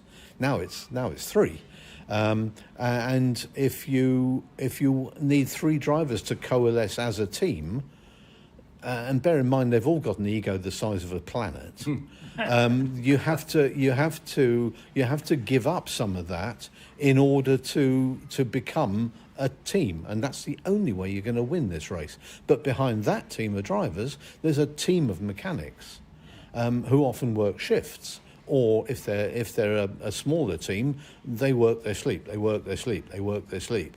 And if they're unlucky, they work and they work and they work and they work, and then maybe they sleep. Yeah. So that element of teamwork was what, to me, separated that form of racing from any other, allied to the fact that I was watching those races at a time when, for my money, the best looking and the best performing cars were out there. The Group C era, to me, was the absolute pinnacle of racing at Le Mans. I know the modern car, the new generation of cars are faster. I know they last longer, but they've almost become bulletproof. And some of that magic, some of that mystery of how on earth you keep a car going, which Robin alluded to earlier, is lost now, and along with it has lost some of that magic, some of the soul of Le Mans. I think when they chop down so many trees, simple things like that, the physical circuit is still roughly the same shape, but everything around it now feels, to me, sterile. And I think that's a great shame. I understand a lot of it was done on safety reasons. I understand a lot of it was done for commercial reasons. But to me, some of it has been detrimental to the race as it should be perceived. And I know that the people who go there now will equally be believing that they are seeing the very best of Le Mans ever, because that's what it does to you. Yeah. Yes, it is very much a drug, isn't it? And I suppose when we all first went for the first time, that the circuit was outside Le Mans, outside the city. It's now part of the city, and that all those bits down the Mulsanne Straight, which was just trees, as you say, Graham, is now supermarkets, and there's a football stadium and everything else. But going on from your point, Graham, Robin, you've seen huge changes over the years at Le Mans. What was your favourite time of Le Mans, and why? Well, again, a bit like Graham, there is a fascination about the sound of engines, and there were some big buggers going around. I remember there was one year, I think it was an American Eagle, which didn't conform to any shape or form or any rule or regulation. And the Americans had heard about this race, and they said, well, hey, gee, we're going to go over and do it. Anyway, they turned up, and of course the scrutineers had a field day. But we adopted this team. Again, it was teamwork. It was a tiny group of people. And they worked their proverbial self in getting this thing ready. And the crowd got behind it. And I think it broke down sometime on Saturday night, and there was a collective groan from the spectators who had heard that this had happened, because they had tried so hard. But I think the electrical supply had petered out, and the computer, which was not the driver, needed 13.8 volts, and this had dropped below that, and of course everything went pear-shaped. But of course, in the old days, they used to hide tools behind the Armco. So if something did happen, then the driver could actually try and fix it themselves. Because that's another unique thing, is that if a car ends up in the gravel, it gets pulled out and it's allowed to continue. That doesn't happen in F1 or anything like that. If a car breaks down on its way around the circuit and the driver can get it going again, then so be it. I think my favourite memories are of the work that the spotters used to do. Graham, before he became a pit lane reporter, was the spotter. And there was another gentleman, Chris, what was his name? Chris Hardy. Chris Hardy. And they used to go out loaded up with these really heavy and really very, very old radio transmitters. They used to fry your bum with the batteries because they used to get very, very hot. But if it wasn't for them reporting back to the studio, car number 898 has got a flat tyre. The thing was that all the information that they imparted to us, which we then rebroadcast over air, was of help to the team because they were ready with a new tyre, replacement tyres, on for car 1988. So it was all of that. It was that collation of the effort of everybody. And I suppose in the early days when we were learning how to do things, and a lot of it was make it ready and make and do and so on. And occasionally we did get to eat, even if it was cold curry for breakfast. Before we got all this, highly sophisticated kit called Mother, the computer humming away quietly in the corner. When we had proper turntables which played proper records. I remember John Heinhoff, bless his cotton socks, bringing down his 2 coffins with him, which were packed with 7-inch singles. We had 2 Technic 120 decks, I think. They borrowed my Akai tape recorder to make all the recordings. We had a cart machine, and people will remember the 4-track we had with station idents and so on. And very often, because I could speak the Queen's English on occasion, I was asked to record some of the commercials because they reckoned that because I worked in advertising as the main job, they said, well, OK, Robin, well, you can go out and flog advertising space on the radio station whilst you're wandering around and whilst you're running the shop, and you persuade people to take some ads on air. So I would do that, and then I'd get down to the studio and say, well, I've got this, this, and this, and this. And they said, well, while you're here, you write the script, you might as well record them. So that's what I did. Those early days when the input was required and provided by all of us. Again, echoing what Graham has said, it's teamwork. And Radio Le Mans wouldn't have worked without the team that we had in those days, and it's the early teams that I remember best of all, and there were some real characters. Indeed, I mean, I think that's something that's coming across loud and clear, and you two gentlemen played a significant part in those early days, and Graham Tyler and Robin Goodman, thank you very much indeed. This historic racing news, Le Mans Special, is a copyrighted presentation of historic racing news in association with White Squirrel Studios. Any rebroadcast or other usage without the expressed written permission of historic racing news is strictly prohibited. Now, back to your hosts, Paul Tarsi and Jim Roller. It's funny, isn't it, Jim, that you and I both listened to those broadcasts back in those days. It was a very different world in so many ways, wasn't it? Oh, it really was. And I can remember even my first, I always used to revel in the fact that I could tease some of the early folks and founders of Radio Le Mans, that I was actually on Radio Le Mans before they were, because I was interviewed by Radio Le Mans in 1988 by Neville Hay. And so I was actually, that was my first trip to Le Mans, working for ESPN. And I had known Neville for, almost a decade by then.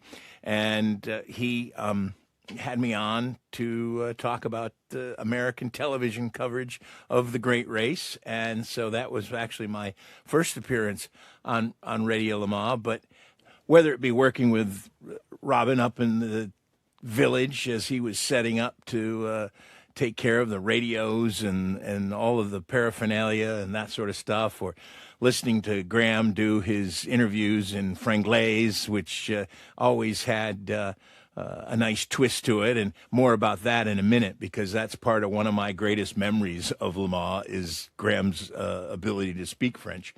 But it's one of those it's you take in and you absorb it all, and it becomes just part of you. And in my opinion, the 24 Hours of Le Mans, and in my country, America, the Indianapolis 500-mile race will always be the two greatest and most important events on the calendar each year. Yeah. They're both steeped in, a century of tradition. They have iconic trophies. They have pre-race rituals, and they're rites of summer. Singing Back Home Again in Indiana at the 500, and then at Le Mans, the American, British, and Le Marseille, all with an ever growing crescendo throughout the 8-mile circuit. But what separates them is racecraft.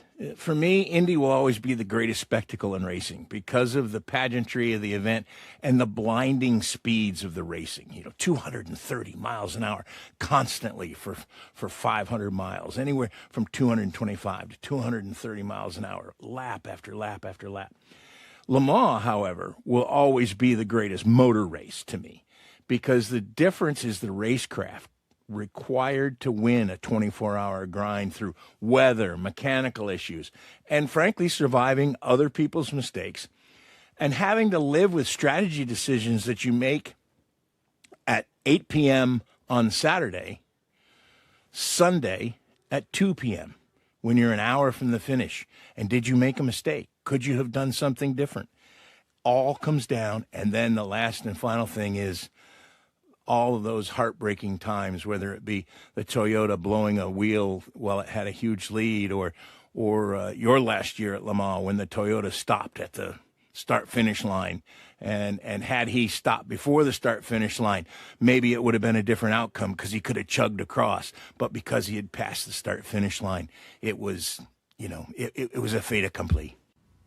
It's so many of those things, and I think when we're talking about Radio Le Mans, one of the things is, of course, that when you were interviewed all those years ago, when the station was run by Haymarket Stroke Autosport, and it was simply for the people, for the Brits at Le Mans who were there and hadn't got the foggiest idea what was going on, and that everybody walked around with an earpiece tuned to Radio Le Mans to listen to it. And I think that's one of the things that changed. I mean, I can remember the newspapers would be published and there would be people walking up and down the tribunes with the newspapers, and the back page of the tabloid newspaper was individual boxes with each entry on it. So you'd have 55 little boxes, each with an entry of the drivers and the car and the entrant.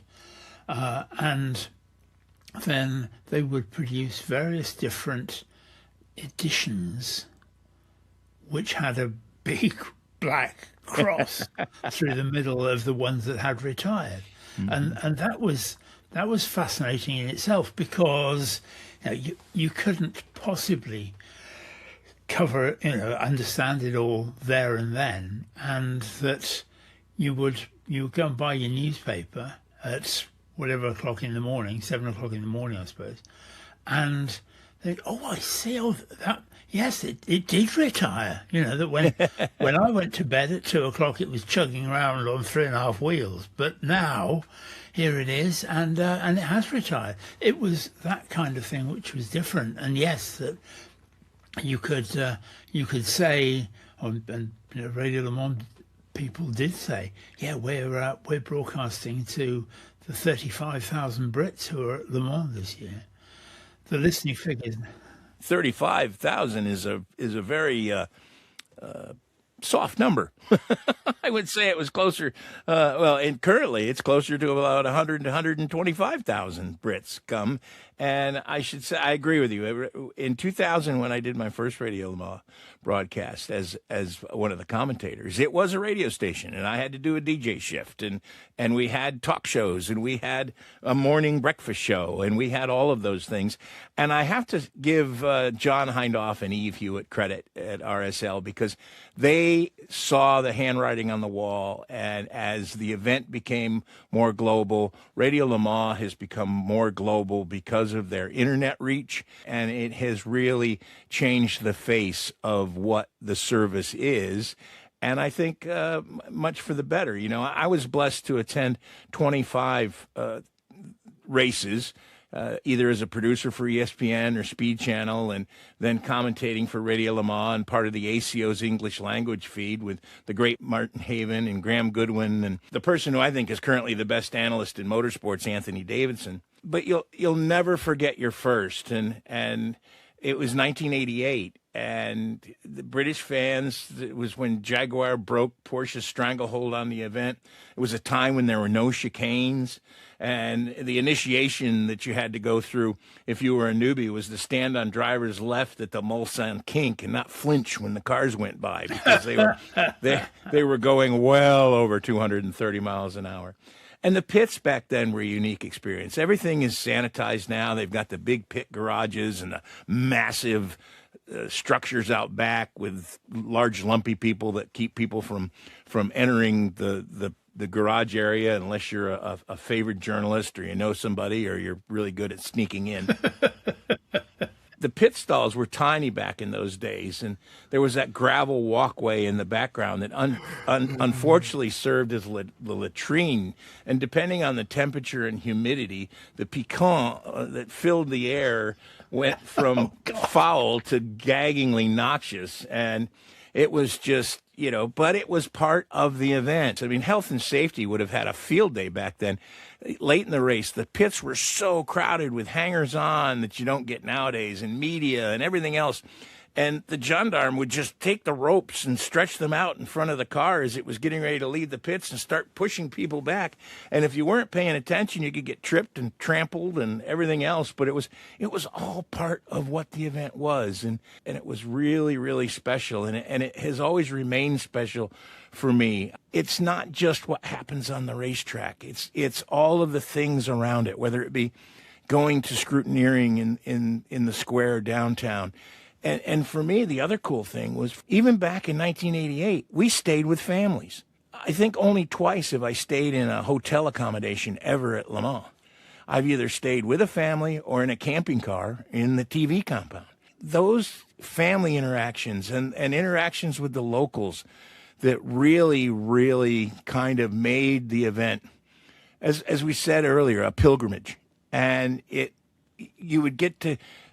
the first few years, we didn't stay with the same family, but then once it became consistent, I was staying with Patrick and Mina Truchen in Changé, and you know, watching their family grow up. And after my late wife Ann passed, they took care of me for 10 days between races because I just didn't want to go home, and they opened their home to me, and you know, I'll never forget that. And it was a special time, and I think of them, even though I don't go anymore since I got retired, I think of them all the time, not just at Le Mans time, but I think of them all the time.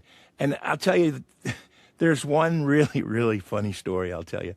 You and I both have a passion for a local delicacy called Rillette du Mans, which, as Charles Dressing used to say, is everything but the oink. In the early days, we were staying with a family in Arnage, and it was Graham Tyler, Charles, Paul Truswell was there, and my American Le Mans Series director, Billy McCoy, was with us. He was just on a busman's holiday, taking a trip to Le Mans because he'd never been. And, of course, we had gone to the market and gotten a little tub of Rillette so we could have it with our baguette in the morning. Graham was kind of our spokesman because Madame didn't speak but maybe a couple words of English, and Graham was the one who was kind of our translator. And we were sitting there enjoying our breakfast, and Madame comes in, and she looks around the table, and Mon Dieu! And she reaches over, and she grabs the tub of Rillette, and she storms out of the kitchen. And we're all kind of looking at each other like, oh, what's going on, you know? And down the steps she goes into the basement. And then moments later, you know, here she comes, pump, back up the steps.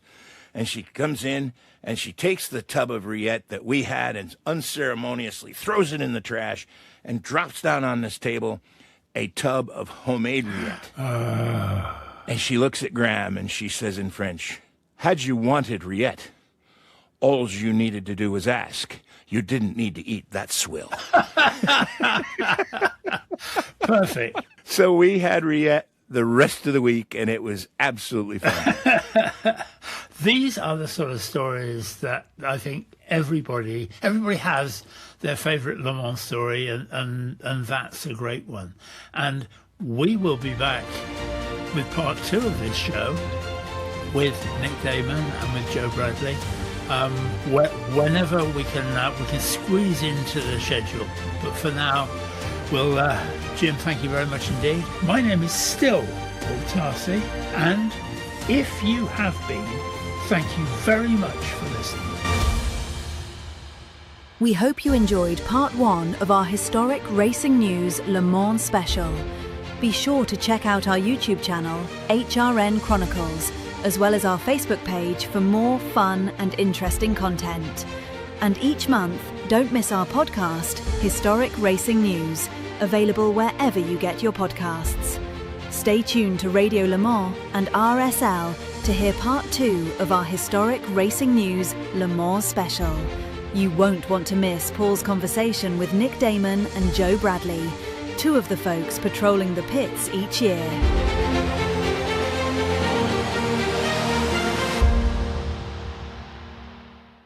On 90.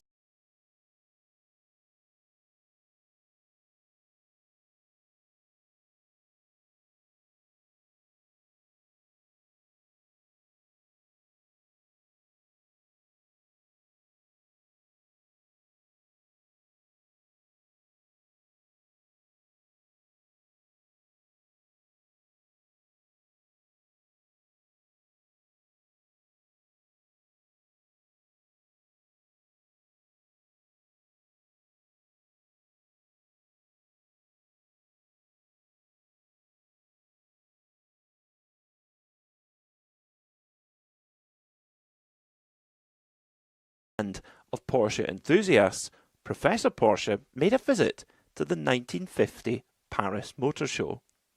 During the annual automotive extravaganza, the professor received an invitation that set the course of his firm's enviable competition heritage. Charles Farreau, a founding father of the 24 Hours of Le Mans, wished for Professor Porsche to enter 2 cars into the 1951 race. At the time, Porsche had only been producing his own cars for 2 years and was in the process of relocating back to Stuttgart after struggling to survive in humble facilities in Gmünd, Austria. Furthermore, the hangover of the devastating war lingered. After the war, Porsche's Stuttgart works had been occupied by American forces, and the professor found himself imprisoned by the French government. As it transpired, the French had 2 clear motives for incarcerating Porsche. Firstly, they craved the input of an engineering mastermind for Renault's new 4CV road car. Secondly, the French government demanded a colossal bounty for Porsche's release. Charles Farreau proved an essential ally to Professor Porsche in arranging his release. As a way of repaying Farreau for his friendship and support, Professor Porsche agreed that his firm would enter 2 cars in their first international motor race as a works team. By now, production of steel-bodied Porsche cars had begun in rented accommodation at the Reuter Coachworks in Stuttgart, but these wouldn't be ideal for competition. However, the Porsche family had some typical post-war ingenuity up their sleeve. Back at the farm shed workshop in Gmünd, Porsche had produced hand-built aluminium-bodied cars. Luckily, the few remaining bodies could be repurposed for the Le Mans race cars. These flyweight bodies weighed in at a staggering 120 kilos less than the steel alternatives now churning out of the Reuter Coachworks. Therefore, the Gmünd bodies formed the ideal basis for the firm's first Le Mans racer. Dubbed the 356 SL, the Superlight boasted a streamlined body designed to cut through the Le Mans air at high speed. Despite a modest power output of 46 horsepower from an 1100cc air-cooled engine, the 356 SL could reach 100 miles per hour in top gear. Fitted with a 78-litre long-range fuel tank and longer gearing, the diminutive Porsche was ready to take on the 24-hour classic. However, Porsche's extensive preparations for their international debut were marred by a succession of setbacks. Prior to the event, team manager Paul von Guillem was dispatched to Le Mans for some vital reconnaissance and testing. As a class winner at Le Mans before the war, von Guillem was the perfect man for the job. During a high-speed run in the 356 SL, Guillem encountered a cyclist crossing the road, resulting in a violent crash. A few weeks later, a works mechanic testing another 356 SL collided with oncoming traffic on the Autobahn. Porsche now faced the unthinkable prospect of reneging on the promise of 2 cars for Le Mans. Once again, Porsche's resourcefulness shone through. From the scraps of 2 destroyed cars, the works mechanics revived 1 complete machine, and Porsche's brace of Le Mans racers was finally complete. On Saturday the 16th of June at 7:15 a.m, the pair of Porsche 356 SLs left Stuttgart for the long journey to Le Mans. After a brief stop for lunch, the German squad arrived at Le Mans in the early evening in a slightly cautious mood. With wartime still clear in the memory, concern remained over the French reception to a German team. However, Porsche's crew were embraced by the racing community, just as Charles Furreau had promised.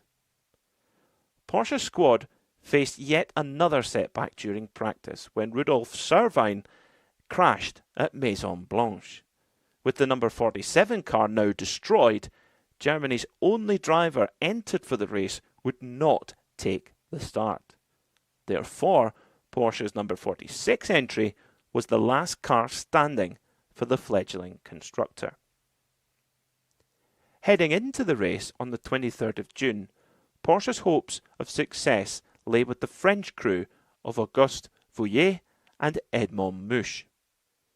Fittingly, Voyer played a pivotal role in encouraging the Porsche family to take on the challenge of the 24 Hours of Le Mans. As Porsche's French importer, Voyer convinced the family that success at Le Circuit de la Sarthe would boost the reputation for the company's road cars. Voyer's vision proved correct. From day to night and back to day again, Voyer and Mouche relayed through the race with metronomic consistency. For 24 hours, Porsche's plucky 1100cc motor relentlessly thrummed away, powering the French drivers to victory. At the fall of the checkered flag, Voyer and Mouche had not only vanquished their 1100cc class rivals, but all of the 1500cc cars as well. Porsche had triumphed on the grandest stage on a stunning international debut. Given the brutality of Le Mans in the early 1950s, Porsche's achievement with the 356 SL remains difficult to comprehend. Considering the reported maximum speed of just 100 miles per hour, the number 46 Porsche's average speed of 73.5 miles per hour over 24 hours is astounding. Lightweight, superb aerodynamics, and relentless reliability were the cornerstones of this initial triumph. These pillars of success have remained throughout Porsche's 111 class and 19 outright victories at Le Mans. Nowadays, most Le Mans winning machines enjoy a dignified retirement in museums. Back in 1951, Porsche number 356-2063 didn't enjoy such luxury. This Le Mans winner was quickly converted for a successful assault on the Liège Rome-Liège Rally, and then again for high-speed trials at Montlhéry near Paris.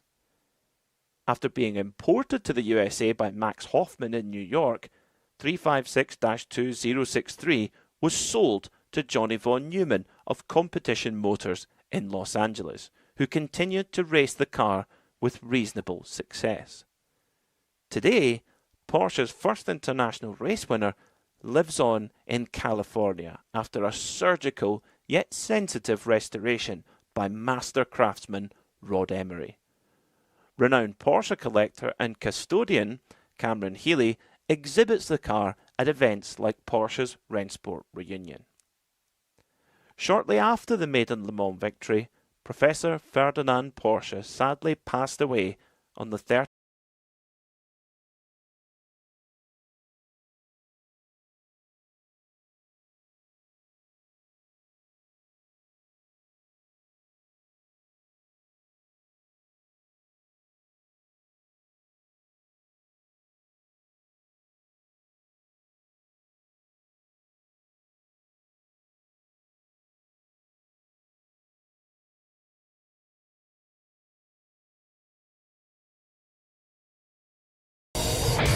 This program is a Radio Show Limited production. Tell your friends there's more at radiolemans.com.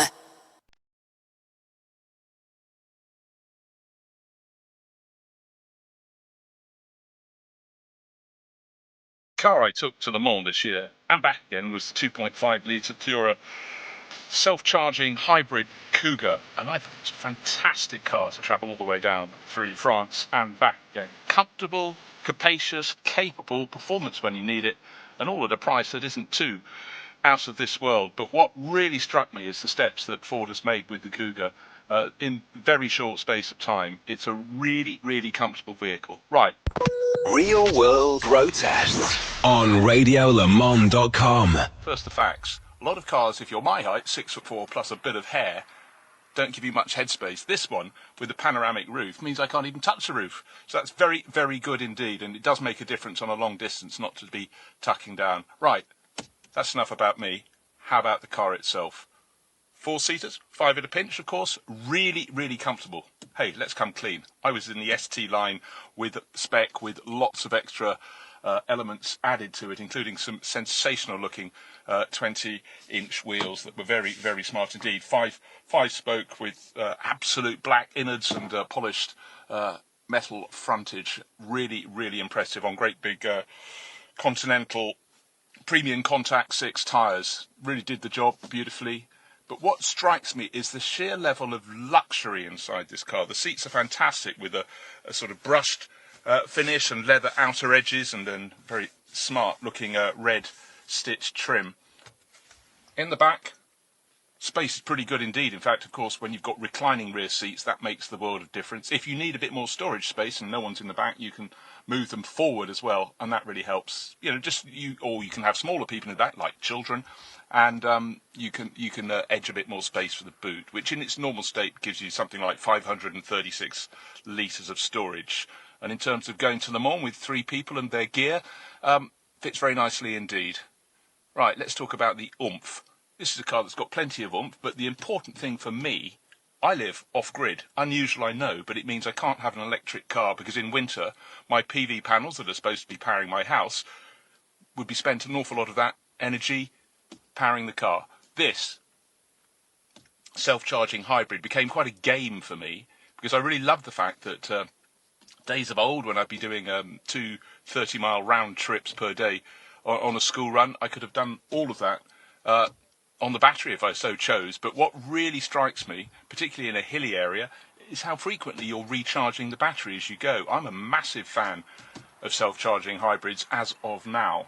And in fact, my trip to Le Mans, the trip meter, I didn't set it when I started, had delivery mileage as well, but it was just over 1,000 miles, 1,200 miles, almost to the dot, and 310 miles of that was from rechargeable power. And to me, that's fantastic. If you're a little bit careful, of course, if you hammer your foot down, you won't be doing any recharging, but use a friendly hill and you can just see the miles you're getting back coming in, and it's a very clear display. In fact, talking of the display on this car, It's super, super clear. You've got, okay, for the fun parts, you've got a 13-plus-inch screen. Fantastic sound system from Bang & Olufsen.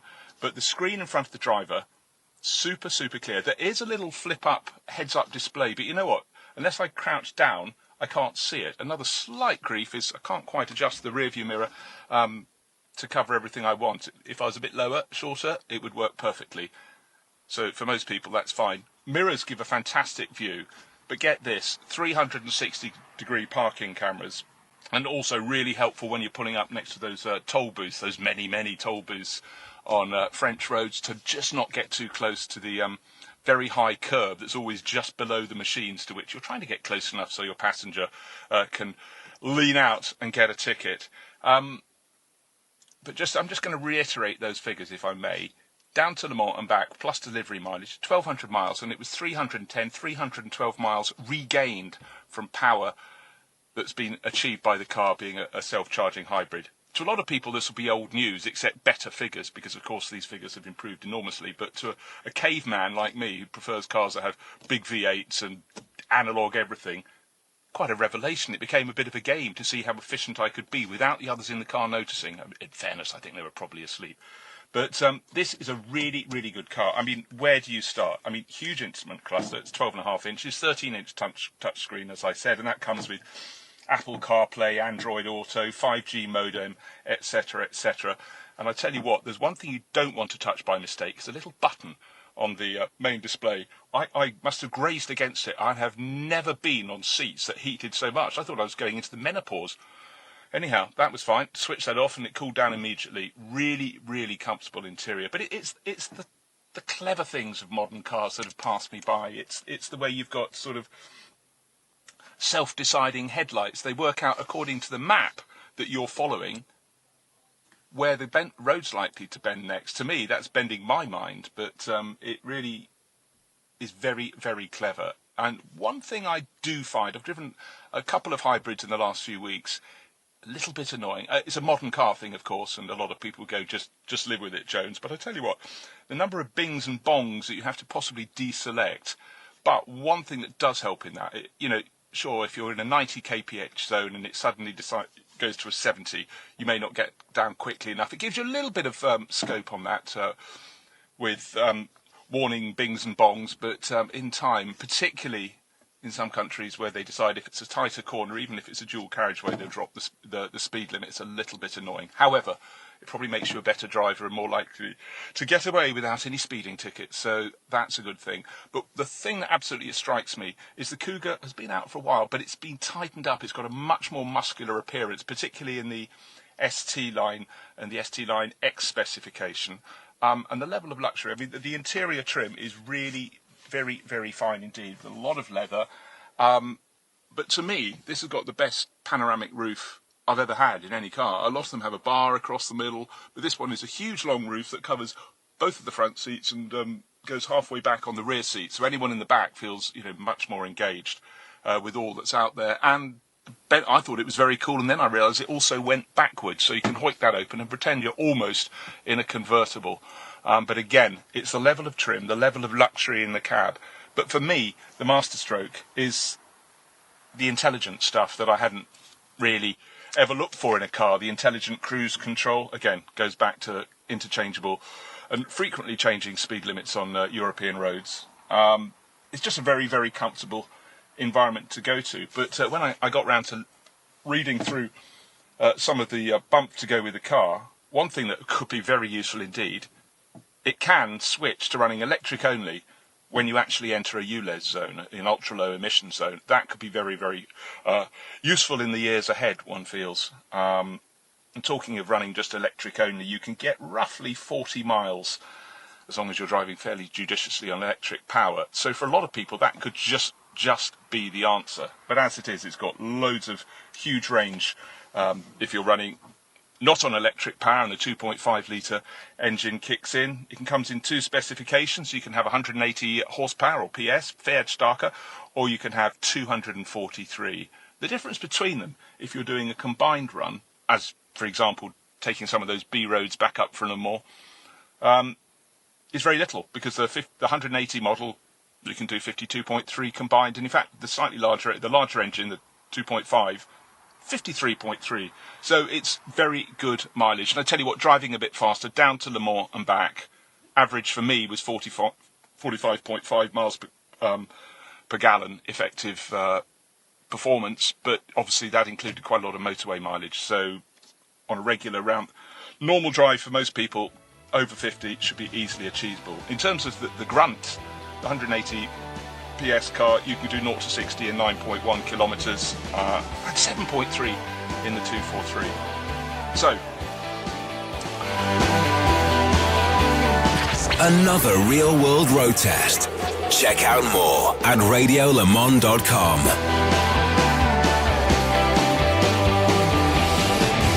This program is a Radio Show Limited production. Tell your friends there's more at radiolemans.com. Radio Le Mans weather. Well, tonight it is going to be around about 9 degrees Celsius overnight. We're pretty close to the top temperature today, which was supposed to be 19. Tomorrow, a little bit of cloud, 25% chance of rain, 21 Celsius. Your top temperature getting hotter over the weekend, peaking at 29 Celsius on Sunday. Going to be a scorcher. Current temperature here at the Ford chicane is 18.7 Celsius.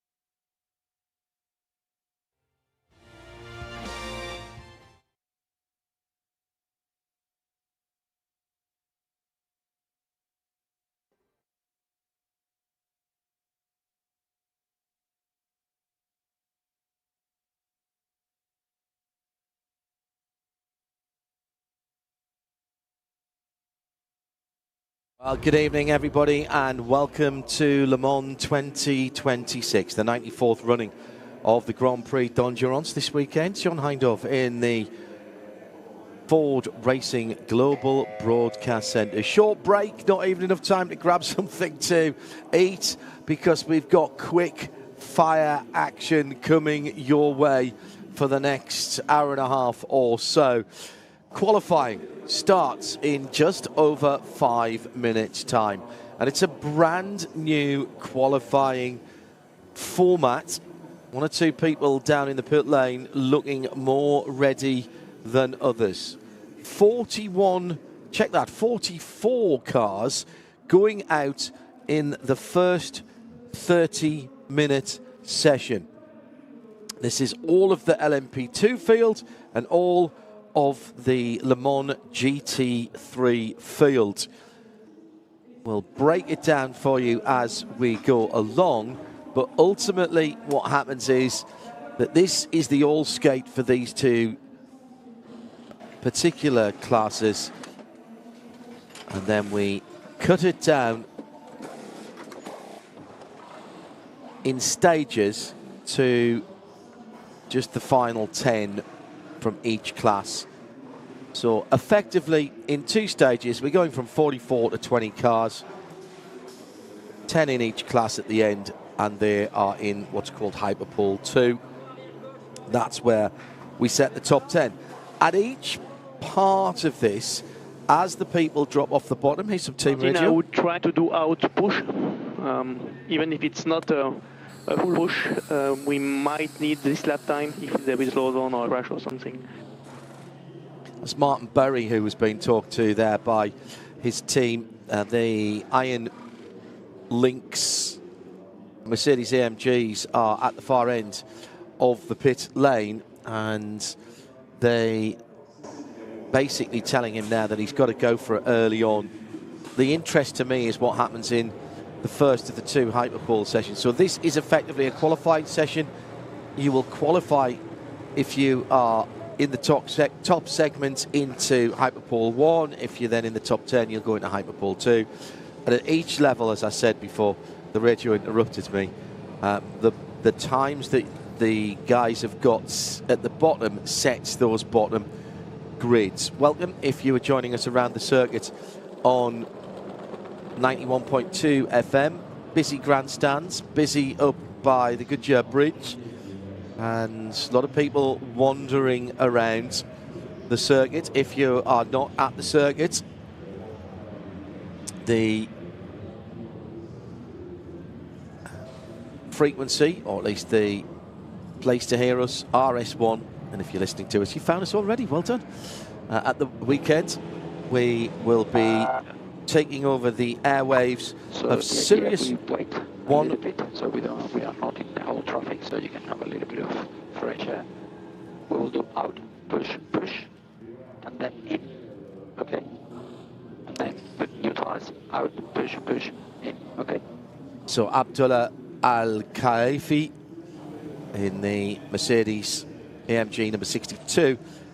The bronze drivers have to go out first, and the lower class drivers in the LMP2s, and the system will then repeat for Hyperpool that go out on their own. Our pit lane reporters informed by the all-new driver database. Thank you to our friends at Driver Database for getting us up to date. DriverDB.com. Let's check in with Joe Bradley, first of all, who's out on the lane. Pleasant evening, Joseph. Yes, indeed. It is an absolute pleasant evening, and this is the bit we've been waiting for well, probably about a year or so, isn't it? You know what? I love this format of qualifying. It's just made for the entertainment business. All about the top 12 in the 2 classes we're about to see. We're going to be going all about the top 15 when we get to Hypercars. But the excitement that this builds, the tension around that sort of top 10 area is just phenomenal. Just to give you a bit of technical stuff, it's a lot cooler now. The temperature has dropped, the air temperature has dropped. There's a certain coolness in the wind. I'm pretty sure the track temperature would have faded away because there's a lot more cloud cover than we had earlier on for the practice run. So that's going to be interesting to see just how well tuned these cars are and whose cars are going to come to the fore when it comes down to that optimum lap. And that's what this session is all about: optimizing everything, brakes, turning in, getting on the power, carrying that momentum all the way down these long straights here. This is where we've been targeting now for well over a week. Thank you, Joseph. Joe Bradley, here's the race director counting us down. Started. Pit exit is now open. Eduardo Freitas and the 2 BMWs from Team WRT head out onto the circuit. So if you are just joining us around the track or around the world here on RadioLeMans.com, the only place for live, free, global, unblocked, subscription-free, open to everyone coverage of Le Mans the top 15 in each class. So in LMP2, there are 19 cars. We'll lose 4. In GT3, there are 25 cars, so we will lose 10. And at the point that they are eliminated, it's a bit like Jason Frontier here, at the point that they are eliminated, their positions on the timing and scoring will set their starting position for the race on Saturday afternoon. That's it. Later on tonight, you might think it's a bit unfair. They've not had much work to do today. They've had 3 hours and they're going to get half an hour and that'll be it. No, we've got another session to keeping you up to date. The hourly update. The FIA World Endurance Championship.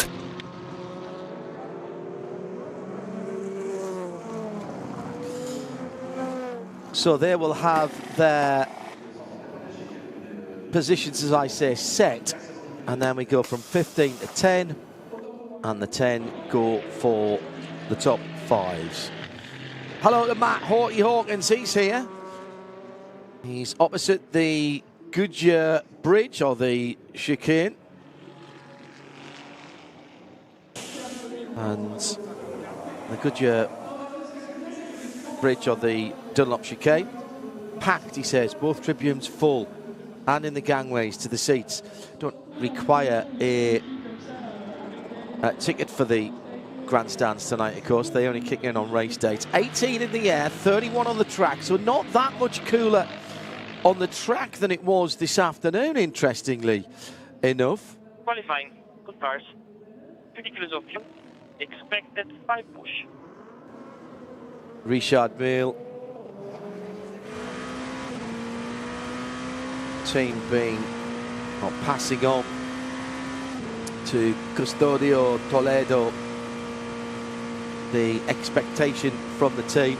We've still got that damaged track surface on the exit of the Daytona, the first chicane, and that's why the compromised track flags are out.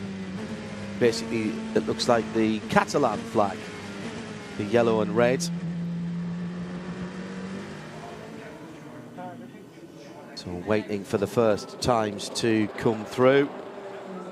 I wondered if 1 or 2 cars would stay in the pit lane. United Autosports, the number 22, Rasmus Lind, has stayed in the pit lane. Nielsen Racing, the pride of Corby in Northamptonshire, David Enemar Hansen will be qualifying that car. He's still in the pit lane. Dorian Pain for Duquesne team. She's in the pro class, so she can't. She put the fastest time in LMP2. She can't qualify that. She'll be too high a grade, I think. So we'll see who that is when that car goes out of the pit lane. Oh, it's Dorian. No, okay, sorry, I'll take that back. In fact, those 3 cars I've just spoken to have all just left. Stefano Gattuso we're expecting for Proton competition, and the Ford Mustang number 88 is now the only car still in the pit lane. Nick Damon is standing by. Good evening, Nicholas, and he's down by Christian Reed's team. It's there, the 88 is there, it's waiting to go, just going to release a little bit of space. One thing I will say is I think it's quite a bit muggier this evening than it has been before, so it might not be quite as warm, but certainly in the air it's a bit sticky. I'm not sure how that affects these cars these days with the turbos, but let's find out. Is there something in the air tonight? I can feel it, yeah. Yeah. For those who've been listening all day, you'll have noticed 1 or 2 song titles being pushed in. Lot of tyres, a lot of tyre changes going in just before they went out on to the circuit. We are not yet into your race allocation. 62 front, left, medium with 16 laps on, front right, medium, 16 laps on, medium right, left, and medium right rear. So a full set of mediums for the GT3. They don't have any choice, to be honest, but I'm just checking to make sure which tyres are on what. The Hypercars will be changing tyres. That's interesting. The 007's already gone on to a full set of brand new softs for the Aston Martin. That is very interesting as that rolled down the pit lane.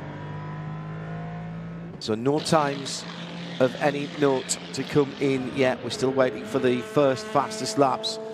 This half an hour will disappear very, very quickly. It's basically 8 quick laps when you think about it. So you can't afford to hang about too much. Out in the number 27, Ian James for Heart of Racing goes through Tertre Rouge and onto the first part of the Mulsanne Straight. No Porsche branding in the paddock at all this year. They don't even have a hospitality unit. Put it all together. You got this, mate. Come on. So that was the number 3 at 23, Heart of Racing car, Gray Newell. He had a little practice run earlier on. Meantime, the engine you hear is that of a Porsche, the number 92. But it's branded as Manthey in the paddock this year. He's just coming past that damaged track surface in the relayed surface. He's in the Bend Manthey number 92. Yes, sporting a very impressive beard here this weekend. Meantime, further round the track, coming through Indianapolis. And now this is not public road, the part of the road that he's on right now to Arnage. There's been a new bit of tarmac laid where the left-hand Goodyear tyres run around as an acceleration zone. Uphill now towards the entrance to the Porsche curve for the number 4, George Kurtz, CrowdStrike Racing. He's into Porsche curves. Doesn't use all the curbs through Porsche 1 and 2. Balancing the car across the bridge. Coming now through to the end of the Porsche curve section, out to Corvette curve.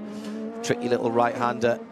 Goes all the way into the pit lane entry before he flicks the car left and right through Ford chicane 1 and 2. Takes the curb and the middle part of 3 and 4, just about holding on. So this one will be his quick one. George Kurtz loves a bit of qualifying action. Paul Lafargue is just behind him in the EDEC Sport LMP2. Lafargue with a 340 on his effectively outlap. First flyer, should I say. It was a 341.1 from George Kurtz. They'll be fueled for, I think, probably 6 or 7 laps here. Huge gaggle of cars coming through past the start-finish line now. GTs mixed in with the LMP2s, and talking to the GT drivers, they're saying the LMP2 cars aren't that much quicker than them, and they aren't any quicker in the braking area because the Le Mans GT3s have got the advantage of ABS, and actually some of the GT cars, their traction control's a little bit better, so they're quicker out of the slower or medium speed corners as well.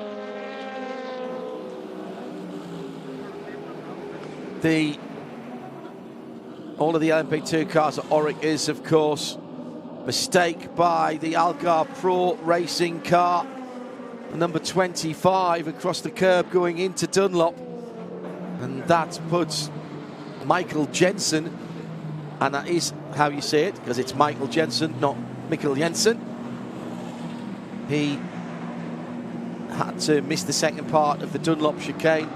And again, just make this point at the start of every session when we first mention it, it is the Dunlop chicane, but the Goodyear bridge now.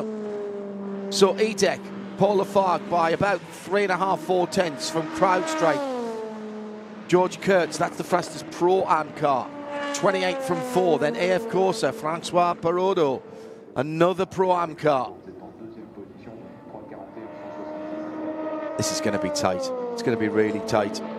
Ryan Cullen for Vector Sport in the number 26 is putting in a decent lap, a very decent lap indeed. 3 tenths quicker in the first sector alone than the cars ahead of him. To the line now, Ian Aguilera for CLX Motorsport. 37 car ended up in the gravel earlier on.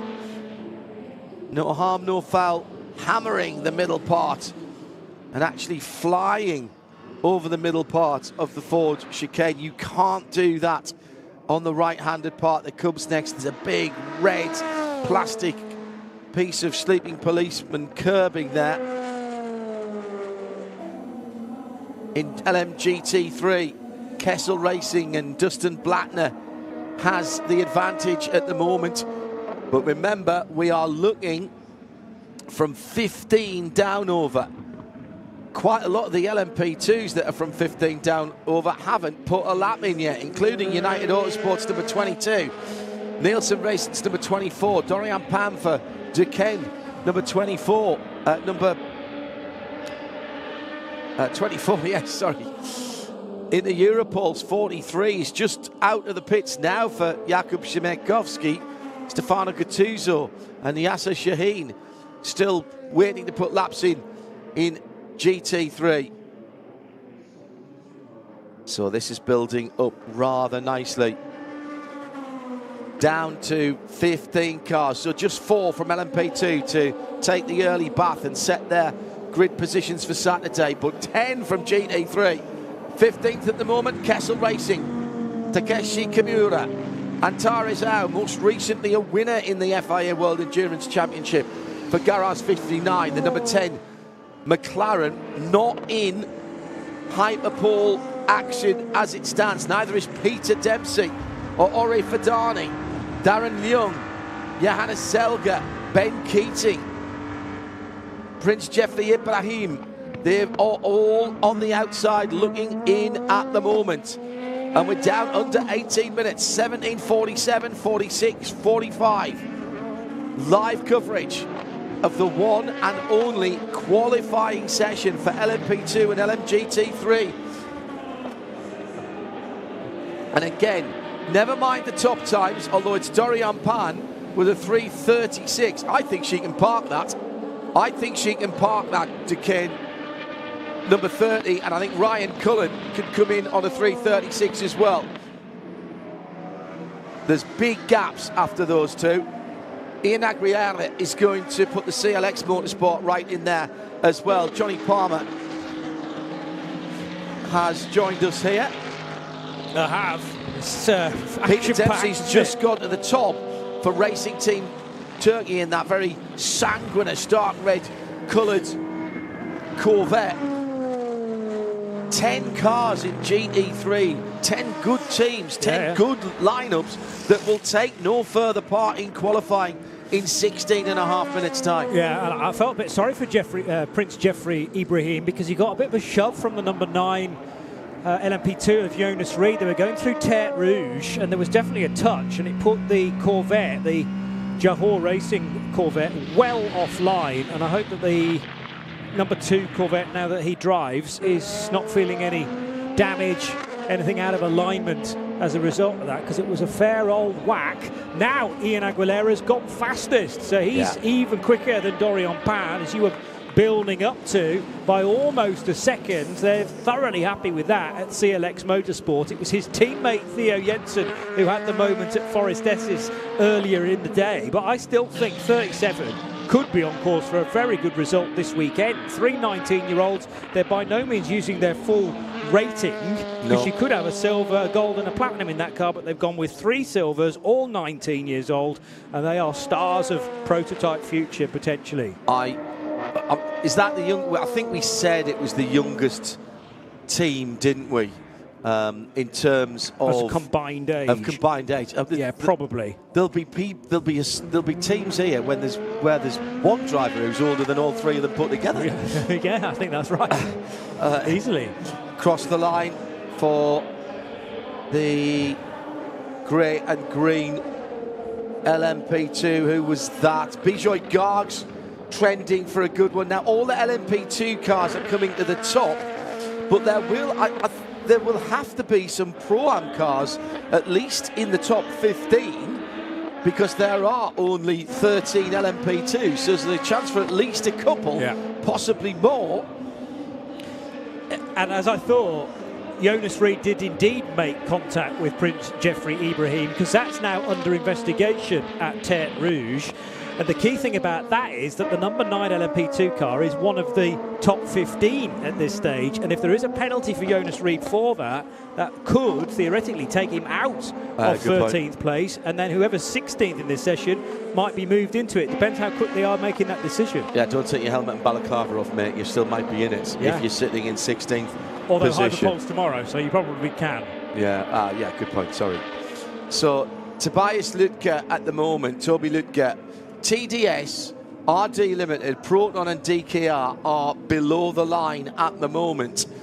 TF Sport, Ben Keating, still not in the top 15. Richard Mille, Custodio Toledo, Vista, Racing Spirit of Le Mans. P7 cutoff at this moment is 58.0. 58.0.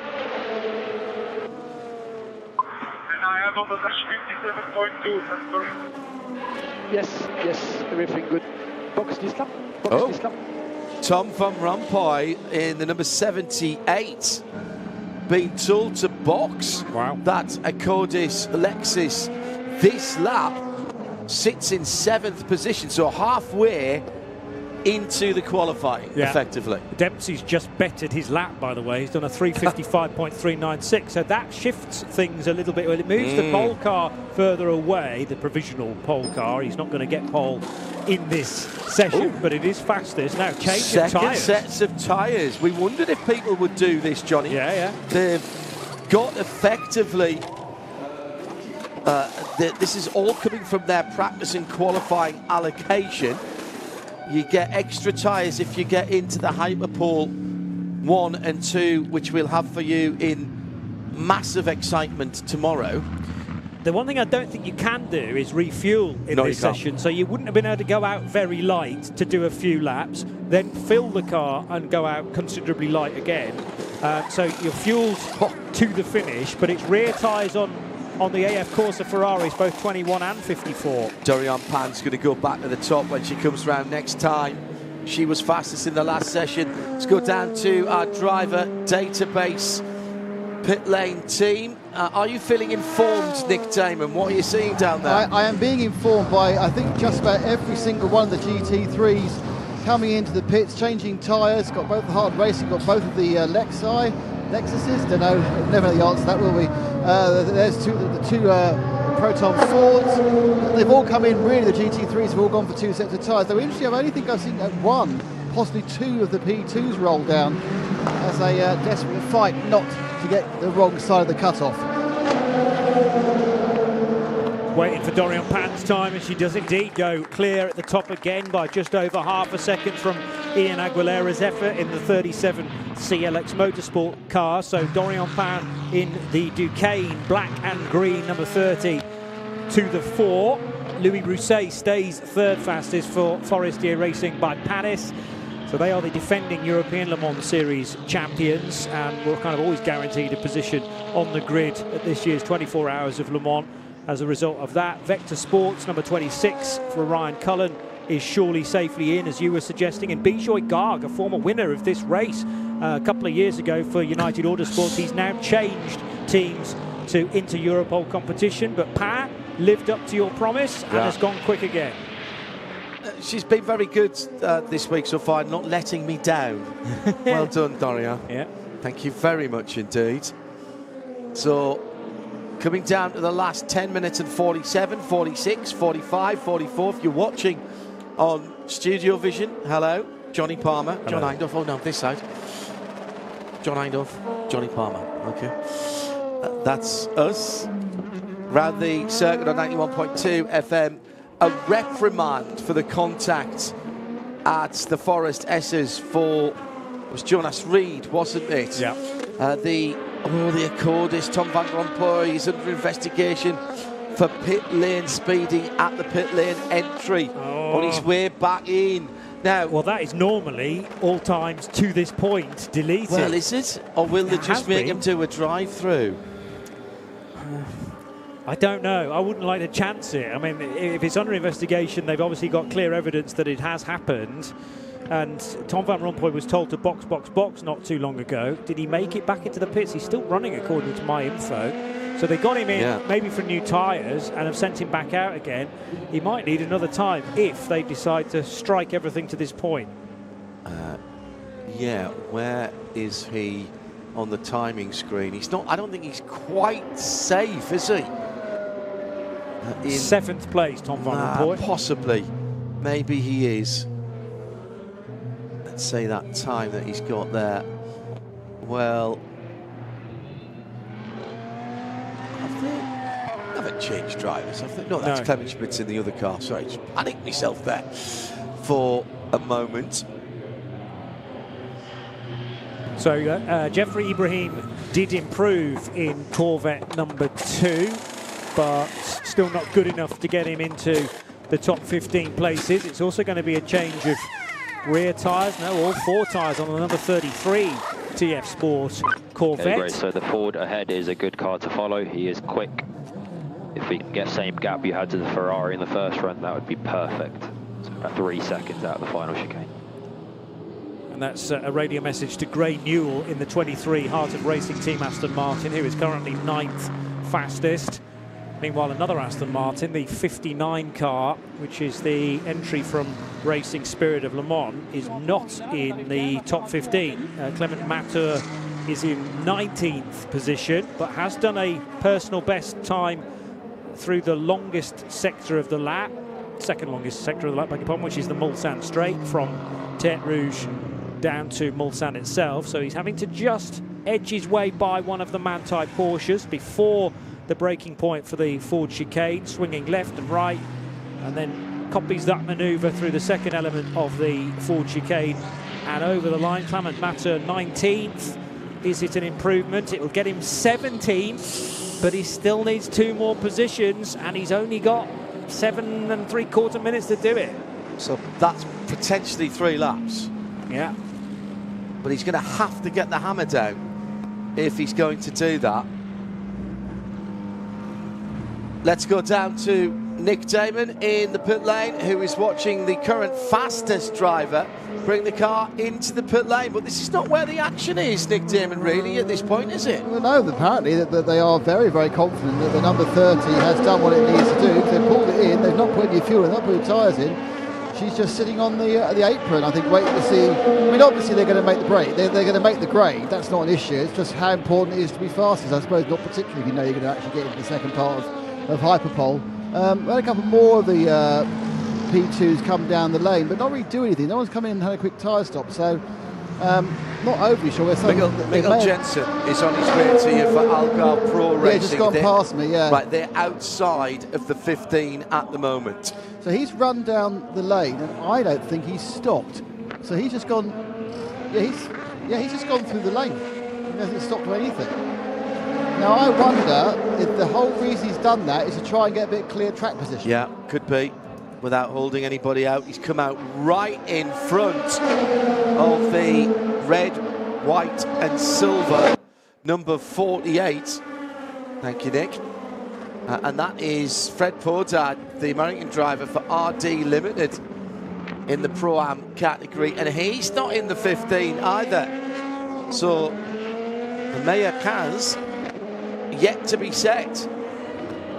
Duquesne, CLX into Europol, Forestier, Vector into Europol second car, United's number 22, Nielsen second car, the 24, Edex number 28, Proton, CrowdStrike by APR, AO by TF, AF Corsa, TDS and Proton, that's your 15.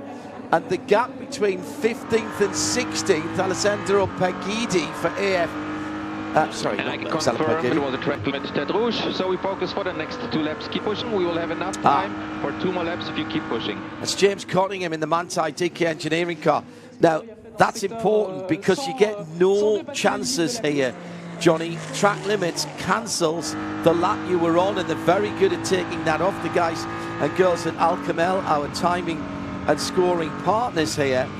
If it's the last corner, you'll lose the next lap as well. Yeah, because of the advantage that gives you out of the Ford chicane for straight line speed. So you're then have extra momentum beginning the next lap. So a mistake at Ford Chicane is very, very costly. And speaking of which, the François Heriot Ferrari was well over the curb, and for my money all four wheels were over the white line as well for François Heriot. Now he's already in, I'll say that, let's just check, yes, he's 8th position, so that's okay. The other thing to remark is that Horst Felbermayr Jr., the father of Horst Felix Felbermayr, now Jr. is the bronze, he was 15th, and he's just improved to stay 15th, but that's important for the other four because the goalpost has moved a little bit, and therefore the reference time for Felbermayr was a 1:41.453 now, the time that those four cars that are not currently in, Treble 2 United, 25 Algarve Pro, 48 RD Limited, and the number 3 car for John Ferrano, which is the entry from DKR Engineering. Those are the four that aren't currently in, and they've only got just under 4 minutes to get there. Dorian Pan's lap, a 3:34.6, the only LMP2 in the 34s. That's quite a statement from the French pilot. In GT3, there's some big names. Great Newell's just gone 3rd, and Ian James goes 5th, but now that makes that 6th. But both of the Heart of Racing Aston Martins go in. Yeah, there's some big names. Antares Au, recent winner for Garage 59, he's in 16th at the moment. Iron Lynx, Johannes Zelger, he's a great prospect. Ben Keating for TF33, not in it. James Cottingham, not in it. Let's keep on pushing, it's not safe. A lot of cars can improve. We are P7. Not anymore. That's a recorded. He's P9 now. Mark Burry for Iron Lynx in the number 61 car. Clement Mathieu's not in. Takeshi Kimura, he's not in. Alexander West. So neither of the McLarens are in at the moment. No. Ori Fadani's not in either. That's a surprise to me. That is a surprise to me. 2.5 minutes to go, JP. I mean, you can make a case for any of the cars that are in and most of the cars that aren't in. Somebody's going to be disappointed, but there are. I mean, neither of the McLarens in at the moment. That's the biggest surprise, because Antares Au is having an outstanding season in the World Endurance Championship. They are leading the championship indeed, with Marvin Kirchhofer, who caught up with Joe Bradley in the earlier session. So Antares Au, winner in Spa-Francorchamps, and I mean, he's not missing out by much. It's just over a 10th and a 3rd, basically, of a second between the Garage 59 McLaren not in and Team Qatar by Iron Lynx's Mercedes of Abdullah Al-Khalifi. So get the two McLarens together, give yourself a tour. Yeah. 2 laps. There's not enough time for 2 laps now, though. That's the problem. Under 2 minutes, 1:47. The Tower, Tony the Tiger type car is still out there. I keep looking for the number 8 on that car. It's the number 3 for DKI Engineering. John Ferrano is in 19th of 19. Oh, big moment again coming out the Forest S's for the Proton Ford Mustang. Huge moment. Now, who was that? Was that Jonas Reid? I think it was, wasn't it, in the number 9? Let's just have a look. It may have been Stefano Gattuso in the Mustang, or was it Eric Powell? They were Eric Powell's colours, I thought. Porsche maybe had been off the road. It's kicking up a lot of gravel. The other thing to point out, Daniel Schneider's gone 15th in LMP2 for United Autosports. So he's leapfrogged the Felbermayr Proton competition car, pushing the 44 out. So Proton with their LMP2 car, the 44, Algarve Pro Racing with the 25, RD Limited with the 48, and DKR with the 3 are the LMP2 cars that we will not see in Hyperpole 1 tomorrow night. Someone's just improved, and the Bend car's dropped out. For those of you in Australia, no, the Bend is still in. It's Team Qatar that's dropped out. Who just improved last time around? It was François Heriot for Vista AF Corsa in the number 21, the silver Ferrari. Checkered flag in hand, unfurled. leaning over and waving that checkered flag now on the front straight. Smoke them if you got them. No point now in holding anything back. You've got to throw everything at it. There's plenty of cars still to come round. Petra Umberescu has seen the checkered flag. He's in. Dustin Blattner's in for Kessel. Partner Racing Ian James, I think he's safe. Top 7 should be all right. Yasser Shaheen in 15th position has just gone through the checkered flag. Anybody behind? Antares-Au improving. Antares-Au is improving. Currently in 17th position in the Garage 59. McLaren 37.1. Is that going to be enough? It might, you know. It might be. What's his middle sector? Big off-track moment there coming into the Ford chicane. Fred Pordat again. Fred has been so untidy as the pressure got to him here. That's the 48 RD Limited car, and he was desperate to try and get in, but that is meaning he's now missing out. And confirmed the Feldmeier car won't get there, nor will Michael Jensen in the 25 Algarve Pro Racing car. It's all about John Ferrano now, because John Ferrano's not seen the checkered flag yet. And he's going on his he's on his quickest lap. He is on his quickest lap. Is he going to be good enough though? 4 seconds quicker than he's gone before. 44 would have 40. It would.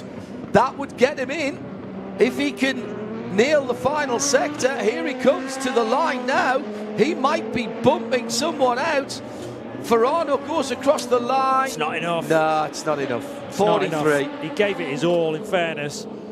But yeah, Fred Pordat was, well, he hit the second curve of the Ford chicane. That put him very nearly in the gravel trap. Just caught the very corner of it and then recovered after that. But who else may be able to sneak into the top 15 in LMGT3?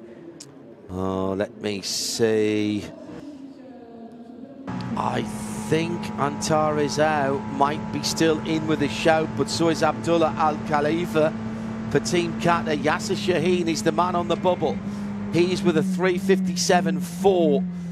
Antares-Au, it's going to be tight. It's going to be very, very tight indeed. So James Cottingham is the guy that pushed Abdullah Al Khalifi out. Correct. James Cottingham in the 91 Porsche for Manthey DK Engineering. First, or the next car across the line will be the number 2 Corvette. Khalifi's still going to be pushing, and Ibrahim doesn't get in, but there was a gaggle about to head through the Ford chicane, including Francois Heriot. Well, he's already in, so he may well pit. But what about this lot coming out of the Porsche curves now?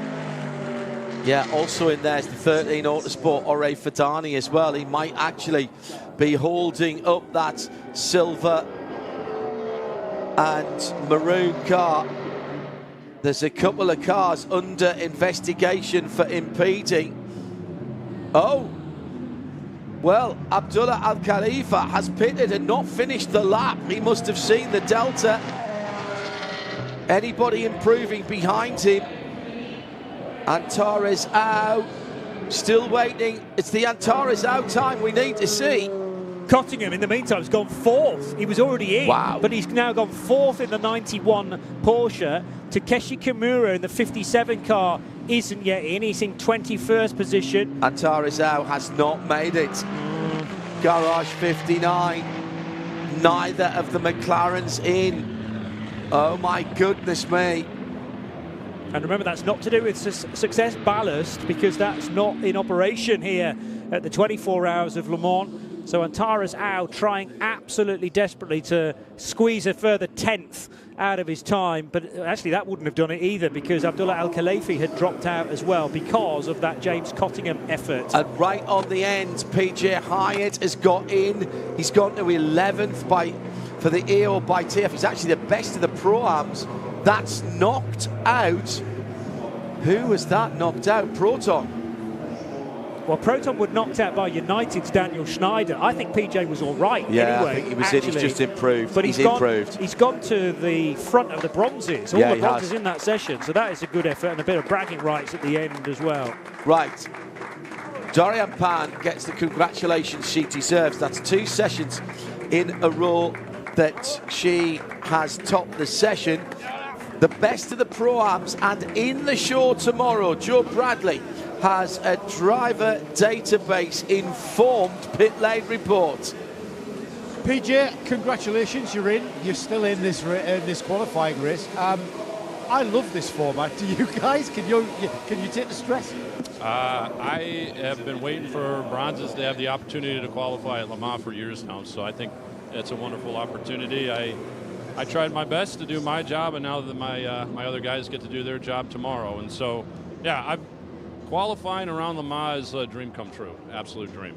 Tell us about the run, PJ. Tell us about the lap, because you seem to go quicker and then a little bit more quick. Yeah, just as the fuel effect has such a big effect around Le Mans, just due to the high speed nature of the track, and it just goes faster and faster, even with the tires degrading a little bit. It more than makes up for the weight coming off the car with the fuel on it. So we did a two-set tire strategy just to see if we could eke out a little bit more performance. In the second set really came alive with the lower fuel. It was great. I think you actually finished 11th, so you've got a little bit of... But top Pro-Am, I mean, is that where you guys were aiming, or do you want to get in amongst the very top of LMP2? I mean, I would be lying. You know, it's nice to be at the top of Pro-Am, but I want to chop it up with some of these silvers that are in the Pro class. And so, yeah, I think that was always a goal, is to give these young guys a run for their money. Yeah, top job, PJ. Well done. Thank you. Well, he's done his job. He's right. done his job. George Kurtz has done his job. Francois Perraudot, Toby Lütke, Daniel Schneider, they are all through as Pro-Ams. So the 6 Pro-Ams have gone through, along with the 5 Pro-Ams have gone through, along with the 10 Protons. Meantime, GT3, quickest, Peter Dempsey back into motorsport. He was worried that he might have lost a little half step or so. Nothing of the sort for the Irishman. Racing Team Turkey by TF consistently has a smile on his face, and the number 34 car with him behind the wheel for BMW was quickest for Corvette was quickest into the GT3s, Joe. Peter, you haven't lost it, have you, mate? Oh, quickest there, are you surprised? Yeah, a little bit actually from where I was in practice, and obviously first time here at Le Mans. But obviously been, have the first 2 rounds of the season to get in a rhythm, and now that's our second pole of the year for my group. So super happy to get the car into H1 and see what Charlie can do here in the second part. Is there any more time in the car, do you think? I mean, I know you're going to hand it over to a teammate, but technically, is there anything left? That's the best I felt in it, but always as low fuel, new tires, it's going to feel its best.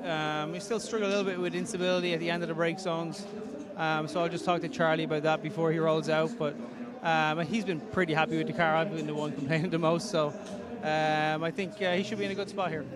Mission accomplished. Thank you very much. Down with Dorian Pando in 2 sessions in a row. You've been fastest, and this is one that counted. Yeah, very happy about the lap. It's an amazing feeling to put the car on pole. Very happy about the lap.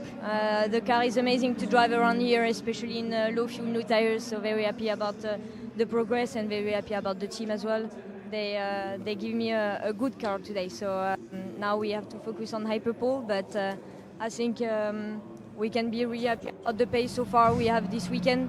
And we can really think about doing a good job in the race. So we will keep pushing until the end.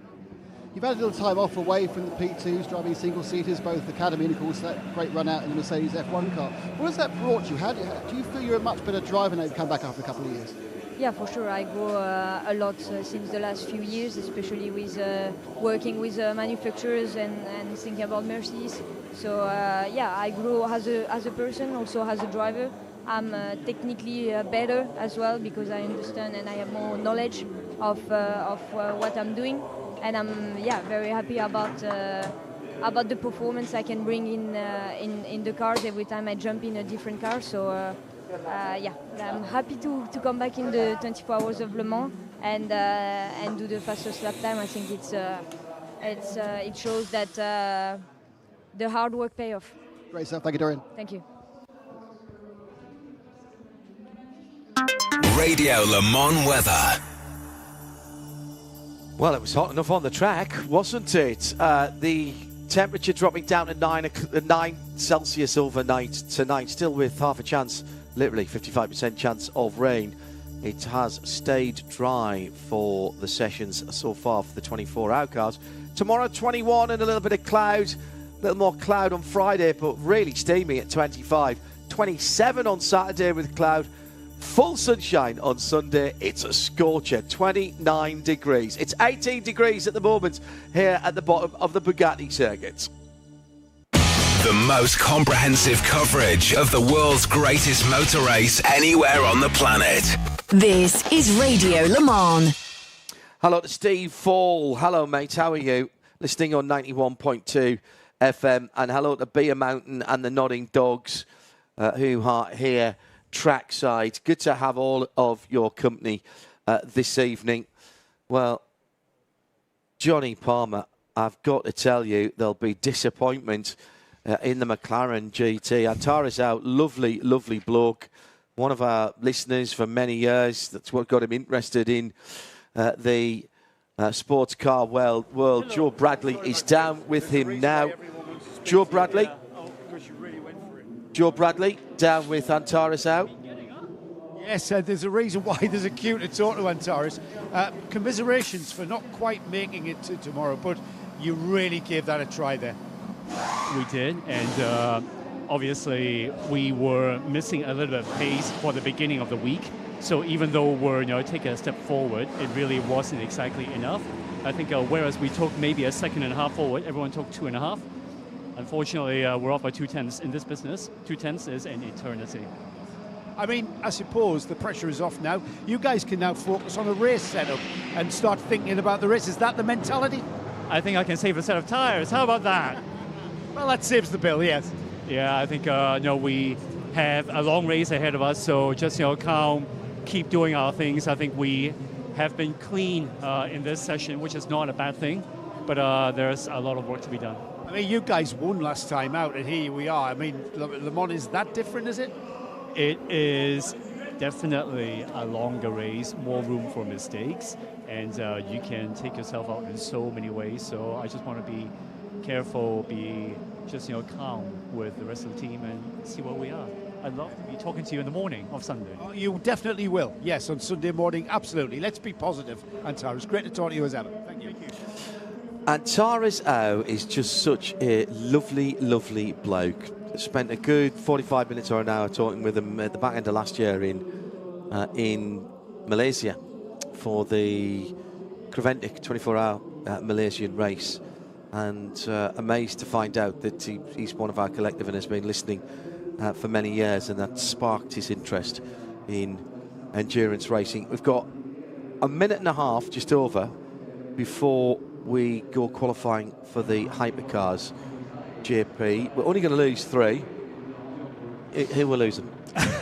I did say to you during the preview shows, I think we're going to lose a big name potentially, because the nature of this part of the race now is that there are some huge manufacturers in here, and there are only 15 spots. So Peugeot haven't shown much speed to this point, which is bizarre considering they took pole position at Spa and then for the 6 hours there at the start of last month. Could it be one of the Peugeots maybe?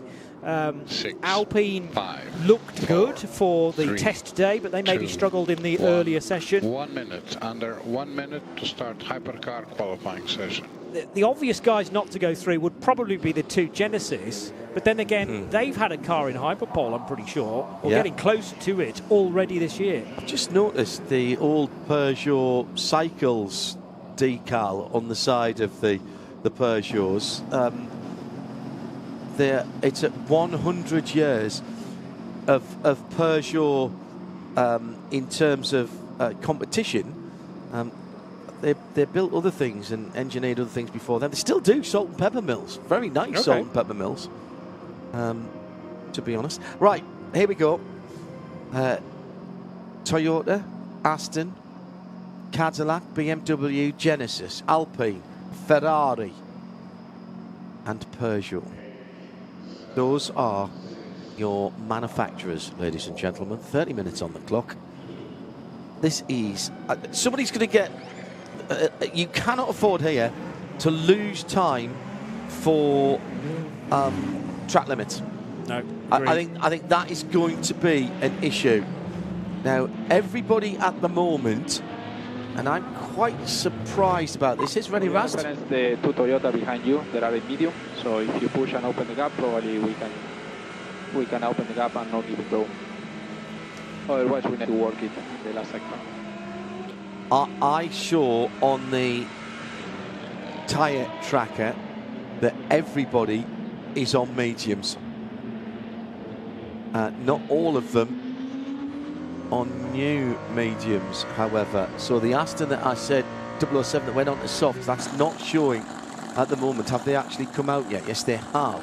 Who's in the pit lane? Alpine, Fred Machiavelli. Very uncharacteristic mistake by him, ended him in the wall in the earlier session. Alessandro Paguidi. Paguidi in the Ferrari 51. Paul Di Resta for Peugeot Total Energies in the 93. They haven't moved yet, and as I say that, two of the three now, all of those three are moving out of the pit lane. I do want to see who actually gets to the front as well. I know that's not important in this. Yeah, but this is gives really us a reference, doesn't it? Well, and also it's good practice for tomorrow. Yeah. There's no point in saying, I'm all right, I'll not push too hard. Of course you're going to. Theo Porsche down in the pit lane, watching on his Peugeot colleagues the groove that was put in the new tarmac surface still there at the exit of the Daytona chicane. Now, just the 18 cars. We are on the cold side. We need to push a bit more to bring temperature. That is Malte Jakobsen being talked to by his engineer in the number 94 Peugeot Total Energy entered car. There are a lot of worried faces. Rennie Rast is qualifying the BMW to get through to the next line. I should give you some drivers, shouldn't I? Mike Conway in the 7 Toyota, Tom Gamble for Heart of Racing 007, Sebastian Buemi for Toyota number 8, Alex Riberas for Heart of Racing 009, Louis Delatraz for the number 12 Cadillac Hertz Team Jota, Kevin Magnussen, interesting choice for the number 15 BMW M Team WRT, the 2 Genesis, 17 Pipo Durrani, 19 Daniel Humpathea, Rennie Rast, as we've mentioned, in the 20 BMW, 30 Habsburg for Alpine 35, his 36 is Fred Machiavelli, the teammate, Seb Bourdais for Cadillac Hertz Team Jota. That's a lot of pressure on Seb's shoulders to get through here. Nicholas Nielsen in the 50 Ferrari, Alessandro Paguidi in the 51, Phil Hansen in the number 83F Corsa 499P, and the 2 Peugeots, Stoffel Van Dorn, Malte Jakobsen, leaving Jordan Taylor in the 10-1, the 101 Cadillac WTR. There's your 18 drivers, and they come round to start qualifying in about 5 seconds now. Here's Rennie Rast. You can do mod 1. The gap to the next car is 10 seconds. You have 10 seconds clear. And he is the first car to go through onto a push lap. The other important thing to remember is that all the drivers being used in this session cannot therefore drive in either of the Hyperpole sessions. Good you point. have to use a different driver every single time. If you caught our Nürburgring 24-hour qualifying coverage earlier this year, it was exactly the same format within that as well. It's only a problem really if you get all the way through to Hyperpole 2. You've got to remember to just keep switching drivers each session. Tomorrow in Hyperpole 1 is going to be the strategy. Yeah. Which driver do you put in Hyperpole 1 for all of the 3 classes? And everybody I've talked to said it's more important to be in the top 10 than where you are in the top 10. Yeah. So potentially the fastest session that we will see across the week will be Hyperpole 1 tomorrow, not actually Hyperpole 2. It might still happen. It'll depend on conditions. But potentially not actually Hyperpole 2, which will set the first 5 rows of the grid. Rast had a good run. Nobody in front of him, of course. Mike Conway is the next car back as he goes through the chicane And brakes are coming in very nicely, front and rear, very balanced. So that's Mike Conway's engineer. He's just come out of the Daytona chicane. He's waving left and right, so he's not on an ultimate lap right now. Maybe still going through the tyre heating cycle as well, despite at 203 miles an hour, by the way. No. 203 miles an hour, and he's weaving left and right to put heat in his tyres. And having been shown a digital representation of the slippery surface flag in the cockpit, because that's still, by the way, out there, I think because of the groove that was put in the track. So it's not actually a slippery road surface. That flag is intended to be a change of road surface. Phil Hansen has already lost time. I don't think that makes any major difference. Has he? Oh no, this might be his first push lap. It'll depend, but he's lost it anyway in Sector 1. I'm going to bet Sector 1 that runs from the start-finish line just before Tertre Rouge. So I'm guessing probably the Dunlop chicane. Now the 009 Aston Martin, according to my figures, is on the soft tyre. So yeah, that I've got two conflicting bits of information, but I saw that was switched onto it earlier on, which is very interesting. What I don't know is whether the 007 car is also on soft tyres. If Simon Strang is listening, he might be able to tell us, actually, from Aston Martin Tour team. We've got medium tyres for at least one of the Cadillacs, the 101 WTR Cadillac of Jordan Taylor. Soft tyres, it looks like, for one of the Genesis, number 19. So that might mean the 17's out on there as well, but I can't answer that question right now. The BMW number 20 of René Rast, which is just heading out of Porsche Curves and through karting now, is also on the soft tyre. Nicholas Nielsen's lost a time for the number 50 Ferrari, and it was a good middle sector as well. But it's Tom Gamble for Aston Martin, for the heart of racing, and for Valkyrie, the 007 that has the fastest lap at the moment, and he's almost 7/10 quicker than René Rast has gone through on a 25.0. We saw a 23 earlier on today, Johnny. Are we going to get close to that as the temperatures are 28.1 now on the track? That's lovely for the tyres, still 18.5 in the air. The slippery surface flag has been removed now at MP12. Oh, that's because that's just there to remind them. For 2 laps. Always there to remind me. Indeed. Yeah. So Delatraz over the line, 3:24.794. We've had 6 fast times so far. The next car to hop its way out of the Ford chicane is the 007 of Tom Gamble. Now remember, he was quickest of anybody during Sunday's test day. And Tom Gamble doing... what was that time at the end of the day? A 3:26.293. Well, we're way quicker than that. 24.1. 24.1 now is the new fastest time. And it is Gamble's, in fact. So he goes ahead of Delatraz by 0.6 of a second. Bourdais tracking quickly. So is Mike Conway. So is Seb Buemi. But we are talking fractions of a tenth here as Louis Delatraz is in second. It's Heart of Racing Valkyrie from Cadillac Hertz Team Jordan, number 12 from BMW, number 20 René Rast, then Jordan Taylor for Wayne Taylor Racing, the 10-1, the Dex Imaging car, Genesis up there as well, who's just improved. Louis Delatraz has gone up to third position. No, he was already there. It's been Per Guidi up to second for the 51 car, the 51 Ferrari, excuse me. So 94 Stoffel Van Dorn's Peugeot's definitely on the medium Michelin tyre. Just caught the yellow sidewalls as it went through Dunlop Curve and hops over the Ford chicane. I'm just glancing at the tyres, hence my slight hesitation. There might be a bit of white on there, actually. I think there is. Yeah, but there's the Michelin Pilot badge as well, which at that sort of speed is very, very difficult to tell whether they are the softs or not. Let's just see. No, it should be mediums for Stoffel Van Dorn and the 94 car Malte Jacobsen. Now, that might be on softs. So have they split the strategy at Peugeot Total Energies? René Rast, meanwhile, reaching Arnage corner through that right-hander, 90-degree right-hander, and then accelerating at speed, heading for Porsche Curves.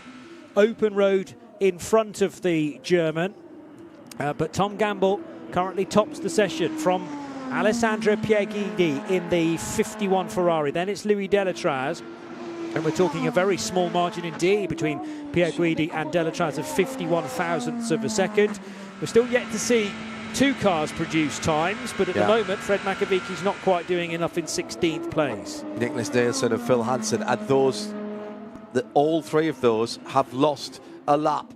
Stoffel Van Dorn loses a lap, and it was a good first sector of 32.7, and that's going to go. So he's blown this next lap already. So now he needs to be aware of that. The team's got to tell him, JP, so he can prepare properly. There's no point in him taking life out of his Michelin tyres at this point.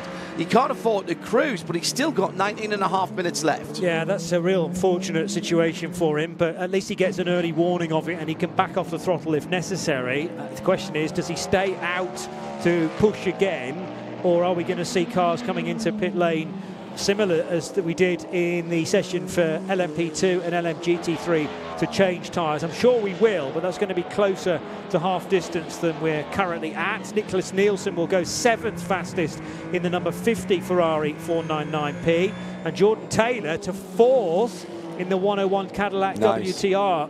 So the IMSA invitee goes to 4th position. Alex Riberas will go 2nd to join Tom Gamble's time. So 007 Aston from 009 Aston now. Faster than Cadillac, faster than BMW, faster than Toyota. Oh my goodness, what a Wednesday headline this could be. I know it means nothing in the big scheme of things. They just want to get into Hyperpole, effectively Hyperpole 2 tomorrow, but you have to transition through this session and then another short session tomorrow. Just a bit of breaking news coming in, by the way, that Lauren Heinrich will be at the Sahlen 6 Hours of the Glen with Fred Makavecki taking his place in the CrowdStrike 24 Hours of Spa. Lauren Heinrich, who was leading the IMSA WeatherTech Sports Car Championship Drivers' Championship on his own until the last round at Detroit. Didn't have a good round, but he'll be back with the JDC Porsche 963 for the Sahlen 6 Hours of the Glen. You can hear that on our sister service, IMSA Radio, and if you don't have a US IP, you can watch that as well on the official IMSA YouTube channel. That's a couple of weekends away. On good laps this time around, Ferdinand Habsburg in the Alpine number 35. Jordan Taylor's set to improve on this current trajectory as well. I'm really fearing for Peugeot, I've got to say, at the moment, propping up the field in 17th and 18th. It's the French. 3 French cars at the bottom. Alpine 36, and then both of the Total Energy Peugeots. The one positive about Alpine is that 35's gone 5th, though, and could be about to improve yet further with Habsburg driving the 35 car. So I think the 36 will have some speed.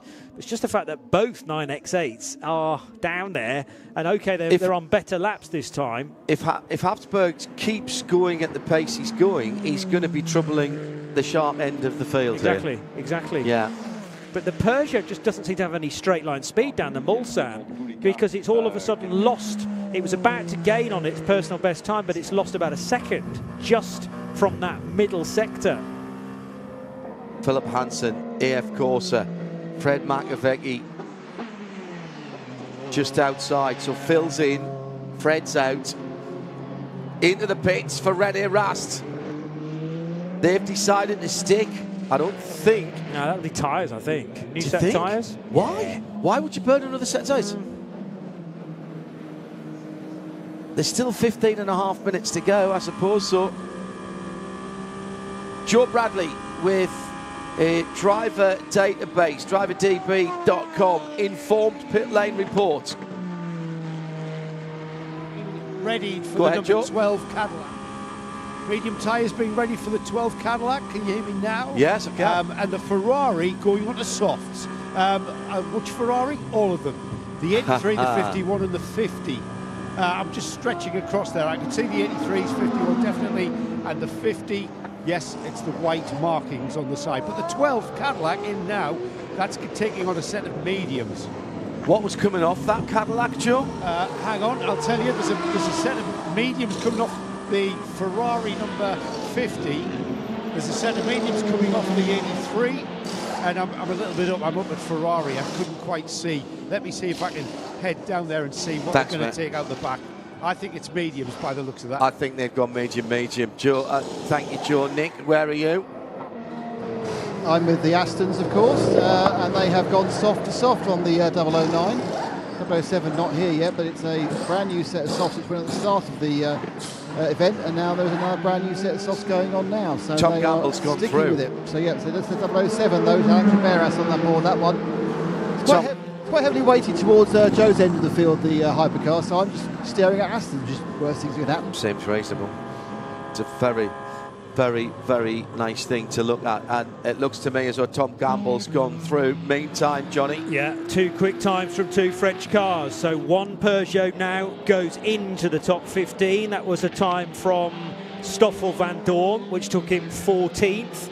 And also gaining places, Fred Makovici. So would you believe, at the moment, the defending champion car, the 83 of Phil Hansen, is not in the top 15 right now because he lost a lap earlier on, don't forget. And the 50 Ferrari, Nicholas Nielsen's right on the cusp in 15th position. Well, you said you thought we might lose somebody big. Did. The defending winners from last year. Joe Bradley has news on what went off and what went on. Yeah, so you heard me tell you about the Ferraris. They've gone on to softs, come off mediums. Other way around for them, all Cadillacs, all three. The 101, the 38 and the number 12. They've gone from softs, which they've just had on. They're now out there on mediums. Thank you, Joseph. Joe Bradley down in the pit lane. Our pit lane reports this year informed by driverdb.com, the all-new driver database. We're going to have some cracking discussions through the season with their driver ranking feature. I can feel it coming on Midweek Motorsport and when we're doing various bits and pieces. Oh, Tom Gamble. Oh, for a moment. It's okay. For a moment, I thought the car was stopped in the middle of the track. It was a frozen onboard picture. It's just that horrible moment. You give it a second, you give it another second. Has he spun it? Is he facing the right direction? Yeah. No, it was just the onboard picking up. How does he see anything out of that rear view mirror? I know it's a camera and he's not actually looking behind, but all he can see is the 4 vertical strakes behind him. Every time you look in the mirror, which is a camera, as I said, you must feel like there's somebody right up your tailpipes. It's one of the reasons I was going to buy a 991.2 GT3, but I didn't like the fact that it had the huge spoiler on, and every time I looked up, it looked like there was some kind of wagon sitting right on my tailpipes. I guess your brain just dials it out ultimately. A bit like driving a single-seater with a halo, which is right in your field of vision as well, but you just stop seeing it after a little while. One of the Genesis is not in the 15 at the moment. That's the 19 of Daniel Junkadea, but he rejoins the session with a tyre change. That's on softs now. Phil Hansen still not in, nor is Malte Jakobsen, but at least his teammate at Peugeot, Stoffel Van Dorn, has now gone 14th. So Tom Gamble has now come into the pit lane. Nick Damon is with the Hartner Racing team. New set of tyres there. What's coming off? What's going on? Coming off is soft. Going on is soft. Just up ahead I can see we've got the Peugeot, which is the 94 car, and that looks Malte Jakobsen. That's looked like it's taking off softs and putting on. So look, I think it's mediums. Is that the Michelin Softs, sign? it No, it's says. soft to soft. They're going Soft to soft. They're going soft to soft. Softly. Phil Hansen has gone out on a set of mediums for the number 83. Sorry, the Peugeot's going out on mediums. The 94's out on mediums, yeah. 94. Came in on softs, going out on mediums. Okay. That's the 94 Malte Jakobsen. Thank you, Nick.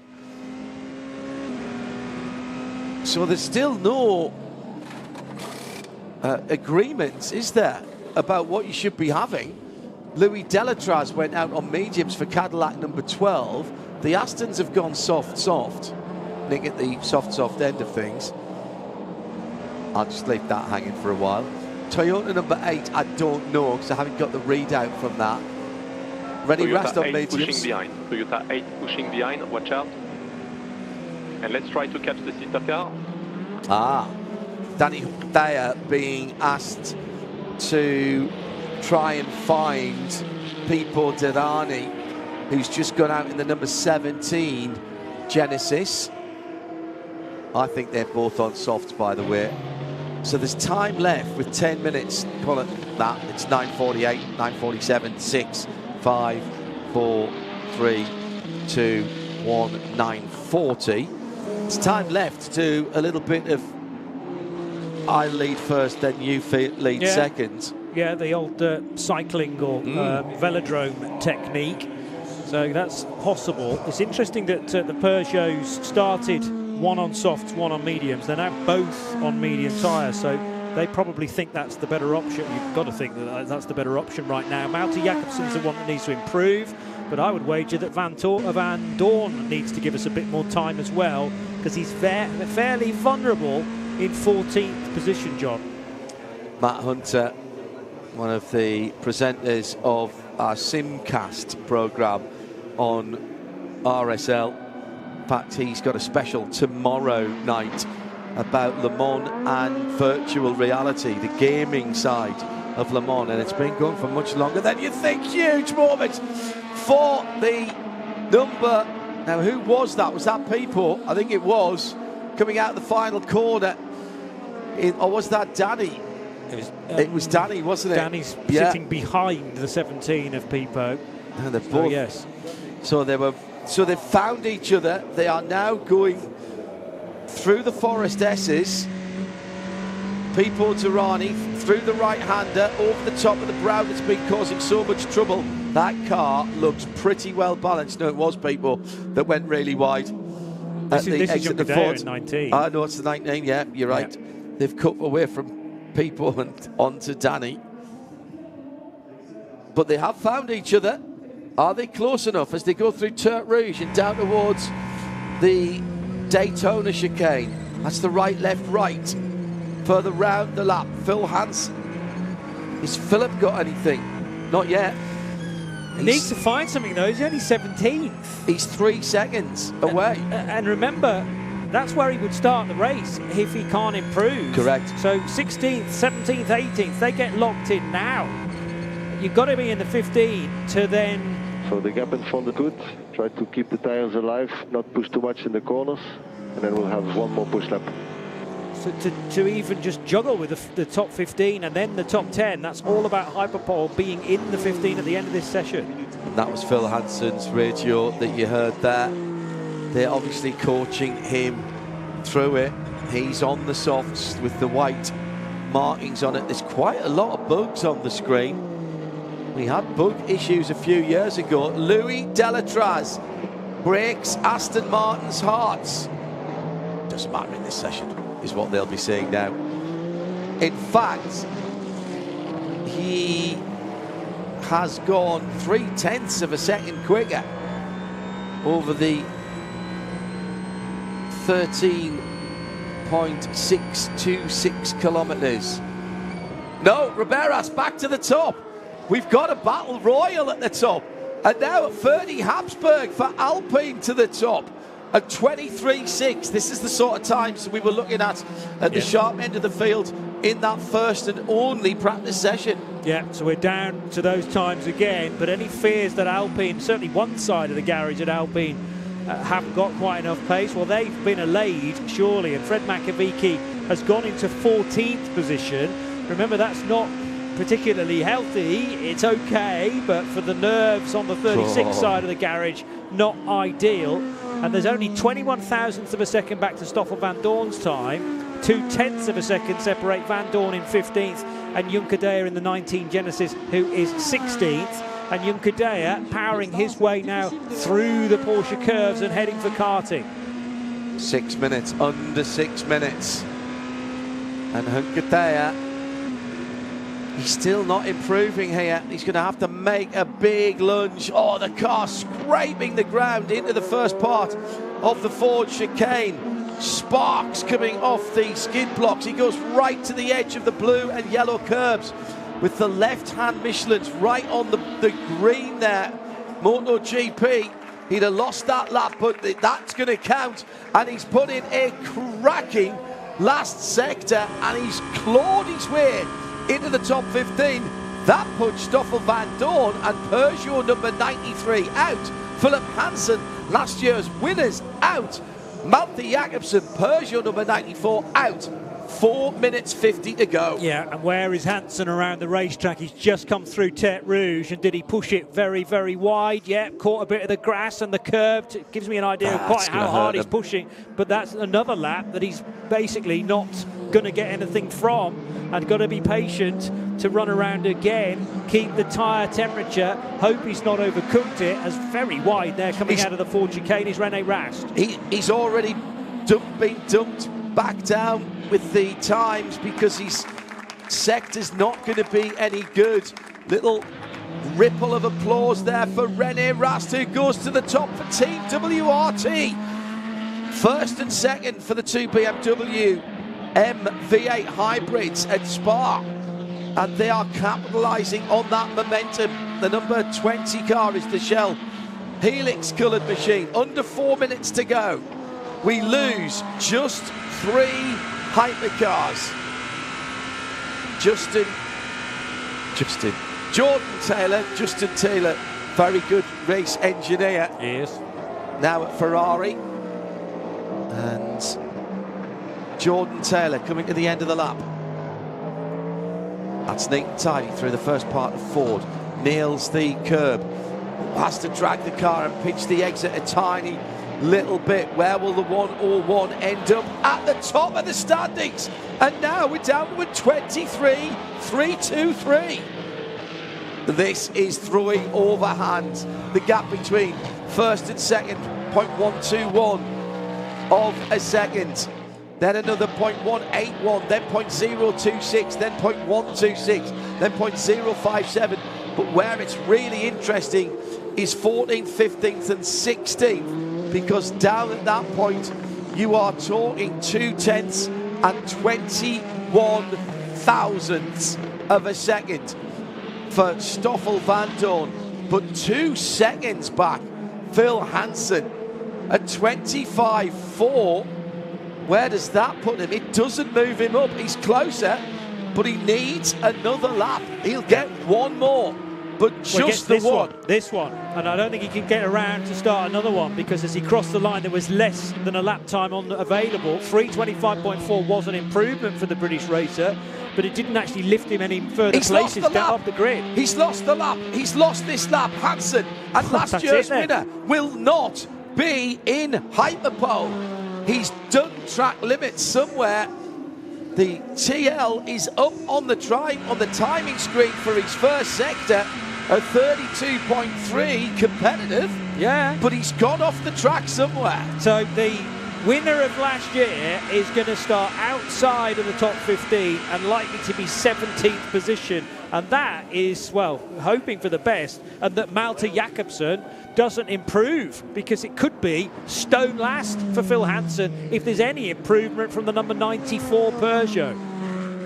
It's Cadillac from Wayne Taylor, then the two BMW WRT cars, Alpine, Partner Racing Valkyrie, Team Jota, the number 12 Jota car ahead of its sister car. It's the reverse of how it was earlier. Genesis and Danny Juncker said, get the kettle on, lads. Easy. We're in. We're in. But when you said who's not going to make it, the Genesis were the obvious choice, but I nearly did say Peugeot because of their lack of speed on Sunday. Now, the 29 Rousset car and the 59 McLaren. No, the 59 isn't the McLaren, is it? The 59 Mathieu car, it's the Aston Martin, both getting a drop. No, Rousset getting a drop of 1 grid position for impeding during qualifying. Okay. So does that alter the top 15? We'll have to look at that in a minute. I don't think it does. I think Rousset was comfortably in 3rd or 4th position, but we will check on that. The thing is, even when he finishes Hyperpole 2, he'll then get the grid drop. Pipo Derani has been told to send it. I'm not sure he's got that much to worry about. He's in 12th at the moment. By the way, Justin Taylor, I am reminded by the responsible adult, Justin Taylor went to Genesis at the end of last season. Ah, okay. Yeah. But I think he was on the 83 car for its win last year. He was. And maybe they're feeling his absence, therefore, because that car's not in the top 15. Malte Jakobsen is leaning on the Peugeot, the zebra stripes car, but the back of that car through Porsche 2 and 3, just not really wanting to stick to the ground, and Malte having to work the wheel much harder. It seems really bumpy in that first 2 or 3 corners of the Porsche curves. Habsburg goes fastest with a 3:23.135. But what can Jakobsen do? He's about to cross the line for Peugeot. Do either of the 9X8s get in? They do not. 16th and 18th. Let's just wait and see. No, there's no change there as well. In fact, they both improved, but they can't get away from 16th and 18th. Another track limits for Phil Hansen in the middle sector. Right, what just changed there? That was Makaviki, 36, I think, gaining some places to 10th. Correct. But it hasn't altered the bottom 3. Oh my goodness me. Peugeot, who have been quick over 1 lap recently, were on pole position at Spa. Both of the Total Energy cars do not advance to Hyperpole tomorrow, and probably the bigger headline, last year's winning car, the Ferrari number 83, does not get through. Mind you, the 2 works cars were only 14th and 15th, JP. Exactly. So what's happened to Ferrari's speed, because they did seem to struggle a little on test day as well. By the way, there are now 3 cars potentially being investigated for impeding in that session. Oh my goodness. Including the 94 Peugeot of Malte Jakobsen. Well, that won't the matter. 83 Hansen, that doesn't really matter either, which is the yellow Ferrari. The one that might have an impact is 101, which is the Jordan Taylor Cadillac WTR, which finished that session in 3rd position. So here's a question for you, which I know you can't answer, but I'm going to put it there anyway. Nicholas Nielsen and Alexandro Guidi both squeaked in on soft tyres. Yeah. Phil Hansen, by 8/10, didn't get in on mediums. That's interesting to me. What I can't remember is whether Phil Hansen was he on softs at the start, or was he on mediums all the way through? I don't know. We'd have to check that, but it sort of tells me that the 499P is going to struggle on either compound, because they tried a bit of both in amongst the AF Corsa gang, and well, 83 not going through into any of the qualifying sessions for tomorrow. Hyperbole 1 nor 2. And the defending winners of the 2025 24 Hours of Le Mans will start this year's race from 17th position in a Peugeot 9X8 sandwich. They are 16th and 18th. And 2 of those 3 cars are now under investigation for impeding, as is the 101 car.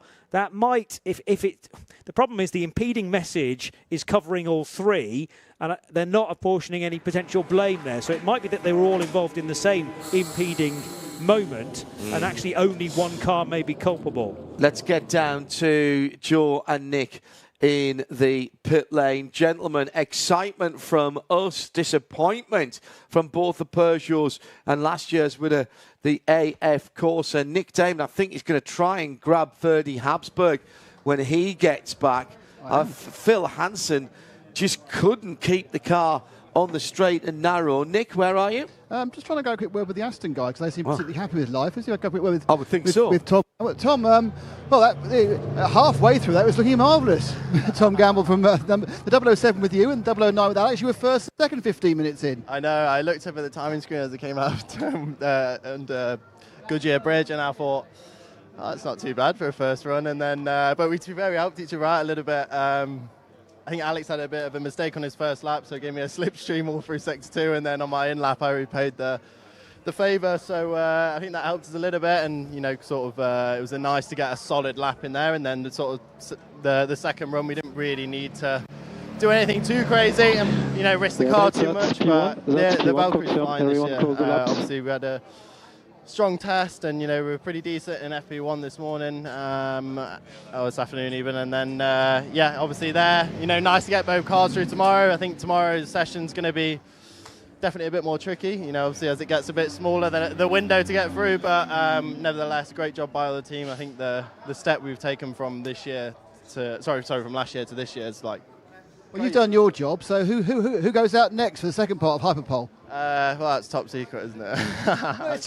you got a day to think. Well done, Tom. I'll give you a clue, he's British. That doesn't help anybody. Thanks, Tom. Aston Martin, very, very happy team down here. Yeah, Ferrari, would you believe, the number 83 Ferrari. I was all the way at the back of the garage there. They want to hurry into a debrief and smiling as they shooed me away. As they do, and I'm not surprised that they don't want to talk to me. They're probably scratching their heads thinking, what happened there? We'll try and pick up a story there in night practice, I suppose, when the dust has settled and they've had a look and seen where they lost that time. I'll head up to BMW, guys. Thanks, Joe. We might have to break away before you get there. We've got quite a lot to fit in before we come. Coming up next, by the way, will be the first of two interviews with Luke Donkervolker. I bet he's a very happy man at the moment with both Genesis Magma racing cars into the Hyperpole 1 session. Ferdy Habsburg's just coming into pit lane now. This first interview I did with him about a week or 10 days ago, just about his career, to give you a little bit of a pen picture about the man himself. This is the man that created the brand of Genesis, was asked to create the brand of Genesis, and has been super involved in it. Here's Ferdy on the radio. In Los Mochis, Sinaloa, and my mum. You never know when you'll be P1 again in one of these bad boys. I'm sure you'll do it again.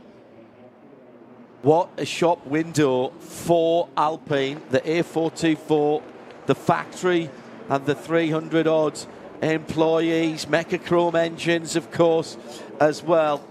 Incredible stuff. I just cannot believe what I'm looking at.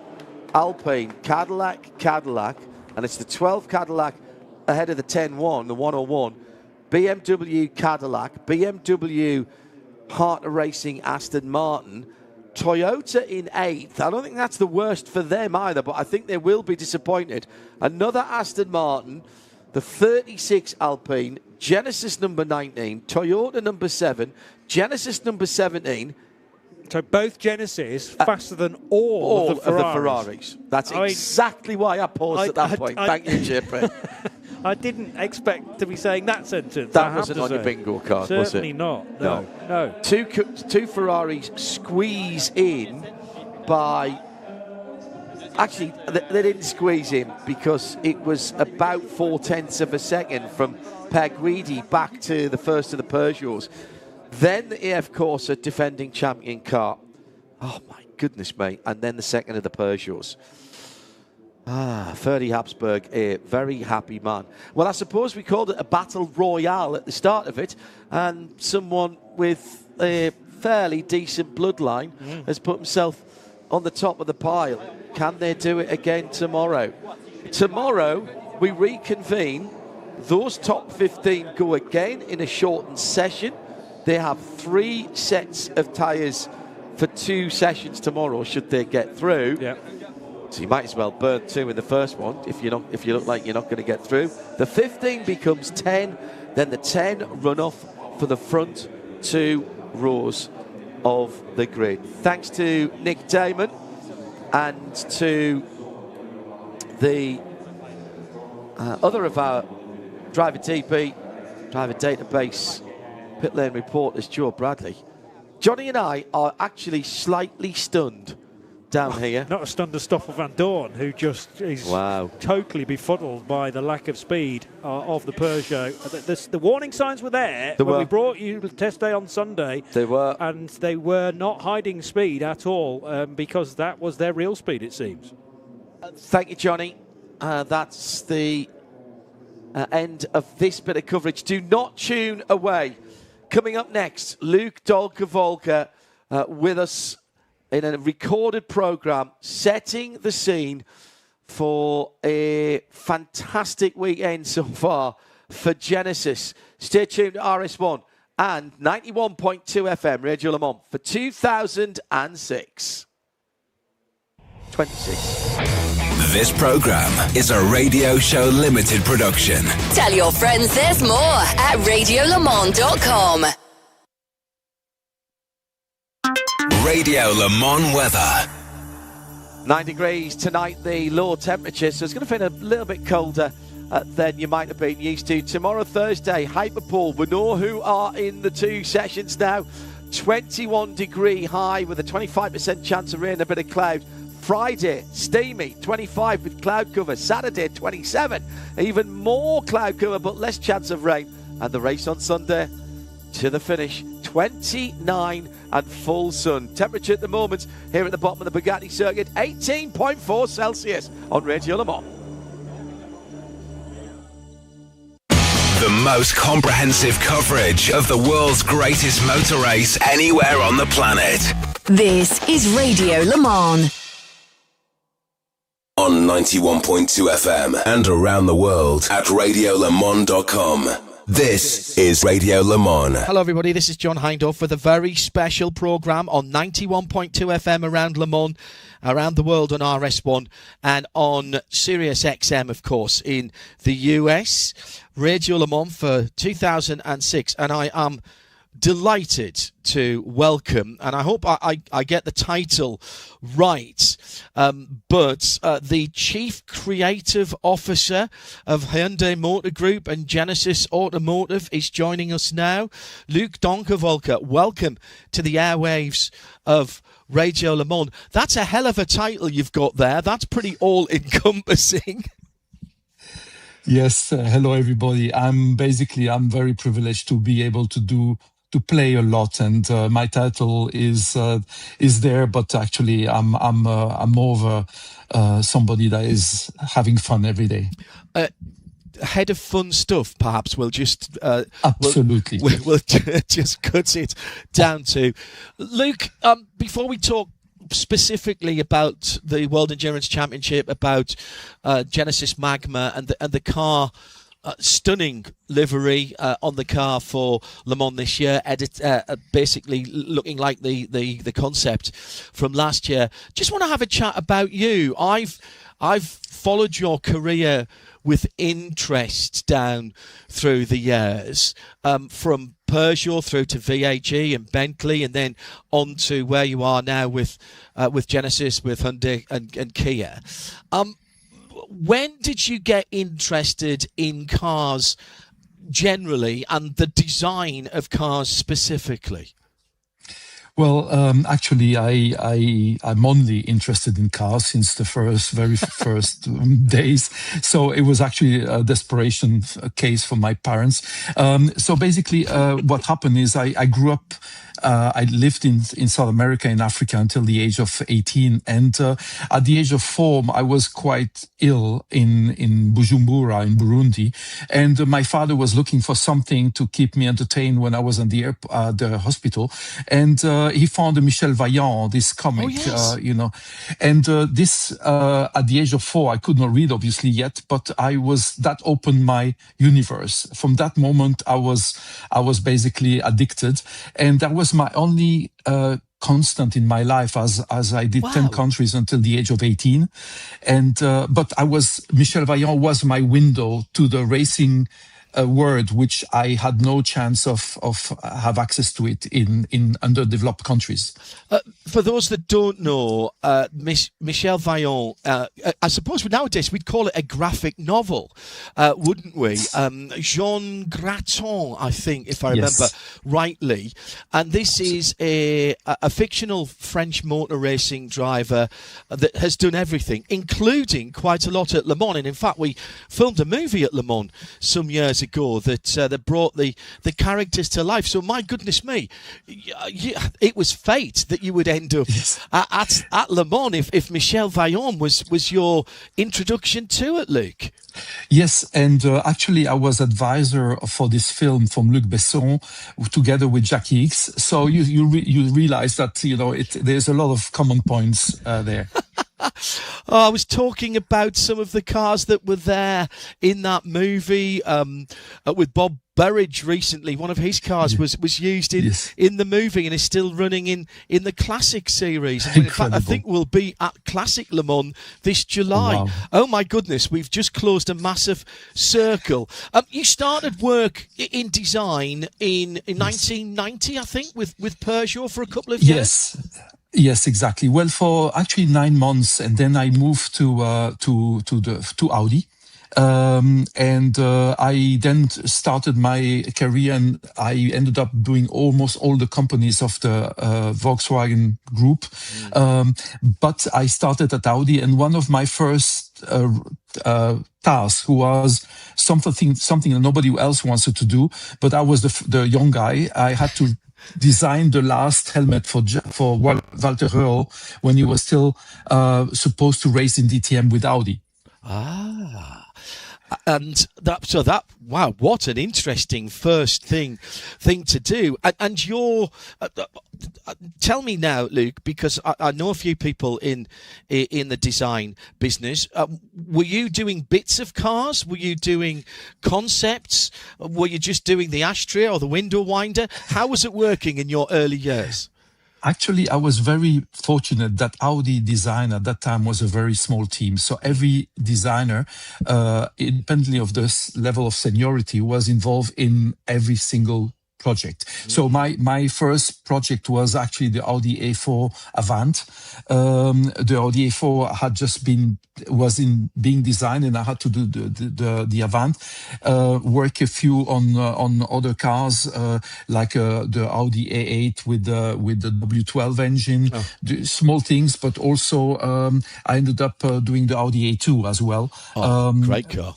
In between my stints at Skoda and Lamborghini, basically. Audi A2 was interesting because of how the engine was mounted, and the floor on that was a really clever piece of engineering as well as design and packaging. Absolutely. I mean, it was an incredible project because I spent more time in the wind tunnel optimizing the drag coefficient of that car than later doing the race car for Audi for Le Mans. Well, and there you are, because you're straight into Le Mans in your career, because you were at Le Mans before even the Audi R8 was. Those people who remember coming into the year 2000, Audi, before they started the run and the era of the Audi R8, which ran from the 2000s to 2006 when they went to the diesel car, and that dominance, they tried two different cars, a coupe and an open top car. Now, were you at Le Mans when those two cars were running? Yes, I was actually, from the very first time, we were supposed to do a GT1. So my design proposals were like, you take a Audi TT an Audi Avus, and you kind of flatten it to fit the chassis of the race car. Yes. A little bit like the Mercedes CLK GTR or the Porsche 911 GT1. Yes. It was fascinating. And then after that, we decided to go for the LMP1 rules that would basically make an open car. It was the favorite option because the homologation for the GT1 was creating a lot of difficulties. Was it unusual, Luke, then? I presume were you working under Peter Schreier then, who was the designer who came up with the original TT? Yes. Well, he was working on another group. I was under, at that time, that was where Peter was not heading the studio yet. It was basically under Mr. Varkus. Oh, yes. He was, he's the unsung hero from Audi and from Audi design and from the German design. So he's the teacher that basically instructed all the current chief designers in all the world, more or less. Yes. But yes, it was a fantastic time. Was it unusual then for you, as you say, you were the new guy, you were getting some of the jobs that people didn't want. So was it unusual for you to be straddling both the street cars, the road going side of things, and the motor racing thing? Was that very much a VW or an Audi thing, that they wanted to pull those two different concepts together? Yes, well, we were a very small team, as I mentioned before. That means that everybody had to do everything, and that was where you learned the most, because you were not damned to design door handles or wheel covers or wheels for 5 years. You had to basically, you were thrown in cold water and you had to survive. And this is where I was basically during after hours. I was going to Audi Sport, and during the day I was working on my production project. So it was fantastic, it's like you cannot have enough work, and it was just fascinating for me. It was just like a toy store. Was there any time then for Luc Donkervolker to follow motor racing and to keep up with what was going on at Le Mans? You mentioned the Michel Vaillant programme. I mean, your days seemed like they were pretty stacked, to be honest. Well, there's like motorsport has been my passion since the beginning. I was as a kid, I was doing everything I could to be in contact. Like even when I was in Senegal, the 6 hours of Dakar, there was fantastic endurance race at that time with the Tommaso Panteras and Porsche 911 RSRs, and so I could never get enough. And I was just commenting that I had been spending all my pocket money from my teenager times buying Auto Hebdo and Sport Auto, all those French magazines and all the car magazines that basically gave me this foundation, which is today is just like it's my education basically. That's very interesting that you should say that, because your Palmeiras, your portfolio is very wide. Being at VAG, at the Volkswagen Group, gave you an opportunity to work with brands as far apart as Audi, Lamborghini, Seat, Bentley, Skoda, and you would look at that from the outside, from someone like myself, and think, my goodness, that's a lot of different types of designs of cars, different even types of engineering. Was that useful to you, that you had so much of a variety to work on in what was still in those days fairly early on in your career? Oh yes, I mean it's just like you imagine you arrive at Audi and you basically are working on premium cars, and then suddenly you get sent to Skoda, where there was not even design studio. I was there. We were 3 people sent to Skoda to design the Octavia and the Fabia, and you basically have to survive. You have to do everything. Then you end up going back to Audi, doing the Audi A2, the race cars, and then you get sent to Lamborghini, where nobody had ever seen a designer. I was basically I was sketching, and I had all the engineers looking at above my shoulders of what I was doing, because they had always been buying designs from Giugiaro, Bertone, Pininfarina, Gandini, and then suddenly they had a strange guy dressed in black designing, sketching there, and they knew it was going to be expensive and difficult, but I was there to work with them, and this is what, due to my engineering background and my design background, it was kind of like always finding solutions, like the movable air intakes of the Lamborghini Murcielago, which were solving technical issues. And that was what I enjoyed. Put a pin in that engineering side, because I want to come back to that, but because I think that's important, particularly within the VAG universe. But you've mentioned some phenomenal names of designers there, and to walk in the footsteps of any of those must have been very exciting for you. Were those the designers that you had? You think of Marcello Gandini in particular, who had actually also a pretty broad selection of designs, the Citroen BX as well as the Lamborghinis. Were those people who had influenced you in your early days? Yes, absolutely. And for instance, they have Gandini having designed the Renault AE truck, which was one of the most differentiated trucks. This is exactly the thing. If you are into design and if you're into cars, you cannot snub a type of cars or a type of vehicle. You basically are tackling every project and with the same enthusiasm, because you want to do the best design, whoever this guy is supposed to reach. Yeah, absolutely. let me go back to that engineering point that you made, Luke, if I may. You're listening to Luke Donker-Volker here on 91.2 FM Radio Le Mans. The engineering part of your background I find it incredibly interesting, particularly given what was going on at Audi around the time that you were there, because they came up with what they internally, I think, called the toolbox: platform sharing, component sharing, this kind of things. And I'm really interested to explore the balance, the partnership, the compromise perhaps that has to go on between engineering and particularly production engineering and concept designing. And you kind of had a foot in both of those camps. Yes, it has been a great help because, you sometimes underestimate the fact that designers and engineers don't speak the same language. One speaks emotionally, the other one speaks rational. And if you have the chance, just the language bit, just the communication between the two is already opening doors to create the best possible combination of between design, styling and function. And that is for me what I learned. Also the fact that you cannot make a design look good if the inner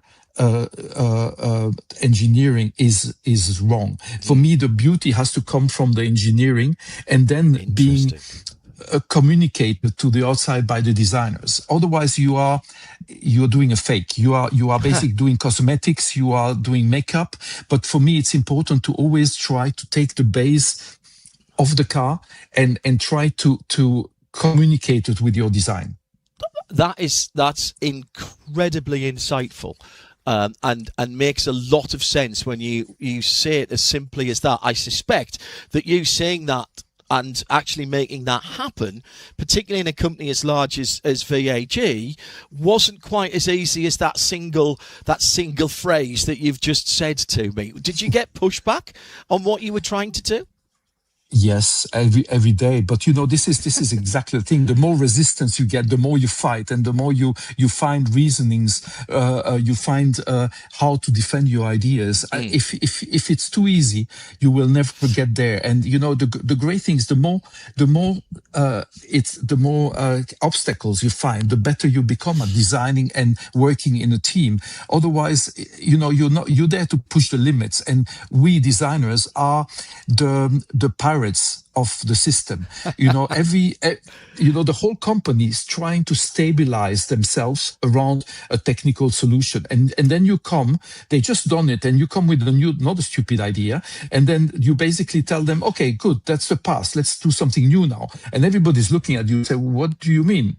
Yes. And you basically say, okay, and so it's always you that are destabilizing the whole company, but you're doing it because you are just looking. You probably have a more obvious perspective at the whole market than some people that are just so much implicated into the little thing they have been working on. Coming from a big company, so in 2015, you went over to Hyundai Motor Group, to Genesis. Peter Schreier was there at that point. That was a huge move, and that was huge headlines for those who watch the industry pages. For you two to end up at what was still, albeit a very big motor group, a very big engineering group, let's be quite honest, but still a relatively unknown force in the automotive world, and not known for design. And if I may say, and I'm not being nasty about it, not known for excitement in design either. So that was over 10 years ago. What took you there? What was the imperative to you as an individual that said, oh yeah, this is where I want to be. I feel I can make a difference there. Was that it? Well, that was a big, bold move. But, the fact is the same thing that attracted me to Audi with the Quattro and the Audi Avus and the Pro-Content, all those incredibly genius ideas from Dr. Ferdinand Piech. The same thing happened when they had been contacting me for more than a year already. And then they kept on sending me cars to show me what they were doing and everything. And then suddenly they sent me a hydrogen car. That was the iX35, the first hydrogen car to be sold and to be, homologated. And that was the thing that convinced me. So I told them, listen, I'm still working on I have to finish the Continental GT. I have to get the design freeze for that car. And I have to do the XP 10 Speed 6 for the Geneva show. And then what happened is I managed to get things done until April. And March, April, and then from the Geneva show, basically, I called them and said, "Okay, I'm coming to discuss." And I took the plane to Seoul, signed the contract, went back to Bentley, gave my resignation in, and then I was opening a new chapter after 23 years of the Volkswagen Group. It was like saying now or never. It's now to kind of like basically invent yourself, because I was going into a different universe. I ended up in Namyang, which is an engineering city with 13,000 engineers, and I was the first foreigner. Peter was based in Frankfurt, but I was based in Korea. So that was the biggest challenge of my life, I think, because I was in a complete alienating environment. An incredibly big chance to take on a personal level, and I mean, we applaud you for it.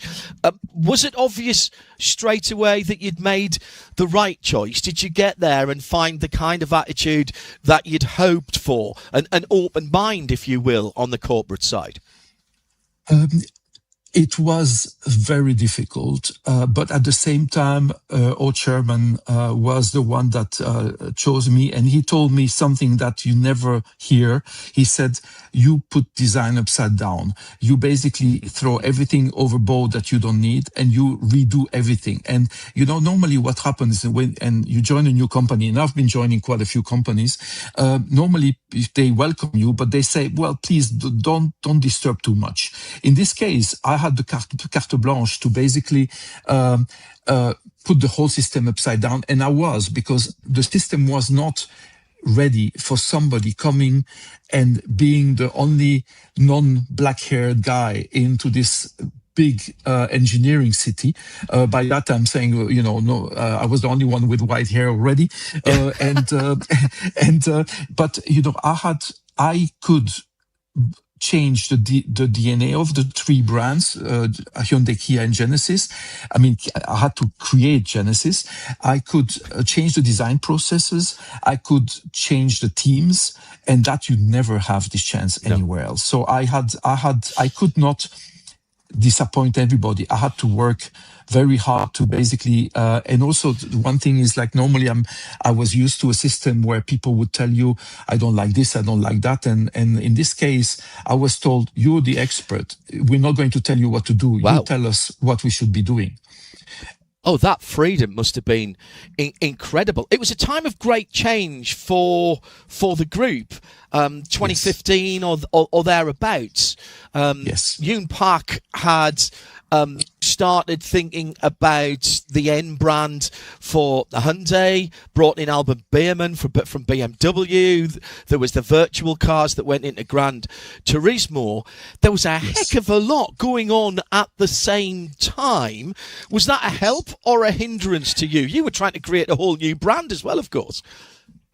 Yes, I mean, it was obviously, there was a dynamic of change, and everything, you could see that there was, the more audacity, the more people would basically welcome your ideas. It was not like in a normal system where you basically are constantly having a pushback. So that was fascinating, and that was also saying, okay, we're going for N maximum. So I had in mind later to get Genesis into the sportier direction, but at the beginning I had to do my homework, and I had to first create the base cars. So I was busy with my 1,200 designers in basically first getting Hyundai, Kia, and Genesis and basically create Genesis.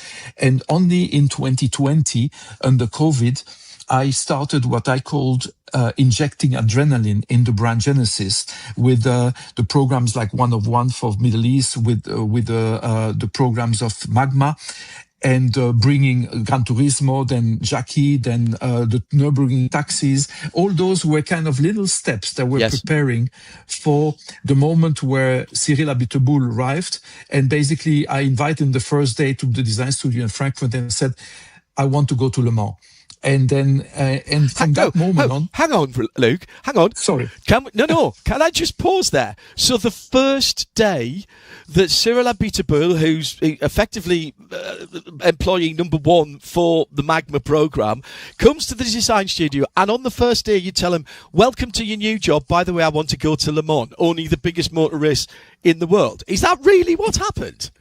Well, he was in the new president of Hyundai Motorsport Group. At that time, there was no motorsport plan for Genesis. Right. So basically, he was in charge of N and Hyundai Motorsport.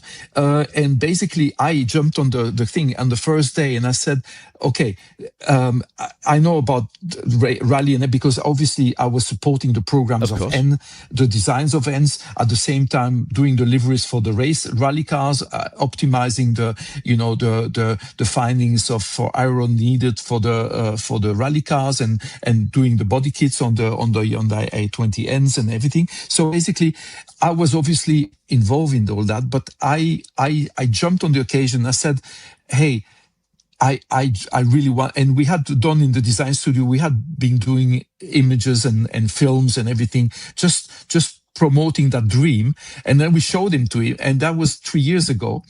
And we slowly worked as skunk work until September 24, where I asked the chairman, and he basically said yes. And then we had a wild ride of 500 days to the first race. That which was incredible in itself. I was there in Italy when the car rolled out and sat down with Cyril. And when he told me that stat, I about fell off the chair that we were sitting in when I was doing the interview, because when it comes down to bare statistics like that, just 500 days is incredible. When you showed that first concept in Dubai, I asked Cyril this at Le Mans last year. I said, how much was Luke involved in that? And he said, why don't you ask Luke that? So I have the opportunity now, Luke. How much were you involved in that? And why was it important to get something out there that looked pretty much what you're going to go and race at Le Mans this year? Well, I have always been very active in doing criminal activities in design since the beginning. So I knew that if we had to race, I had to start working before I had even an official go. So before that happened, I already had sent a designer to Oreca to work with the team of Oreca without even having the go. The problem is that I was exposing myself, because I had sent the guy and said, you work with your personal computer. You don't work with hook it to the system. You basically, you are going to work, and I will let you know if you have to come back or if you carry on there. And so I had sent the guy without even having, a green light, but I had to do that. So from even when we got the green light, we had already the basics of the design already established. We still had to optimize, to make aerodynamic simulations and everything, but we were already quite advanced. So it was only possible to do by doing in parallel the official project and the work. And so in September I got the go, and at the same time I told my team, we're going to make a big bang event now, and because I have a team which is doing brand and a team that is doing design. So I tasked my team, and we said we're going to do that between the two races of Formula One in Middle East. and we were trying to do that in Bahrain, but we could not because everything was full. So basically, we ended up doing it in Dubai, and the team had as little time as we had to design the car, to do the event, to announce or start. So it was an incredibly challenging time for everybody. Luke Donkervolker joining us here, talking about the Genesis Magma Race programme here with us and where that came from. Luke, you're talking here, though, it seems to me, and you know racing because you're racing enthusiast, and now yes, and you've been immersed in it for quite some time. But you're talking to me now about a manufacturer, about the Genesis Hyundai Kia Group getting involved in a concept, in race car design, and then the implementation of this, when most people, even somebody, dare I say it, like Ferrari, might have some concept, might have some design ideas, but then they would hand off chassis design, for example, to someone else. Now, I understand you're working with Orica, with the LMDH regulations, but that's an awful lot of responsibility and an awful lot of involvement from the OEM, from the manufacturer. I'm not sure that's usual, but I mean, you don't work in a usual way. We're finding that out, aren't we? Well, it is, once again, you are dreaming about doing something like this. So you will not start measuring your hours or counting your hours of work. You are going to do, and you are going to put all the resources and more to get it to happen. And, as I'm speaking now, I'm doing 5 special projects for Le Mans that I'm going to unveil that nobody knows in the company, not even the chairman. He will discover them in Le Mans. It's all about the amount of effort you put into something. And again, I find motorsport fascinating. I mean, I've been doing a bit of from the amateur side, but it's always also an incredible lesson, because doing motorsport, you start to learn to do things which are not forbidden, allowed. And this is all the big technological advancements have arrived because of this principle. Yeah. And this is why I will, apart from the passion side of it, motorsport is the way to make technological advancements. You said earlier on about disrupting. Change is not necessarily made by people who want to uphold the status quo. Sometimes you have to swim against the tide. Yes. I think that's absolutely true. May I also say, Luke, that I can hear the enthusiasm and the excitement in your voice as you're talking about these projects. You are at the very top of a huge company, and you are taking the time that, generally speaking, someone in your position wouldn't have, to be hands-on involved in the motorsport project and making sure, I suppose, and it was interesting you mentioned about brand as well as design, but making sure presumably that the brand values are respected and reflected in everything you do with Genesis Magma? Yes, absolutely. I always say that design is brand and brand is design, especially for Genesis. So I have a team. I had the chance of being allowed to get involved from the very beginning, because I created the DNA of Genesis 10 years ago. At the same time, I was doing, the design. So it was creating the brand values of the brand, and then deciding. So basically, I had all the cards in my hand. So what happened is now, at the same time, we have the team doing all the preparations for the cars. I have a team which is making sure that the car all the environment of the car, all the ecosystem around the Genesis Magma Racing is basically supporting and making the aura of the brand Genesis. Yeah. So it is all together. You've chosen a time to come in, whether this was deliberate or just the way the timing worked, where the regulations and the competition, because of those regulations, the competition is probably as sharp, probably sharper actually than anything I can ever remember. I've been working at Le Mans since 1989. and that was Mercedes AMG, the Silver Arrows that year against the Jaguars, and they were great days at the end of the Group C era, I suppose you could say, and we looked at those as golden days. These are platinum days that we're looking at now in World Endurance Championship and at Le Mans. But it also means that we are talking about fine margins that don't just separate first from third on the podium, separate winning from scoring no points and being outside the top 10, that separate being in hyperpole to not being in hyperpole and being at the back of the field. Literally 1% or smaller margins on a lap-by-lap basis. How do you, in your position, justify to your chairman the fact that you could do everything right, but you still might not get success? There's no guarantees in motorsport, particularly not in this motorsport right now.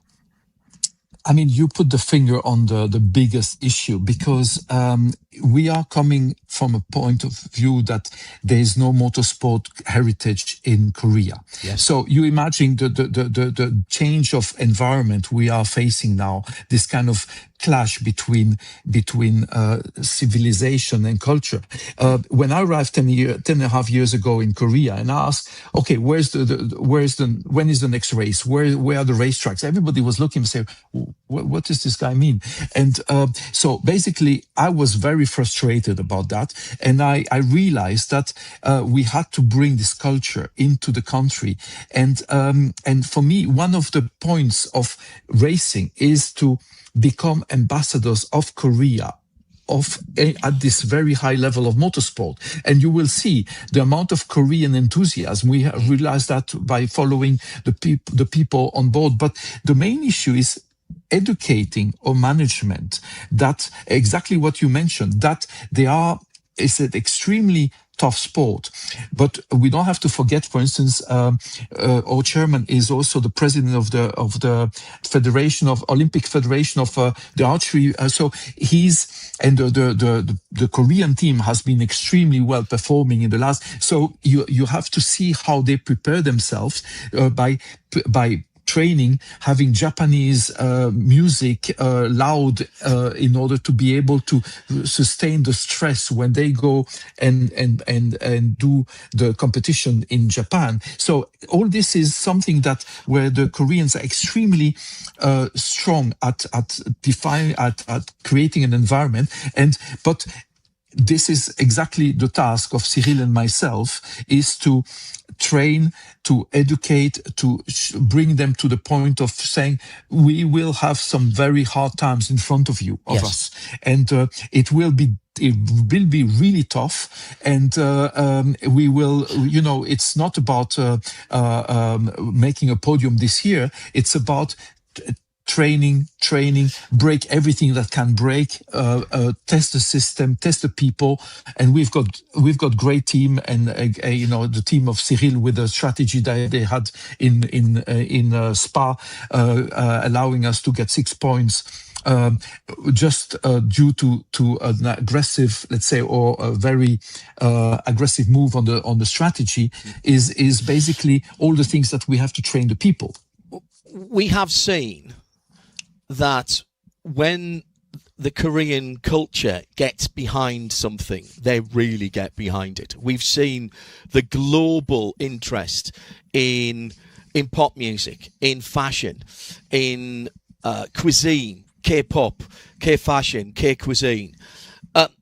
In 2, 3, 4 years' time, will we be talking about K-motorsport in the same way, Luke? I am sure about this, and this is my biggest dream. And you will see already this year the amount of Korean visitors. I think La Région de la Sarthe, Le Mans, will never have seen so many people coming from Korea. And this is only the first year. You will see how much enthusiasm is going to be behind the Genesis Magma racing effort. And you already see a lot of people talking about it in Korea. And this shows me that we were right in bringing Genesis into motor racing.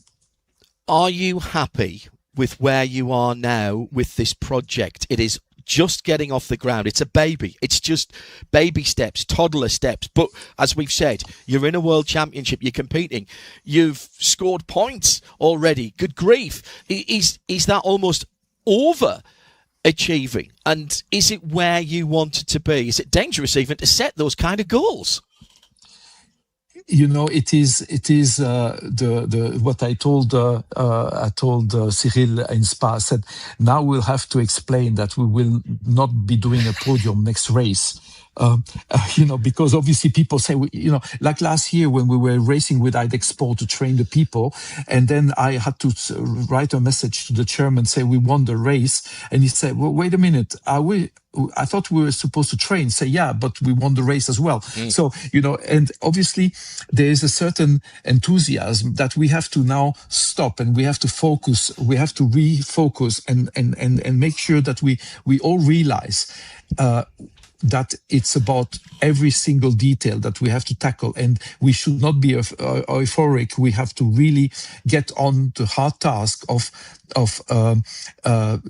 testing everything until we have basically run in the whole machine, car and team. And it has to work together. That's the same as your engineering and design, isn't it? Those are a similar way that you have to have that partnership. Luke, thank you very much for the time that you've spent with us and taken out of what I'm sure is a very busy schedule. I have two very short questions for you. First of all, I know that you do a bit of racing and you do like your cars. What are you racing, and what sort of cars do you have in your collection? Well, I started designing, I started drawing 911s when I was a kid because I was reading the books from Paul Frère and all those people. They contaminated me as well. So I basically ended up collecting all the different generations of Porsche 911, mostly RSs and GTs. How lovely. I have a 924 SCCA DP in US, one of the 16 cars that were built to promote the 924 back in 1979. I did quite a lot of vintage rallies at that time. Now, I must say, since I'm in Korea, I had to let that go because I had to focus extremely hard. But I hope that I can start to rally again. My dream, I have prepared a car for the Tour Auto, and this is it's a 914 6GT, which I hope to be using very soon. Not this year, but maybe next year. You're talking my language. And by the way, I like you're using the word contaminated when you're talking about people like Paul Frère and Michel Vaillant and your influences down through the earth. If I may, I'm going to steal that because Le Mans also contaminates you. It gets into your blood and makes you itchy around about May because you know you're going to be going back there. The final question.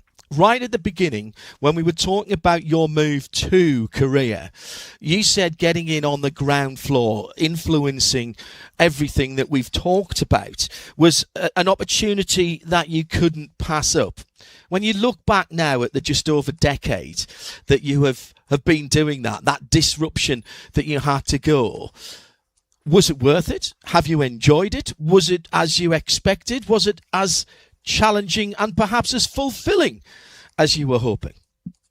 Oh, definitely yes. It was all of the above, and I have received countless offers to come back to Europe or to go to other places, but the Hyundai Motor Group experience that I had has spoiled me in the sense that I love that people listen to what you propose and they accept it, they take the challenge on and they do it.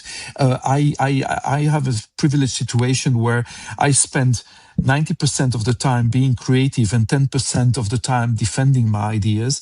You know that in most of the other companies is exactly the opposite. You hardly have any time to be creative because you have to defend yourself or defend the little ideas. And as Jonathan Ive used to say, ideas are very fragile, so you have to protect them, you have to defend them. And for me, it is where I am spoiled that I have designed at the highest level of hierarchy as the president in the Hyundai Motor Group. So I can push a lot more than I could do in other companies. Luke Donker-Volker, Hyundai Motor Group Chief Creative Officer for the whole group, a designer par excellence, one of the top of his generation, also a disruptor, as we've heard in the last 40 minutes or thereabouts. But most of all, and crucially, influencing, I believe, all of that, an enthusiast for cars, for driving, for the Le Mans 24 hours, and for motorsport. Luke, thank you very much for joining us here on Radio Le Mans. Thank you. Thank you very much. This program is a Radio Show Limited production. Tell your friends there's more at radiolemans.com. The Road to Le Mans. 91.2 FM Radio Le Mans for 2026, and we're not only here covering the main race, the 94th edition of the 24 Hours of Le Mans from the Ford Racing Global Broadcast Centre. By the way, my name's Johnny Palmer and I'm joined by Joe Bradley because we are in the Road to Le Mans paddock, Joe, and you and I have been covering this race live for a few seasons now. You in the pit lane and me in the Ford Racing Global Broadcast Centre. It's a very different format though this year. I'm used to 2 1-hour races, 2 55-minute races, but we're going much more long distance this time. Yeah, I think for the teams and certainly the drivers, they'll be delighted with the changes. We've gone to a proper endurance race, haven't we? 3 hours. Instead of the 1 hour race on the Friday and 1 hour race on the Saturday, we've gone to a proper race format. And I'm pretty sure the drivers are going to love that. The teams will like that because, well, it gets it all over by Friday lunchtime, I suppose, and then they know where they are. But I think the format of the race with the 3 mandatory stops, the team gets to play a part. There's going to be a little bit of strategy, which is proper endurance racing. And I think it's a good decision. How that decision has come about, I don't know what the machinations were in the decision making, but they found a slot in the timetable on Friday morning, starting at 10 a.m. If I'm right, Johnny. That's right. 10 a.m. till 1 p.m. That's brilliant. It's going to be really exciting and a proper motor race. Bit more strategy involved, although there are 3 regulated stops. They're all going to be a designated time as well, so 2 minutes and 55 seconds. You can't do those stops any quicker than that. But a lot of that is down to teams who are fairly new to some endurance racing, and I think they're keen that they're not ballistically quick stops like we'll see in the main race, because there's always a chance of a little mistake, which could prove very costly. Well, there's a reason behind the mandatory stop time, and that's on health and safety grounds. We're going to have to refuel these cars. We're going to have to invariably change drivers and tyres. But we want to do that under kind of a controlled condition rather than it being the optimum pit stop time. These teams are made up, a lot of the teams are made up of some weekend warriors, for instance, who don't necessarily do this for a living.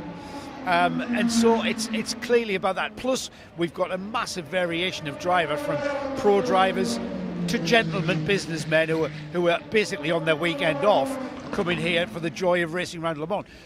We don't want to put any pressure in that pit stop process. That's why we're thinking about, that's why we have this mandatory stop time. Where you take those mandatory stops, that's where the strategy and the track positioning and whether or not we get a full course caution, etc., that's where it'll play in.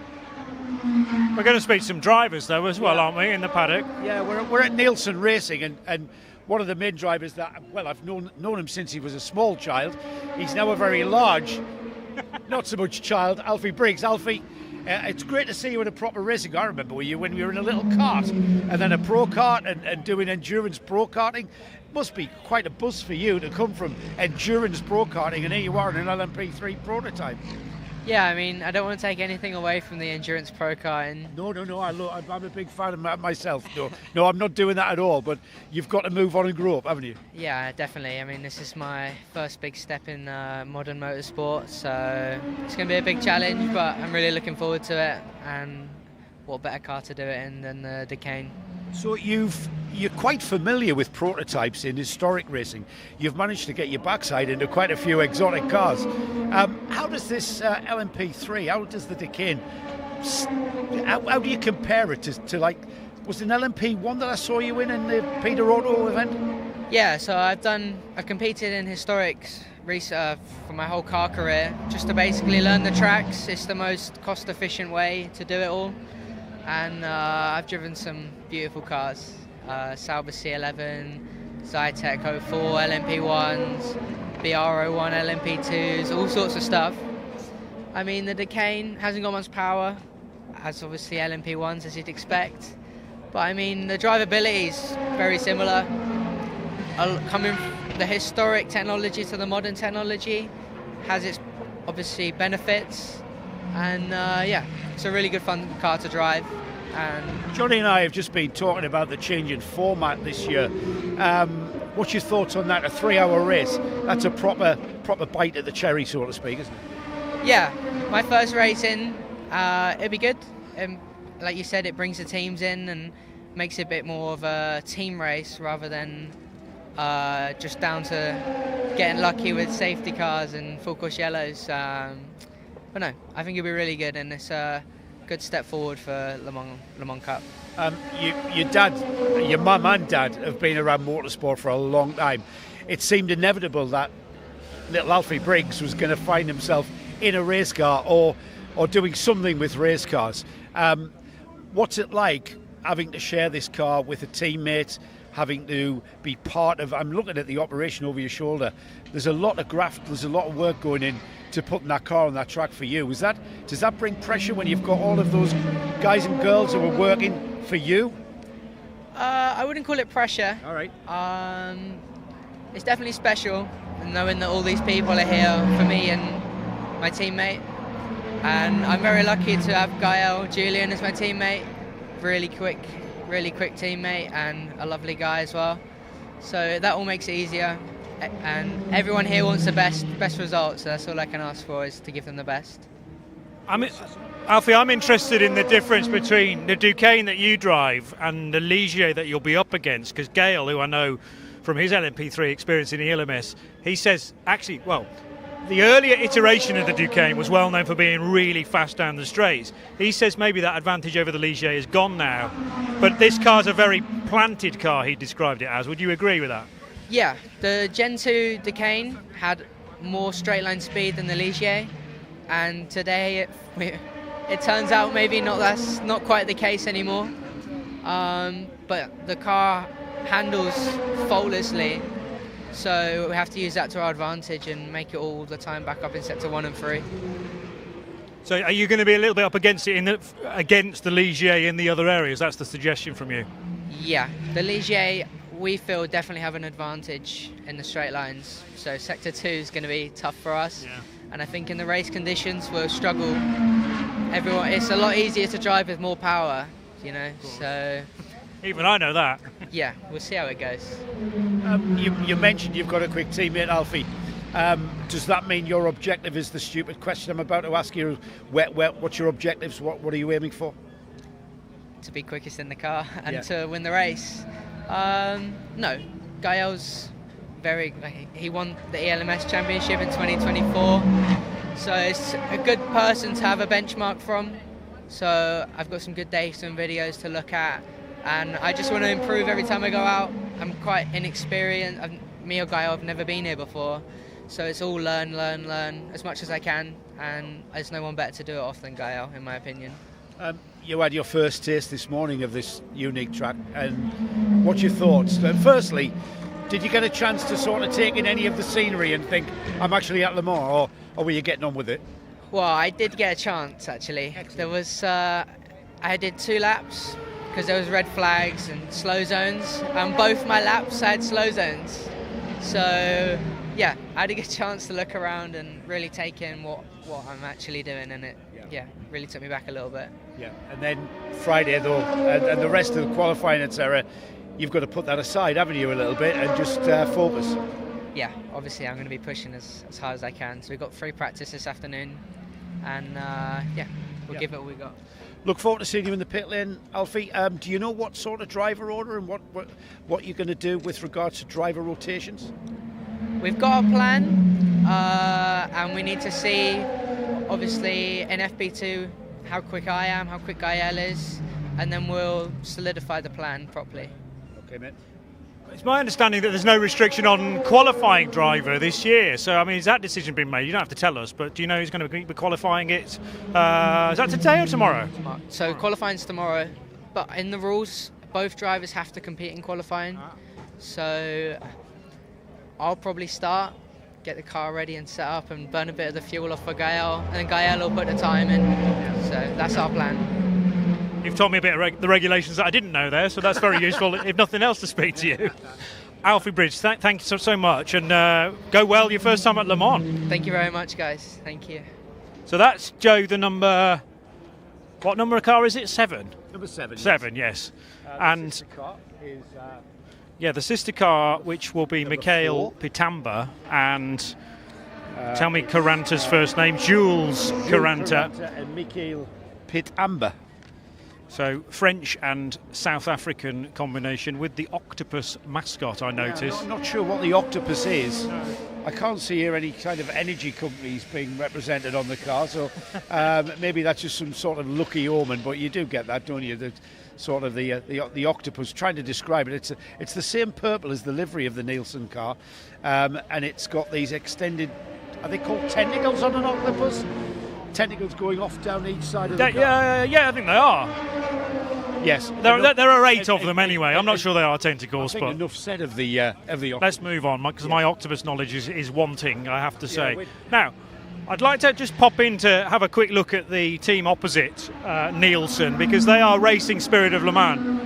And in fact, Philipp Sager, the Austrian racer in car number 10, and Valentin Haas-Klo, who I'm a big fan of because he's done the main race a couple of times now.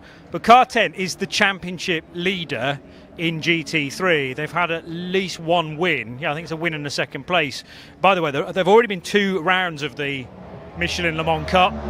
The 2 hours of Barcelona. They tend to be the Saturday evening, Saturday night of an ELMS race the following day. So 2 hours of Barcelona, 2 hours of Le Castellet, and we stay in France for their 3rd race of the year for this 3-hour affair. There's also extra points on offer. If you win this race, you get kind of a 1.5 times the amount of points, so 38 points for a race win. But Racing Spirit of Le Mans are a team that started, it feels like, from small acorns and are now an established name from Switzerland, doing this main race, the 24 hours, quite frequently. Well, obviously doing something right, leading the number 10 car you're mentioning, Johnny. That's leading GT3. The sister car in this awning is the number 24, which is in the Pro-Am. It's a prototype, it's LMP3 prototype. This one's a Ligier, the number 24, and the drivers down to drive this, Christian Gysi, who's German, and Oscar Christensen from Denmark. Now, Christensen's a pretty famous name here at Le Mans. It is. Is there any relationship there? Oscar is Tom Christensen's nephew. All right, I just feel old when people tell me that sort of thing. I think Oscar's only 20 years old, so still establishing himself. But yeah, a 9-time Le Mans winner as an uncle's not bad. I've seen every one of Tom Christensen's victories here, and a lot in the American Le Mans series. So it's great. It's great to see Christensen on the side of any car, isn't it? And this Johnny, is where drivers come to learn the craft of endurance sports car racing. It's a pretty high level. When you see the outfits of the paddock that we're in, this is a very high level. I know it's a support paddock, and it's a support paddock also for the European Le Mans series, but this is certainly the feeder series, not just from a sense of drivers, but also from a sense of teams who acquire clients, i.e. drivers, and it's a way of moving them on into maybe aspiring to do the European Le Mans series, and who knows, the World Championship as well. Well, remember that we're actually celebrating 10 years of TF Sport at Le Mans now, and the only reason they got into the 24 Hours of Le Mans in 2017 was through winning the first ever season of this, which was only a GT3 championship at the time. But TF Sport, with Ewan Hankey and Sally Jolich, won the 2016 GT3 Le Mans Cup, and with it got an automatic invitation the following year to the 24 Hours of Le Mans. Tom Ferry is here now with 5 cars in the main race. Yeah, incredible outfit that Tom's built up. And Tom himself, not a bad peddler in his day, you know, in touring cars and GT cars. So, this is where we potentially will see, Nielsen Racing is represented in the main race. Yes. these guys, these guys also, representation in the European Le Mans Series, and this is where people are learning their craft. This is where they're doing their apprenticeship, so to speak. Absolutely, it's a great place to do it. Whilst we're standing between three cars from the different three categories, I can tell you, just a reminder, if you're seeing these cars trackside, that the gold backing on the race number tells you that they're in LMP3. So you have to start with one silver, and then they can be partnered with another silver or a gold, but the silver's the essential bit. Then you've got LMP3s known as Pro-Ams, which have the purple race number. You have to have a bronze driver in an LMP3 Pro-Am duo, and then the second driver can be bronze, silver or gold. And then in GT3, they're the numbers with the white backing. Bronze is essential, and then the second choice can be bronze, silver or gold. You can't have any platinums in any of this category. So Narain Karthikeyan, who we may move on to, former Formula One driver, and he tried to drive in this race as well, but unfortunately that ended in disaster before he actually got going. He's no longer platinum, and because he's gold, he is allowed to compete. I tell you what, Johnny, let's we're at the other end of the paddock to Narain's team. He's with Ajit Kumar and Red Ant with Ajit Kumar, isn't it? Red Ant Racing with Ajit Kumar. Yeah. Let's head off to the other side of the paddock and we'll see if we can catch up with them. The Road to Le Mans. We've found our way to the back of Ajit Red Ant Racing's garage then, and the salubrious surroundings here. And one of the first very friendly faces we encounter is the global megastar, who is Ajit Kumar.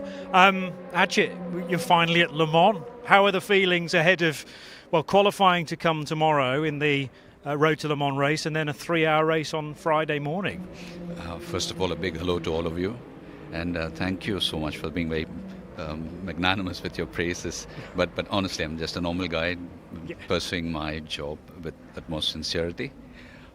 Being at Le Mans, as you all know, is extremely special. To be here at Le Mans is by itself, like I always say, it's a blessing. And the first session went well. I have some lovely teammates and engineers helping me through the whole protocol as to how to approach Le Mans, because it's a completely different ball game. I'm pretty pleased with myself. The first session was kind of it was conservative, and it was a conscious approach, try to be as conservative as possible, get my way around the circuit.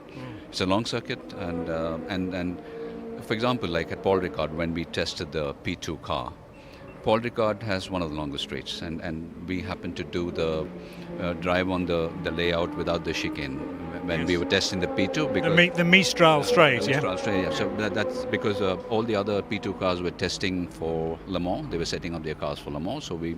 And it was the first time ever that I happened to drive that layout without the chicane, and that too in a P2 car. So we are told that that's one of the longest circuits. But here, you're at 290 kmph for a very long time, and and so finding my way around was my first, what shall I say, the whole idea was to first get to know the circuit, and in fact I messed up because you're on the back, the chicane. You have two chicanes. You get confused which is the first one, which is the right one. So I kind of because the straights are so long, you can almost forget on which bit of the track you are. Exactly, and that's exactly what happened. So I got my corners wrong. I mistook the one of the corners for Indianapolis and vice versa, and so it took me a couple of laps, and then we had a few yellow flags. So but slow and steady. So slow and steady. Just try to finish the race, and. We were observing free practice one. There weren't cameras covering the session, of course, but my concern was for people like you that are desperate for track time. There was a red flag, there was some slow zones. That breaks the flow a little bit for you. It does, but we have been prepared for it. We were told that that's Le Mans, welcome to Le Mans. Yeah. So it isn't something that surprised me at all. We were, and to be honest, I was just hoping I was not one of them, and I'm still hoping that I'm not one of them, because I genuinely wish every team, every driver a successful weekend of racing, because we in the motorsport world know how difficult it is to find sponsors, be it for the teams or for the drivers, to get to participate in some of the most prestigious championships in the world. And I wish everyone a safe and wonderful weekend of racing. And every time I see a car go off or someone ruin their race, I feel sorry for them. I mean, my heart goes out to them. And the same when it happens to me, because we put in so much of an effort to get to where we are, just to participate.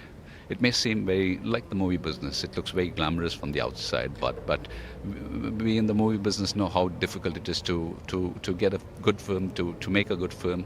Our intentions are right, but sometimes things don't fall into place the way we would expect it to. I think the same with racing.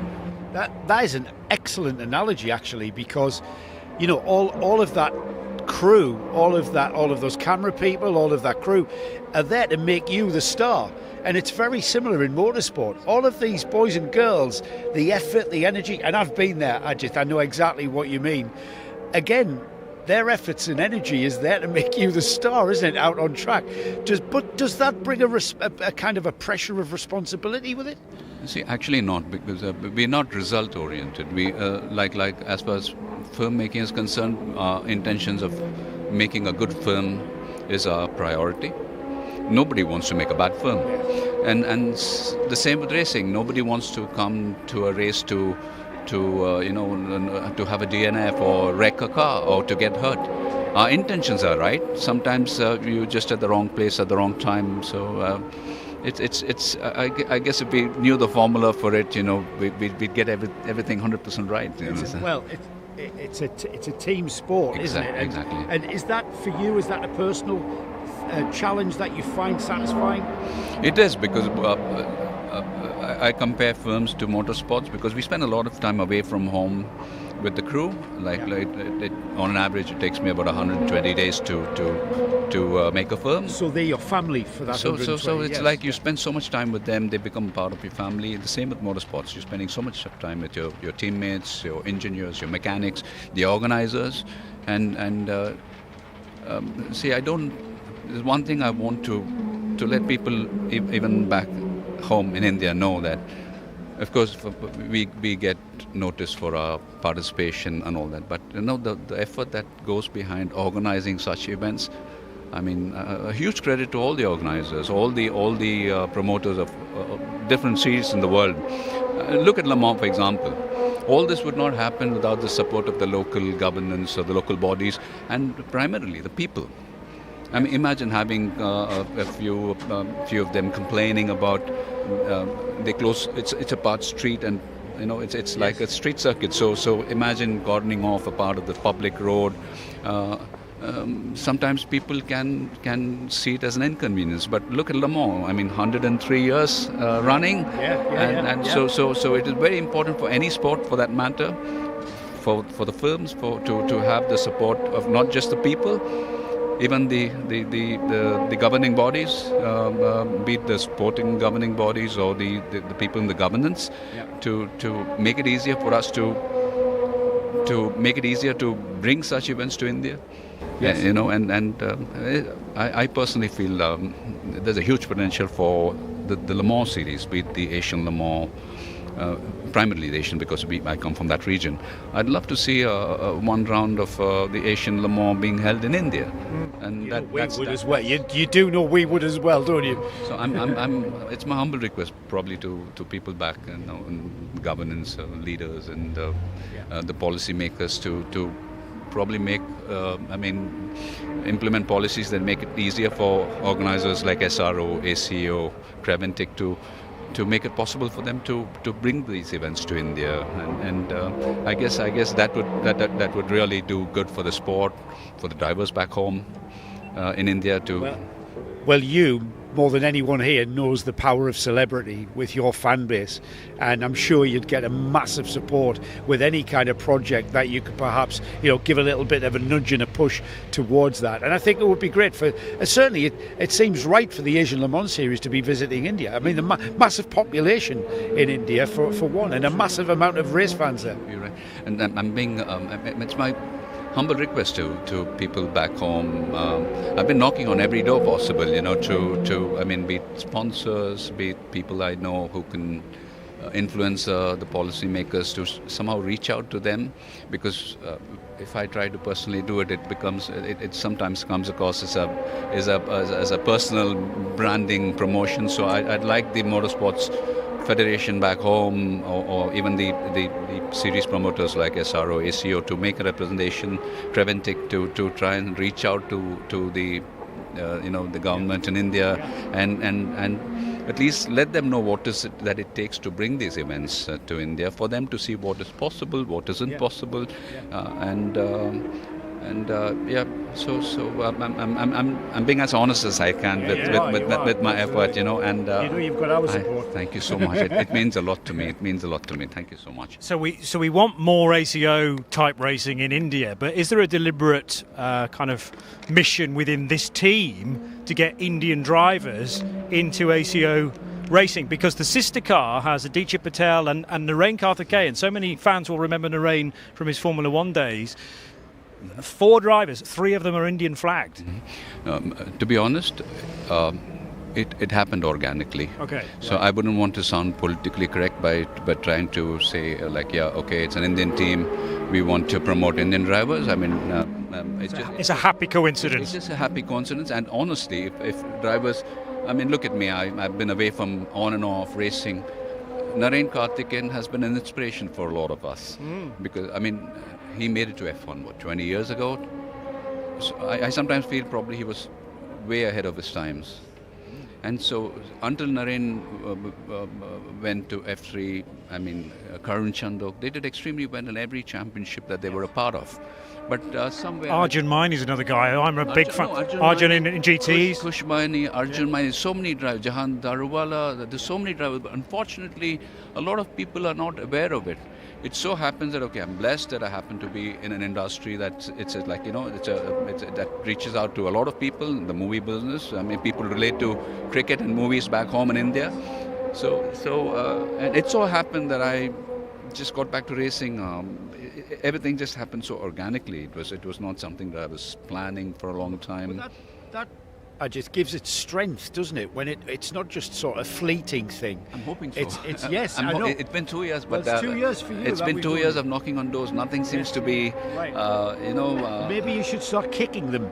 No, I know. I'm basically a very. I empathize with people. It's like, from the outside, like I was mentioning, motorsports looks extremely glamorous from outside. Yes. The movie business. The same with politics. We're always complaining about people in the governance. We don't know what it is to be in governance, to implement policies, because there's so many millions of people you need to please at the same time, or you need to balance it. So I don't envy people in politics. I don't envy leaders. I empathize with them. I completely understand. Like in the movie, I've had blockbusters, I've had disasters, films that haven't made it beyond a show or two. From the outside, probably when you start watching a film, within the first 10 minutes you start judging a film, right? But for us it's different. It's our we want to make good films. We want to do it, but sometimes in hindsight, when you connect the dots, where you went wrong, right. Where you so we know what it is. We want to make good films, but sometimes we fall short. Yes. I'm sure it's the same with the leaders all over the world. They want to do good, but sometimes things backfire. And people also need to... it's like Mr. John F. Kennedy's very popular quote, ask not what the country can do for you, ask what you can do for the country. And I relate that not just to politics, governance, to every sphere of life, be it your relationships, your hobbies, your sports, your professions. What is it that you can do? And this weekend, your job seems straightforward, but you've got to hit your braking points and hit your apexes and get it right. and you've got everybody in the team hoping that you do that. And you know what? We've been watching you now for 2 years. Your development has really been in a trajectory that's been up and up and up, and you can see. Look at when you first started this. You are not the driver you were then. Right now, talking to us now, and here you are in a prototype. You've mentioned LMP2 tests. Right now, we've got Le Mans here and the Road to Le Mans in an LMP3, and that's the challenge. That's the challenge that you have this weekend, and I'm pretty sure you'll deliver. Thank you so much, and the credit goes to every soul that has supported me morally, in every way possible, who believe in me, my team, everybody. I owe it to them, and our agenda for tomorrow for Le Mans is to try and finish the race. Yes. That for us would be a big deal, and everything else comes after. We wish to finish the race. And the Road to Le Mans. We found our way into GT3 land now, and there's a long line in the history of ACO rules racing that says you can't have a GT3 or an LMGT3 race without having at least one AF Corsa run Ferrari in it. So we found it, and a gentleman called Charlie Fagg, who I'd actually forgotten did the main race a few years ago. Now I feel like Joe Bradley should probably conduct this interview, because you've known Charlie a few more years than I have. Yes, I've known Charlie since he wasn't interested whatsoever in motorsport. When his dad put him in a go-kart, he wasn't were you, Charlie? You weren't interested, were you? No. I'm still not sure if I am now. No, I'm joking. I think I am. Yeah, a long time ago. But when I was about 13 years old, he put me in one. So I remember your dad telling me that I remember him coming to me kind of distraught, saying, he's just not interested. He's just not interested. And then all of a sudden, you became interested. Yeah, I think I realised I wasn't very good at other sports, wasn't very good at academic studies or very musical, so I thought, right, I best dial into something. But no, I'm joking. It started very, very slowly, as you remember. And also being from the northeast, I feel like there's not tons and tons of motorsport as there maybe is so much in the Midlands or further down south, so it wasn't like super regular for me at school to know loads of friends that did race. And so, yeah, a slow burner, but look, we're here now and it's going well, I think. Yeah, I mean, you've raced at places like Sebring in the World Endurance Championship. You raced in the big race here in the was it the D station? That's correct. Yeah, correct. Yeah, that was buried as well. You're here in the '83 AF Corsa Ferrari, Charlie. This Road to Le Mans race is a one-off drive. I suppose I should be asking you: are you glad to be back at a place like this? I mean, it's always special driving around here. You could put me in we did a track walk on the bike yesterday, and I thought that was pretty special. So let alone being in a Ferrari around Le Mans is quite cool. So yeah, it feels amazing to be back here, even though it's just a one-off. You don't get tons and tons of track time before qualifying in the race, so every lap you can get is crucial, especially for my amateur driver who I'm with, Shibata-san. It's his first time ever at Le Mans, first time racing at Road to Le Mans as well, in Michelin Le Mans Cup. So a big learning curve for him and also me, but one we're really enjoying. Yeah, what's this GT3 spec Ferrari like in comparison to what you've driven in the past? So I race at the moment, still race an Aston Martin GT3 car, but I race in Super GT, have done for the last 3 years now. So obviously a front engine car to a mid to rear engine Ferrari is very different. The tyres with the Michelin versus what we use, the Dunlop Confidential in Super GT. So the adaptability has to be on point because the change is so drastic between the two of them. The balance, though, I would say, is really, really friendly. It's a really inspiring.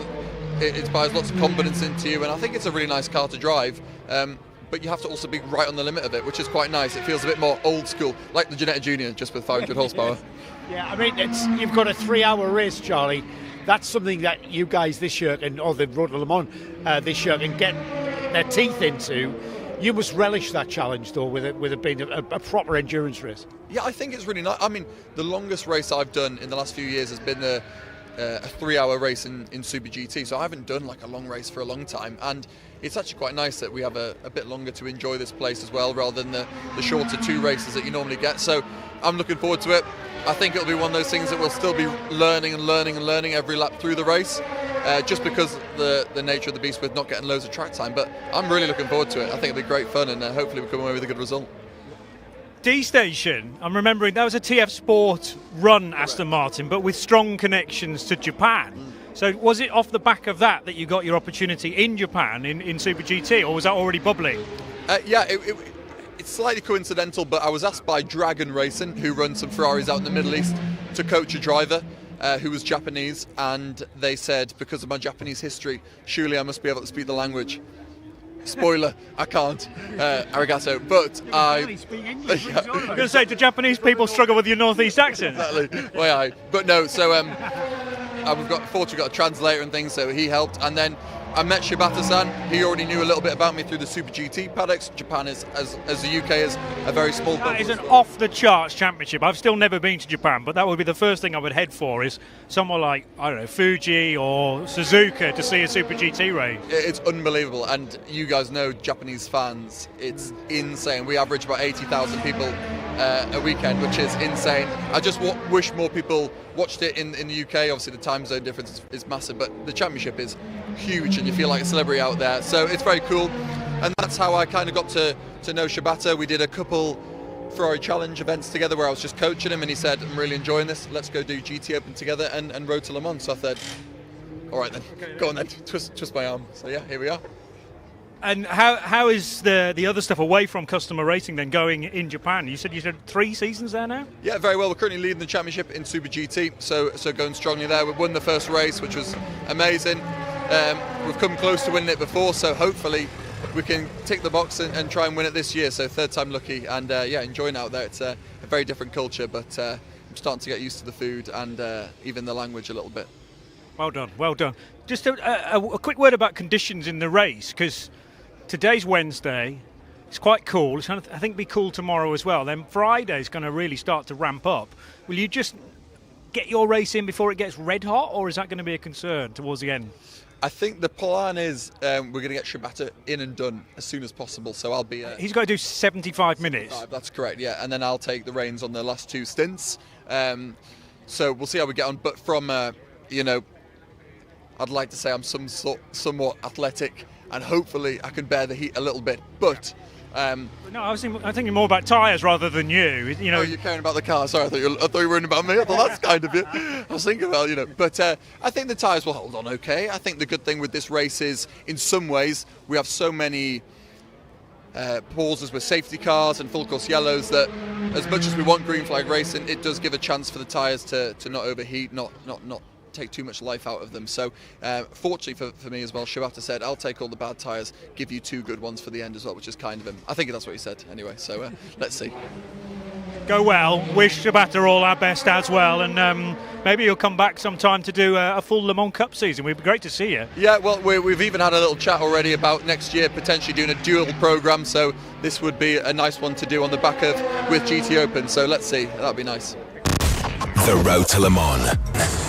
The final stop that I'm going to make is with RS GP, who are actually the defending champions. They've brought through people like Adrian David, who is now in the main race this year, and it's the 85 car again leading the championship with Daniel Frost and Enzo Peugeot. So Enzo joins me now. 1 race win. Did you finish second in the other race? Yeah, in Le Castellet we finished second. So it's all going very nicely right now. I mean, I know it's early in the season. We have a big race on Friday, but that carries extra points compared to a normal race. Yeah, it's a really important race, I would say, because as you said, it was like 38 points for the wins, so that's quite huge. No, yeah, the FP1 got well. We have to see what we can do in FP2. We did some change, and yeah, as you said, the start of the season was quite good. Lacked some pace in Paul Ricard, but did quite a good race with a good strategy. So I would not say so confident, but we are here, so we fight for the win. Remind me, these are Ligiers, aren't they, rather than the Duqueine? No, we are. Oh, no, you're Duqueine as well. That's right. Now, I've spoken to some other Duqueine drivers who've said the previous iteration of the Duqueine was always so well known for being fast down the straight, and that advantage kind of isn't there now compared to the Ligier. Yeah, now compared to the D08, now with the D09, the new update is a bit slower, I would say. So we have to compensate on the setup, but yeah, like on track like Paul Ricard, we lack a bit. And now also a bit, but we have to do some change, but confident with it. Tell me about your teammate as well, because you're running LMP3, which means it's two silvers. Yeah, you're pro, but you're both silver rated, right? Yeah. So Is he as quick as you? Is it a nice little tussle into team, a friendly rivalry? Yeah, he's a really good driver. He has a lot of experience. Never drove in Europe. He just drove in Asia, in America. So, but he has a lot of experience in racing. So I'm coming from single seater. So he gave me a lot of tips, and we are doing quite a good duo. And I give him some tips on the European track. And we call it transferable skills. Is there a transferable skill from a single-seater with much downforce into a kind of two-seater sports car? Yeah, sure. It's quite different, but I would say there's some inconvenience, some advantage, and yeah, the experience that we had in single-seater, it's good to be transferred in an MP3. And a final word about the team, R-Race GP. I mean, they arrived from single-seaters again a couple of years ago, and they just seem to start winning straight away. It's a very impressive setup just standing in front of it here. What's it like to work with the team? Yeah, no, it's really, really professional. I would say at the workshop, it's really good. So yeah, it's like single-seater team, as you said. So it's really professional, and really happy to be in that team. Enzo Peugeot, go well in qualifying tomorrow, and also, of course, the race on Friday morning. Thank you for talking to us. Thank you very much. Thank you. The Road to Le Mans. Just a little flavour of the Road to Le Mans paddock then, because there are actually due to be 58 cars in this race. A massive grid. I mean, it's only 4 fewer than the main race. And that's often what we say about the potential for carnage. But I do think whether that's might be part of the ACO thinking to make it more long distance, to hopefully calm down the start a little bit. But there are going to be bronze drivers probably in for the first hour, maybe hour and a half. But that's the nice thing as well about the 75-minute rule, is that you can't get that out of the way in a single stint, and it's going to have to be a double. But the pro wants to get in as well and be fast from maybe about half distance. I think the amount of cars we've got, Johnny, the disparity between the levels of experience and abilities with drivers, that is always going to be a recipe for disaster in this kind of racing. I'm hoping that the 3-hour format enables the drivers to be maybe less hurried about it. You know, they've got a short amount of time. They've got more time to sort of contribute to the way that the car is going to run in their particular stints. Maybe this 3-hour format, I'm hoping it'll kind of calm down the mental attitude of a lot of the drivers. They don't have to get on with it in a kind of, everything's over in an hour sort of way. You also, if we do have the inevitable full course yellow, the race has got a little bit more of a chance to get going, because what we've found in the past with these support races, we've had full course yellows, and by the time we've cleared up whatever mess has been created, there's only 20 minutes remaining, and then that inevitability of that is, we've got to get on with it, there's only 20 minutes, and that of course yellows breed yellows and all the other adages that you want to add in there. So I'm hoping that the 3-hour expanded format of this proper endurance race, isn't it, over 3 hours, it gives the competitors and the race itself a chance to breathe, if that makes sense. Your mention of about 20 minutes is crucial as well, because each car in the race has got to do 3 stops, but they all have to be done by the final 20 minutes in the race. They've got to come in and do those 3 stops, and they're just under 3 minutes each. So that's a considerable drop off, and you might find yourself either in traffic or out of traffic. So there is a bit of strategy to be weaved into it as well. Well, I have it all covered here on 91.2 FM Radio Le Mans, live from the Ford Racing Global Broadcast Centre. It's Friday morning, the 3rd race of the year for the Michelin Le Mans Cup, but the Road to Le Mans is a standalone event as well. 9:45 Friday morning for a 10 o'clock start, all the way through till 1 o'clock. And Joe and me, Johnny Palmer, cannot wait for it. This programme is a Radio Show Limited production. Tell your friends there's more at radiolemans.com. On 91.2 FM and around the world at radiolemans.com.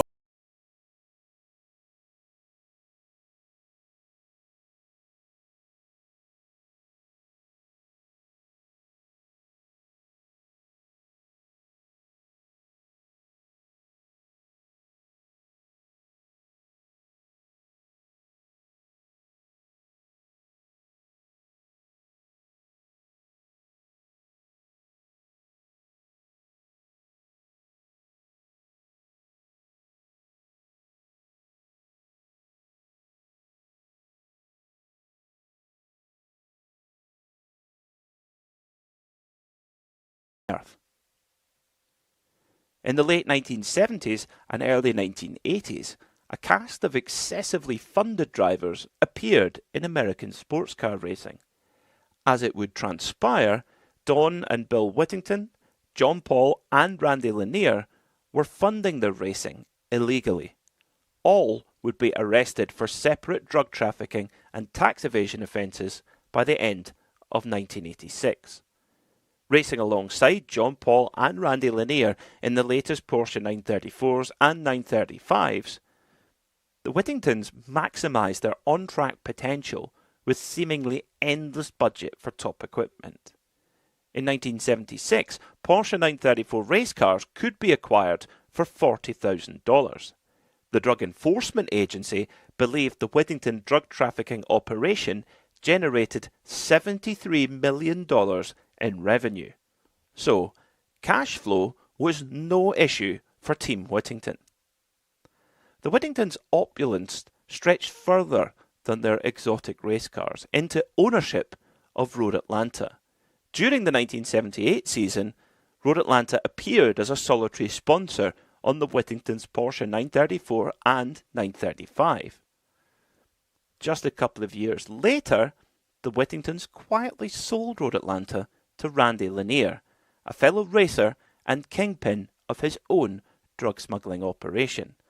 Lanier's rationale for acquiring the circuit was very simple: to test his growing fleet of race cars and to launder money. In 1979, America's beloved Hollywood megastar Paul Newman found himself taking on the Whittingtons for outright victory at Le Mans. Newman desperately craved to produce a racing movie after starring in Winning in 1969. This story of an all-American hero valiantly attempting to crush the hopes of some rogue racers might have woven the basis of a very compelling script. Porsche's racing wizards had continually turned the screw with ever faster evolutions of their turbocharged 935, which bludgeoned the opposition into submission. This relentless development culminated with the 935-78, or Moby Dick as it was affectionately known. Following Moby Dick's all too brief tenure, Porsche left private teams like Kramer and Jost to carry on the mantle for the 935. By Le Mans 1979, the Porsche 935 to have was Kramer's latest development, the K3. Conceived by two brothers, Erwin and Manfred Kramer, the K3 was perfected from the already sublime 935. Once purchased off the Porsche production line, Kramer installed lighter and more aerodynamic Kevlar bodywork designed by Ekkehard Zimmermann. Kramer also outfoxed the FIA rulemakers by discovering a way to legally fit an air-to-air intercooler. This boosted reliability and reduced the engine's weight. Paul Newman teamed up with Californian owner-driver Dick Barber to run his customer specification Porsche 935, a notch or two behind the envied Kramer 935 K3. Nevertheless, Barber's outfit were on a roll at Le Mans. Brian Redman and Dick Barber won their class in 1978, driving alongside the notorious John Paul. Rolf Stommelen completed the Dick Barber racing lineup in a red Porsche 935 backed by suntan lotion brand Hawaiian Tropic. Stommelen was vastly experienced and boasted an enviable CV, including wins at the Targa Florio, Daytona 24-hour and Watkins Glen 6-hour. Porsche's own effort for Le Mans in 1979 focused on the aging 936 prototype, which ultimately flopped with uncharacteristic reliability issues. However, no fewer than 14 935s were entered by Porsche's loyal customer base. In a race where only 22 of the 55 starters made it to the finish, Porsche's armada of privateer 935s ensured the Stuttgart factory swept the podium. Kramer's enhanced K3 lorded it over all the other 935s in qualifying, only the works Essex Porsche 936 prototypes were slightly quicker. Paul Newman's number 70 Dick Barber Racing entry languished 15 seconds off the pace of Klaus Ludwig in the Whittington's Kramer machine. Although Don and Bill Whittington paid handsomely for the privilege to compete with the Kramer team, Manfred Kramer insisted that Klaus Ludwig start the race. A logical decision considering Ludwig's 15-year experience at the top of the sport and his standing within Kramer's operation. However, Bill Whittington had other ideas. When brother Don suggested that Bill start the race, Manfred Kramer strongly refused. After all, Kramer owned the car and Ludwig was comfortably the faster driver. "How much is the car?" came the reply from a determined Don Whittington. A worryingly short amount of time later, Don Whittington appeared with a suitcase stuffed with $290,000 in cash, twice the value of the K3, and handed it to the Kramers. Bill Whittington would start the race. Luckily for Bill Whittington, the race started in clear weather, but the night brought the peril of fog and heavy rain. Although Ludwig had been sidelined for the start, the German star exhibited his guile and prowess through the pivotal hours of darkness. Ludwig's astounding stint through a sodden Le Mans night built a comfortable lead which proved useful when dawn broke. While Ludwig and the Kramer K3 charged ahead, Dick Barber's trio quietly chipped away. Newman, Barber and Stommelen rotated regularly with 1 hour stints. A clever ploy to conserve the energy required to guide their powerful Porsche 935 through the monsoon. By morning, the Whittington's Kramer K3 looked set for victory on its maiden outing, despite the fact the car had completed just 39 laps of testing at the Nürburgring. However, Le Circuit de la Sarthe can haunt the leading car whenever she chooses. With Don Whittington on board, the 935 K3's timing belt ripped and left the American stranded in the pouring rain on the Mulsanne Straight. Long before the days of full course cautions and slow zones, the remaining cars screamed by at over 200 miles per hour. To say Whittington was in a precarious position would be an understatement. Watching a seemingly certain win leak away, Whittington toiled in the dirt, furiously fixing his stricken Porsche. After several failed attempts, Whittington eventually botched a repair and limped to the pits, where the Kramer mechanics jumped into action. While this calamity ensued, Paul Newman and the Dick Barber crew snuck up on the leading Whittington car. By the 22nd hour, the Hawaiian Tropic Porsche, caked in grime, took the lead of the race. Could the star of the Hustler and Butch Cassidy and the Sundance Kid pull off victory on his debut at Le Mans? Sadly, it would be a deflating anticlimax for Newman and the plucky Dick Barber Racing outfit.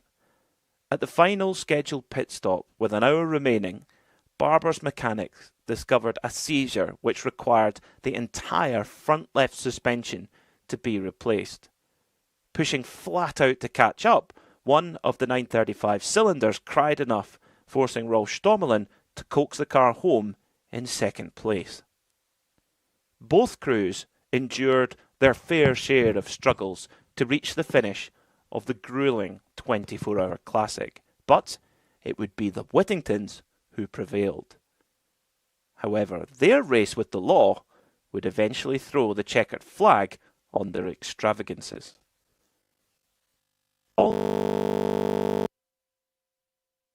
A private man who longed to race in peace, Newman felt the frenzy surrounding his attendance at Le Mans stripped away his enjoyment of taking part. However, the Hollywood megastar's enthusiasm for racing never waned. Newman raced on past his 80th birthday, becoming the first racer in history to compete at the Daytona 24 Hours. In fact, the National Treasure became the oldest winner in Daytona 24-hour history, a week after his 70th birthday in 1995. Families all over the world continue to share Newman's love for racing through the much-loved Cars animated movies. Immortalised in the voice of Doc Hudson, Newman's gravelly tones live on. Bill Whittington pled guilty to filing false tax returns to cover the proceeds of marijuana smuggling operation. He was sentenced to 15 years in prison in March 1986, but released in November 1990. In connection with the case, Don Whittington pled guilty to tax fraud and was jailed for 18 months. In 2013, law enforcement agents raided the Fort Lauderdale offices of the Whittington's private aviation firm, WorldJet Incorporated. DEA affidavit alleged that WorldJet had leased jets at inflated prices to known drug traffickers and laundered proceeds through their hotel in Pagoda Springs. Don Whittington was never charged with any crime in connection with this investigation. Bill Whittington was convicted of tax evasion in 2018 and sentenced to 18 months in prison as part of a plea agreement. Whittington failed to declare $9.7 million of investment income from 2 offshore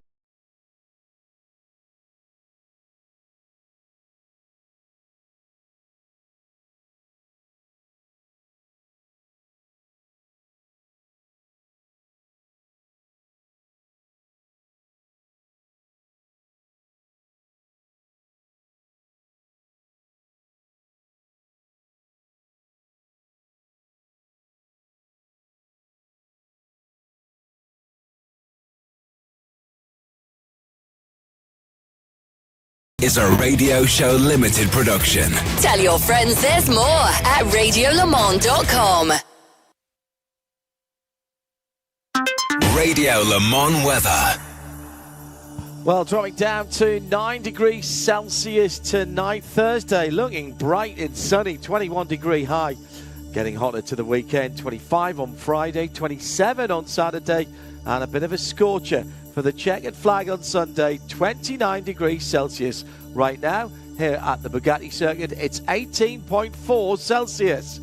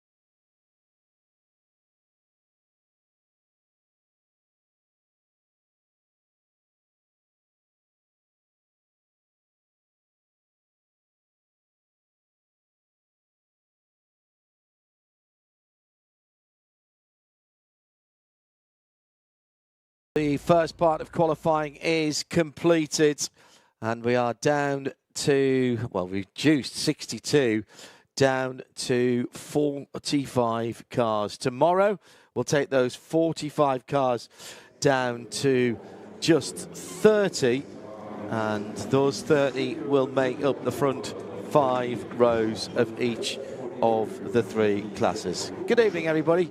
Welcome to free practice number 2. We've got a third and final free practice tomorrow night after we've finished setting the rest of the grid. We've got about 6 minutes before the cars roll out in what is a 2-hour session. It's an all-skate as well. Here in the Ford Racing Global Broadcast Centre, John Hindhaugh and Johnny Palmer. It's Joe Bradley and Nick Damon, who are our driver database pit lane reporting team. And hopefully Nick won't sink. We've had enough of that in the break. Really, really tough. So, coming up in this next 2 hours, Johnny Palmer, what are we going to see? Lots of essential running that probably couldn't be done during the first bit of free practice, because the focus there was getting bronze and silver drivers comfortable in the car, comfortable with the track, in readiness for qualifying, where you had to finish in the top 15. And well, there were a lot of drivers that we sort of half expected, or maybe even thought they were guaranteed to get through. Not least the 83 Ferrari that won this race last year, and it is one of the ones that dropped out of the 18 cars that entered into standard qualifying. Only 15 progressed. The 83 Ferrari has already found its grid position of 17th for Saturday and Sunday's race, and the 2 Peugeots, the 2 Peugeot 9X8s do really seem to be massively struggling, I think mainly for straight line speed down the Mulsanne straight. But as I say, there are night laps that need to be completed in order for you to be qualified for the race. This is one of those sessions that you can do it in. And whereas in the past we've had 2 hours on a Thursday night as well, there's actually only 1 hour after this, which serves as night free practice. So there will be a jobs list. One of those jobs is obviously to get all 3 of your drivers cycled through to do the necessary laps to take part in the race. That's a very good point, actually. And there's quite a few people who are here for the first time, and therefore the imperative, I suppose, is to give them as much time as you can. The old hands can probably do that hour after Hypercar tomorrow and just, you know, get their eye in and get themselves sorted. So head down to the pit lane and take a driver database informed pit lane report. Let's take a little bit of the atmosphere. First of all, from the tuneful Nick Damon.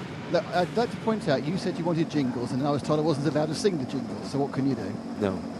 No sung jingles here. The groundsman is very particular about that. Hang on a second, so Nick. currently the way it is, we have 2 times 6 laps for you, 6 E-phase, 6 fill, and then we finish with another 8 for you to validate the ultimate compound that we decide.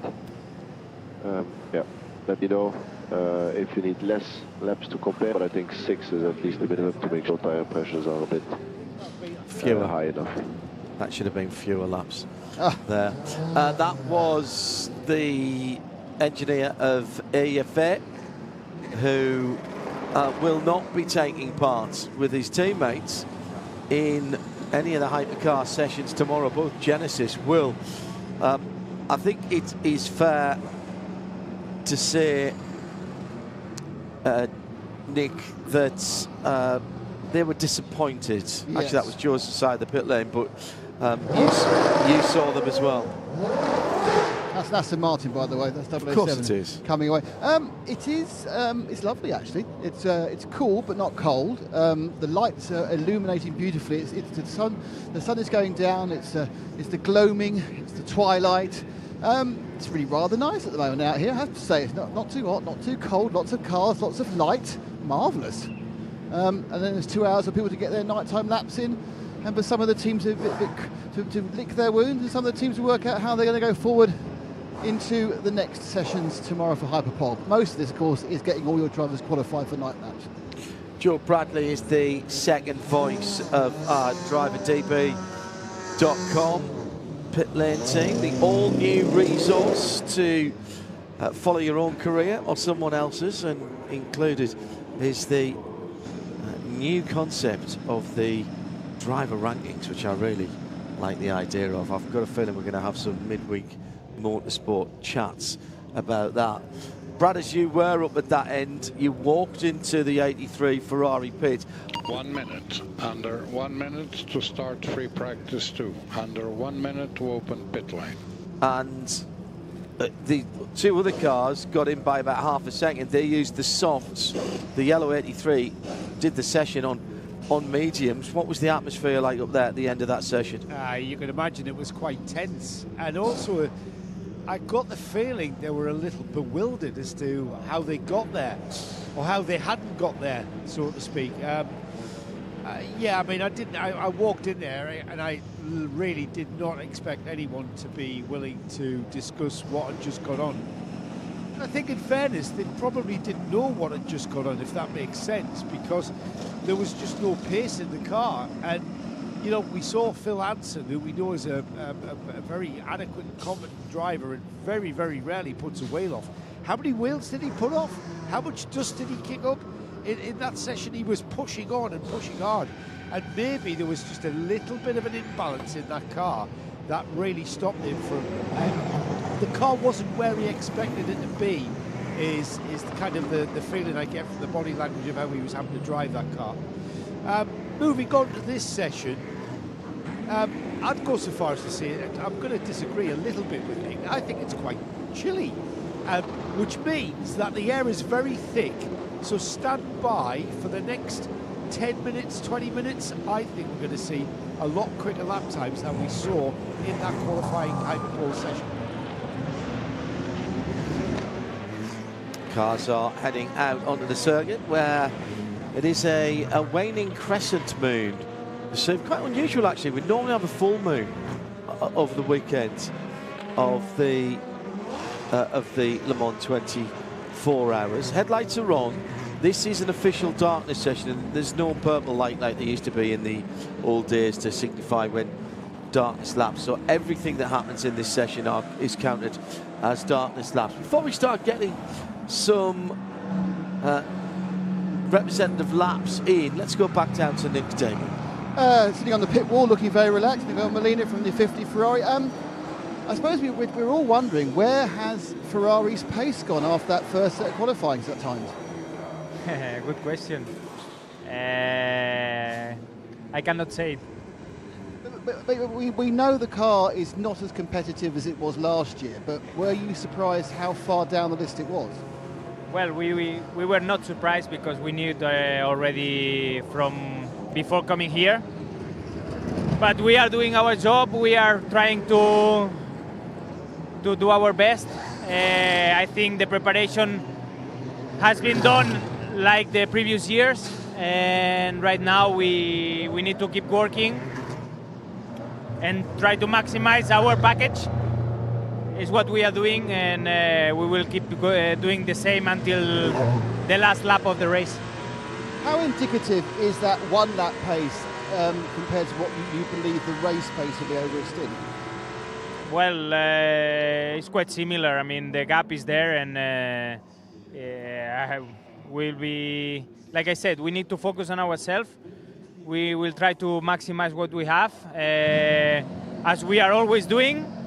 And we've been here in the past where the car is the same car. So yeah, I mean, it's we are working on that and try to understand what's going on. Wish you the best of luck. Enjoy today anyway. Thanks. Quite careful with his words there, Miguel Molina. I think I know what he's saying as the undercurrent. We are making the best of our current package, and this is pretty much as fast as we can go. They went markedly faster than in qualifying than the times that were set in free practice 1, but I assume in FP1 there was a bit more fuel on board. They were maybe focusing on some race pace within that before trimming the cars out a little bit in readiness for that 30-minute qualifying session. We should make the point that it was only one Ferrari that didn't get through. So the Molina Ferrari, the number 50 car, just remind myself where that finished in the final times. It was within the top 15 for sure, and the only car that dropped out at the end was the 83. So it was 14th and 15th. Nicholas Nielsen did a 324.5. Alessandro Pierguidi did a 324.6. That got both of the Scarlet Ferraris in, and the 83 car dropped out. But they were reasonably close to falling, well, one of those cars falling out as well, because the 93 Peugeot of Stoffel van Dorn wasn't that far away, 4/10 or so from getting into the top 15. An early spin in free practice 2 for the number 7 Toyota, and that has happened, tricky to say, maybe at the Ford chicane at the end of the lap. No, it's the first lap, isn't it? Yeah, it's the Dunlop chicane. So going in through the Dunlop curve and now having to find reverse gear, the driver of Toyota number 7, who is Nick de Vries, the Dutchman, and looking for a safe location now to do a quick U-turn. How exactly did he end up there? He was on his own, lots of curb through the first element of the Dunlop chicane, and that nearly fired him completely into the gravel trap. He did well actually to steer it away. I wonder whether something came off the car as well after the contact with the curb had happened. There was a BMW ahead of him, I think it was the 20 car, and he just hit those sausage curbs. The car briefly took off, not quite to the extent of Ryo Hirakawa's car during test day, which was a couple of feet in the air, but nevertheless that will have not done the undertray of the Toyota an awful lot of good. And Nick de Vries, I believe, is now going again, yes, because he's reached the end of the first sector, which is Terre Rouge, but it cost him about 20 odd seconds in order to rejoin the race. No, more like 30 seconds actually. He was standing there with a bit of reverse gear and then waved back into the race by the marshals. So the 51 Ferrari 499P is being held on pit road. Apart from that, we're yet to see any really quick times from the hypercars. In fact, the first few times coming through are actually from LMGT3s and LMP2 cars. And also off the road is, that might be an Alpine actually, at Arnage corner. That's the CLX car, isn't it? That looks like the A of an Alpine. Oh, though. you might be right. On the back of... That is Arnage, though. It is Arnage, where the wall was pushed back fairly soon. Not recently, a fair few years ago.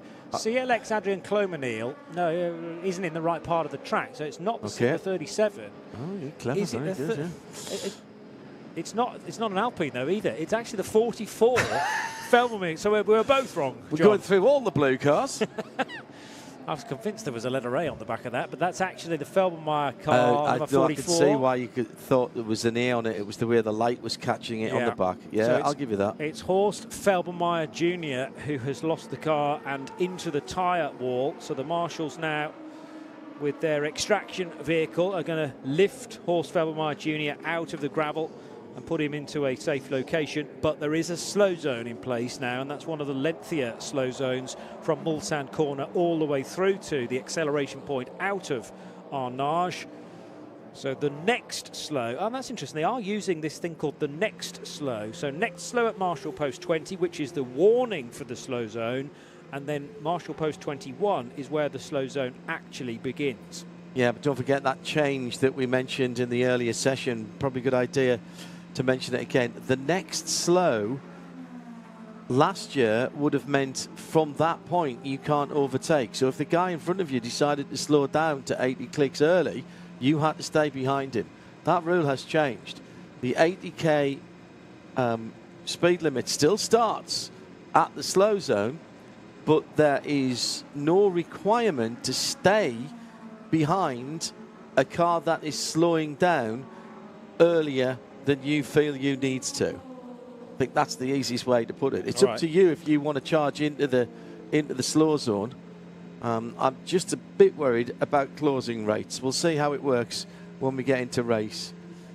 We've got a bingo card full of cars who've not put on their illuminated number door panels. Let's go down to the pit lane to Joe Bradley, who's at Genesis for Pipo Derani, and we'll catch him before he jumps in the car, Joe. Yeah, he's just about to take over the car. People, there's got to be a buzz around this place, you guys getting through the Hypercar. Was it expected or was it a little bit surprising? No, I think we, first of all, yes, there's a little buzz. We're so proud to be going into the second phase of qualifying, but I think on the other hand, we were also slightly surprised because at the end we're ahead of the Ferraris and it's our first time here, so we still have a lot to learn. So with that said, yeah, super happy with the result. We still feel like we have to improve a few things, not a few things, quite a few things, but regardless, it was a very solid first day for us, first qualifying at Le Mans, and hopefully we can continue to improve, learn as much as we can so that we can go into the race with a more solid package. It's got to be scary for everyone else. It's got to be scary for everyone else, you guys doing this at your first Le Mans, like you've just said. People, I'll not ask you any more questions. I'll leave you to get back in the car, but well done. I'll ask you one thing. Can you do it? Can you go a little bit quicker tomorrow? We would like to think so. You're going to try, We're going to try, yes. Yeah. That was, yeah, the political answer is definitely we're going to go faster. I mean, to have both Genesis producing quicker lap times during qualifying than any of the Ferraris is really quite some statement. And Pipo Derani in the number 17 Genesis GMR 001. It was his time that put him 13th in qualifying with a 3:24.4, and the sister car that was driven by Danny Juncadella at times very dramatically indeed when he went a tad wide at the Ford chicane late on in the session. That was a 3:24 flat from the Spaniard. The 24 LMP2 car has come back into pit lane, but already Hypercar starting to gather at the sharp end of the timing screen, and plenty of them going rather quickly here to set banker laps maybe. But remember that these 2 hours plus the hour tomorrow night between 11 and midnight, everybody, and that is everybody regardless of their Le Mans experience, has to do 5 laps, a minimum of 5 laps, one of which has to be across the start-finish line as well in order to be qualified for the race. You have to do these things called night practice laps. And the 28 EDEC Sport car of Valerio Rinicella is now plugged into that family-run team. Paul Lafargue was the guy that had to do the qualifying as their silver-rated driver. Rinicella with some important mileage for his car as well, because remember, if you did make it through to Hyperpole 1 tomorrow evening at 8 o'clock, then it has to be a different driver doing the time in all of the categories. And to remind you again about who got in and who did not get in, it's probably easier for me to tell you who didn't get in regarding LMGT3 times in qualifying. So remember, there were 25 GT cars all heading out to qualify. Only 15 would make the cut. So 10 were not in there, and they were the 13 Corvette from 13 Motorsport, the number 2 TF Sport Corvette, the 58 and the 10 McLarens, which were probably the headline news actually, because remember the 10 car with Antares Au, second currently in the World Endurance Championship, but that car didn't make it into the top 15, nor did the 59 Clement Matter Aston Martin from Racing Spirit of Le Mans, the 57 Ferrari from Kessel, Takeshi Kimura, and the car guy. The number 150 Ferrari with the Brazilian colours for Custodio Toledo. Johannes Zelger in his Mercedes from Iron Lynx, number 79, did not get in. Ben Keating on his return to the World Endurance Championship, having had to sit out the first 2 rounds through injury, that elbow injury, which is still healing, but the doctors say you're absolutely fine to race, but he didn't make it into the top 15, and nor did Abdullah Al-Khalifi. 25 seconds to full course yellow. Full course yellow, all related to what's gone on down at Arnage corner. Full course yellow in less than 15 seconds. Full course yellow in 10, 9. Yeah, all right, we know how that goes. Yeah. Actually, it's to remove debris at Marshall Post 3, so I'm talking complete nonsense there. It looks like the Horsfeld-Meyer car has now driven away. Might have left a bit of gravel on the track, though, leaving Arnage as well. However, we've got a car that is going slowly or has stopped, and it's the number 19, I think, that I caught on the tracker. Or is that? Oh no, it's just no. It's because it's in the slow zone. It was in the slow zone before we went to full course yellow. He's the number 19. Where is that's one of the Genesis, isn't it? Yes. Yeah, that's why I was mildly interested. Understandable. Now the front left headlight has been plucked out of the number 44 Felbermeyer LMP2 car. That's the one that slewed sideways at Arnage and glanced the barrier, but at least the car's been able to drive back once it was semi-recovered by the crews down at Arnage, and that debris might have been was that a floppy? No, there was a bit of Toyota that came off the Nick de Vries car. I thought I'd seen that at the time, so that's maybe a bit of the undertray of the Toyota, and that's the reason why the full course yellow has now been thrown, because as he walloped the curb through the first bit of the Dunlop chicane, that went in one direction, the Toyota went in the other towards the gravel trap, and Nick de Vries then needed to reverse.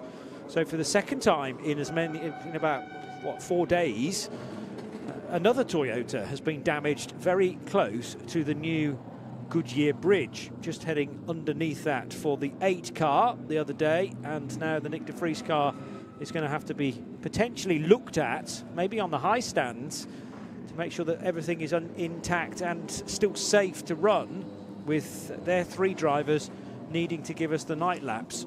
So the whole track neutralised, slowed to 80 kilometres per hour, and that enables 1 or 2 other Marshall teams to potentially go out onto track as well and deal with any debris, although they would have to do it very quickly because we're already back to green on 91.2 FM Radio Le Mans for 2026, celebrating the 21st time or 21st year. It's the 21st time, isn't it, that Radio Show Limited have brought you the Radio Le Mans service. 2006 was our first year, so this is the 21st edition under RSL stewardship.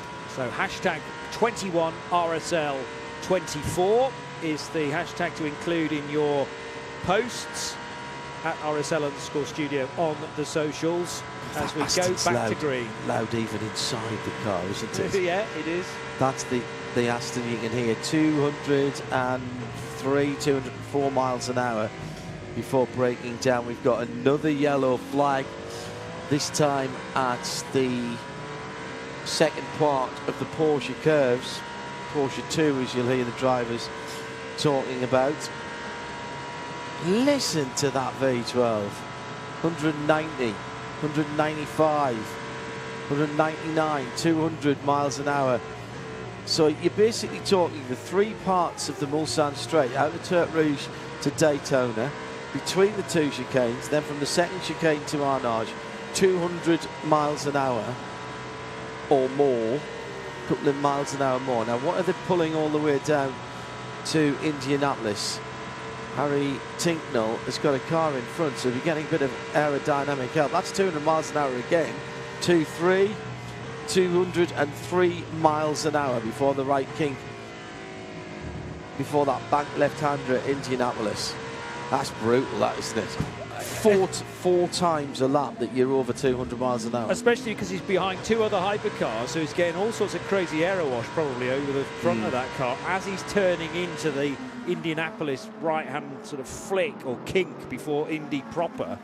And yet north of 200 miles per hour before he even thought about slowing the car down there and whipping it through that double apex corner as in comes the normally numbered 43 Inter Europol competition car. There is a 343 as well, which is the sister car from the Polish team this year.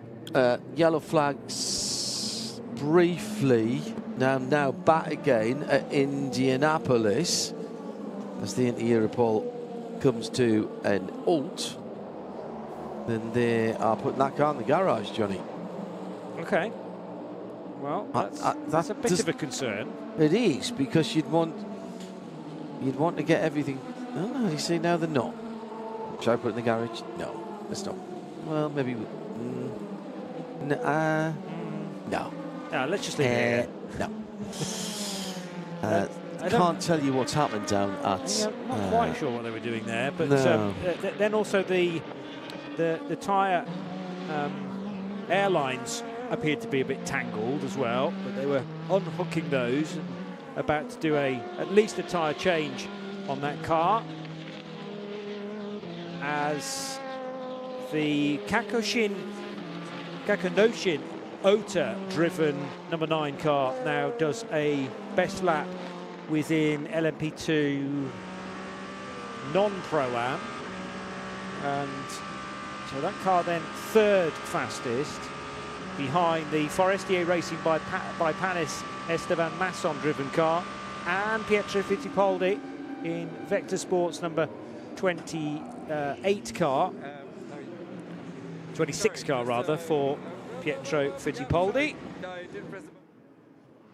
So Kevin Magnussen in the number 15 BMW is currently quickest, with Charles Milesi in 2nd position in this.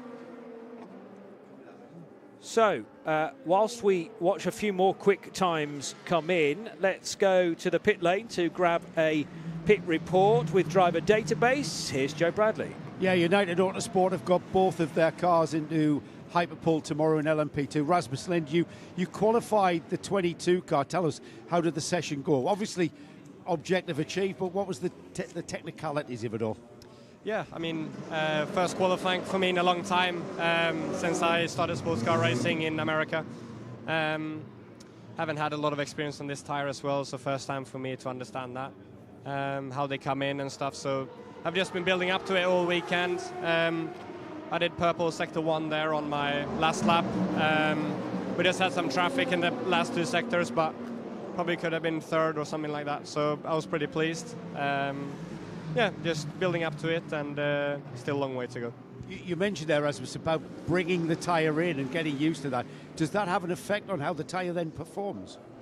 Yeah, the main thing here, I mean, it's so much load in the last sector because it's so high speed. So just you don't want to stress the tyre too much in the beginning. So just a little bit different than the Michelin I'm driving on in the US, which is the Goodyear here. So just building up to that for me. And how will it differ? How will the car that we're seeing tonight and tomorrow night, how will that differ for the race car that you guys will have?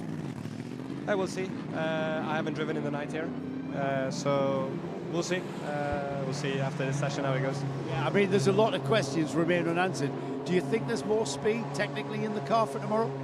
I think so. We have some things we need to work on. The team has done a great job to get me up to speed, so I'm very, very pleased. And yeah, I think we'll have a shot, I think. We know this team knows how to win this race as well. That must make you feel all warm inside. Yeah, it's great. I mean, I'm very pleased and for this opportunity to be here. Like I said, I raced with them in IMSA, so we won Daytona together with them, and yeah, it's a great team, and yeah, can't wait. Great stuff. Thank you. Thanks for talking. Rasmus Lind was 7th fastest in LMP2 in qualifying earlier, joining Joe in that pit report, informed by driver database on their website driverdb.com.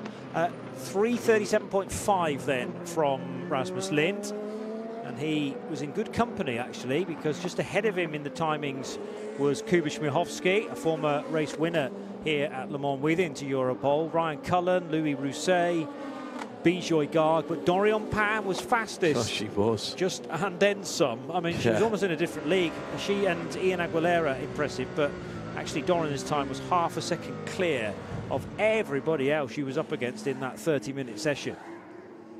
Very moody sky tonight over the Circuit de la Sarthe. The circuit pretty much runs, if you took Mulsanne Corner as the bottom of the circuit, that would be sort of southeast up to northwest at where Dunlop is. It's kind of just on a little bit of an angle. It's not exactly north-south. The way that you normally have it depicted with the run back to the start-finish line in the bottom left-hand side, that actually is looking across the track in terms of the geography of it. Yeah, the Mulsanne Straight is a north-south road, and actually the final bit of it, of the racetrack, as you come out of the final chicane, there's a little kink to the right, and then it really does become almost due south down to the Mulsanne corner, where there is, for road traffic, a roundabout, but the race cars peel away and don't have to use that. And then there's the meaningful stop into Mulsanne corner itself. Huge gravel trap on the outside of that corner, because plenty of people can come barreling into that corner and not quite make it. And if you're lucky, you can go through the stones and just gently keep the momentum and rejoin. If you're unlucky, you'll go all the way through the gravel, and some have hit that tyre wall very hard indeed. The Alpine that I feared might be in the gravel, thankfully for Alpine fans, I was completely wrong with that, and both are looking good. The first of which has come in on soft tyres. This is the Jules Gounon car, which, when the last time I looked at the screen, was actually fastest, but it has already dropped down to 9th position, and that means that Brendan Hartley is quickest in his number 8 Toyota, from Theo Pourchaire in the number 94 Peugeot, and then 3 Cadillacs together. WTRs ahead of Hertz Team Jota's 2 examples, so 101 third, 12 fourth, and number 38 is in 5th. And speaking of Peugeot, second fastest, Joe Bradley's got some information from them. Yes, the information I have is there isn't any information. I'm not surprised, are you? I mean, you'd not have got away with that in your old job, mate. No, I know. I wouldn't have got away with that 20 years ago here when we started doing this. So I made an approach, because obviously the story is after the Peugeot's performance at Spa, and then the performance we've just seen this evening, or lack thereof. Yeah. So nobody wants to speak tonight. She basically. She speaks very good English. They basically want to gather their thoughts, and maybe when they get to the race, they'll maybe then tell us all about it. Some problems for Toyota, and this is the number 7 car. The 8 car, Brendan Hartley, is the quickest, by the way, with 3:27.1. Its sister car, not so much, Nick Dermott. No, they are taking the floor off and having a good old look underneath. I think there's a reasonable problem with it. They are addressing a great number of screws and bolts. It's quite a big job, as you know, when you take the floor off any car. There's also a number of electrical units have been disconnected. They are obviously at the same time cleaning the windscreen, which is always a useful thing to do. No one's asking for 20p at this moment. But they are just breaking it all down. There's no obvious leaks, there's no obvious issues, but obviously the major concern appears to be towards the rear left of the car. Both halves of the floor have come out. Don't look obviously damaged from above. That isn't the whole story, but it looks like it may well be there's been a curb strike, and perhaps they're worried about the rather important bits like the sump, but that's what they're looking at the moment. The number 8's returned to the garage as well. That's just having a general rub down with a wet towel.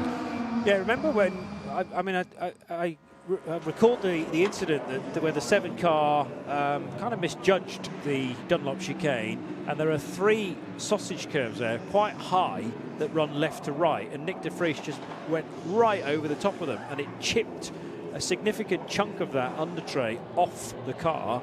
That was spat right and had to be collected by a marshal. That's the reason why we went full course yellow. And I did worry that the 7 car would need a significant check after that, so it's gone up on the high stands, as Nick says, and might be out of the session for a little while. That's certainly going to disrupt their hopes for this session, and maybe, well, the night laps may have to extend into tomorrow as well, because, as I say, it doesn't matter what experience you've had here in the past, it's not as if it's a rookie requirement. Everybody has to do 5 night laps in order to take part in the race. We are missing United number 22. United number 10-2. Come in, your time is up. And well, I have had a message to say that a car's gone down the escape road on the entry to Indianapolis. A lot of smoke, out of sight, but there is a tractor in attendance. Nick Holland's just buzzed me about that. Yeah, the 222 has just got out with Benjamin, as it says on this timing screen, on mediums, as they all are. It's only the hypercars that have a choice of compound. So where is the 22 on the timing screen? And who had taken it out? Ben Green and Ben Hanley in the 2 and the 20, the 2 and the 222. Sorry for a bit Richie Benoit. Gregoire Saucy in well number done. 22. So Saucy has rejoined the session. Ben Hanley in the treble 2 is on an out lap, and Ben's somewhere in that middle sector, so Mulsanne straight, but Saucy hasn't completed the first sector. Okay. So where has he pulled over? He is shown as stopped. Peugeot 94 coming back out onto the apron, and Joe Bradley has been watching the 9X8 getting some remedial work. Yeah, I mean, I don't even... That's a 94 pulling away. It went up on the high jacks, you know, the really high ones that give you about a 2 metre clearance, or about a 1.5 metre clearance. And I thought, uh-oh, this doesn't look good. However, there was something that went on underneath the car very quickly. Whatever it was, maybe a bit of a damaged underfloor or something.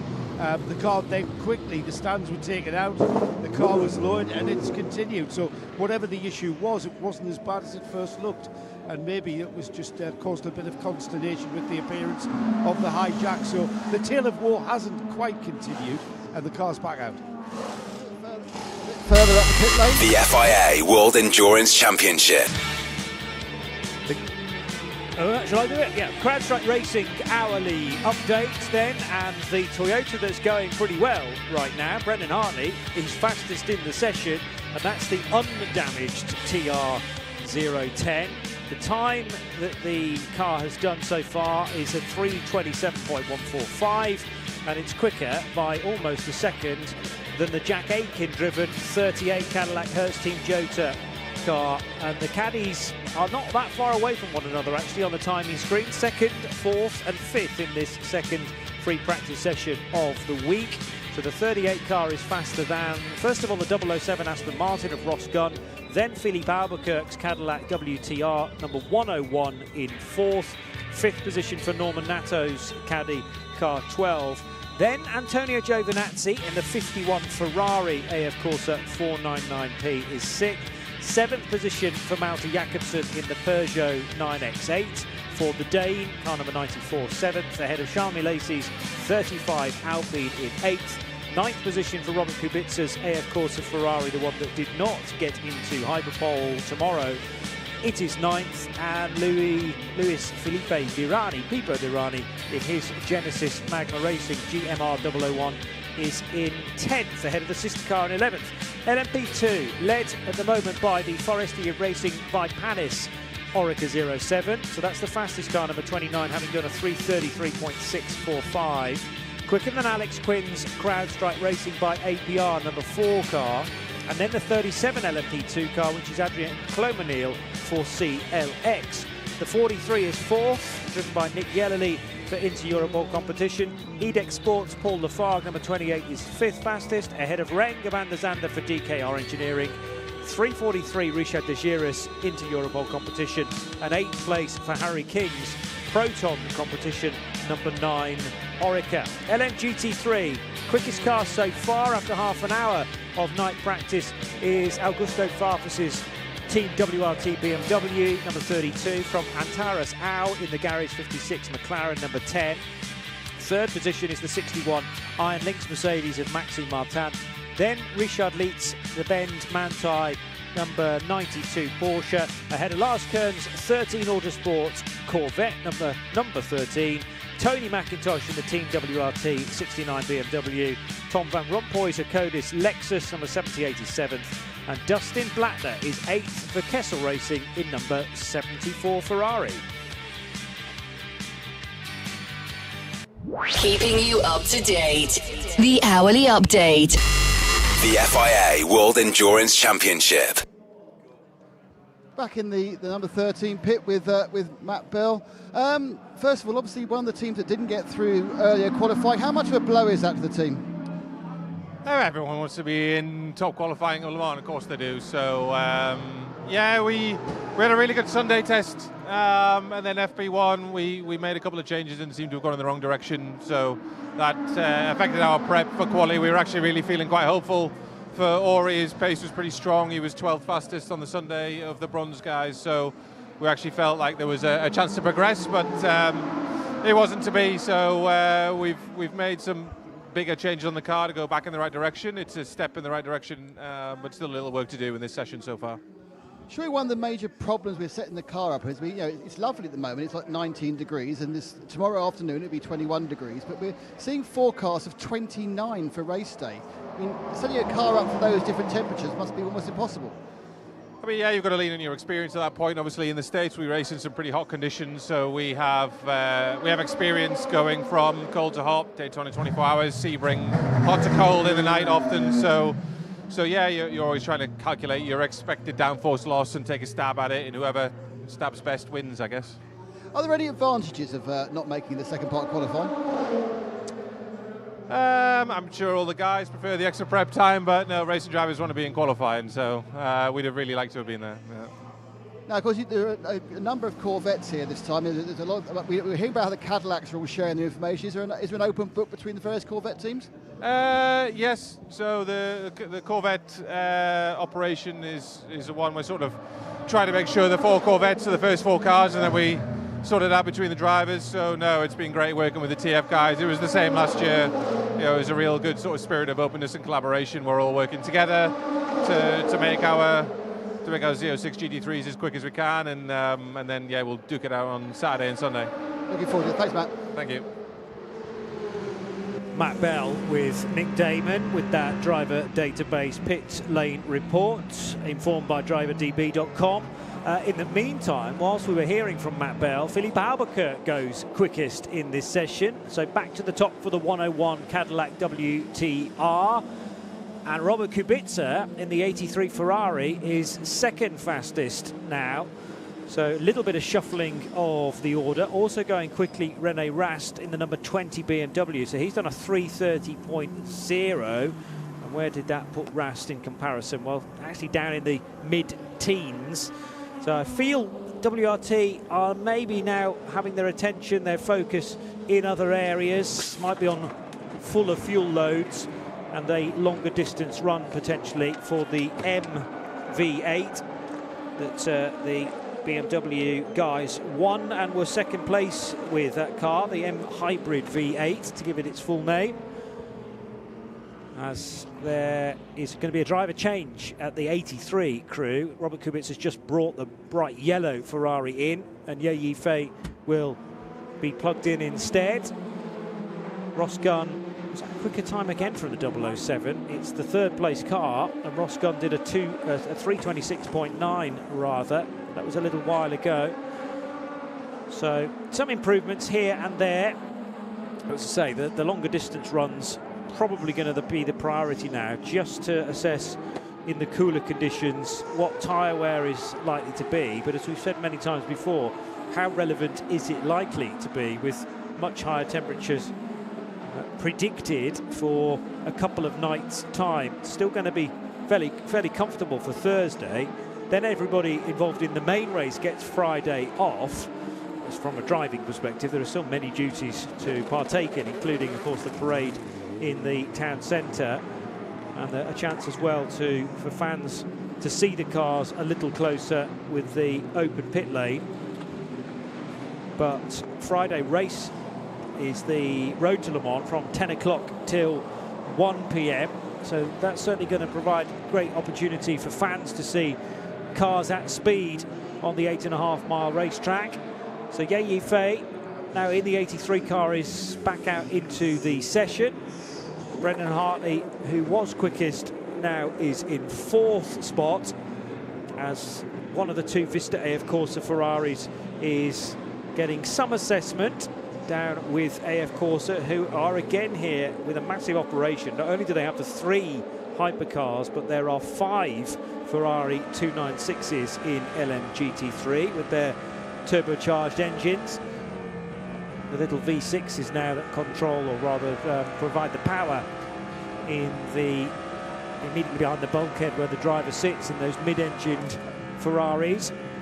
Jack Aitken testing the grip of his Michelin tyres, working his way out of Porsche curves. He's got quite a lot of traffic to contend with though. Jack in the number 38 Cadillac V-Series R from Hertz Team Jota, and mounting several of the curbs at the Ford chicane before straightening that car up. Looks like he's circulating very closely to Norman Nato in the number 12 Cadillac Hertz Team Jota V-Series R as well. Yes, indeed, they crossed the line a matter of meters apart, with some GT traffic in and around to further complicate matters a tad. There will be a driver change in that 21 Ferrari that I'd mentioned had come in for Vista AF Corsa. So that's the GT car. Bronze driver Francois Herriot getting out, and Alessio Rovera now to take over that car. Also, Jan Guven doing some decent stuff in the number 91 Porsche. Remember, there are no hypercars from Porsche here this year, but the Turkish racer, who is very experienced on the Nürburgring, both in NLS and 24-hour races around there. He's also done plenty of World Challenge events as well. And Guven is up to 5th place now in the times for this first night practice session. This again though is an opportunity to get just your visual references in if you are a hypercar driver and having to contend in the early part of the race with catching the tail enders when the 25 LMGT3s are all going to be in one long line and doing battle with themselves. It's just good to have a sort of reference point before we get to the race format. Now the Duquesne LMP2 car though has left the road. This is Richard Verschoor, the Dutchman from single-seater racing, one of the rookies that needed to do his laps on Sunday, and he's lost the car at the Dunlop chicane again. Yeah, up the hill again, John. Up the hill. Dunlop chicane, Goodyear Bridge in the same part of the circuit. Decent crowd trackside, still 16 Celsius out there. Track temperatures come down at 22. So we're still in the, well inside the operating window for the Goodyear tyres for the GT3s. That's about 5 to about 30 Celsius for the slick tyres. And that Duquesne is not going anywhere at the moment. An hour and 18 minutes still to go.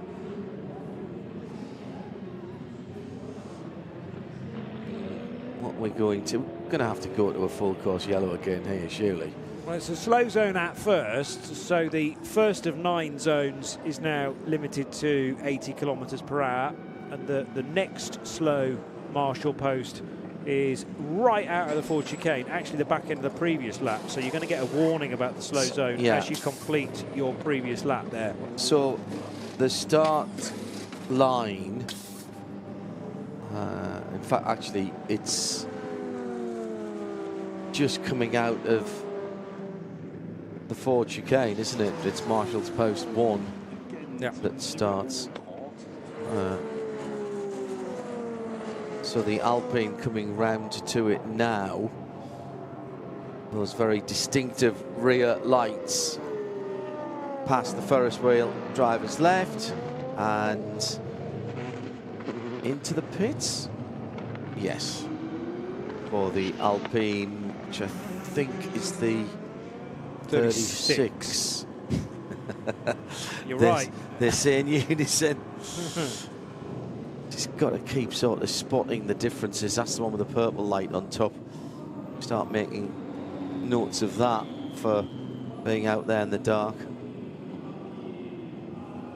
Good looking car, that Alpine. It's wonderful. Yeah. I just hope there's a future for it. But I mean, and certainly for Signatech, who run this, Philippe Sino, who's a massive enthusiast, and fair play to some of the guys asking questions during Friday's scrutineering on the big stage. They said, "Are you going to be at Le Mans next year?" And he said, "I really hope we are going to be at Le Mans next year, but it's not going to be with Alpine." So the question is, whoever takes over that project or wants to work with Signatech? Is there an ability to sort of adopt that car and move it into the next phase, or will they have to seek out a new manufacturer? There have been one or two floated from China, maybe. Yeah. That could be the future of Signatech here at Le Mans. Paul de Resta is under investigation for a pit lane speed exit just recently. Well, that tends to be a bit of a slam dunk. Let's go down for some more driver impressions as this slow zone continues for the car in the gravel at the Dunlop chicane. Nick Damon has got one of the smiliest men in the pit lane, Francois Perrodo. Francois, first question, what number of Le Mans, how many Le Mans have you done now? This is my 14th consecutive start. I mean, you now these days you're running in the P2 class. I mean, what is it that keeps bringing you back here every year? Because when you have the opportunity to participate in this race, it would take a really strong reason not to accept to do it. It's that special. It is known that you have one of the greatest garages in the world with a fantastic selection of racing cars, including old P1s and that sort of stuff. You are someone whose name has been linked with potentially having a Hypercar in the Asian Le Mans series? Is that something you considered? Yeah, the ACO announced last year, as you know, that they would open the category to bronze drivers in Asian. I think since then it's been very quiet in terms of news. I mean, for plenty of reasons. I think first of all, they realized that it's not as simple as it sounds. Apparently, those cars are really tricky to drive because they're a bit heavier. Obviously, they're notoriously difficult to drive on cold tires. So whether we let the bronze have tire warmers or not, that's another debate. And then, of course, there's all the debate about the calendar with what's going on in the Middle East. So I think there's a lot of unknown in the equation at the moment. But it's true that if the opportunity presents itself, yeah, it would be really cool to give it a shot. I can't believe you have any fear about a hypercar. You drive a 908, and that's a diesel behemoth. Yeah, it was. I did one race with the 908. It's the V12 diesel, and that was in Silverstone. And what a car! What a car! No, it was amazing. Now I've been very lucky to drive some very special machines, but now I think hypercar is a different category altogether. I would have loved to try maybe one of those hybrid P1s from 10 years ago, but I think the hypercars still look very cool. So you say it's your 14th consecutive race. I'm going to ask you, which has been your favourite year so far? Which year have you enjoyed the most? Every year is different. Obviously, every year where we scored a podium is very special because to be up there, after 24 hours of effort is really something unique. So we won in 21, 24. So obviously those years are very nice, but it's also the opportunity to have been able to race with tremendous drivers like Manu Collard, Nico Varron, who's now in F2. Ben Barnicoat, of course, Max Sivière, Niklas Nielsen, Alessio Rovera, Norman Nato. So to drive with these guys, it's like when you're just a gentleman driver, it's pretty special. That's why currently enjoy your racing. Enjoy this weekend. Thank you very much. The 87 Lexus is here. We will see that car competing tomorrow night. Petru Oborescu has just got out of the car. Petru, is the team obviously pleased with qualifying into tomorrow? Yes, it has been a really successful session for us. We never knew where exactly we are in terms of performance, but the team worked really hard in order to give us a good car. And both cars in Hyperpole is an amazing result. And this car is pretty much at the end of its lifespan, this Lexus. However, it doesn't look like it's at the end. It doesn't look like an old car. If you brought that car out now, you would think, yeah, that's a good GT3 car, wouldn't you? And it performs well. Yes, that's true. The design is quite nice, and it's still up to date from certain points of view. I have to say it's a bit of a pretentious lady, so it requires a bit more care and more attention, but still you can get some performance out of it for sure. Yeah, we all know how to deal with those, don't we? What is tonight's session about for you guys in this car? It's more getting used to the dark environment and trying to optimize the setup a little bit in the colder conditions. and it's always a good moment to try energy-saving strategies and different tires and so on. So, yeah. All in preparation for the race. Yes, in preparation for the race. Thank you for talking to us, Pedro. Nice to meet you. I did like his little giggle when Joe was talking about pretentious ladies. Into the pit lane, a lightless 10-1, which is the fastest car. Felipe Albuquerque in the Wayne Taylor number 101, and I actually think that now I've realised that's come in dead stick, hasn't it? It had no headlights and it had no motive power either. It is into the pit lane but barely, and he turns it on. Let's have a listen. No copy. If you were trying to talk, no copy. Man, the engine shut down. Well, that was Philippe on the radio there. I actually thought they were messing about with fuel there and maybe running it as low as possible on the energy, but the engine just shut down, he said. He really wasn't expecting that. And thankfully, he was well in the pit lane entry road, almost over the white line, if not across it. So had the mechanics needed to run all the way down there, they could have collected the engine just shut down. I don't know what happened here. I'm in the pit entrance already. Yeah.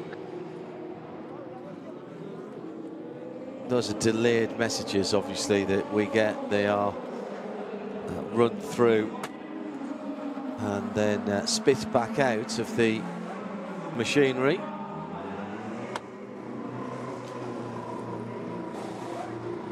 Nope. Nobody's rushing around. They are putting some fuel in it. The dollies are underneath it. Nick Damon is nearby. Nick, what can you tell us about the car that is fastest this evening? Well, it came in with the lights on again, so it was undead stick, that's such a thing. So they managed to get it refired, get some electrical power. Live stick, yes, yes, revived. It was a zombie stick. It was back from the dead. And they then put some fuel in it. Obviously, they have then put it onto the dollies, and they are now wheeling it back, and they are plugging in the computer, because obviously when things just stop and need a control-alt-delete, the first thing you do is plug in the computer. No bodywork coming off as of yet. Felipe Albuquerque staying on board. Oh, Toyota number 8 into the gravel at the second chicane on the Mulsanne, and turning in there an attempt from Brendan Hartley, who's already arrived back in the pit lane. So this was a couple of minutes ago. There? Well, he tried to turn in, and the tyres, the front tyres on the car were going, nope, sorry, not at this speed. And so he went straight on. Yeah, all the way through the gravel trap at the second chicane. The car's very dusty as a result of that, but did get out the other side. He was carrying so much speed. It braked very, very late on a soft set of tyres that will be pretty second-hand now. Jack Hawks with Team Radio. Lap, reference lap. We don't do energy saving, so I would like to have quite a reference lap in terms of balance of the car, please. Okay, engine on and we can go. Jack Hawksworth brought into the number 78 camp for just Le Mans. But he's no stranger to that car, of course, having driven a different version of it for Vasser Sullivan over in the States. And there's a couple of Lexus, of course, in this race this year, but there are also 2 in the World Endurance Championship, numbered exactly the same, so 78 and 87. And Hawksworth is replacing Esteban Masson, who, remember, is on LMP2 duty, but also Masson had the chance to drive one of the Toyotas during a test day as well, so he's been busy so far this week, has Esteban Masson. I think he had a go at both the 7 and the 8 Toyotas, the TR010s, during Sunday's test. As a Ferrari works its way now through the Dunlop chicane and underneath the Goodyear Bridge. And we can head back to Joe Bradley for this driver database informed pit report. I was given an inquiry to find out where the 22, the United Autosports car is, and so I went into the team and their media delegate. I said, "Is your car going? Is your car out on the track going round and round?" And she says, "No." And I said, "Where is it?" She said, "We don't know." I said, "Oh right, okay, so we're not going mad, and nobody knows where it is." So It's out there somewhere. Nobody knows exactly where. It's in Sector 1 somewhere. It hasn't completed Sector 1. I haven't got it even on my...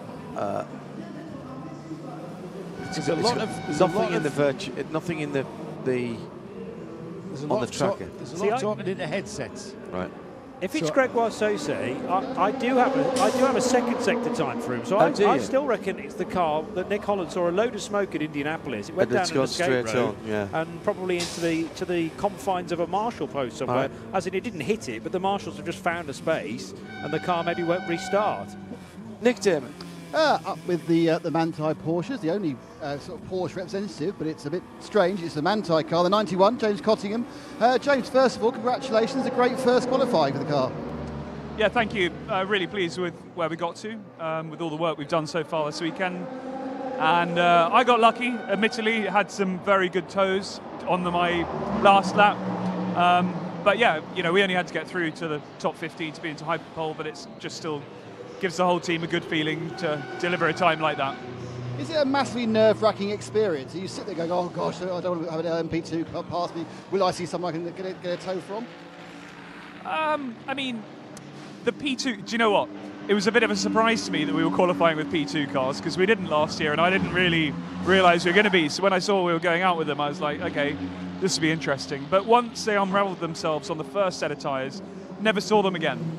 So I just think the session was short enough that they could get ahead of enough that we weren't on top of each other, so it worked out pretty well.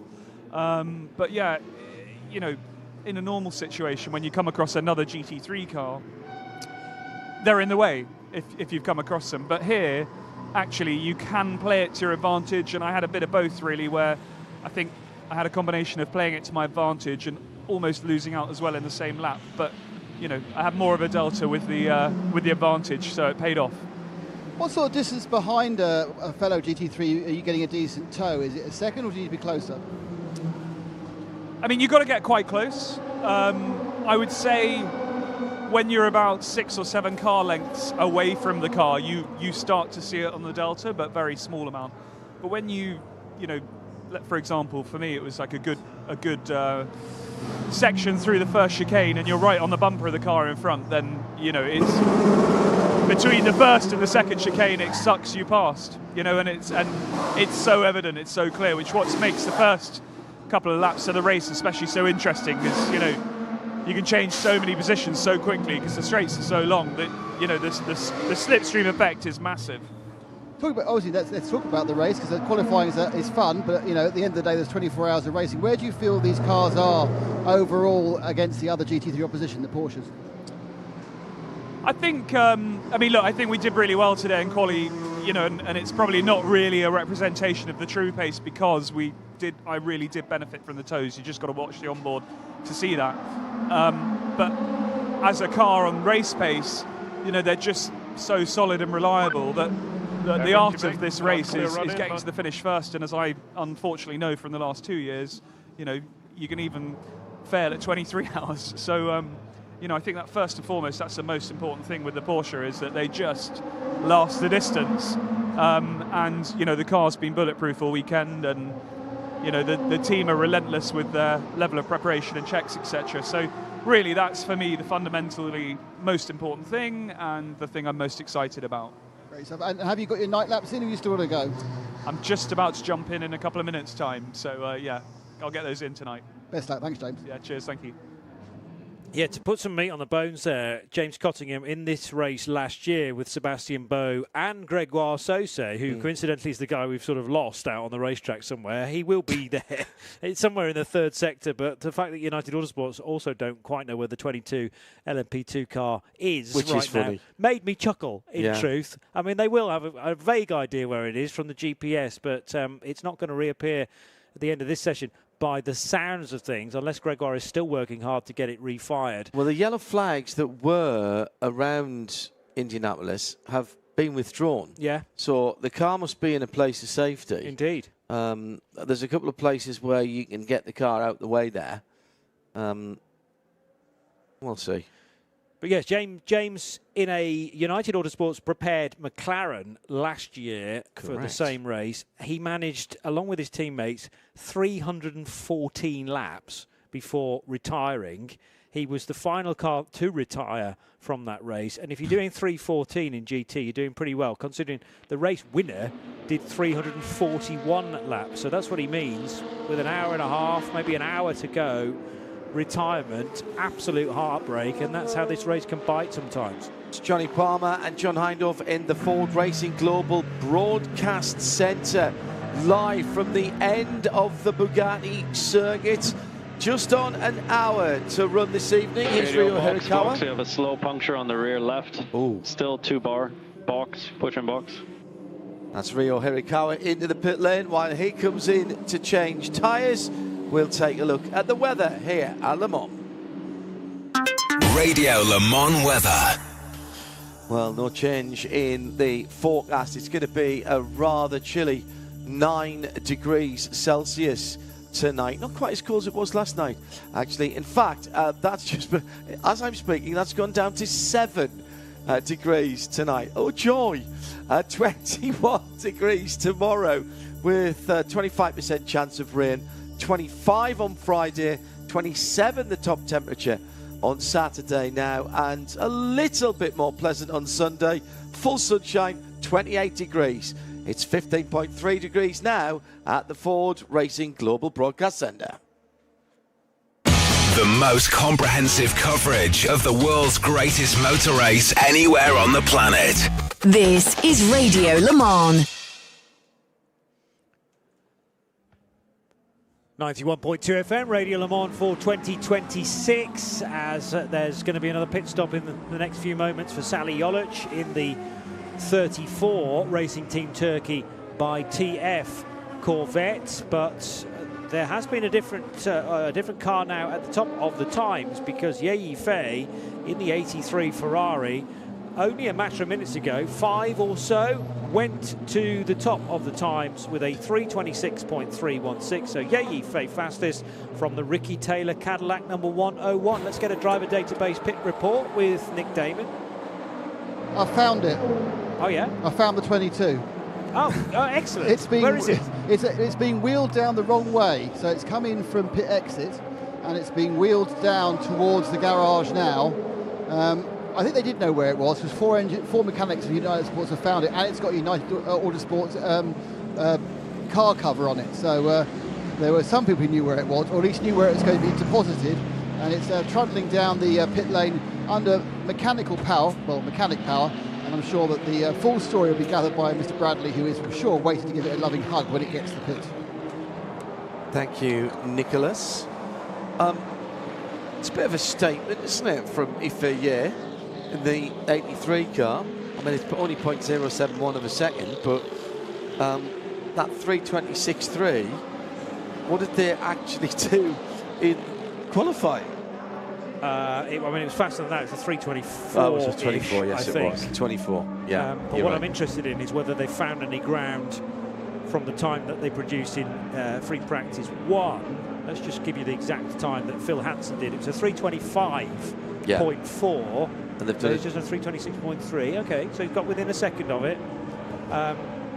But what did they do in free practice 1, albeit in warmer conditions, because that was a daylight session, and the best time from 83 was a 327.3. So they found about a second session to session, but the cooler conditions will certainly have helped with that. The 22 LMP2, which is the AF Corsa machine, which had been missing in action, not without trace. We think we know what happened to it because we have collective wisdom out there. Gregoire Saucy, the tyres were 9 laps old, and it had only done 3 laps in the session when it went missing earlier on. We think this is the very, I think, stylish two-tone blue Racing for Diabetes car. We must speak to the United team member who's put all together. That was Scarlett, who's back with the team again this year. And, get a chat with her about this initiative, Racing for Diabetes. The car went missing early on, but thanks to our eyes and ears around the circuit, we thought we had a handle where it was. Just 4 cars, make it 5 now with that 22 back in the pits, in the pit lane. Both of the Genesis, in fact now only 3 cars. The 150 is the Richard Mille AF Corsa 12th place LMGT3. Riccardo Agostini brought that car in. And as I say, the 2 Genesis in the lane as well at the moment, 12th and 8. So Joe Bradley has now tripped over the 22 that we've been talking about. Saw it come down. Nick described it as coming down with the car cover on. Has it got back to its pit yet? No, it's been held up. The 2 Genesis came in and took a pit stop. The number 78, by the way, has been swiveled in and got in backwards. The sister car, the 90, that's continued back out. So the progress of getting the 22 back to its back home continues. They've got a marshal here with a yellow flag walking against the flow of the pit lane. So it's going against the flow, the wrong way down the pit lane, but being pushed on trolleys. And there's a cover over it. So I'm yet to fathom. So hopefully I'll stay with this and get a look at. I think they're only about a matter of 3 or 4 doors away. Now they're being held up by the Manthey Porsche number 91 having a pit stop. So I'll follow this in and see if we can get a look. But the cover is mostly over the front of the car and down the middle. The right-hand rear looks absolutely fine, as does the left-hand rear. So we'll see. As it was described to me, if this was the 22 car, of course, big load of tyre smoke at Indianapolis, and then it just shot down an escape road. But what I don't know is whether it hit anything in the process, and that would explain maybe why there's a car cover on it now, if there is a bit of damage to the nose, for instance. But the fact that the car's come back and we've not heard anything about Gregoire Sauce, I take as a good sign that Gregoire could get out of that car. And this is one of the sessions where a car can be recovered via the internal routes, so it's maybe come back on a flatbed and brought to the team. And if they can get it fixed in time before the final few laps of this session, there's nothing to stop it heading back out again. We wouldn't be able to do that in the race. The ACO are very, very strict about cars not being able to be returned with outside assistance. You have to complete each and every lap under the car's own internal motive power. Be that internal combustion engine or electric, of Indeed, course. yes. Combination, hybrid, that's fine. Did a bit of digging around in the brake, and the 499p gravel mode. There is one? There is one. Okay. And what it does is effectively it dulls everything down. It's a bit like putting a road car into eco. Yeah. And so what it does is it flattens out the power and the torque curves so that you don't get so much wheel spin. Okay. Yeah. And so that you can almost do a crawler. It's like having a crawler gear. You just get it moving and it pulls itself out. Really clever. I presume the electric motors are doing some of the work there. I haven't found the ins and outs of it, but the electronic systems on all of these cars, but particularly the hypercars, are very, very sophisticated indeed, and include brake and throttle by wire. And hear any giggling in the background, it's because the Ferrari mechanics have so little to do at the moment. They are basically doing curling with one of their colleagues on a tyre trolley. As the stone. Yeah, as the stone, yes. And exactly. imaginary brushes. Yes, imaginary, but very good. Yeah, so it basically optimises the power from the engine and the battery to all four wheels, because obviously it would make it all-wheel drive. Yeah, of course. And helps it crawl out of a situation without spinning the wheels too much. Yeah. So it becomes stuff, isn't it? It's phenomenal, and I understand why you would want the electric systems to do that, because each wheel will presumably turn at exactly the same rate, very, very, almost like a very low geared. It is like a rock crawler gear or a crawler gear on a 4x4. But whereas you might need incredible throttle control in order to do that for fear of spinning the wheels if you were doing it as a human, the car kind of does it for you. So that's a phenomenal extra mode that you can engage should you need it. I mean, there'll be a sincere hope that won't be required, but it's just something else to be thought about at the 24 Hours of Le Mans. Now, the 22 United Autosport prototype LMP2 looks relatively pristine as the car cover comes off. Joe Bradley is looking at it. Meantime, the 36 Alpine has just left. Victor Martin's behind the wheel. Ifeyer, the fastest car this evening in the number 83, is into the pit lane, and here's what they're talking about. A little bit of inertia on the exit of the turn, but I'm really happy about the car. See, that was the number 59 machine. Joe Bradley, quickly, tell us about the 22, and then we'll take an interview from Nick. Yeah, some very, very slight damage around the headlight on the right-hand side of the front of the car. That nose section has been removed, and from what I can see, everything looks like it should.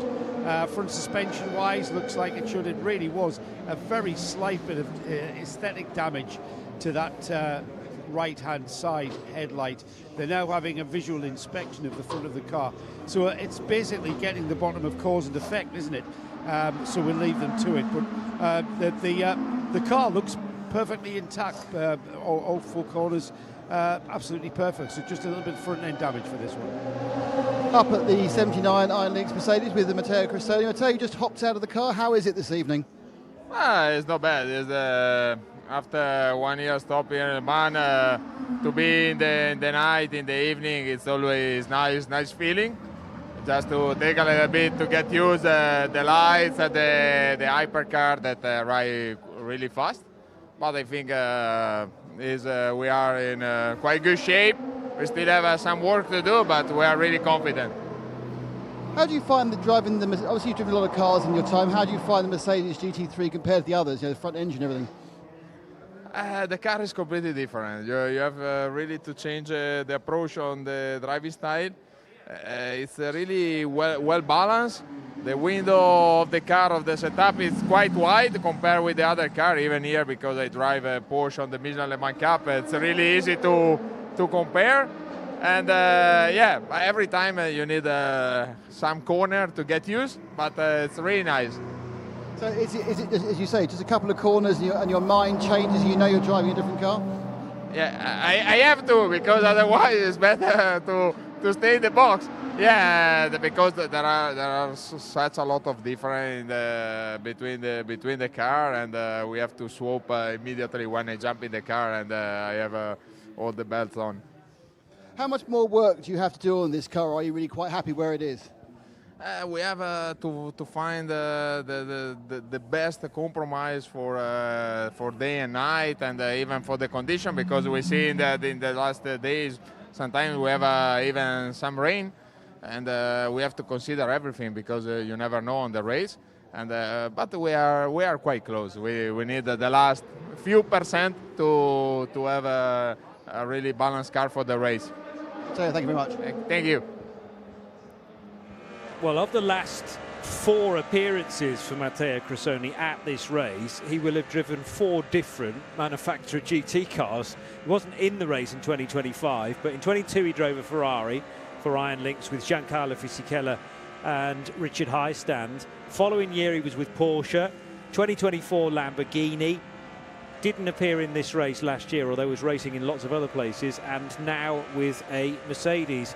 Of course, the race at Spa for Cressoni did not end particularly well because he was having a moment at Les Combes just at the point where Malte Jakobsen was rejoining the race in his Peugeot 9X8, and as Cressoni's Mercedes slewed across the road, it was directly into the path of the young Dane's Peugeot and put his car out on the spot. And that had been the 9X8 that started the 6 hours of Spa from pole position. So it was from absolute ecstasy to utter heartbreak for Peugeot. And to be honest, so far, it's not got an awful lot better at Le Mans. In this session, we got one Peugeot 15th and the other one 17th fastest, and neither of the 9X8s got through from qualifying into the Hyperpole sessions tomorrow for Hypercar. Remember, there will be 2 for Hypercar. They're the latter of the 4 that will be tomorrow evening. First Hyperpole session, Hyperpole 1, is 20 minutes, where 15 cars start and 10 will go through into Hyperpole 2, which is a 15-minute session. So it's a 20-minute session followed by a 15-minute session. 15 cars in the first, only 10 cars in the second, and those 10 cars where they finish will determine the grid order for the front 5 rows of Hypercar for this 94th edition of the 24 Hours of Le Mans, brought to you again live on 91.2 FM Radio Le Mans for 2026, live from the Ford Racing Global Broadcast Centre. And we have 45 minutes of this session still to go that will take us all the way through till midnight. And remember, this session, as it began at 10, is classed as a night session, even though it was kind of twilight at the time. So at any point between 10 and midnight, you can set 5 night practice laps. I suppose you could do some of them tonight and some of them tomorrow night as well in the remaining hour. They don't all have to be in the same session, as long as you tick them off at some point. And they don't all have to be flying laps either. Just once you need to cross the start-finish line on the racetrack. Otherwise, you can be in and out of the pits if you wish. Ferrari number 83 is currently on medium tyres. Then the Cadillac 101 second fastest is on soft, as well as the 36 Alpine third fastest and the 8 Toyota fourth. Soft tyres for the 2 BMWs that are 6th and 7th fastest. But I noticed that all the Ferraris, actually, 83, 50 and 51 in the Hypercar category, are on the medium Michelin tyre.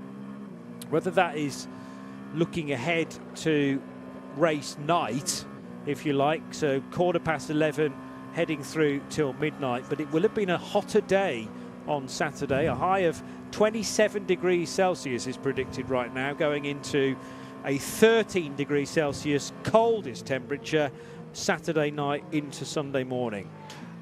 It's become a bit of a tradition when we have Joe Bradley as part of our pit lane crew, either here or in the US, that he grabs hold of Wayne Taylor and they have a bit of all of our yesterdays, because recently Wayne hasn't had a lot of success in the current campaign. It looks like things are looking up, but Joe Bradley's going to talk to him anyway, so he might be absolutely cursing him for the rest of the weekend, Joe. Well, yeah, we're going to get this one in early because Wayne, we usually have a 3 in the morning chat, don't we? But last year we left it too late and you guys had that engine issue. So I'm getting this in early. You've told me you've had a bit of a torrid season so far, so maybe this is the turning point. Yeah, the torrid season is an understatement. But yeah, I think this is where I would say we started turning around in at the last race in Detroit. But I always, for some reason, as the season started and it was just diabolical, I kept thinking, okay, we should have a chance to be competitive at Le Mans this year because we've had more time to prepare the car and just get the guys back in gear. It was their first time ever before. And the other thing about the Cadillac program is Jota and WTR are working like one team. I mean, we connected. Any word that is said, everybody knows a lot of the three. And, you know, we've been in the top 3 almost every session.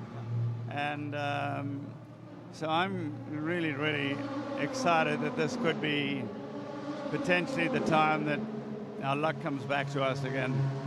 These couple of days when they're all about Hyperpole, aren't they? It's well named actually, but as you well know, it's not about Hyperpole. By the time we get to Saturday afternoon, and even more so Sunday afternoon, you guys know how to go around about 24-hour races. And this Cadillac, the new aero changes, has that made a massive difference to how you guys can perform over the distance of this race? Well, the aero kit on the car, I'm not, to be honest, this is all the factory, so I believe that the way that we've gone about this is like we go about preparing for a Daytona 24-hour, where you really make sure every single thing fits properly and stuff. And so we had time to build this car for here, and you know, we can run in and out of traffic like everybody else, whereas last year for some reason we couldn't. And you know, we were always in our back foot, and you know, it was such a shock losing the electronics last year that it's never happened. But as a team owner, it was the first time I'd ever done it. And I don't know if you know this, but 40 years ago, this weekend was my first Le Mans. No way. 40 years ago, and it was just after the Paul Newman movie. So the pits were exactly the same, with all the little stones you used to walk in. Yeah. The lap times used to be done with a belt, with the old telephone, and we'd get the thing at Mulsanne. So what were you driving? What were you driving? I was Porsche. It was the Leighton House Porsche 962 for Kramer, and I had Franz Conrad and George Fischer as teammates, and we finished fourth. But it's 40 years ago. Wow. And I never thought I would come back here as a team owner one day and be competitive. I never, ever thought about that. And here we've been every day, and I've been sending some of the information back to different people, and it's like, okay, it's going well. It's still going well. It's still going well. Hyperpole today is going well. So, you know, I just got to take it hour by hour right now.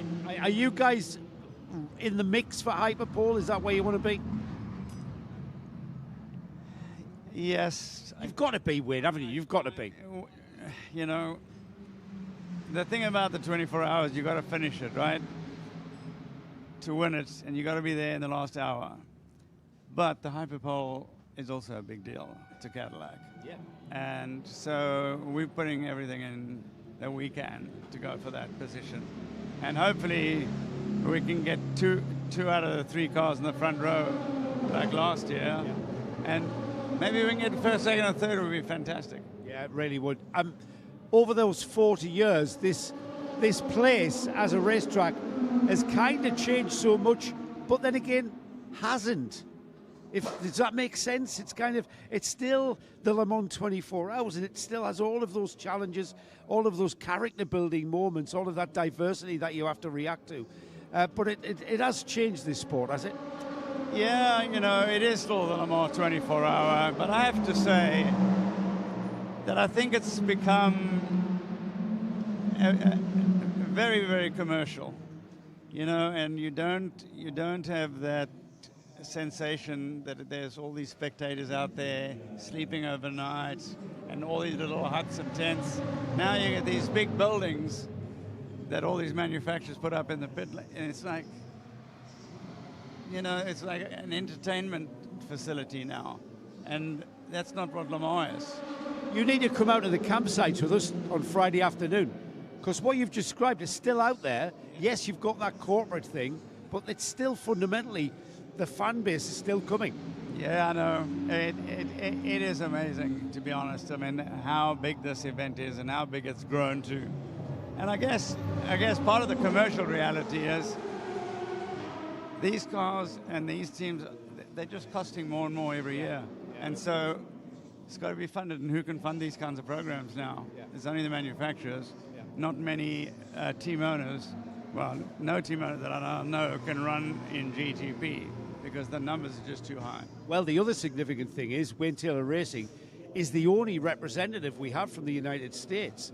You know, you were representing IMSA down to you guys, and that you guys all you are the only non-WEC entry, for instance.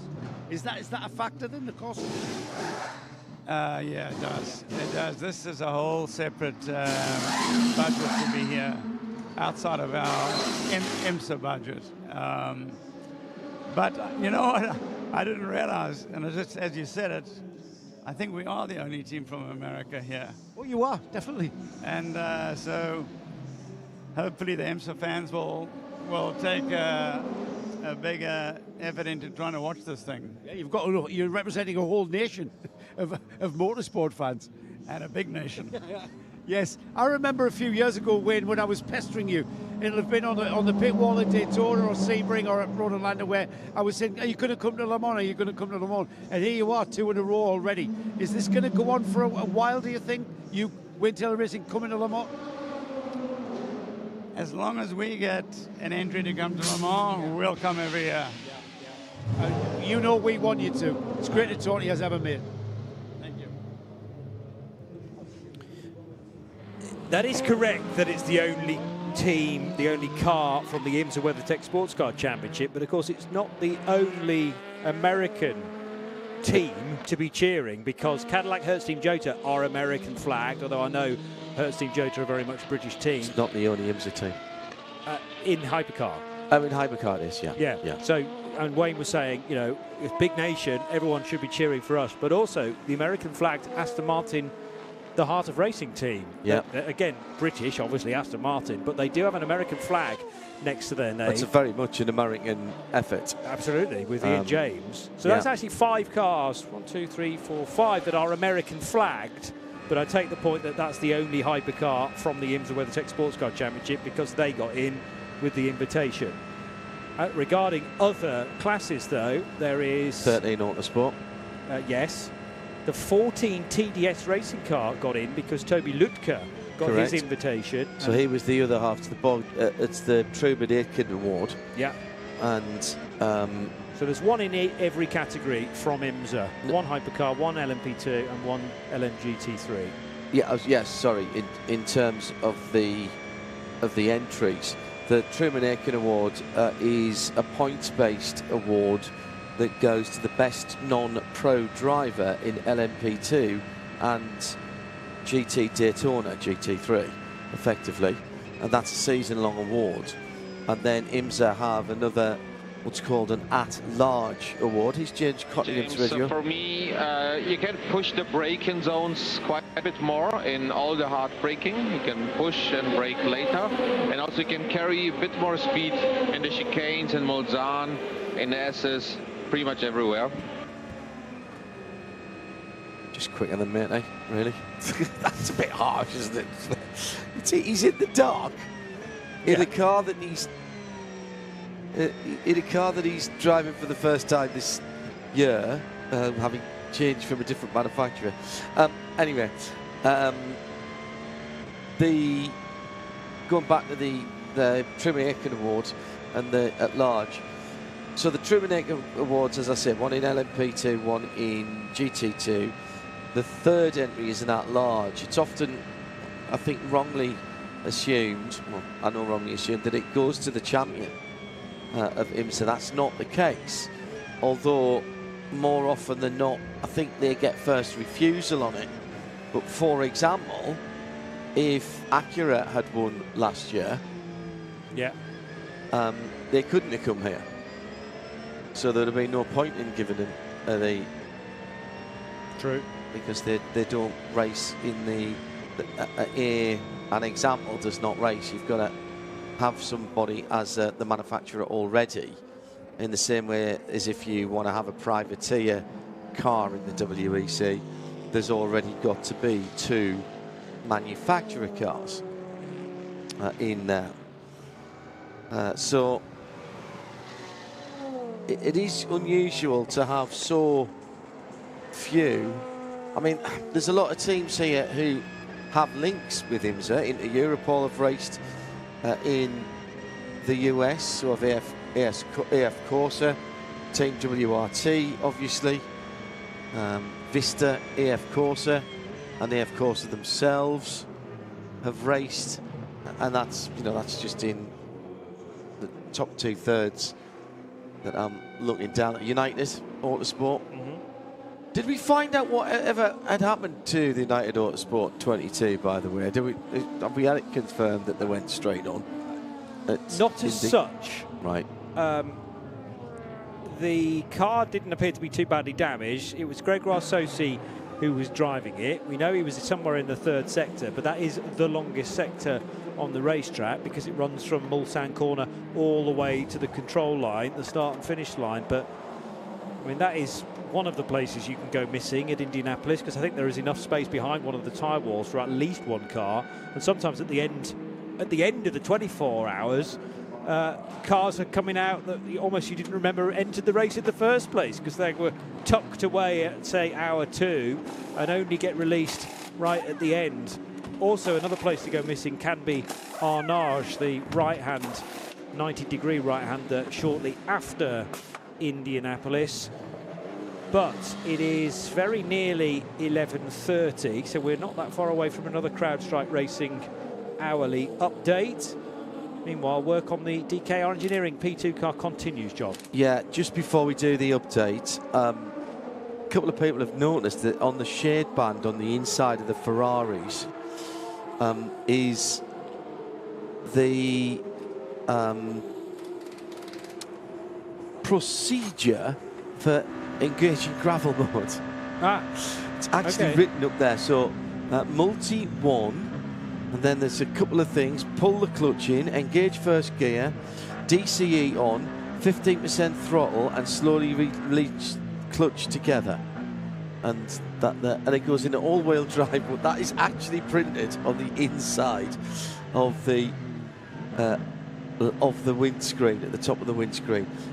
Full course yellow. For what? Not sure. Debris would be my guess again. Drizzle turn 15, so just keep an eye out for that. Right. Possible light drizzle turn 15. Turn 15 is the second chicane, isn't it? The entry. No, sorry, that's Marshall Post 15. I've no clue where turn 15 would be. Let's do a quick update and then we'll get down to the pit lane because we've got some people waiting. The FIA World Endurance Championship. The hourly up. I'll rattle through this one, JP, if you want. In LMGT3, it's Team WRT that lead from Iron Lynx in second. The Ben Mantai in third.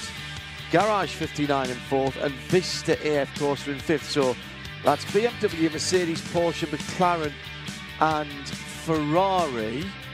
And in sixth place is the other Iron Lynx. So 5 of the top 6 are different cars. In LMP2, Forestier from CrowdStrike, this is 29 from 4. From Inter Europol, number 43. From EDEC, number 28. From TDS, number 14. From CLX, number 37. And at the top of the shop, it's AF Corsa. Phil Hansen now back behind the wheel of that car after the session was started by FAU. Put in the time of 3:26.316. 0.071 of a second ahead of Cadillac Wayne Taylor Racing in the 10-1, the 101. Just having left the pits, Jules Gunon for Alpine in third. Fourth, Louis Delatraz also just out of the pits in the number 12 Cadillac Hertz Team Toyota. Toyota Racing's Ryo Hirakawa behind the wheel of the number 8 in fifth. And rounding up the top half dozen there is Harry Tinknell, who's now in behind the wheel of the 007 Heartmate Racing Aston Martin. That's your CrowdStrike update. We've got half an hour to go. Keeping you up to date. The hourly update. The FIA World Endurance Championship. Up at pit exit, just going to have a quick word with Joop van Aert of EDEC Sport, but we do see the 22. It's now back out again, the car that got lost for half an hour, but they've now found it, and it's about to go there. But anyway, so to give us the story of EDEC's race so far, or race weekend so far. I mean, I don't need to lie that last year we were not happy about performance. So basically the target of this weekend was find back to get IDEC where we belong, at least where it belongs performance-wise. We've had couple of good years, and last year a bit of a shame with the tire that we lost at the end. But so far the car's been running good. We're always in the top 5 pace-wise, so yeah, it looks strong for the race. Paul qualified us for Hyperpole 1, and then hopefully Valerio can do a good job there. So you're doing Hyperpole 2, are you? Because sometimes they say it's a kind of a debate about whether you put the which driver you put out second, because they say the second one's the most important. You need to get that top 10. Yeah, I mean, we trust Valerio to be quick enough to be in the top 10. So that's our order and our plan, and we're going to stick with that. Let's see if it was the right call. But I agree, getting into Hyperpole 1 or Hyperpole 2 is the most tricky. But definitely it's been a strong start so far. We're still lacking a bit of top speed compared to some other cars. But that's a bit the game always in Le Mans, is how much you can gain on the straight line without giving up too much in the corners. But I feel in the corners we're definitely strong. But yeah. It's that simple thing about drag versus downforce. And if you took off a couple of bits of downforce and the odd gurney flat, you get that straight line speed back. Is it as simple as that, or are the other cars faster for other reasons? I wish it was that simple. Well, not unfortunately. Every car basically is trimmed down to the max, and a lot of it is down to ride height, how you control the ride height. You want the car to be as flat as possible at from 200 kph onwards, but still also be pointy in the S Porsche. So it's always a bit of a offset where you are with ride heights to minimize drag and to optimize aero and also have the best top speed. And of course, you've got 3 drivers who probably have 3 different ideas of how they want the car to be. How do you come to the compromise about how to set the car? Well, the easy thing is that me and Valerio are quite similar, and as long as Paul actually wants a car that is turning quite sharp, so for me that's good. I like a car that's on the nose, so all 3 fit quite well in that aspect. If we have a car that's too understeery, Paul is not happy with that, so and I can drive an oversteery car as well. So it's all looking pretty good then. So have you? How much more work do you have to do, or are you now pretty happy in just doing the night laps? I mean, we can always go quicker. Nico, our engineer, has, I think, a list of 100 items he always wants to try and test. But tomorrow is quite important. We'll put on our race parts, so from then on you need to take it a bit more easy, less hard on curbs. But you also need to see how that package works, because every body kit, all the suspension, new gearbox, you never really know how that runs out. Great, so thank you, Job Overnight here from IDEC Sport there, who seems like a very happy man, to be honest. Quick update on the 22 for you guys and everybody else, of course. The good news is the car's out, so whatever the problem was has been rectified. The team were a bit cagey with telling me exactly why the car was stranded, and I think it's not that they're being secretive, it's because I think they don't know. They're still kind of trying to analyse what caused that car to go straight on down the escape road, and I suspect that slight damage on the front right corner was caused by that excursion down the escape road. So they're still trying to work it out. We might have an answer by tomorrow, but by tomorrow we'll be all about the Hyperpole. So that might get hidden in history. That one. That one, the 22 is the United Autosport car that we think went off earlier on. Although I don't think it hit anything very hard. That Joe. I'll just make sure I'm having lunch adjacent to Gregoire Sausset at some point tomorrow. That's a great idea. I just ask him. Yeah. Because hopefully he'll know. Unless his eyes shut. Thinking, where am I going to end up? There's a slow car, by the way. The 12 Cadillac is touring its way back to pit lane, and Louis Delatraz, Team Radio, might be able to tell us a bit more about what's gone on. Front right. Oh, I lost a tire, I'm not sure. Yeah, copy. Yeah, I think he just looked up the front right in Lausanne. Yeah, but it's gone. Yeah, copy. Yeah, copy. Front right is gone. It's interesting that the guys on the pit wall couldn't see that with the pressure monitor. Yes. He's got quite a long way to go. He's just coming to the right kink before Indianapolis now. That's a really fast part of the track. And then he's got to get through. Oh, yeah, big witness marks at Indianapolis. Straight on, like the movie. Just like the movie, when the car goes through the advertising hoarding that isn't there in real life. Yes. Well, it certainly isn't anymore. Might have been one early in the late in the 1960s, the early 1970s. But yeah, so something has gone straight on there. So I'm not sure where this tyre has gone down for Delatraz, whether it was at Mulsanne corner or on the really fast bit after Mulsanne towards Indianapolis. But by the time I glimpsed that this car was going slowly, it was already half on the track and half not, well, straddling the dotted white line to driver's right. So Delatraz is doing entirely the right thing, and the marshals are covering sections of track that Delatraz drives into with white flags. More team radio. Or maybe perfect. What you do is perfect. Yeah, what you're doing is perfect, as in the speed that he's going, to prevent any further damage from potentially a flailing Michelin tyre. So it'll be probably a couple of minutes before Delatraz appears at pit entry road. Meanwhile, the third fastest Porsche, or the third fastest GT car, is a Porsche from the Bend Manthey. Richard Leitz brought that car in not that long ago. It's actually sitting in the garage now with some work going on. So maybe they're about to call it a night there with just 20 minutes left in the session. Third fastest they'll be happy with, behind a Team WRT BMW number 32, and Iron Link's Rui Andrade is second fastest as we head to Inter-Europol competition. It's a bit tight for Delatraz as he comes through Porsche curves, just working out which side of the track is safer to be on. He has picked his way through there as we head to Nick Damon with Tom Dillman.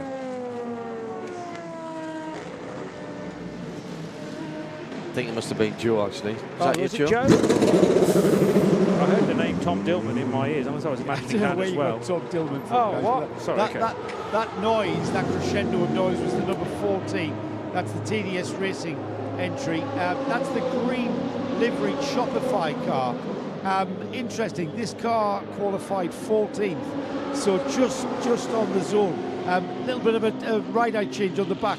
So with the last 20 minutes or so, they're going for they're trying to find performance here. Big off at the Forest S's for Dries Vanthoor.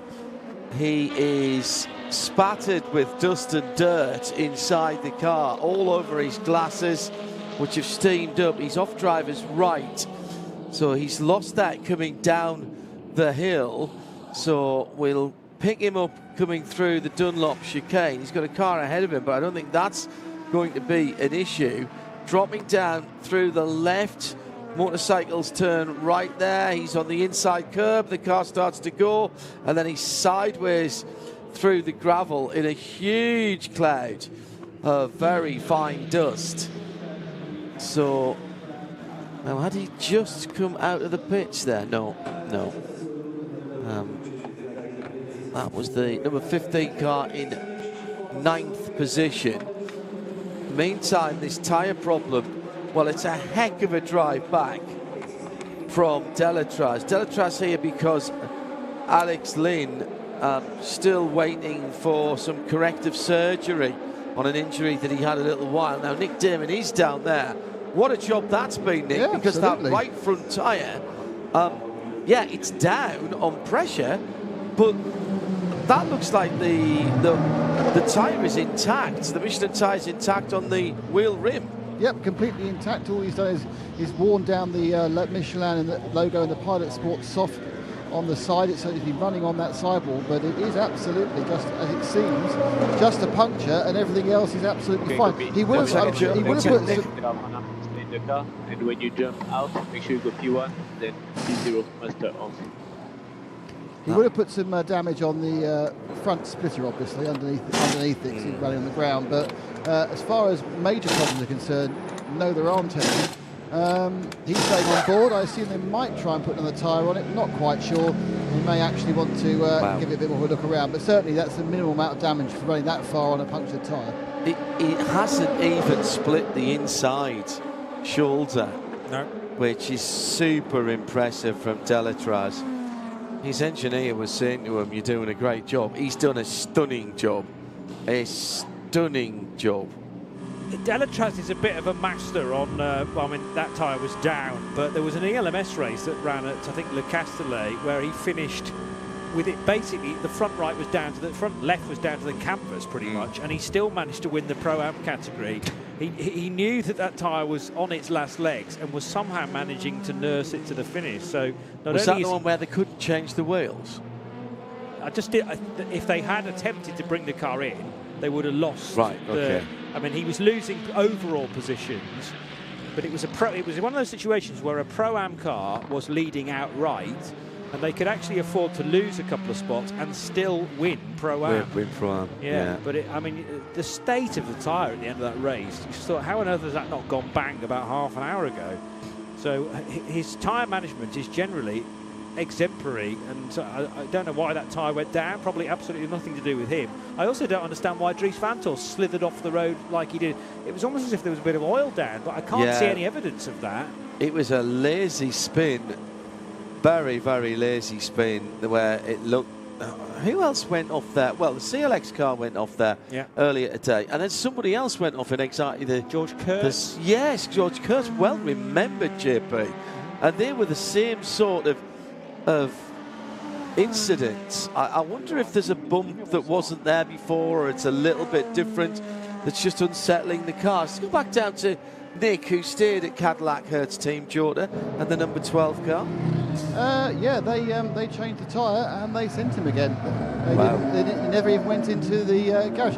Just as an aside, the 38 is also in the Mighty 38 is also in the pits. That's having significantly more surgery done to it. Front clip off. Small torches and great look in those various holes at the front. It could be steering, could be brakes, who knows. It's all the gubbins at the front that's being stared at. Yes, sir. Turn around and look at the mechanics and tell me if they've got a tyre with a grip. It's like a bullet hole in it. With a big hole in it. There's a big hole in the number 12 tyre, yeah. It's like it had been exploded from the inside. Yes. Basically, it looked like John Hurt's chest in Alien. Very good. Without the alien. But, or the blood, but you know. Yeah. Apart from that, exactly like it. Perfect. Indistinguishable from it, Nick, to be honest. Thank you, Nick Durban down in the pit lane. Genesis with a racing pit stop. I never cease to be impressed by how easy racing drivers make it look to get in and out of these prototypes. Yeah. Having stood next to that car earlier on today with Luke Donkervolker. I hope you enjoyed the Luke Donkervolker sort of career run-through that we did earlier on today. On Friday, possibly tomorrow, but more likely Friday, for reasons that will become obvious when you hear the interview that I recorded this morning in their garage. Dries Vanthoor, by the way, now back on the move again, and just having come through the Daytona chicane. We'll play that for you, but standing next to that car, I looked at that and thought, even at my slimmest and most lithe, I'm not sure I'd get into that aperture. And if I did, A, it wouldn't be graceful, and B, they might have to cut the roof off to get me out.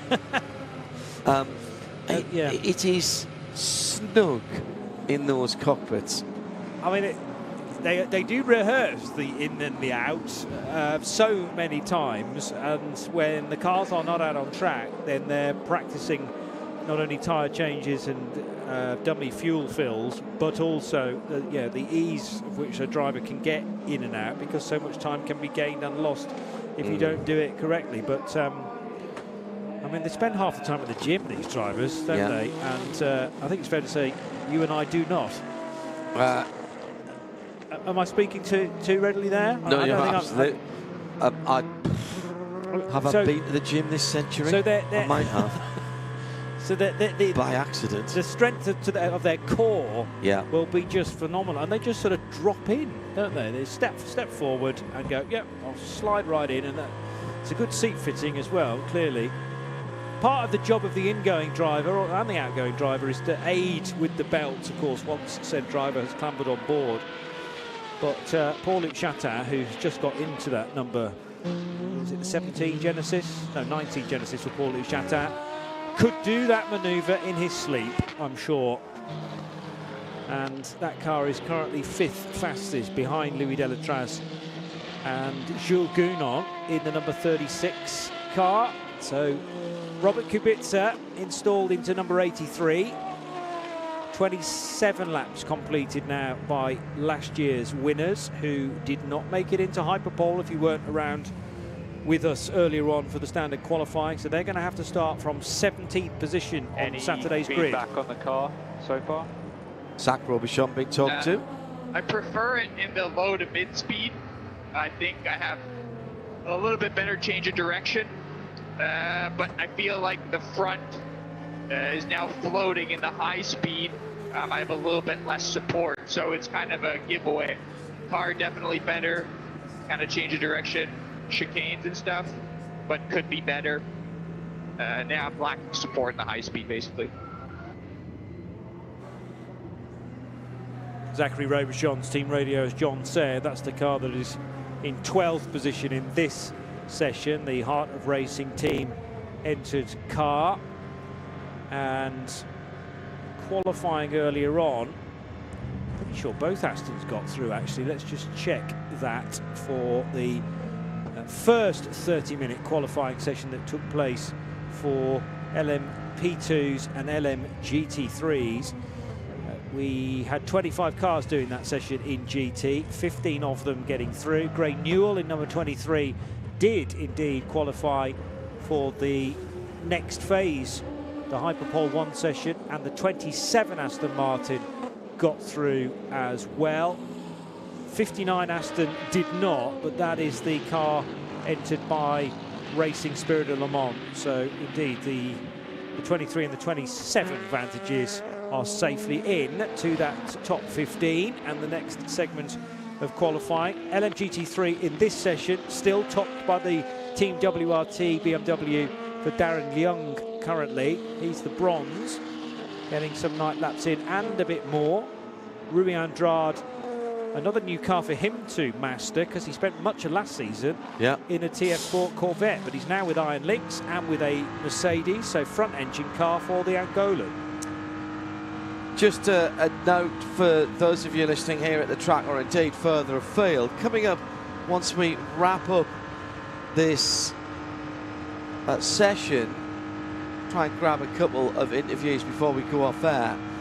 Stay tuned to 91.2 FM around the circuit or around the world on RS1. Fabulous chat coming up with Howden Haynes, the man known as H, very successful engineer with Audi, and spent an afternoon with H before I came down here last week, and H is now the driver, has been involved with Progressive for quite a long time, so we'll talk a little bit to him about Progressive engineering. Did you do the interview at Progressive's place? Yeah. It's mint that, isn't it? Yeah, I got the chance to visit that for the first time last year, and they do all sorts of stuff there. Well, we started off, the point of this interview was to talk about the incredible success they had with their drinks bottle system, the pressurised drinks bottle system, and it all came out. It's worth listening to, but I'll tell you now, it all came out of a bit of necessity when H was working for Bentley in his very, very early years on the tools as a race mechanic. That's coming up straight after this programme. We'll then, for those of you perhaps on other time zones who are coming in, couldn't listen to us today because that work thing gets in the way, we'll have FP1 and qualifying. And if you weren't with us for qualifying, all three classes had fabulous qualifying sessions that identified the 15 cars per class that will go forward into Hyperpole 1 tomorrow. Then we'll repeat this session, and that'll take us round all the way through the nighttime hours here to our Road to Le Mans preview, which includes a really insightful chat with Ajit Kumar, who is an incredible character, huge movie star for the Tamil language, producer and actor. Motor racing is in his blood, and he talked to Joe and Johnny earlier on today with a number of the other drivers from the Road to Le Mans, and that'll be 9:10 Central European summertime in the morning. Also a chance to hear Rachel Brooks talking to me about her new book, taking you inside Formula One. I really enjoyed it because it's a very interesting format for that type of book, something that I hadn't come across before. And Rachel's got very interesting stories to tell, particularly about her dad, who is still an endurance distance record holder. Listen to that as well. And then, of course, we'll be back with a bit of what went on last night at Le Mans.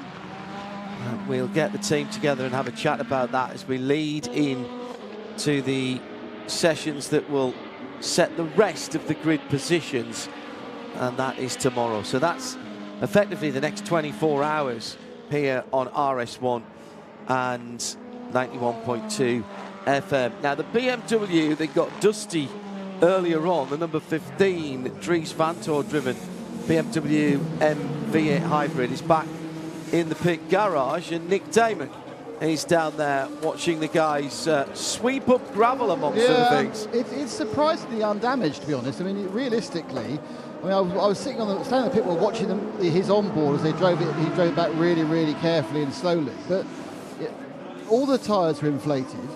All the bits seem to be attached. So it's a kind of I assume a precautionary slow journey back. But there doesn't seem to be any particular obvious damage. They're taking off the rear clip now. That looks 99% intact, and they're having a look around. So I'm wondering whether his problems are actually not caused by a mistake, but something actually to do with the car itself. Right, yeah, that seems reasonable. Nick, when you finish there, can you nip down to Cadillac Hertz Team Jordan, because the Mighty 38 is in some state of undress, and we haven't seen that car for a little while. It might just be they've ended the session early and they're restringing it up. Meantime, we lost the number 22 LMP2 from United. Very careless of us earlier on. Gregoire Sosi had only done 3 laps in the car when it disappeared for a little while. Joe Bradley is with Gregoire now, and we can fill in some of the blanks in our knowledge. Gregoire, we thought for a moment you'd been beamed up by a UFO because you went missing on the radar. Tell us what happened with the 22. So when I reached the Indianapolis corner, I had a mechanical issue and I had to stop immediately the car, and then they put back the car in the garage, and the mechanics were searching for what it was. I still don't know exactly what it was, but they found the issue, and we could come back now, and Michael is finishing the session now, so it looks like it's all good now. Yeah, I mean the car was repaired. The car was repaired pretty quickly. Do you think it was something to do with maybe a software glitch? I still have no idea what it was, honestly. I don't want to say anything because I mean, we will do the debrief after and we will know what's happened. But until now, I don't know exactly what it was. Okay, let's talk to up to that point. Were you guys happy with how the car was going? Honestly, quite happy. We had a good FP1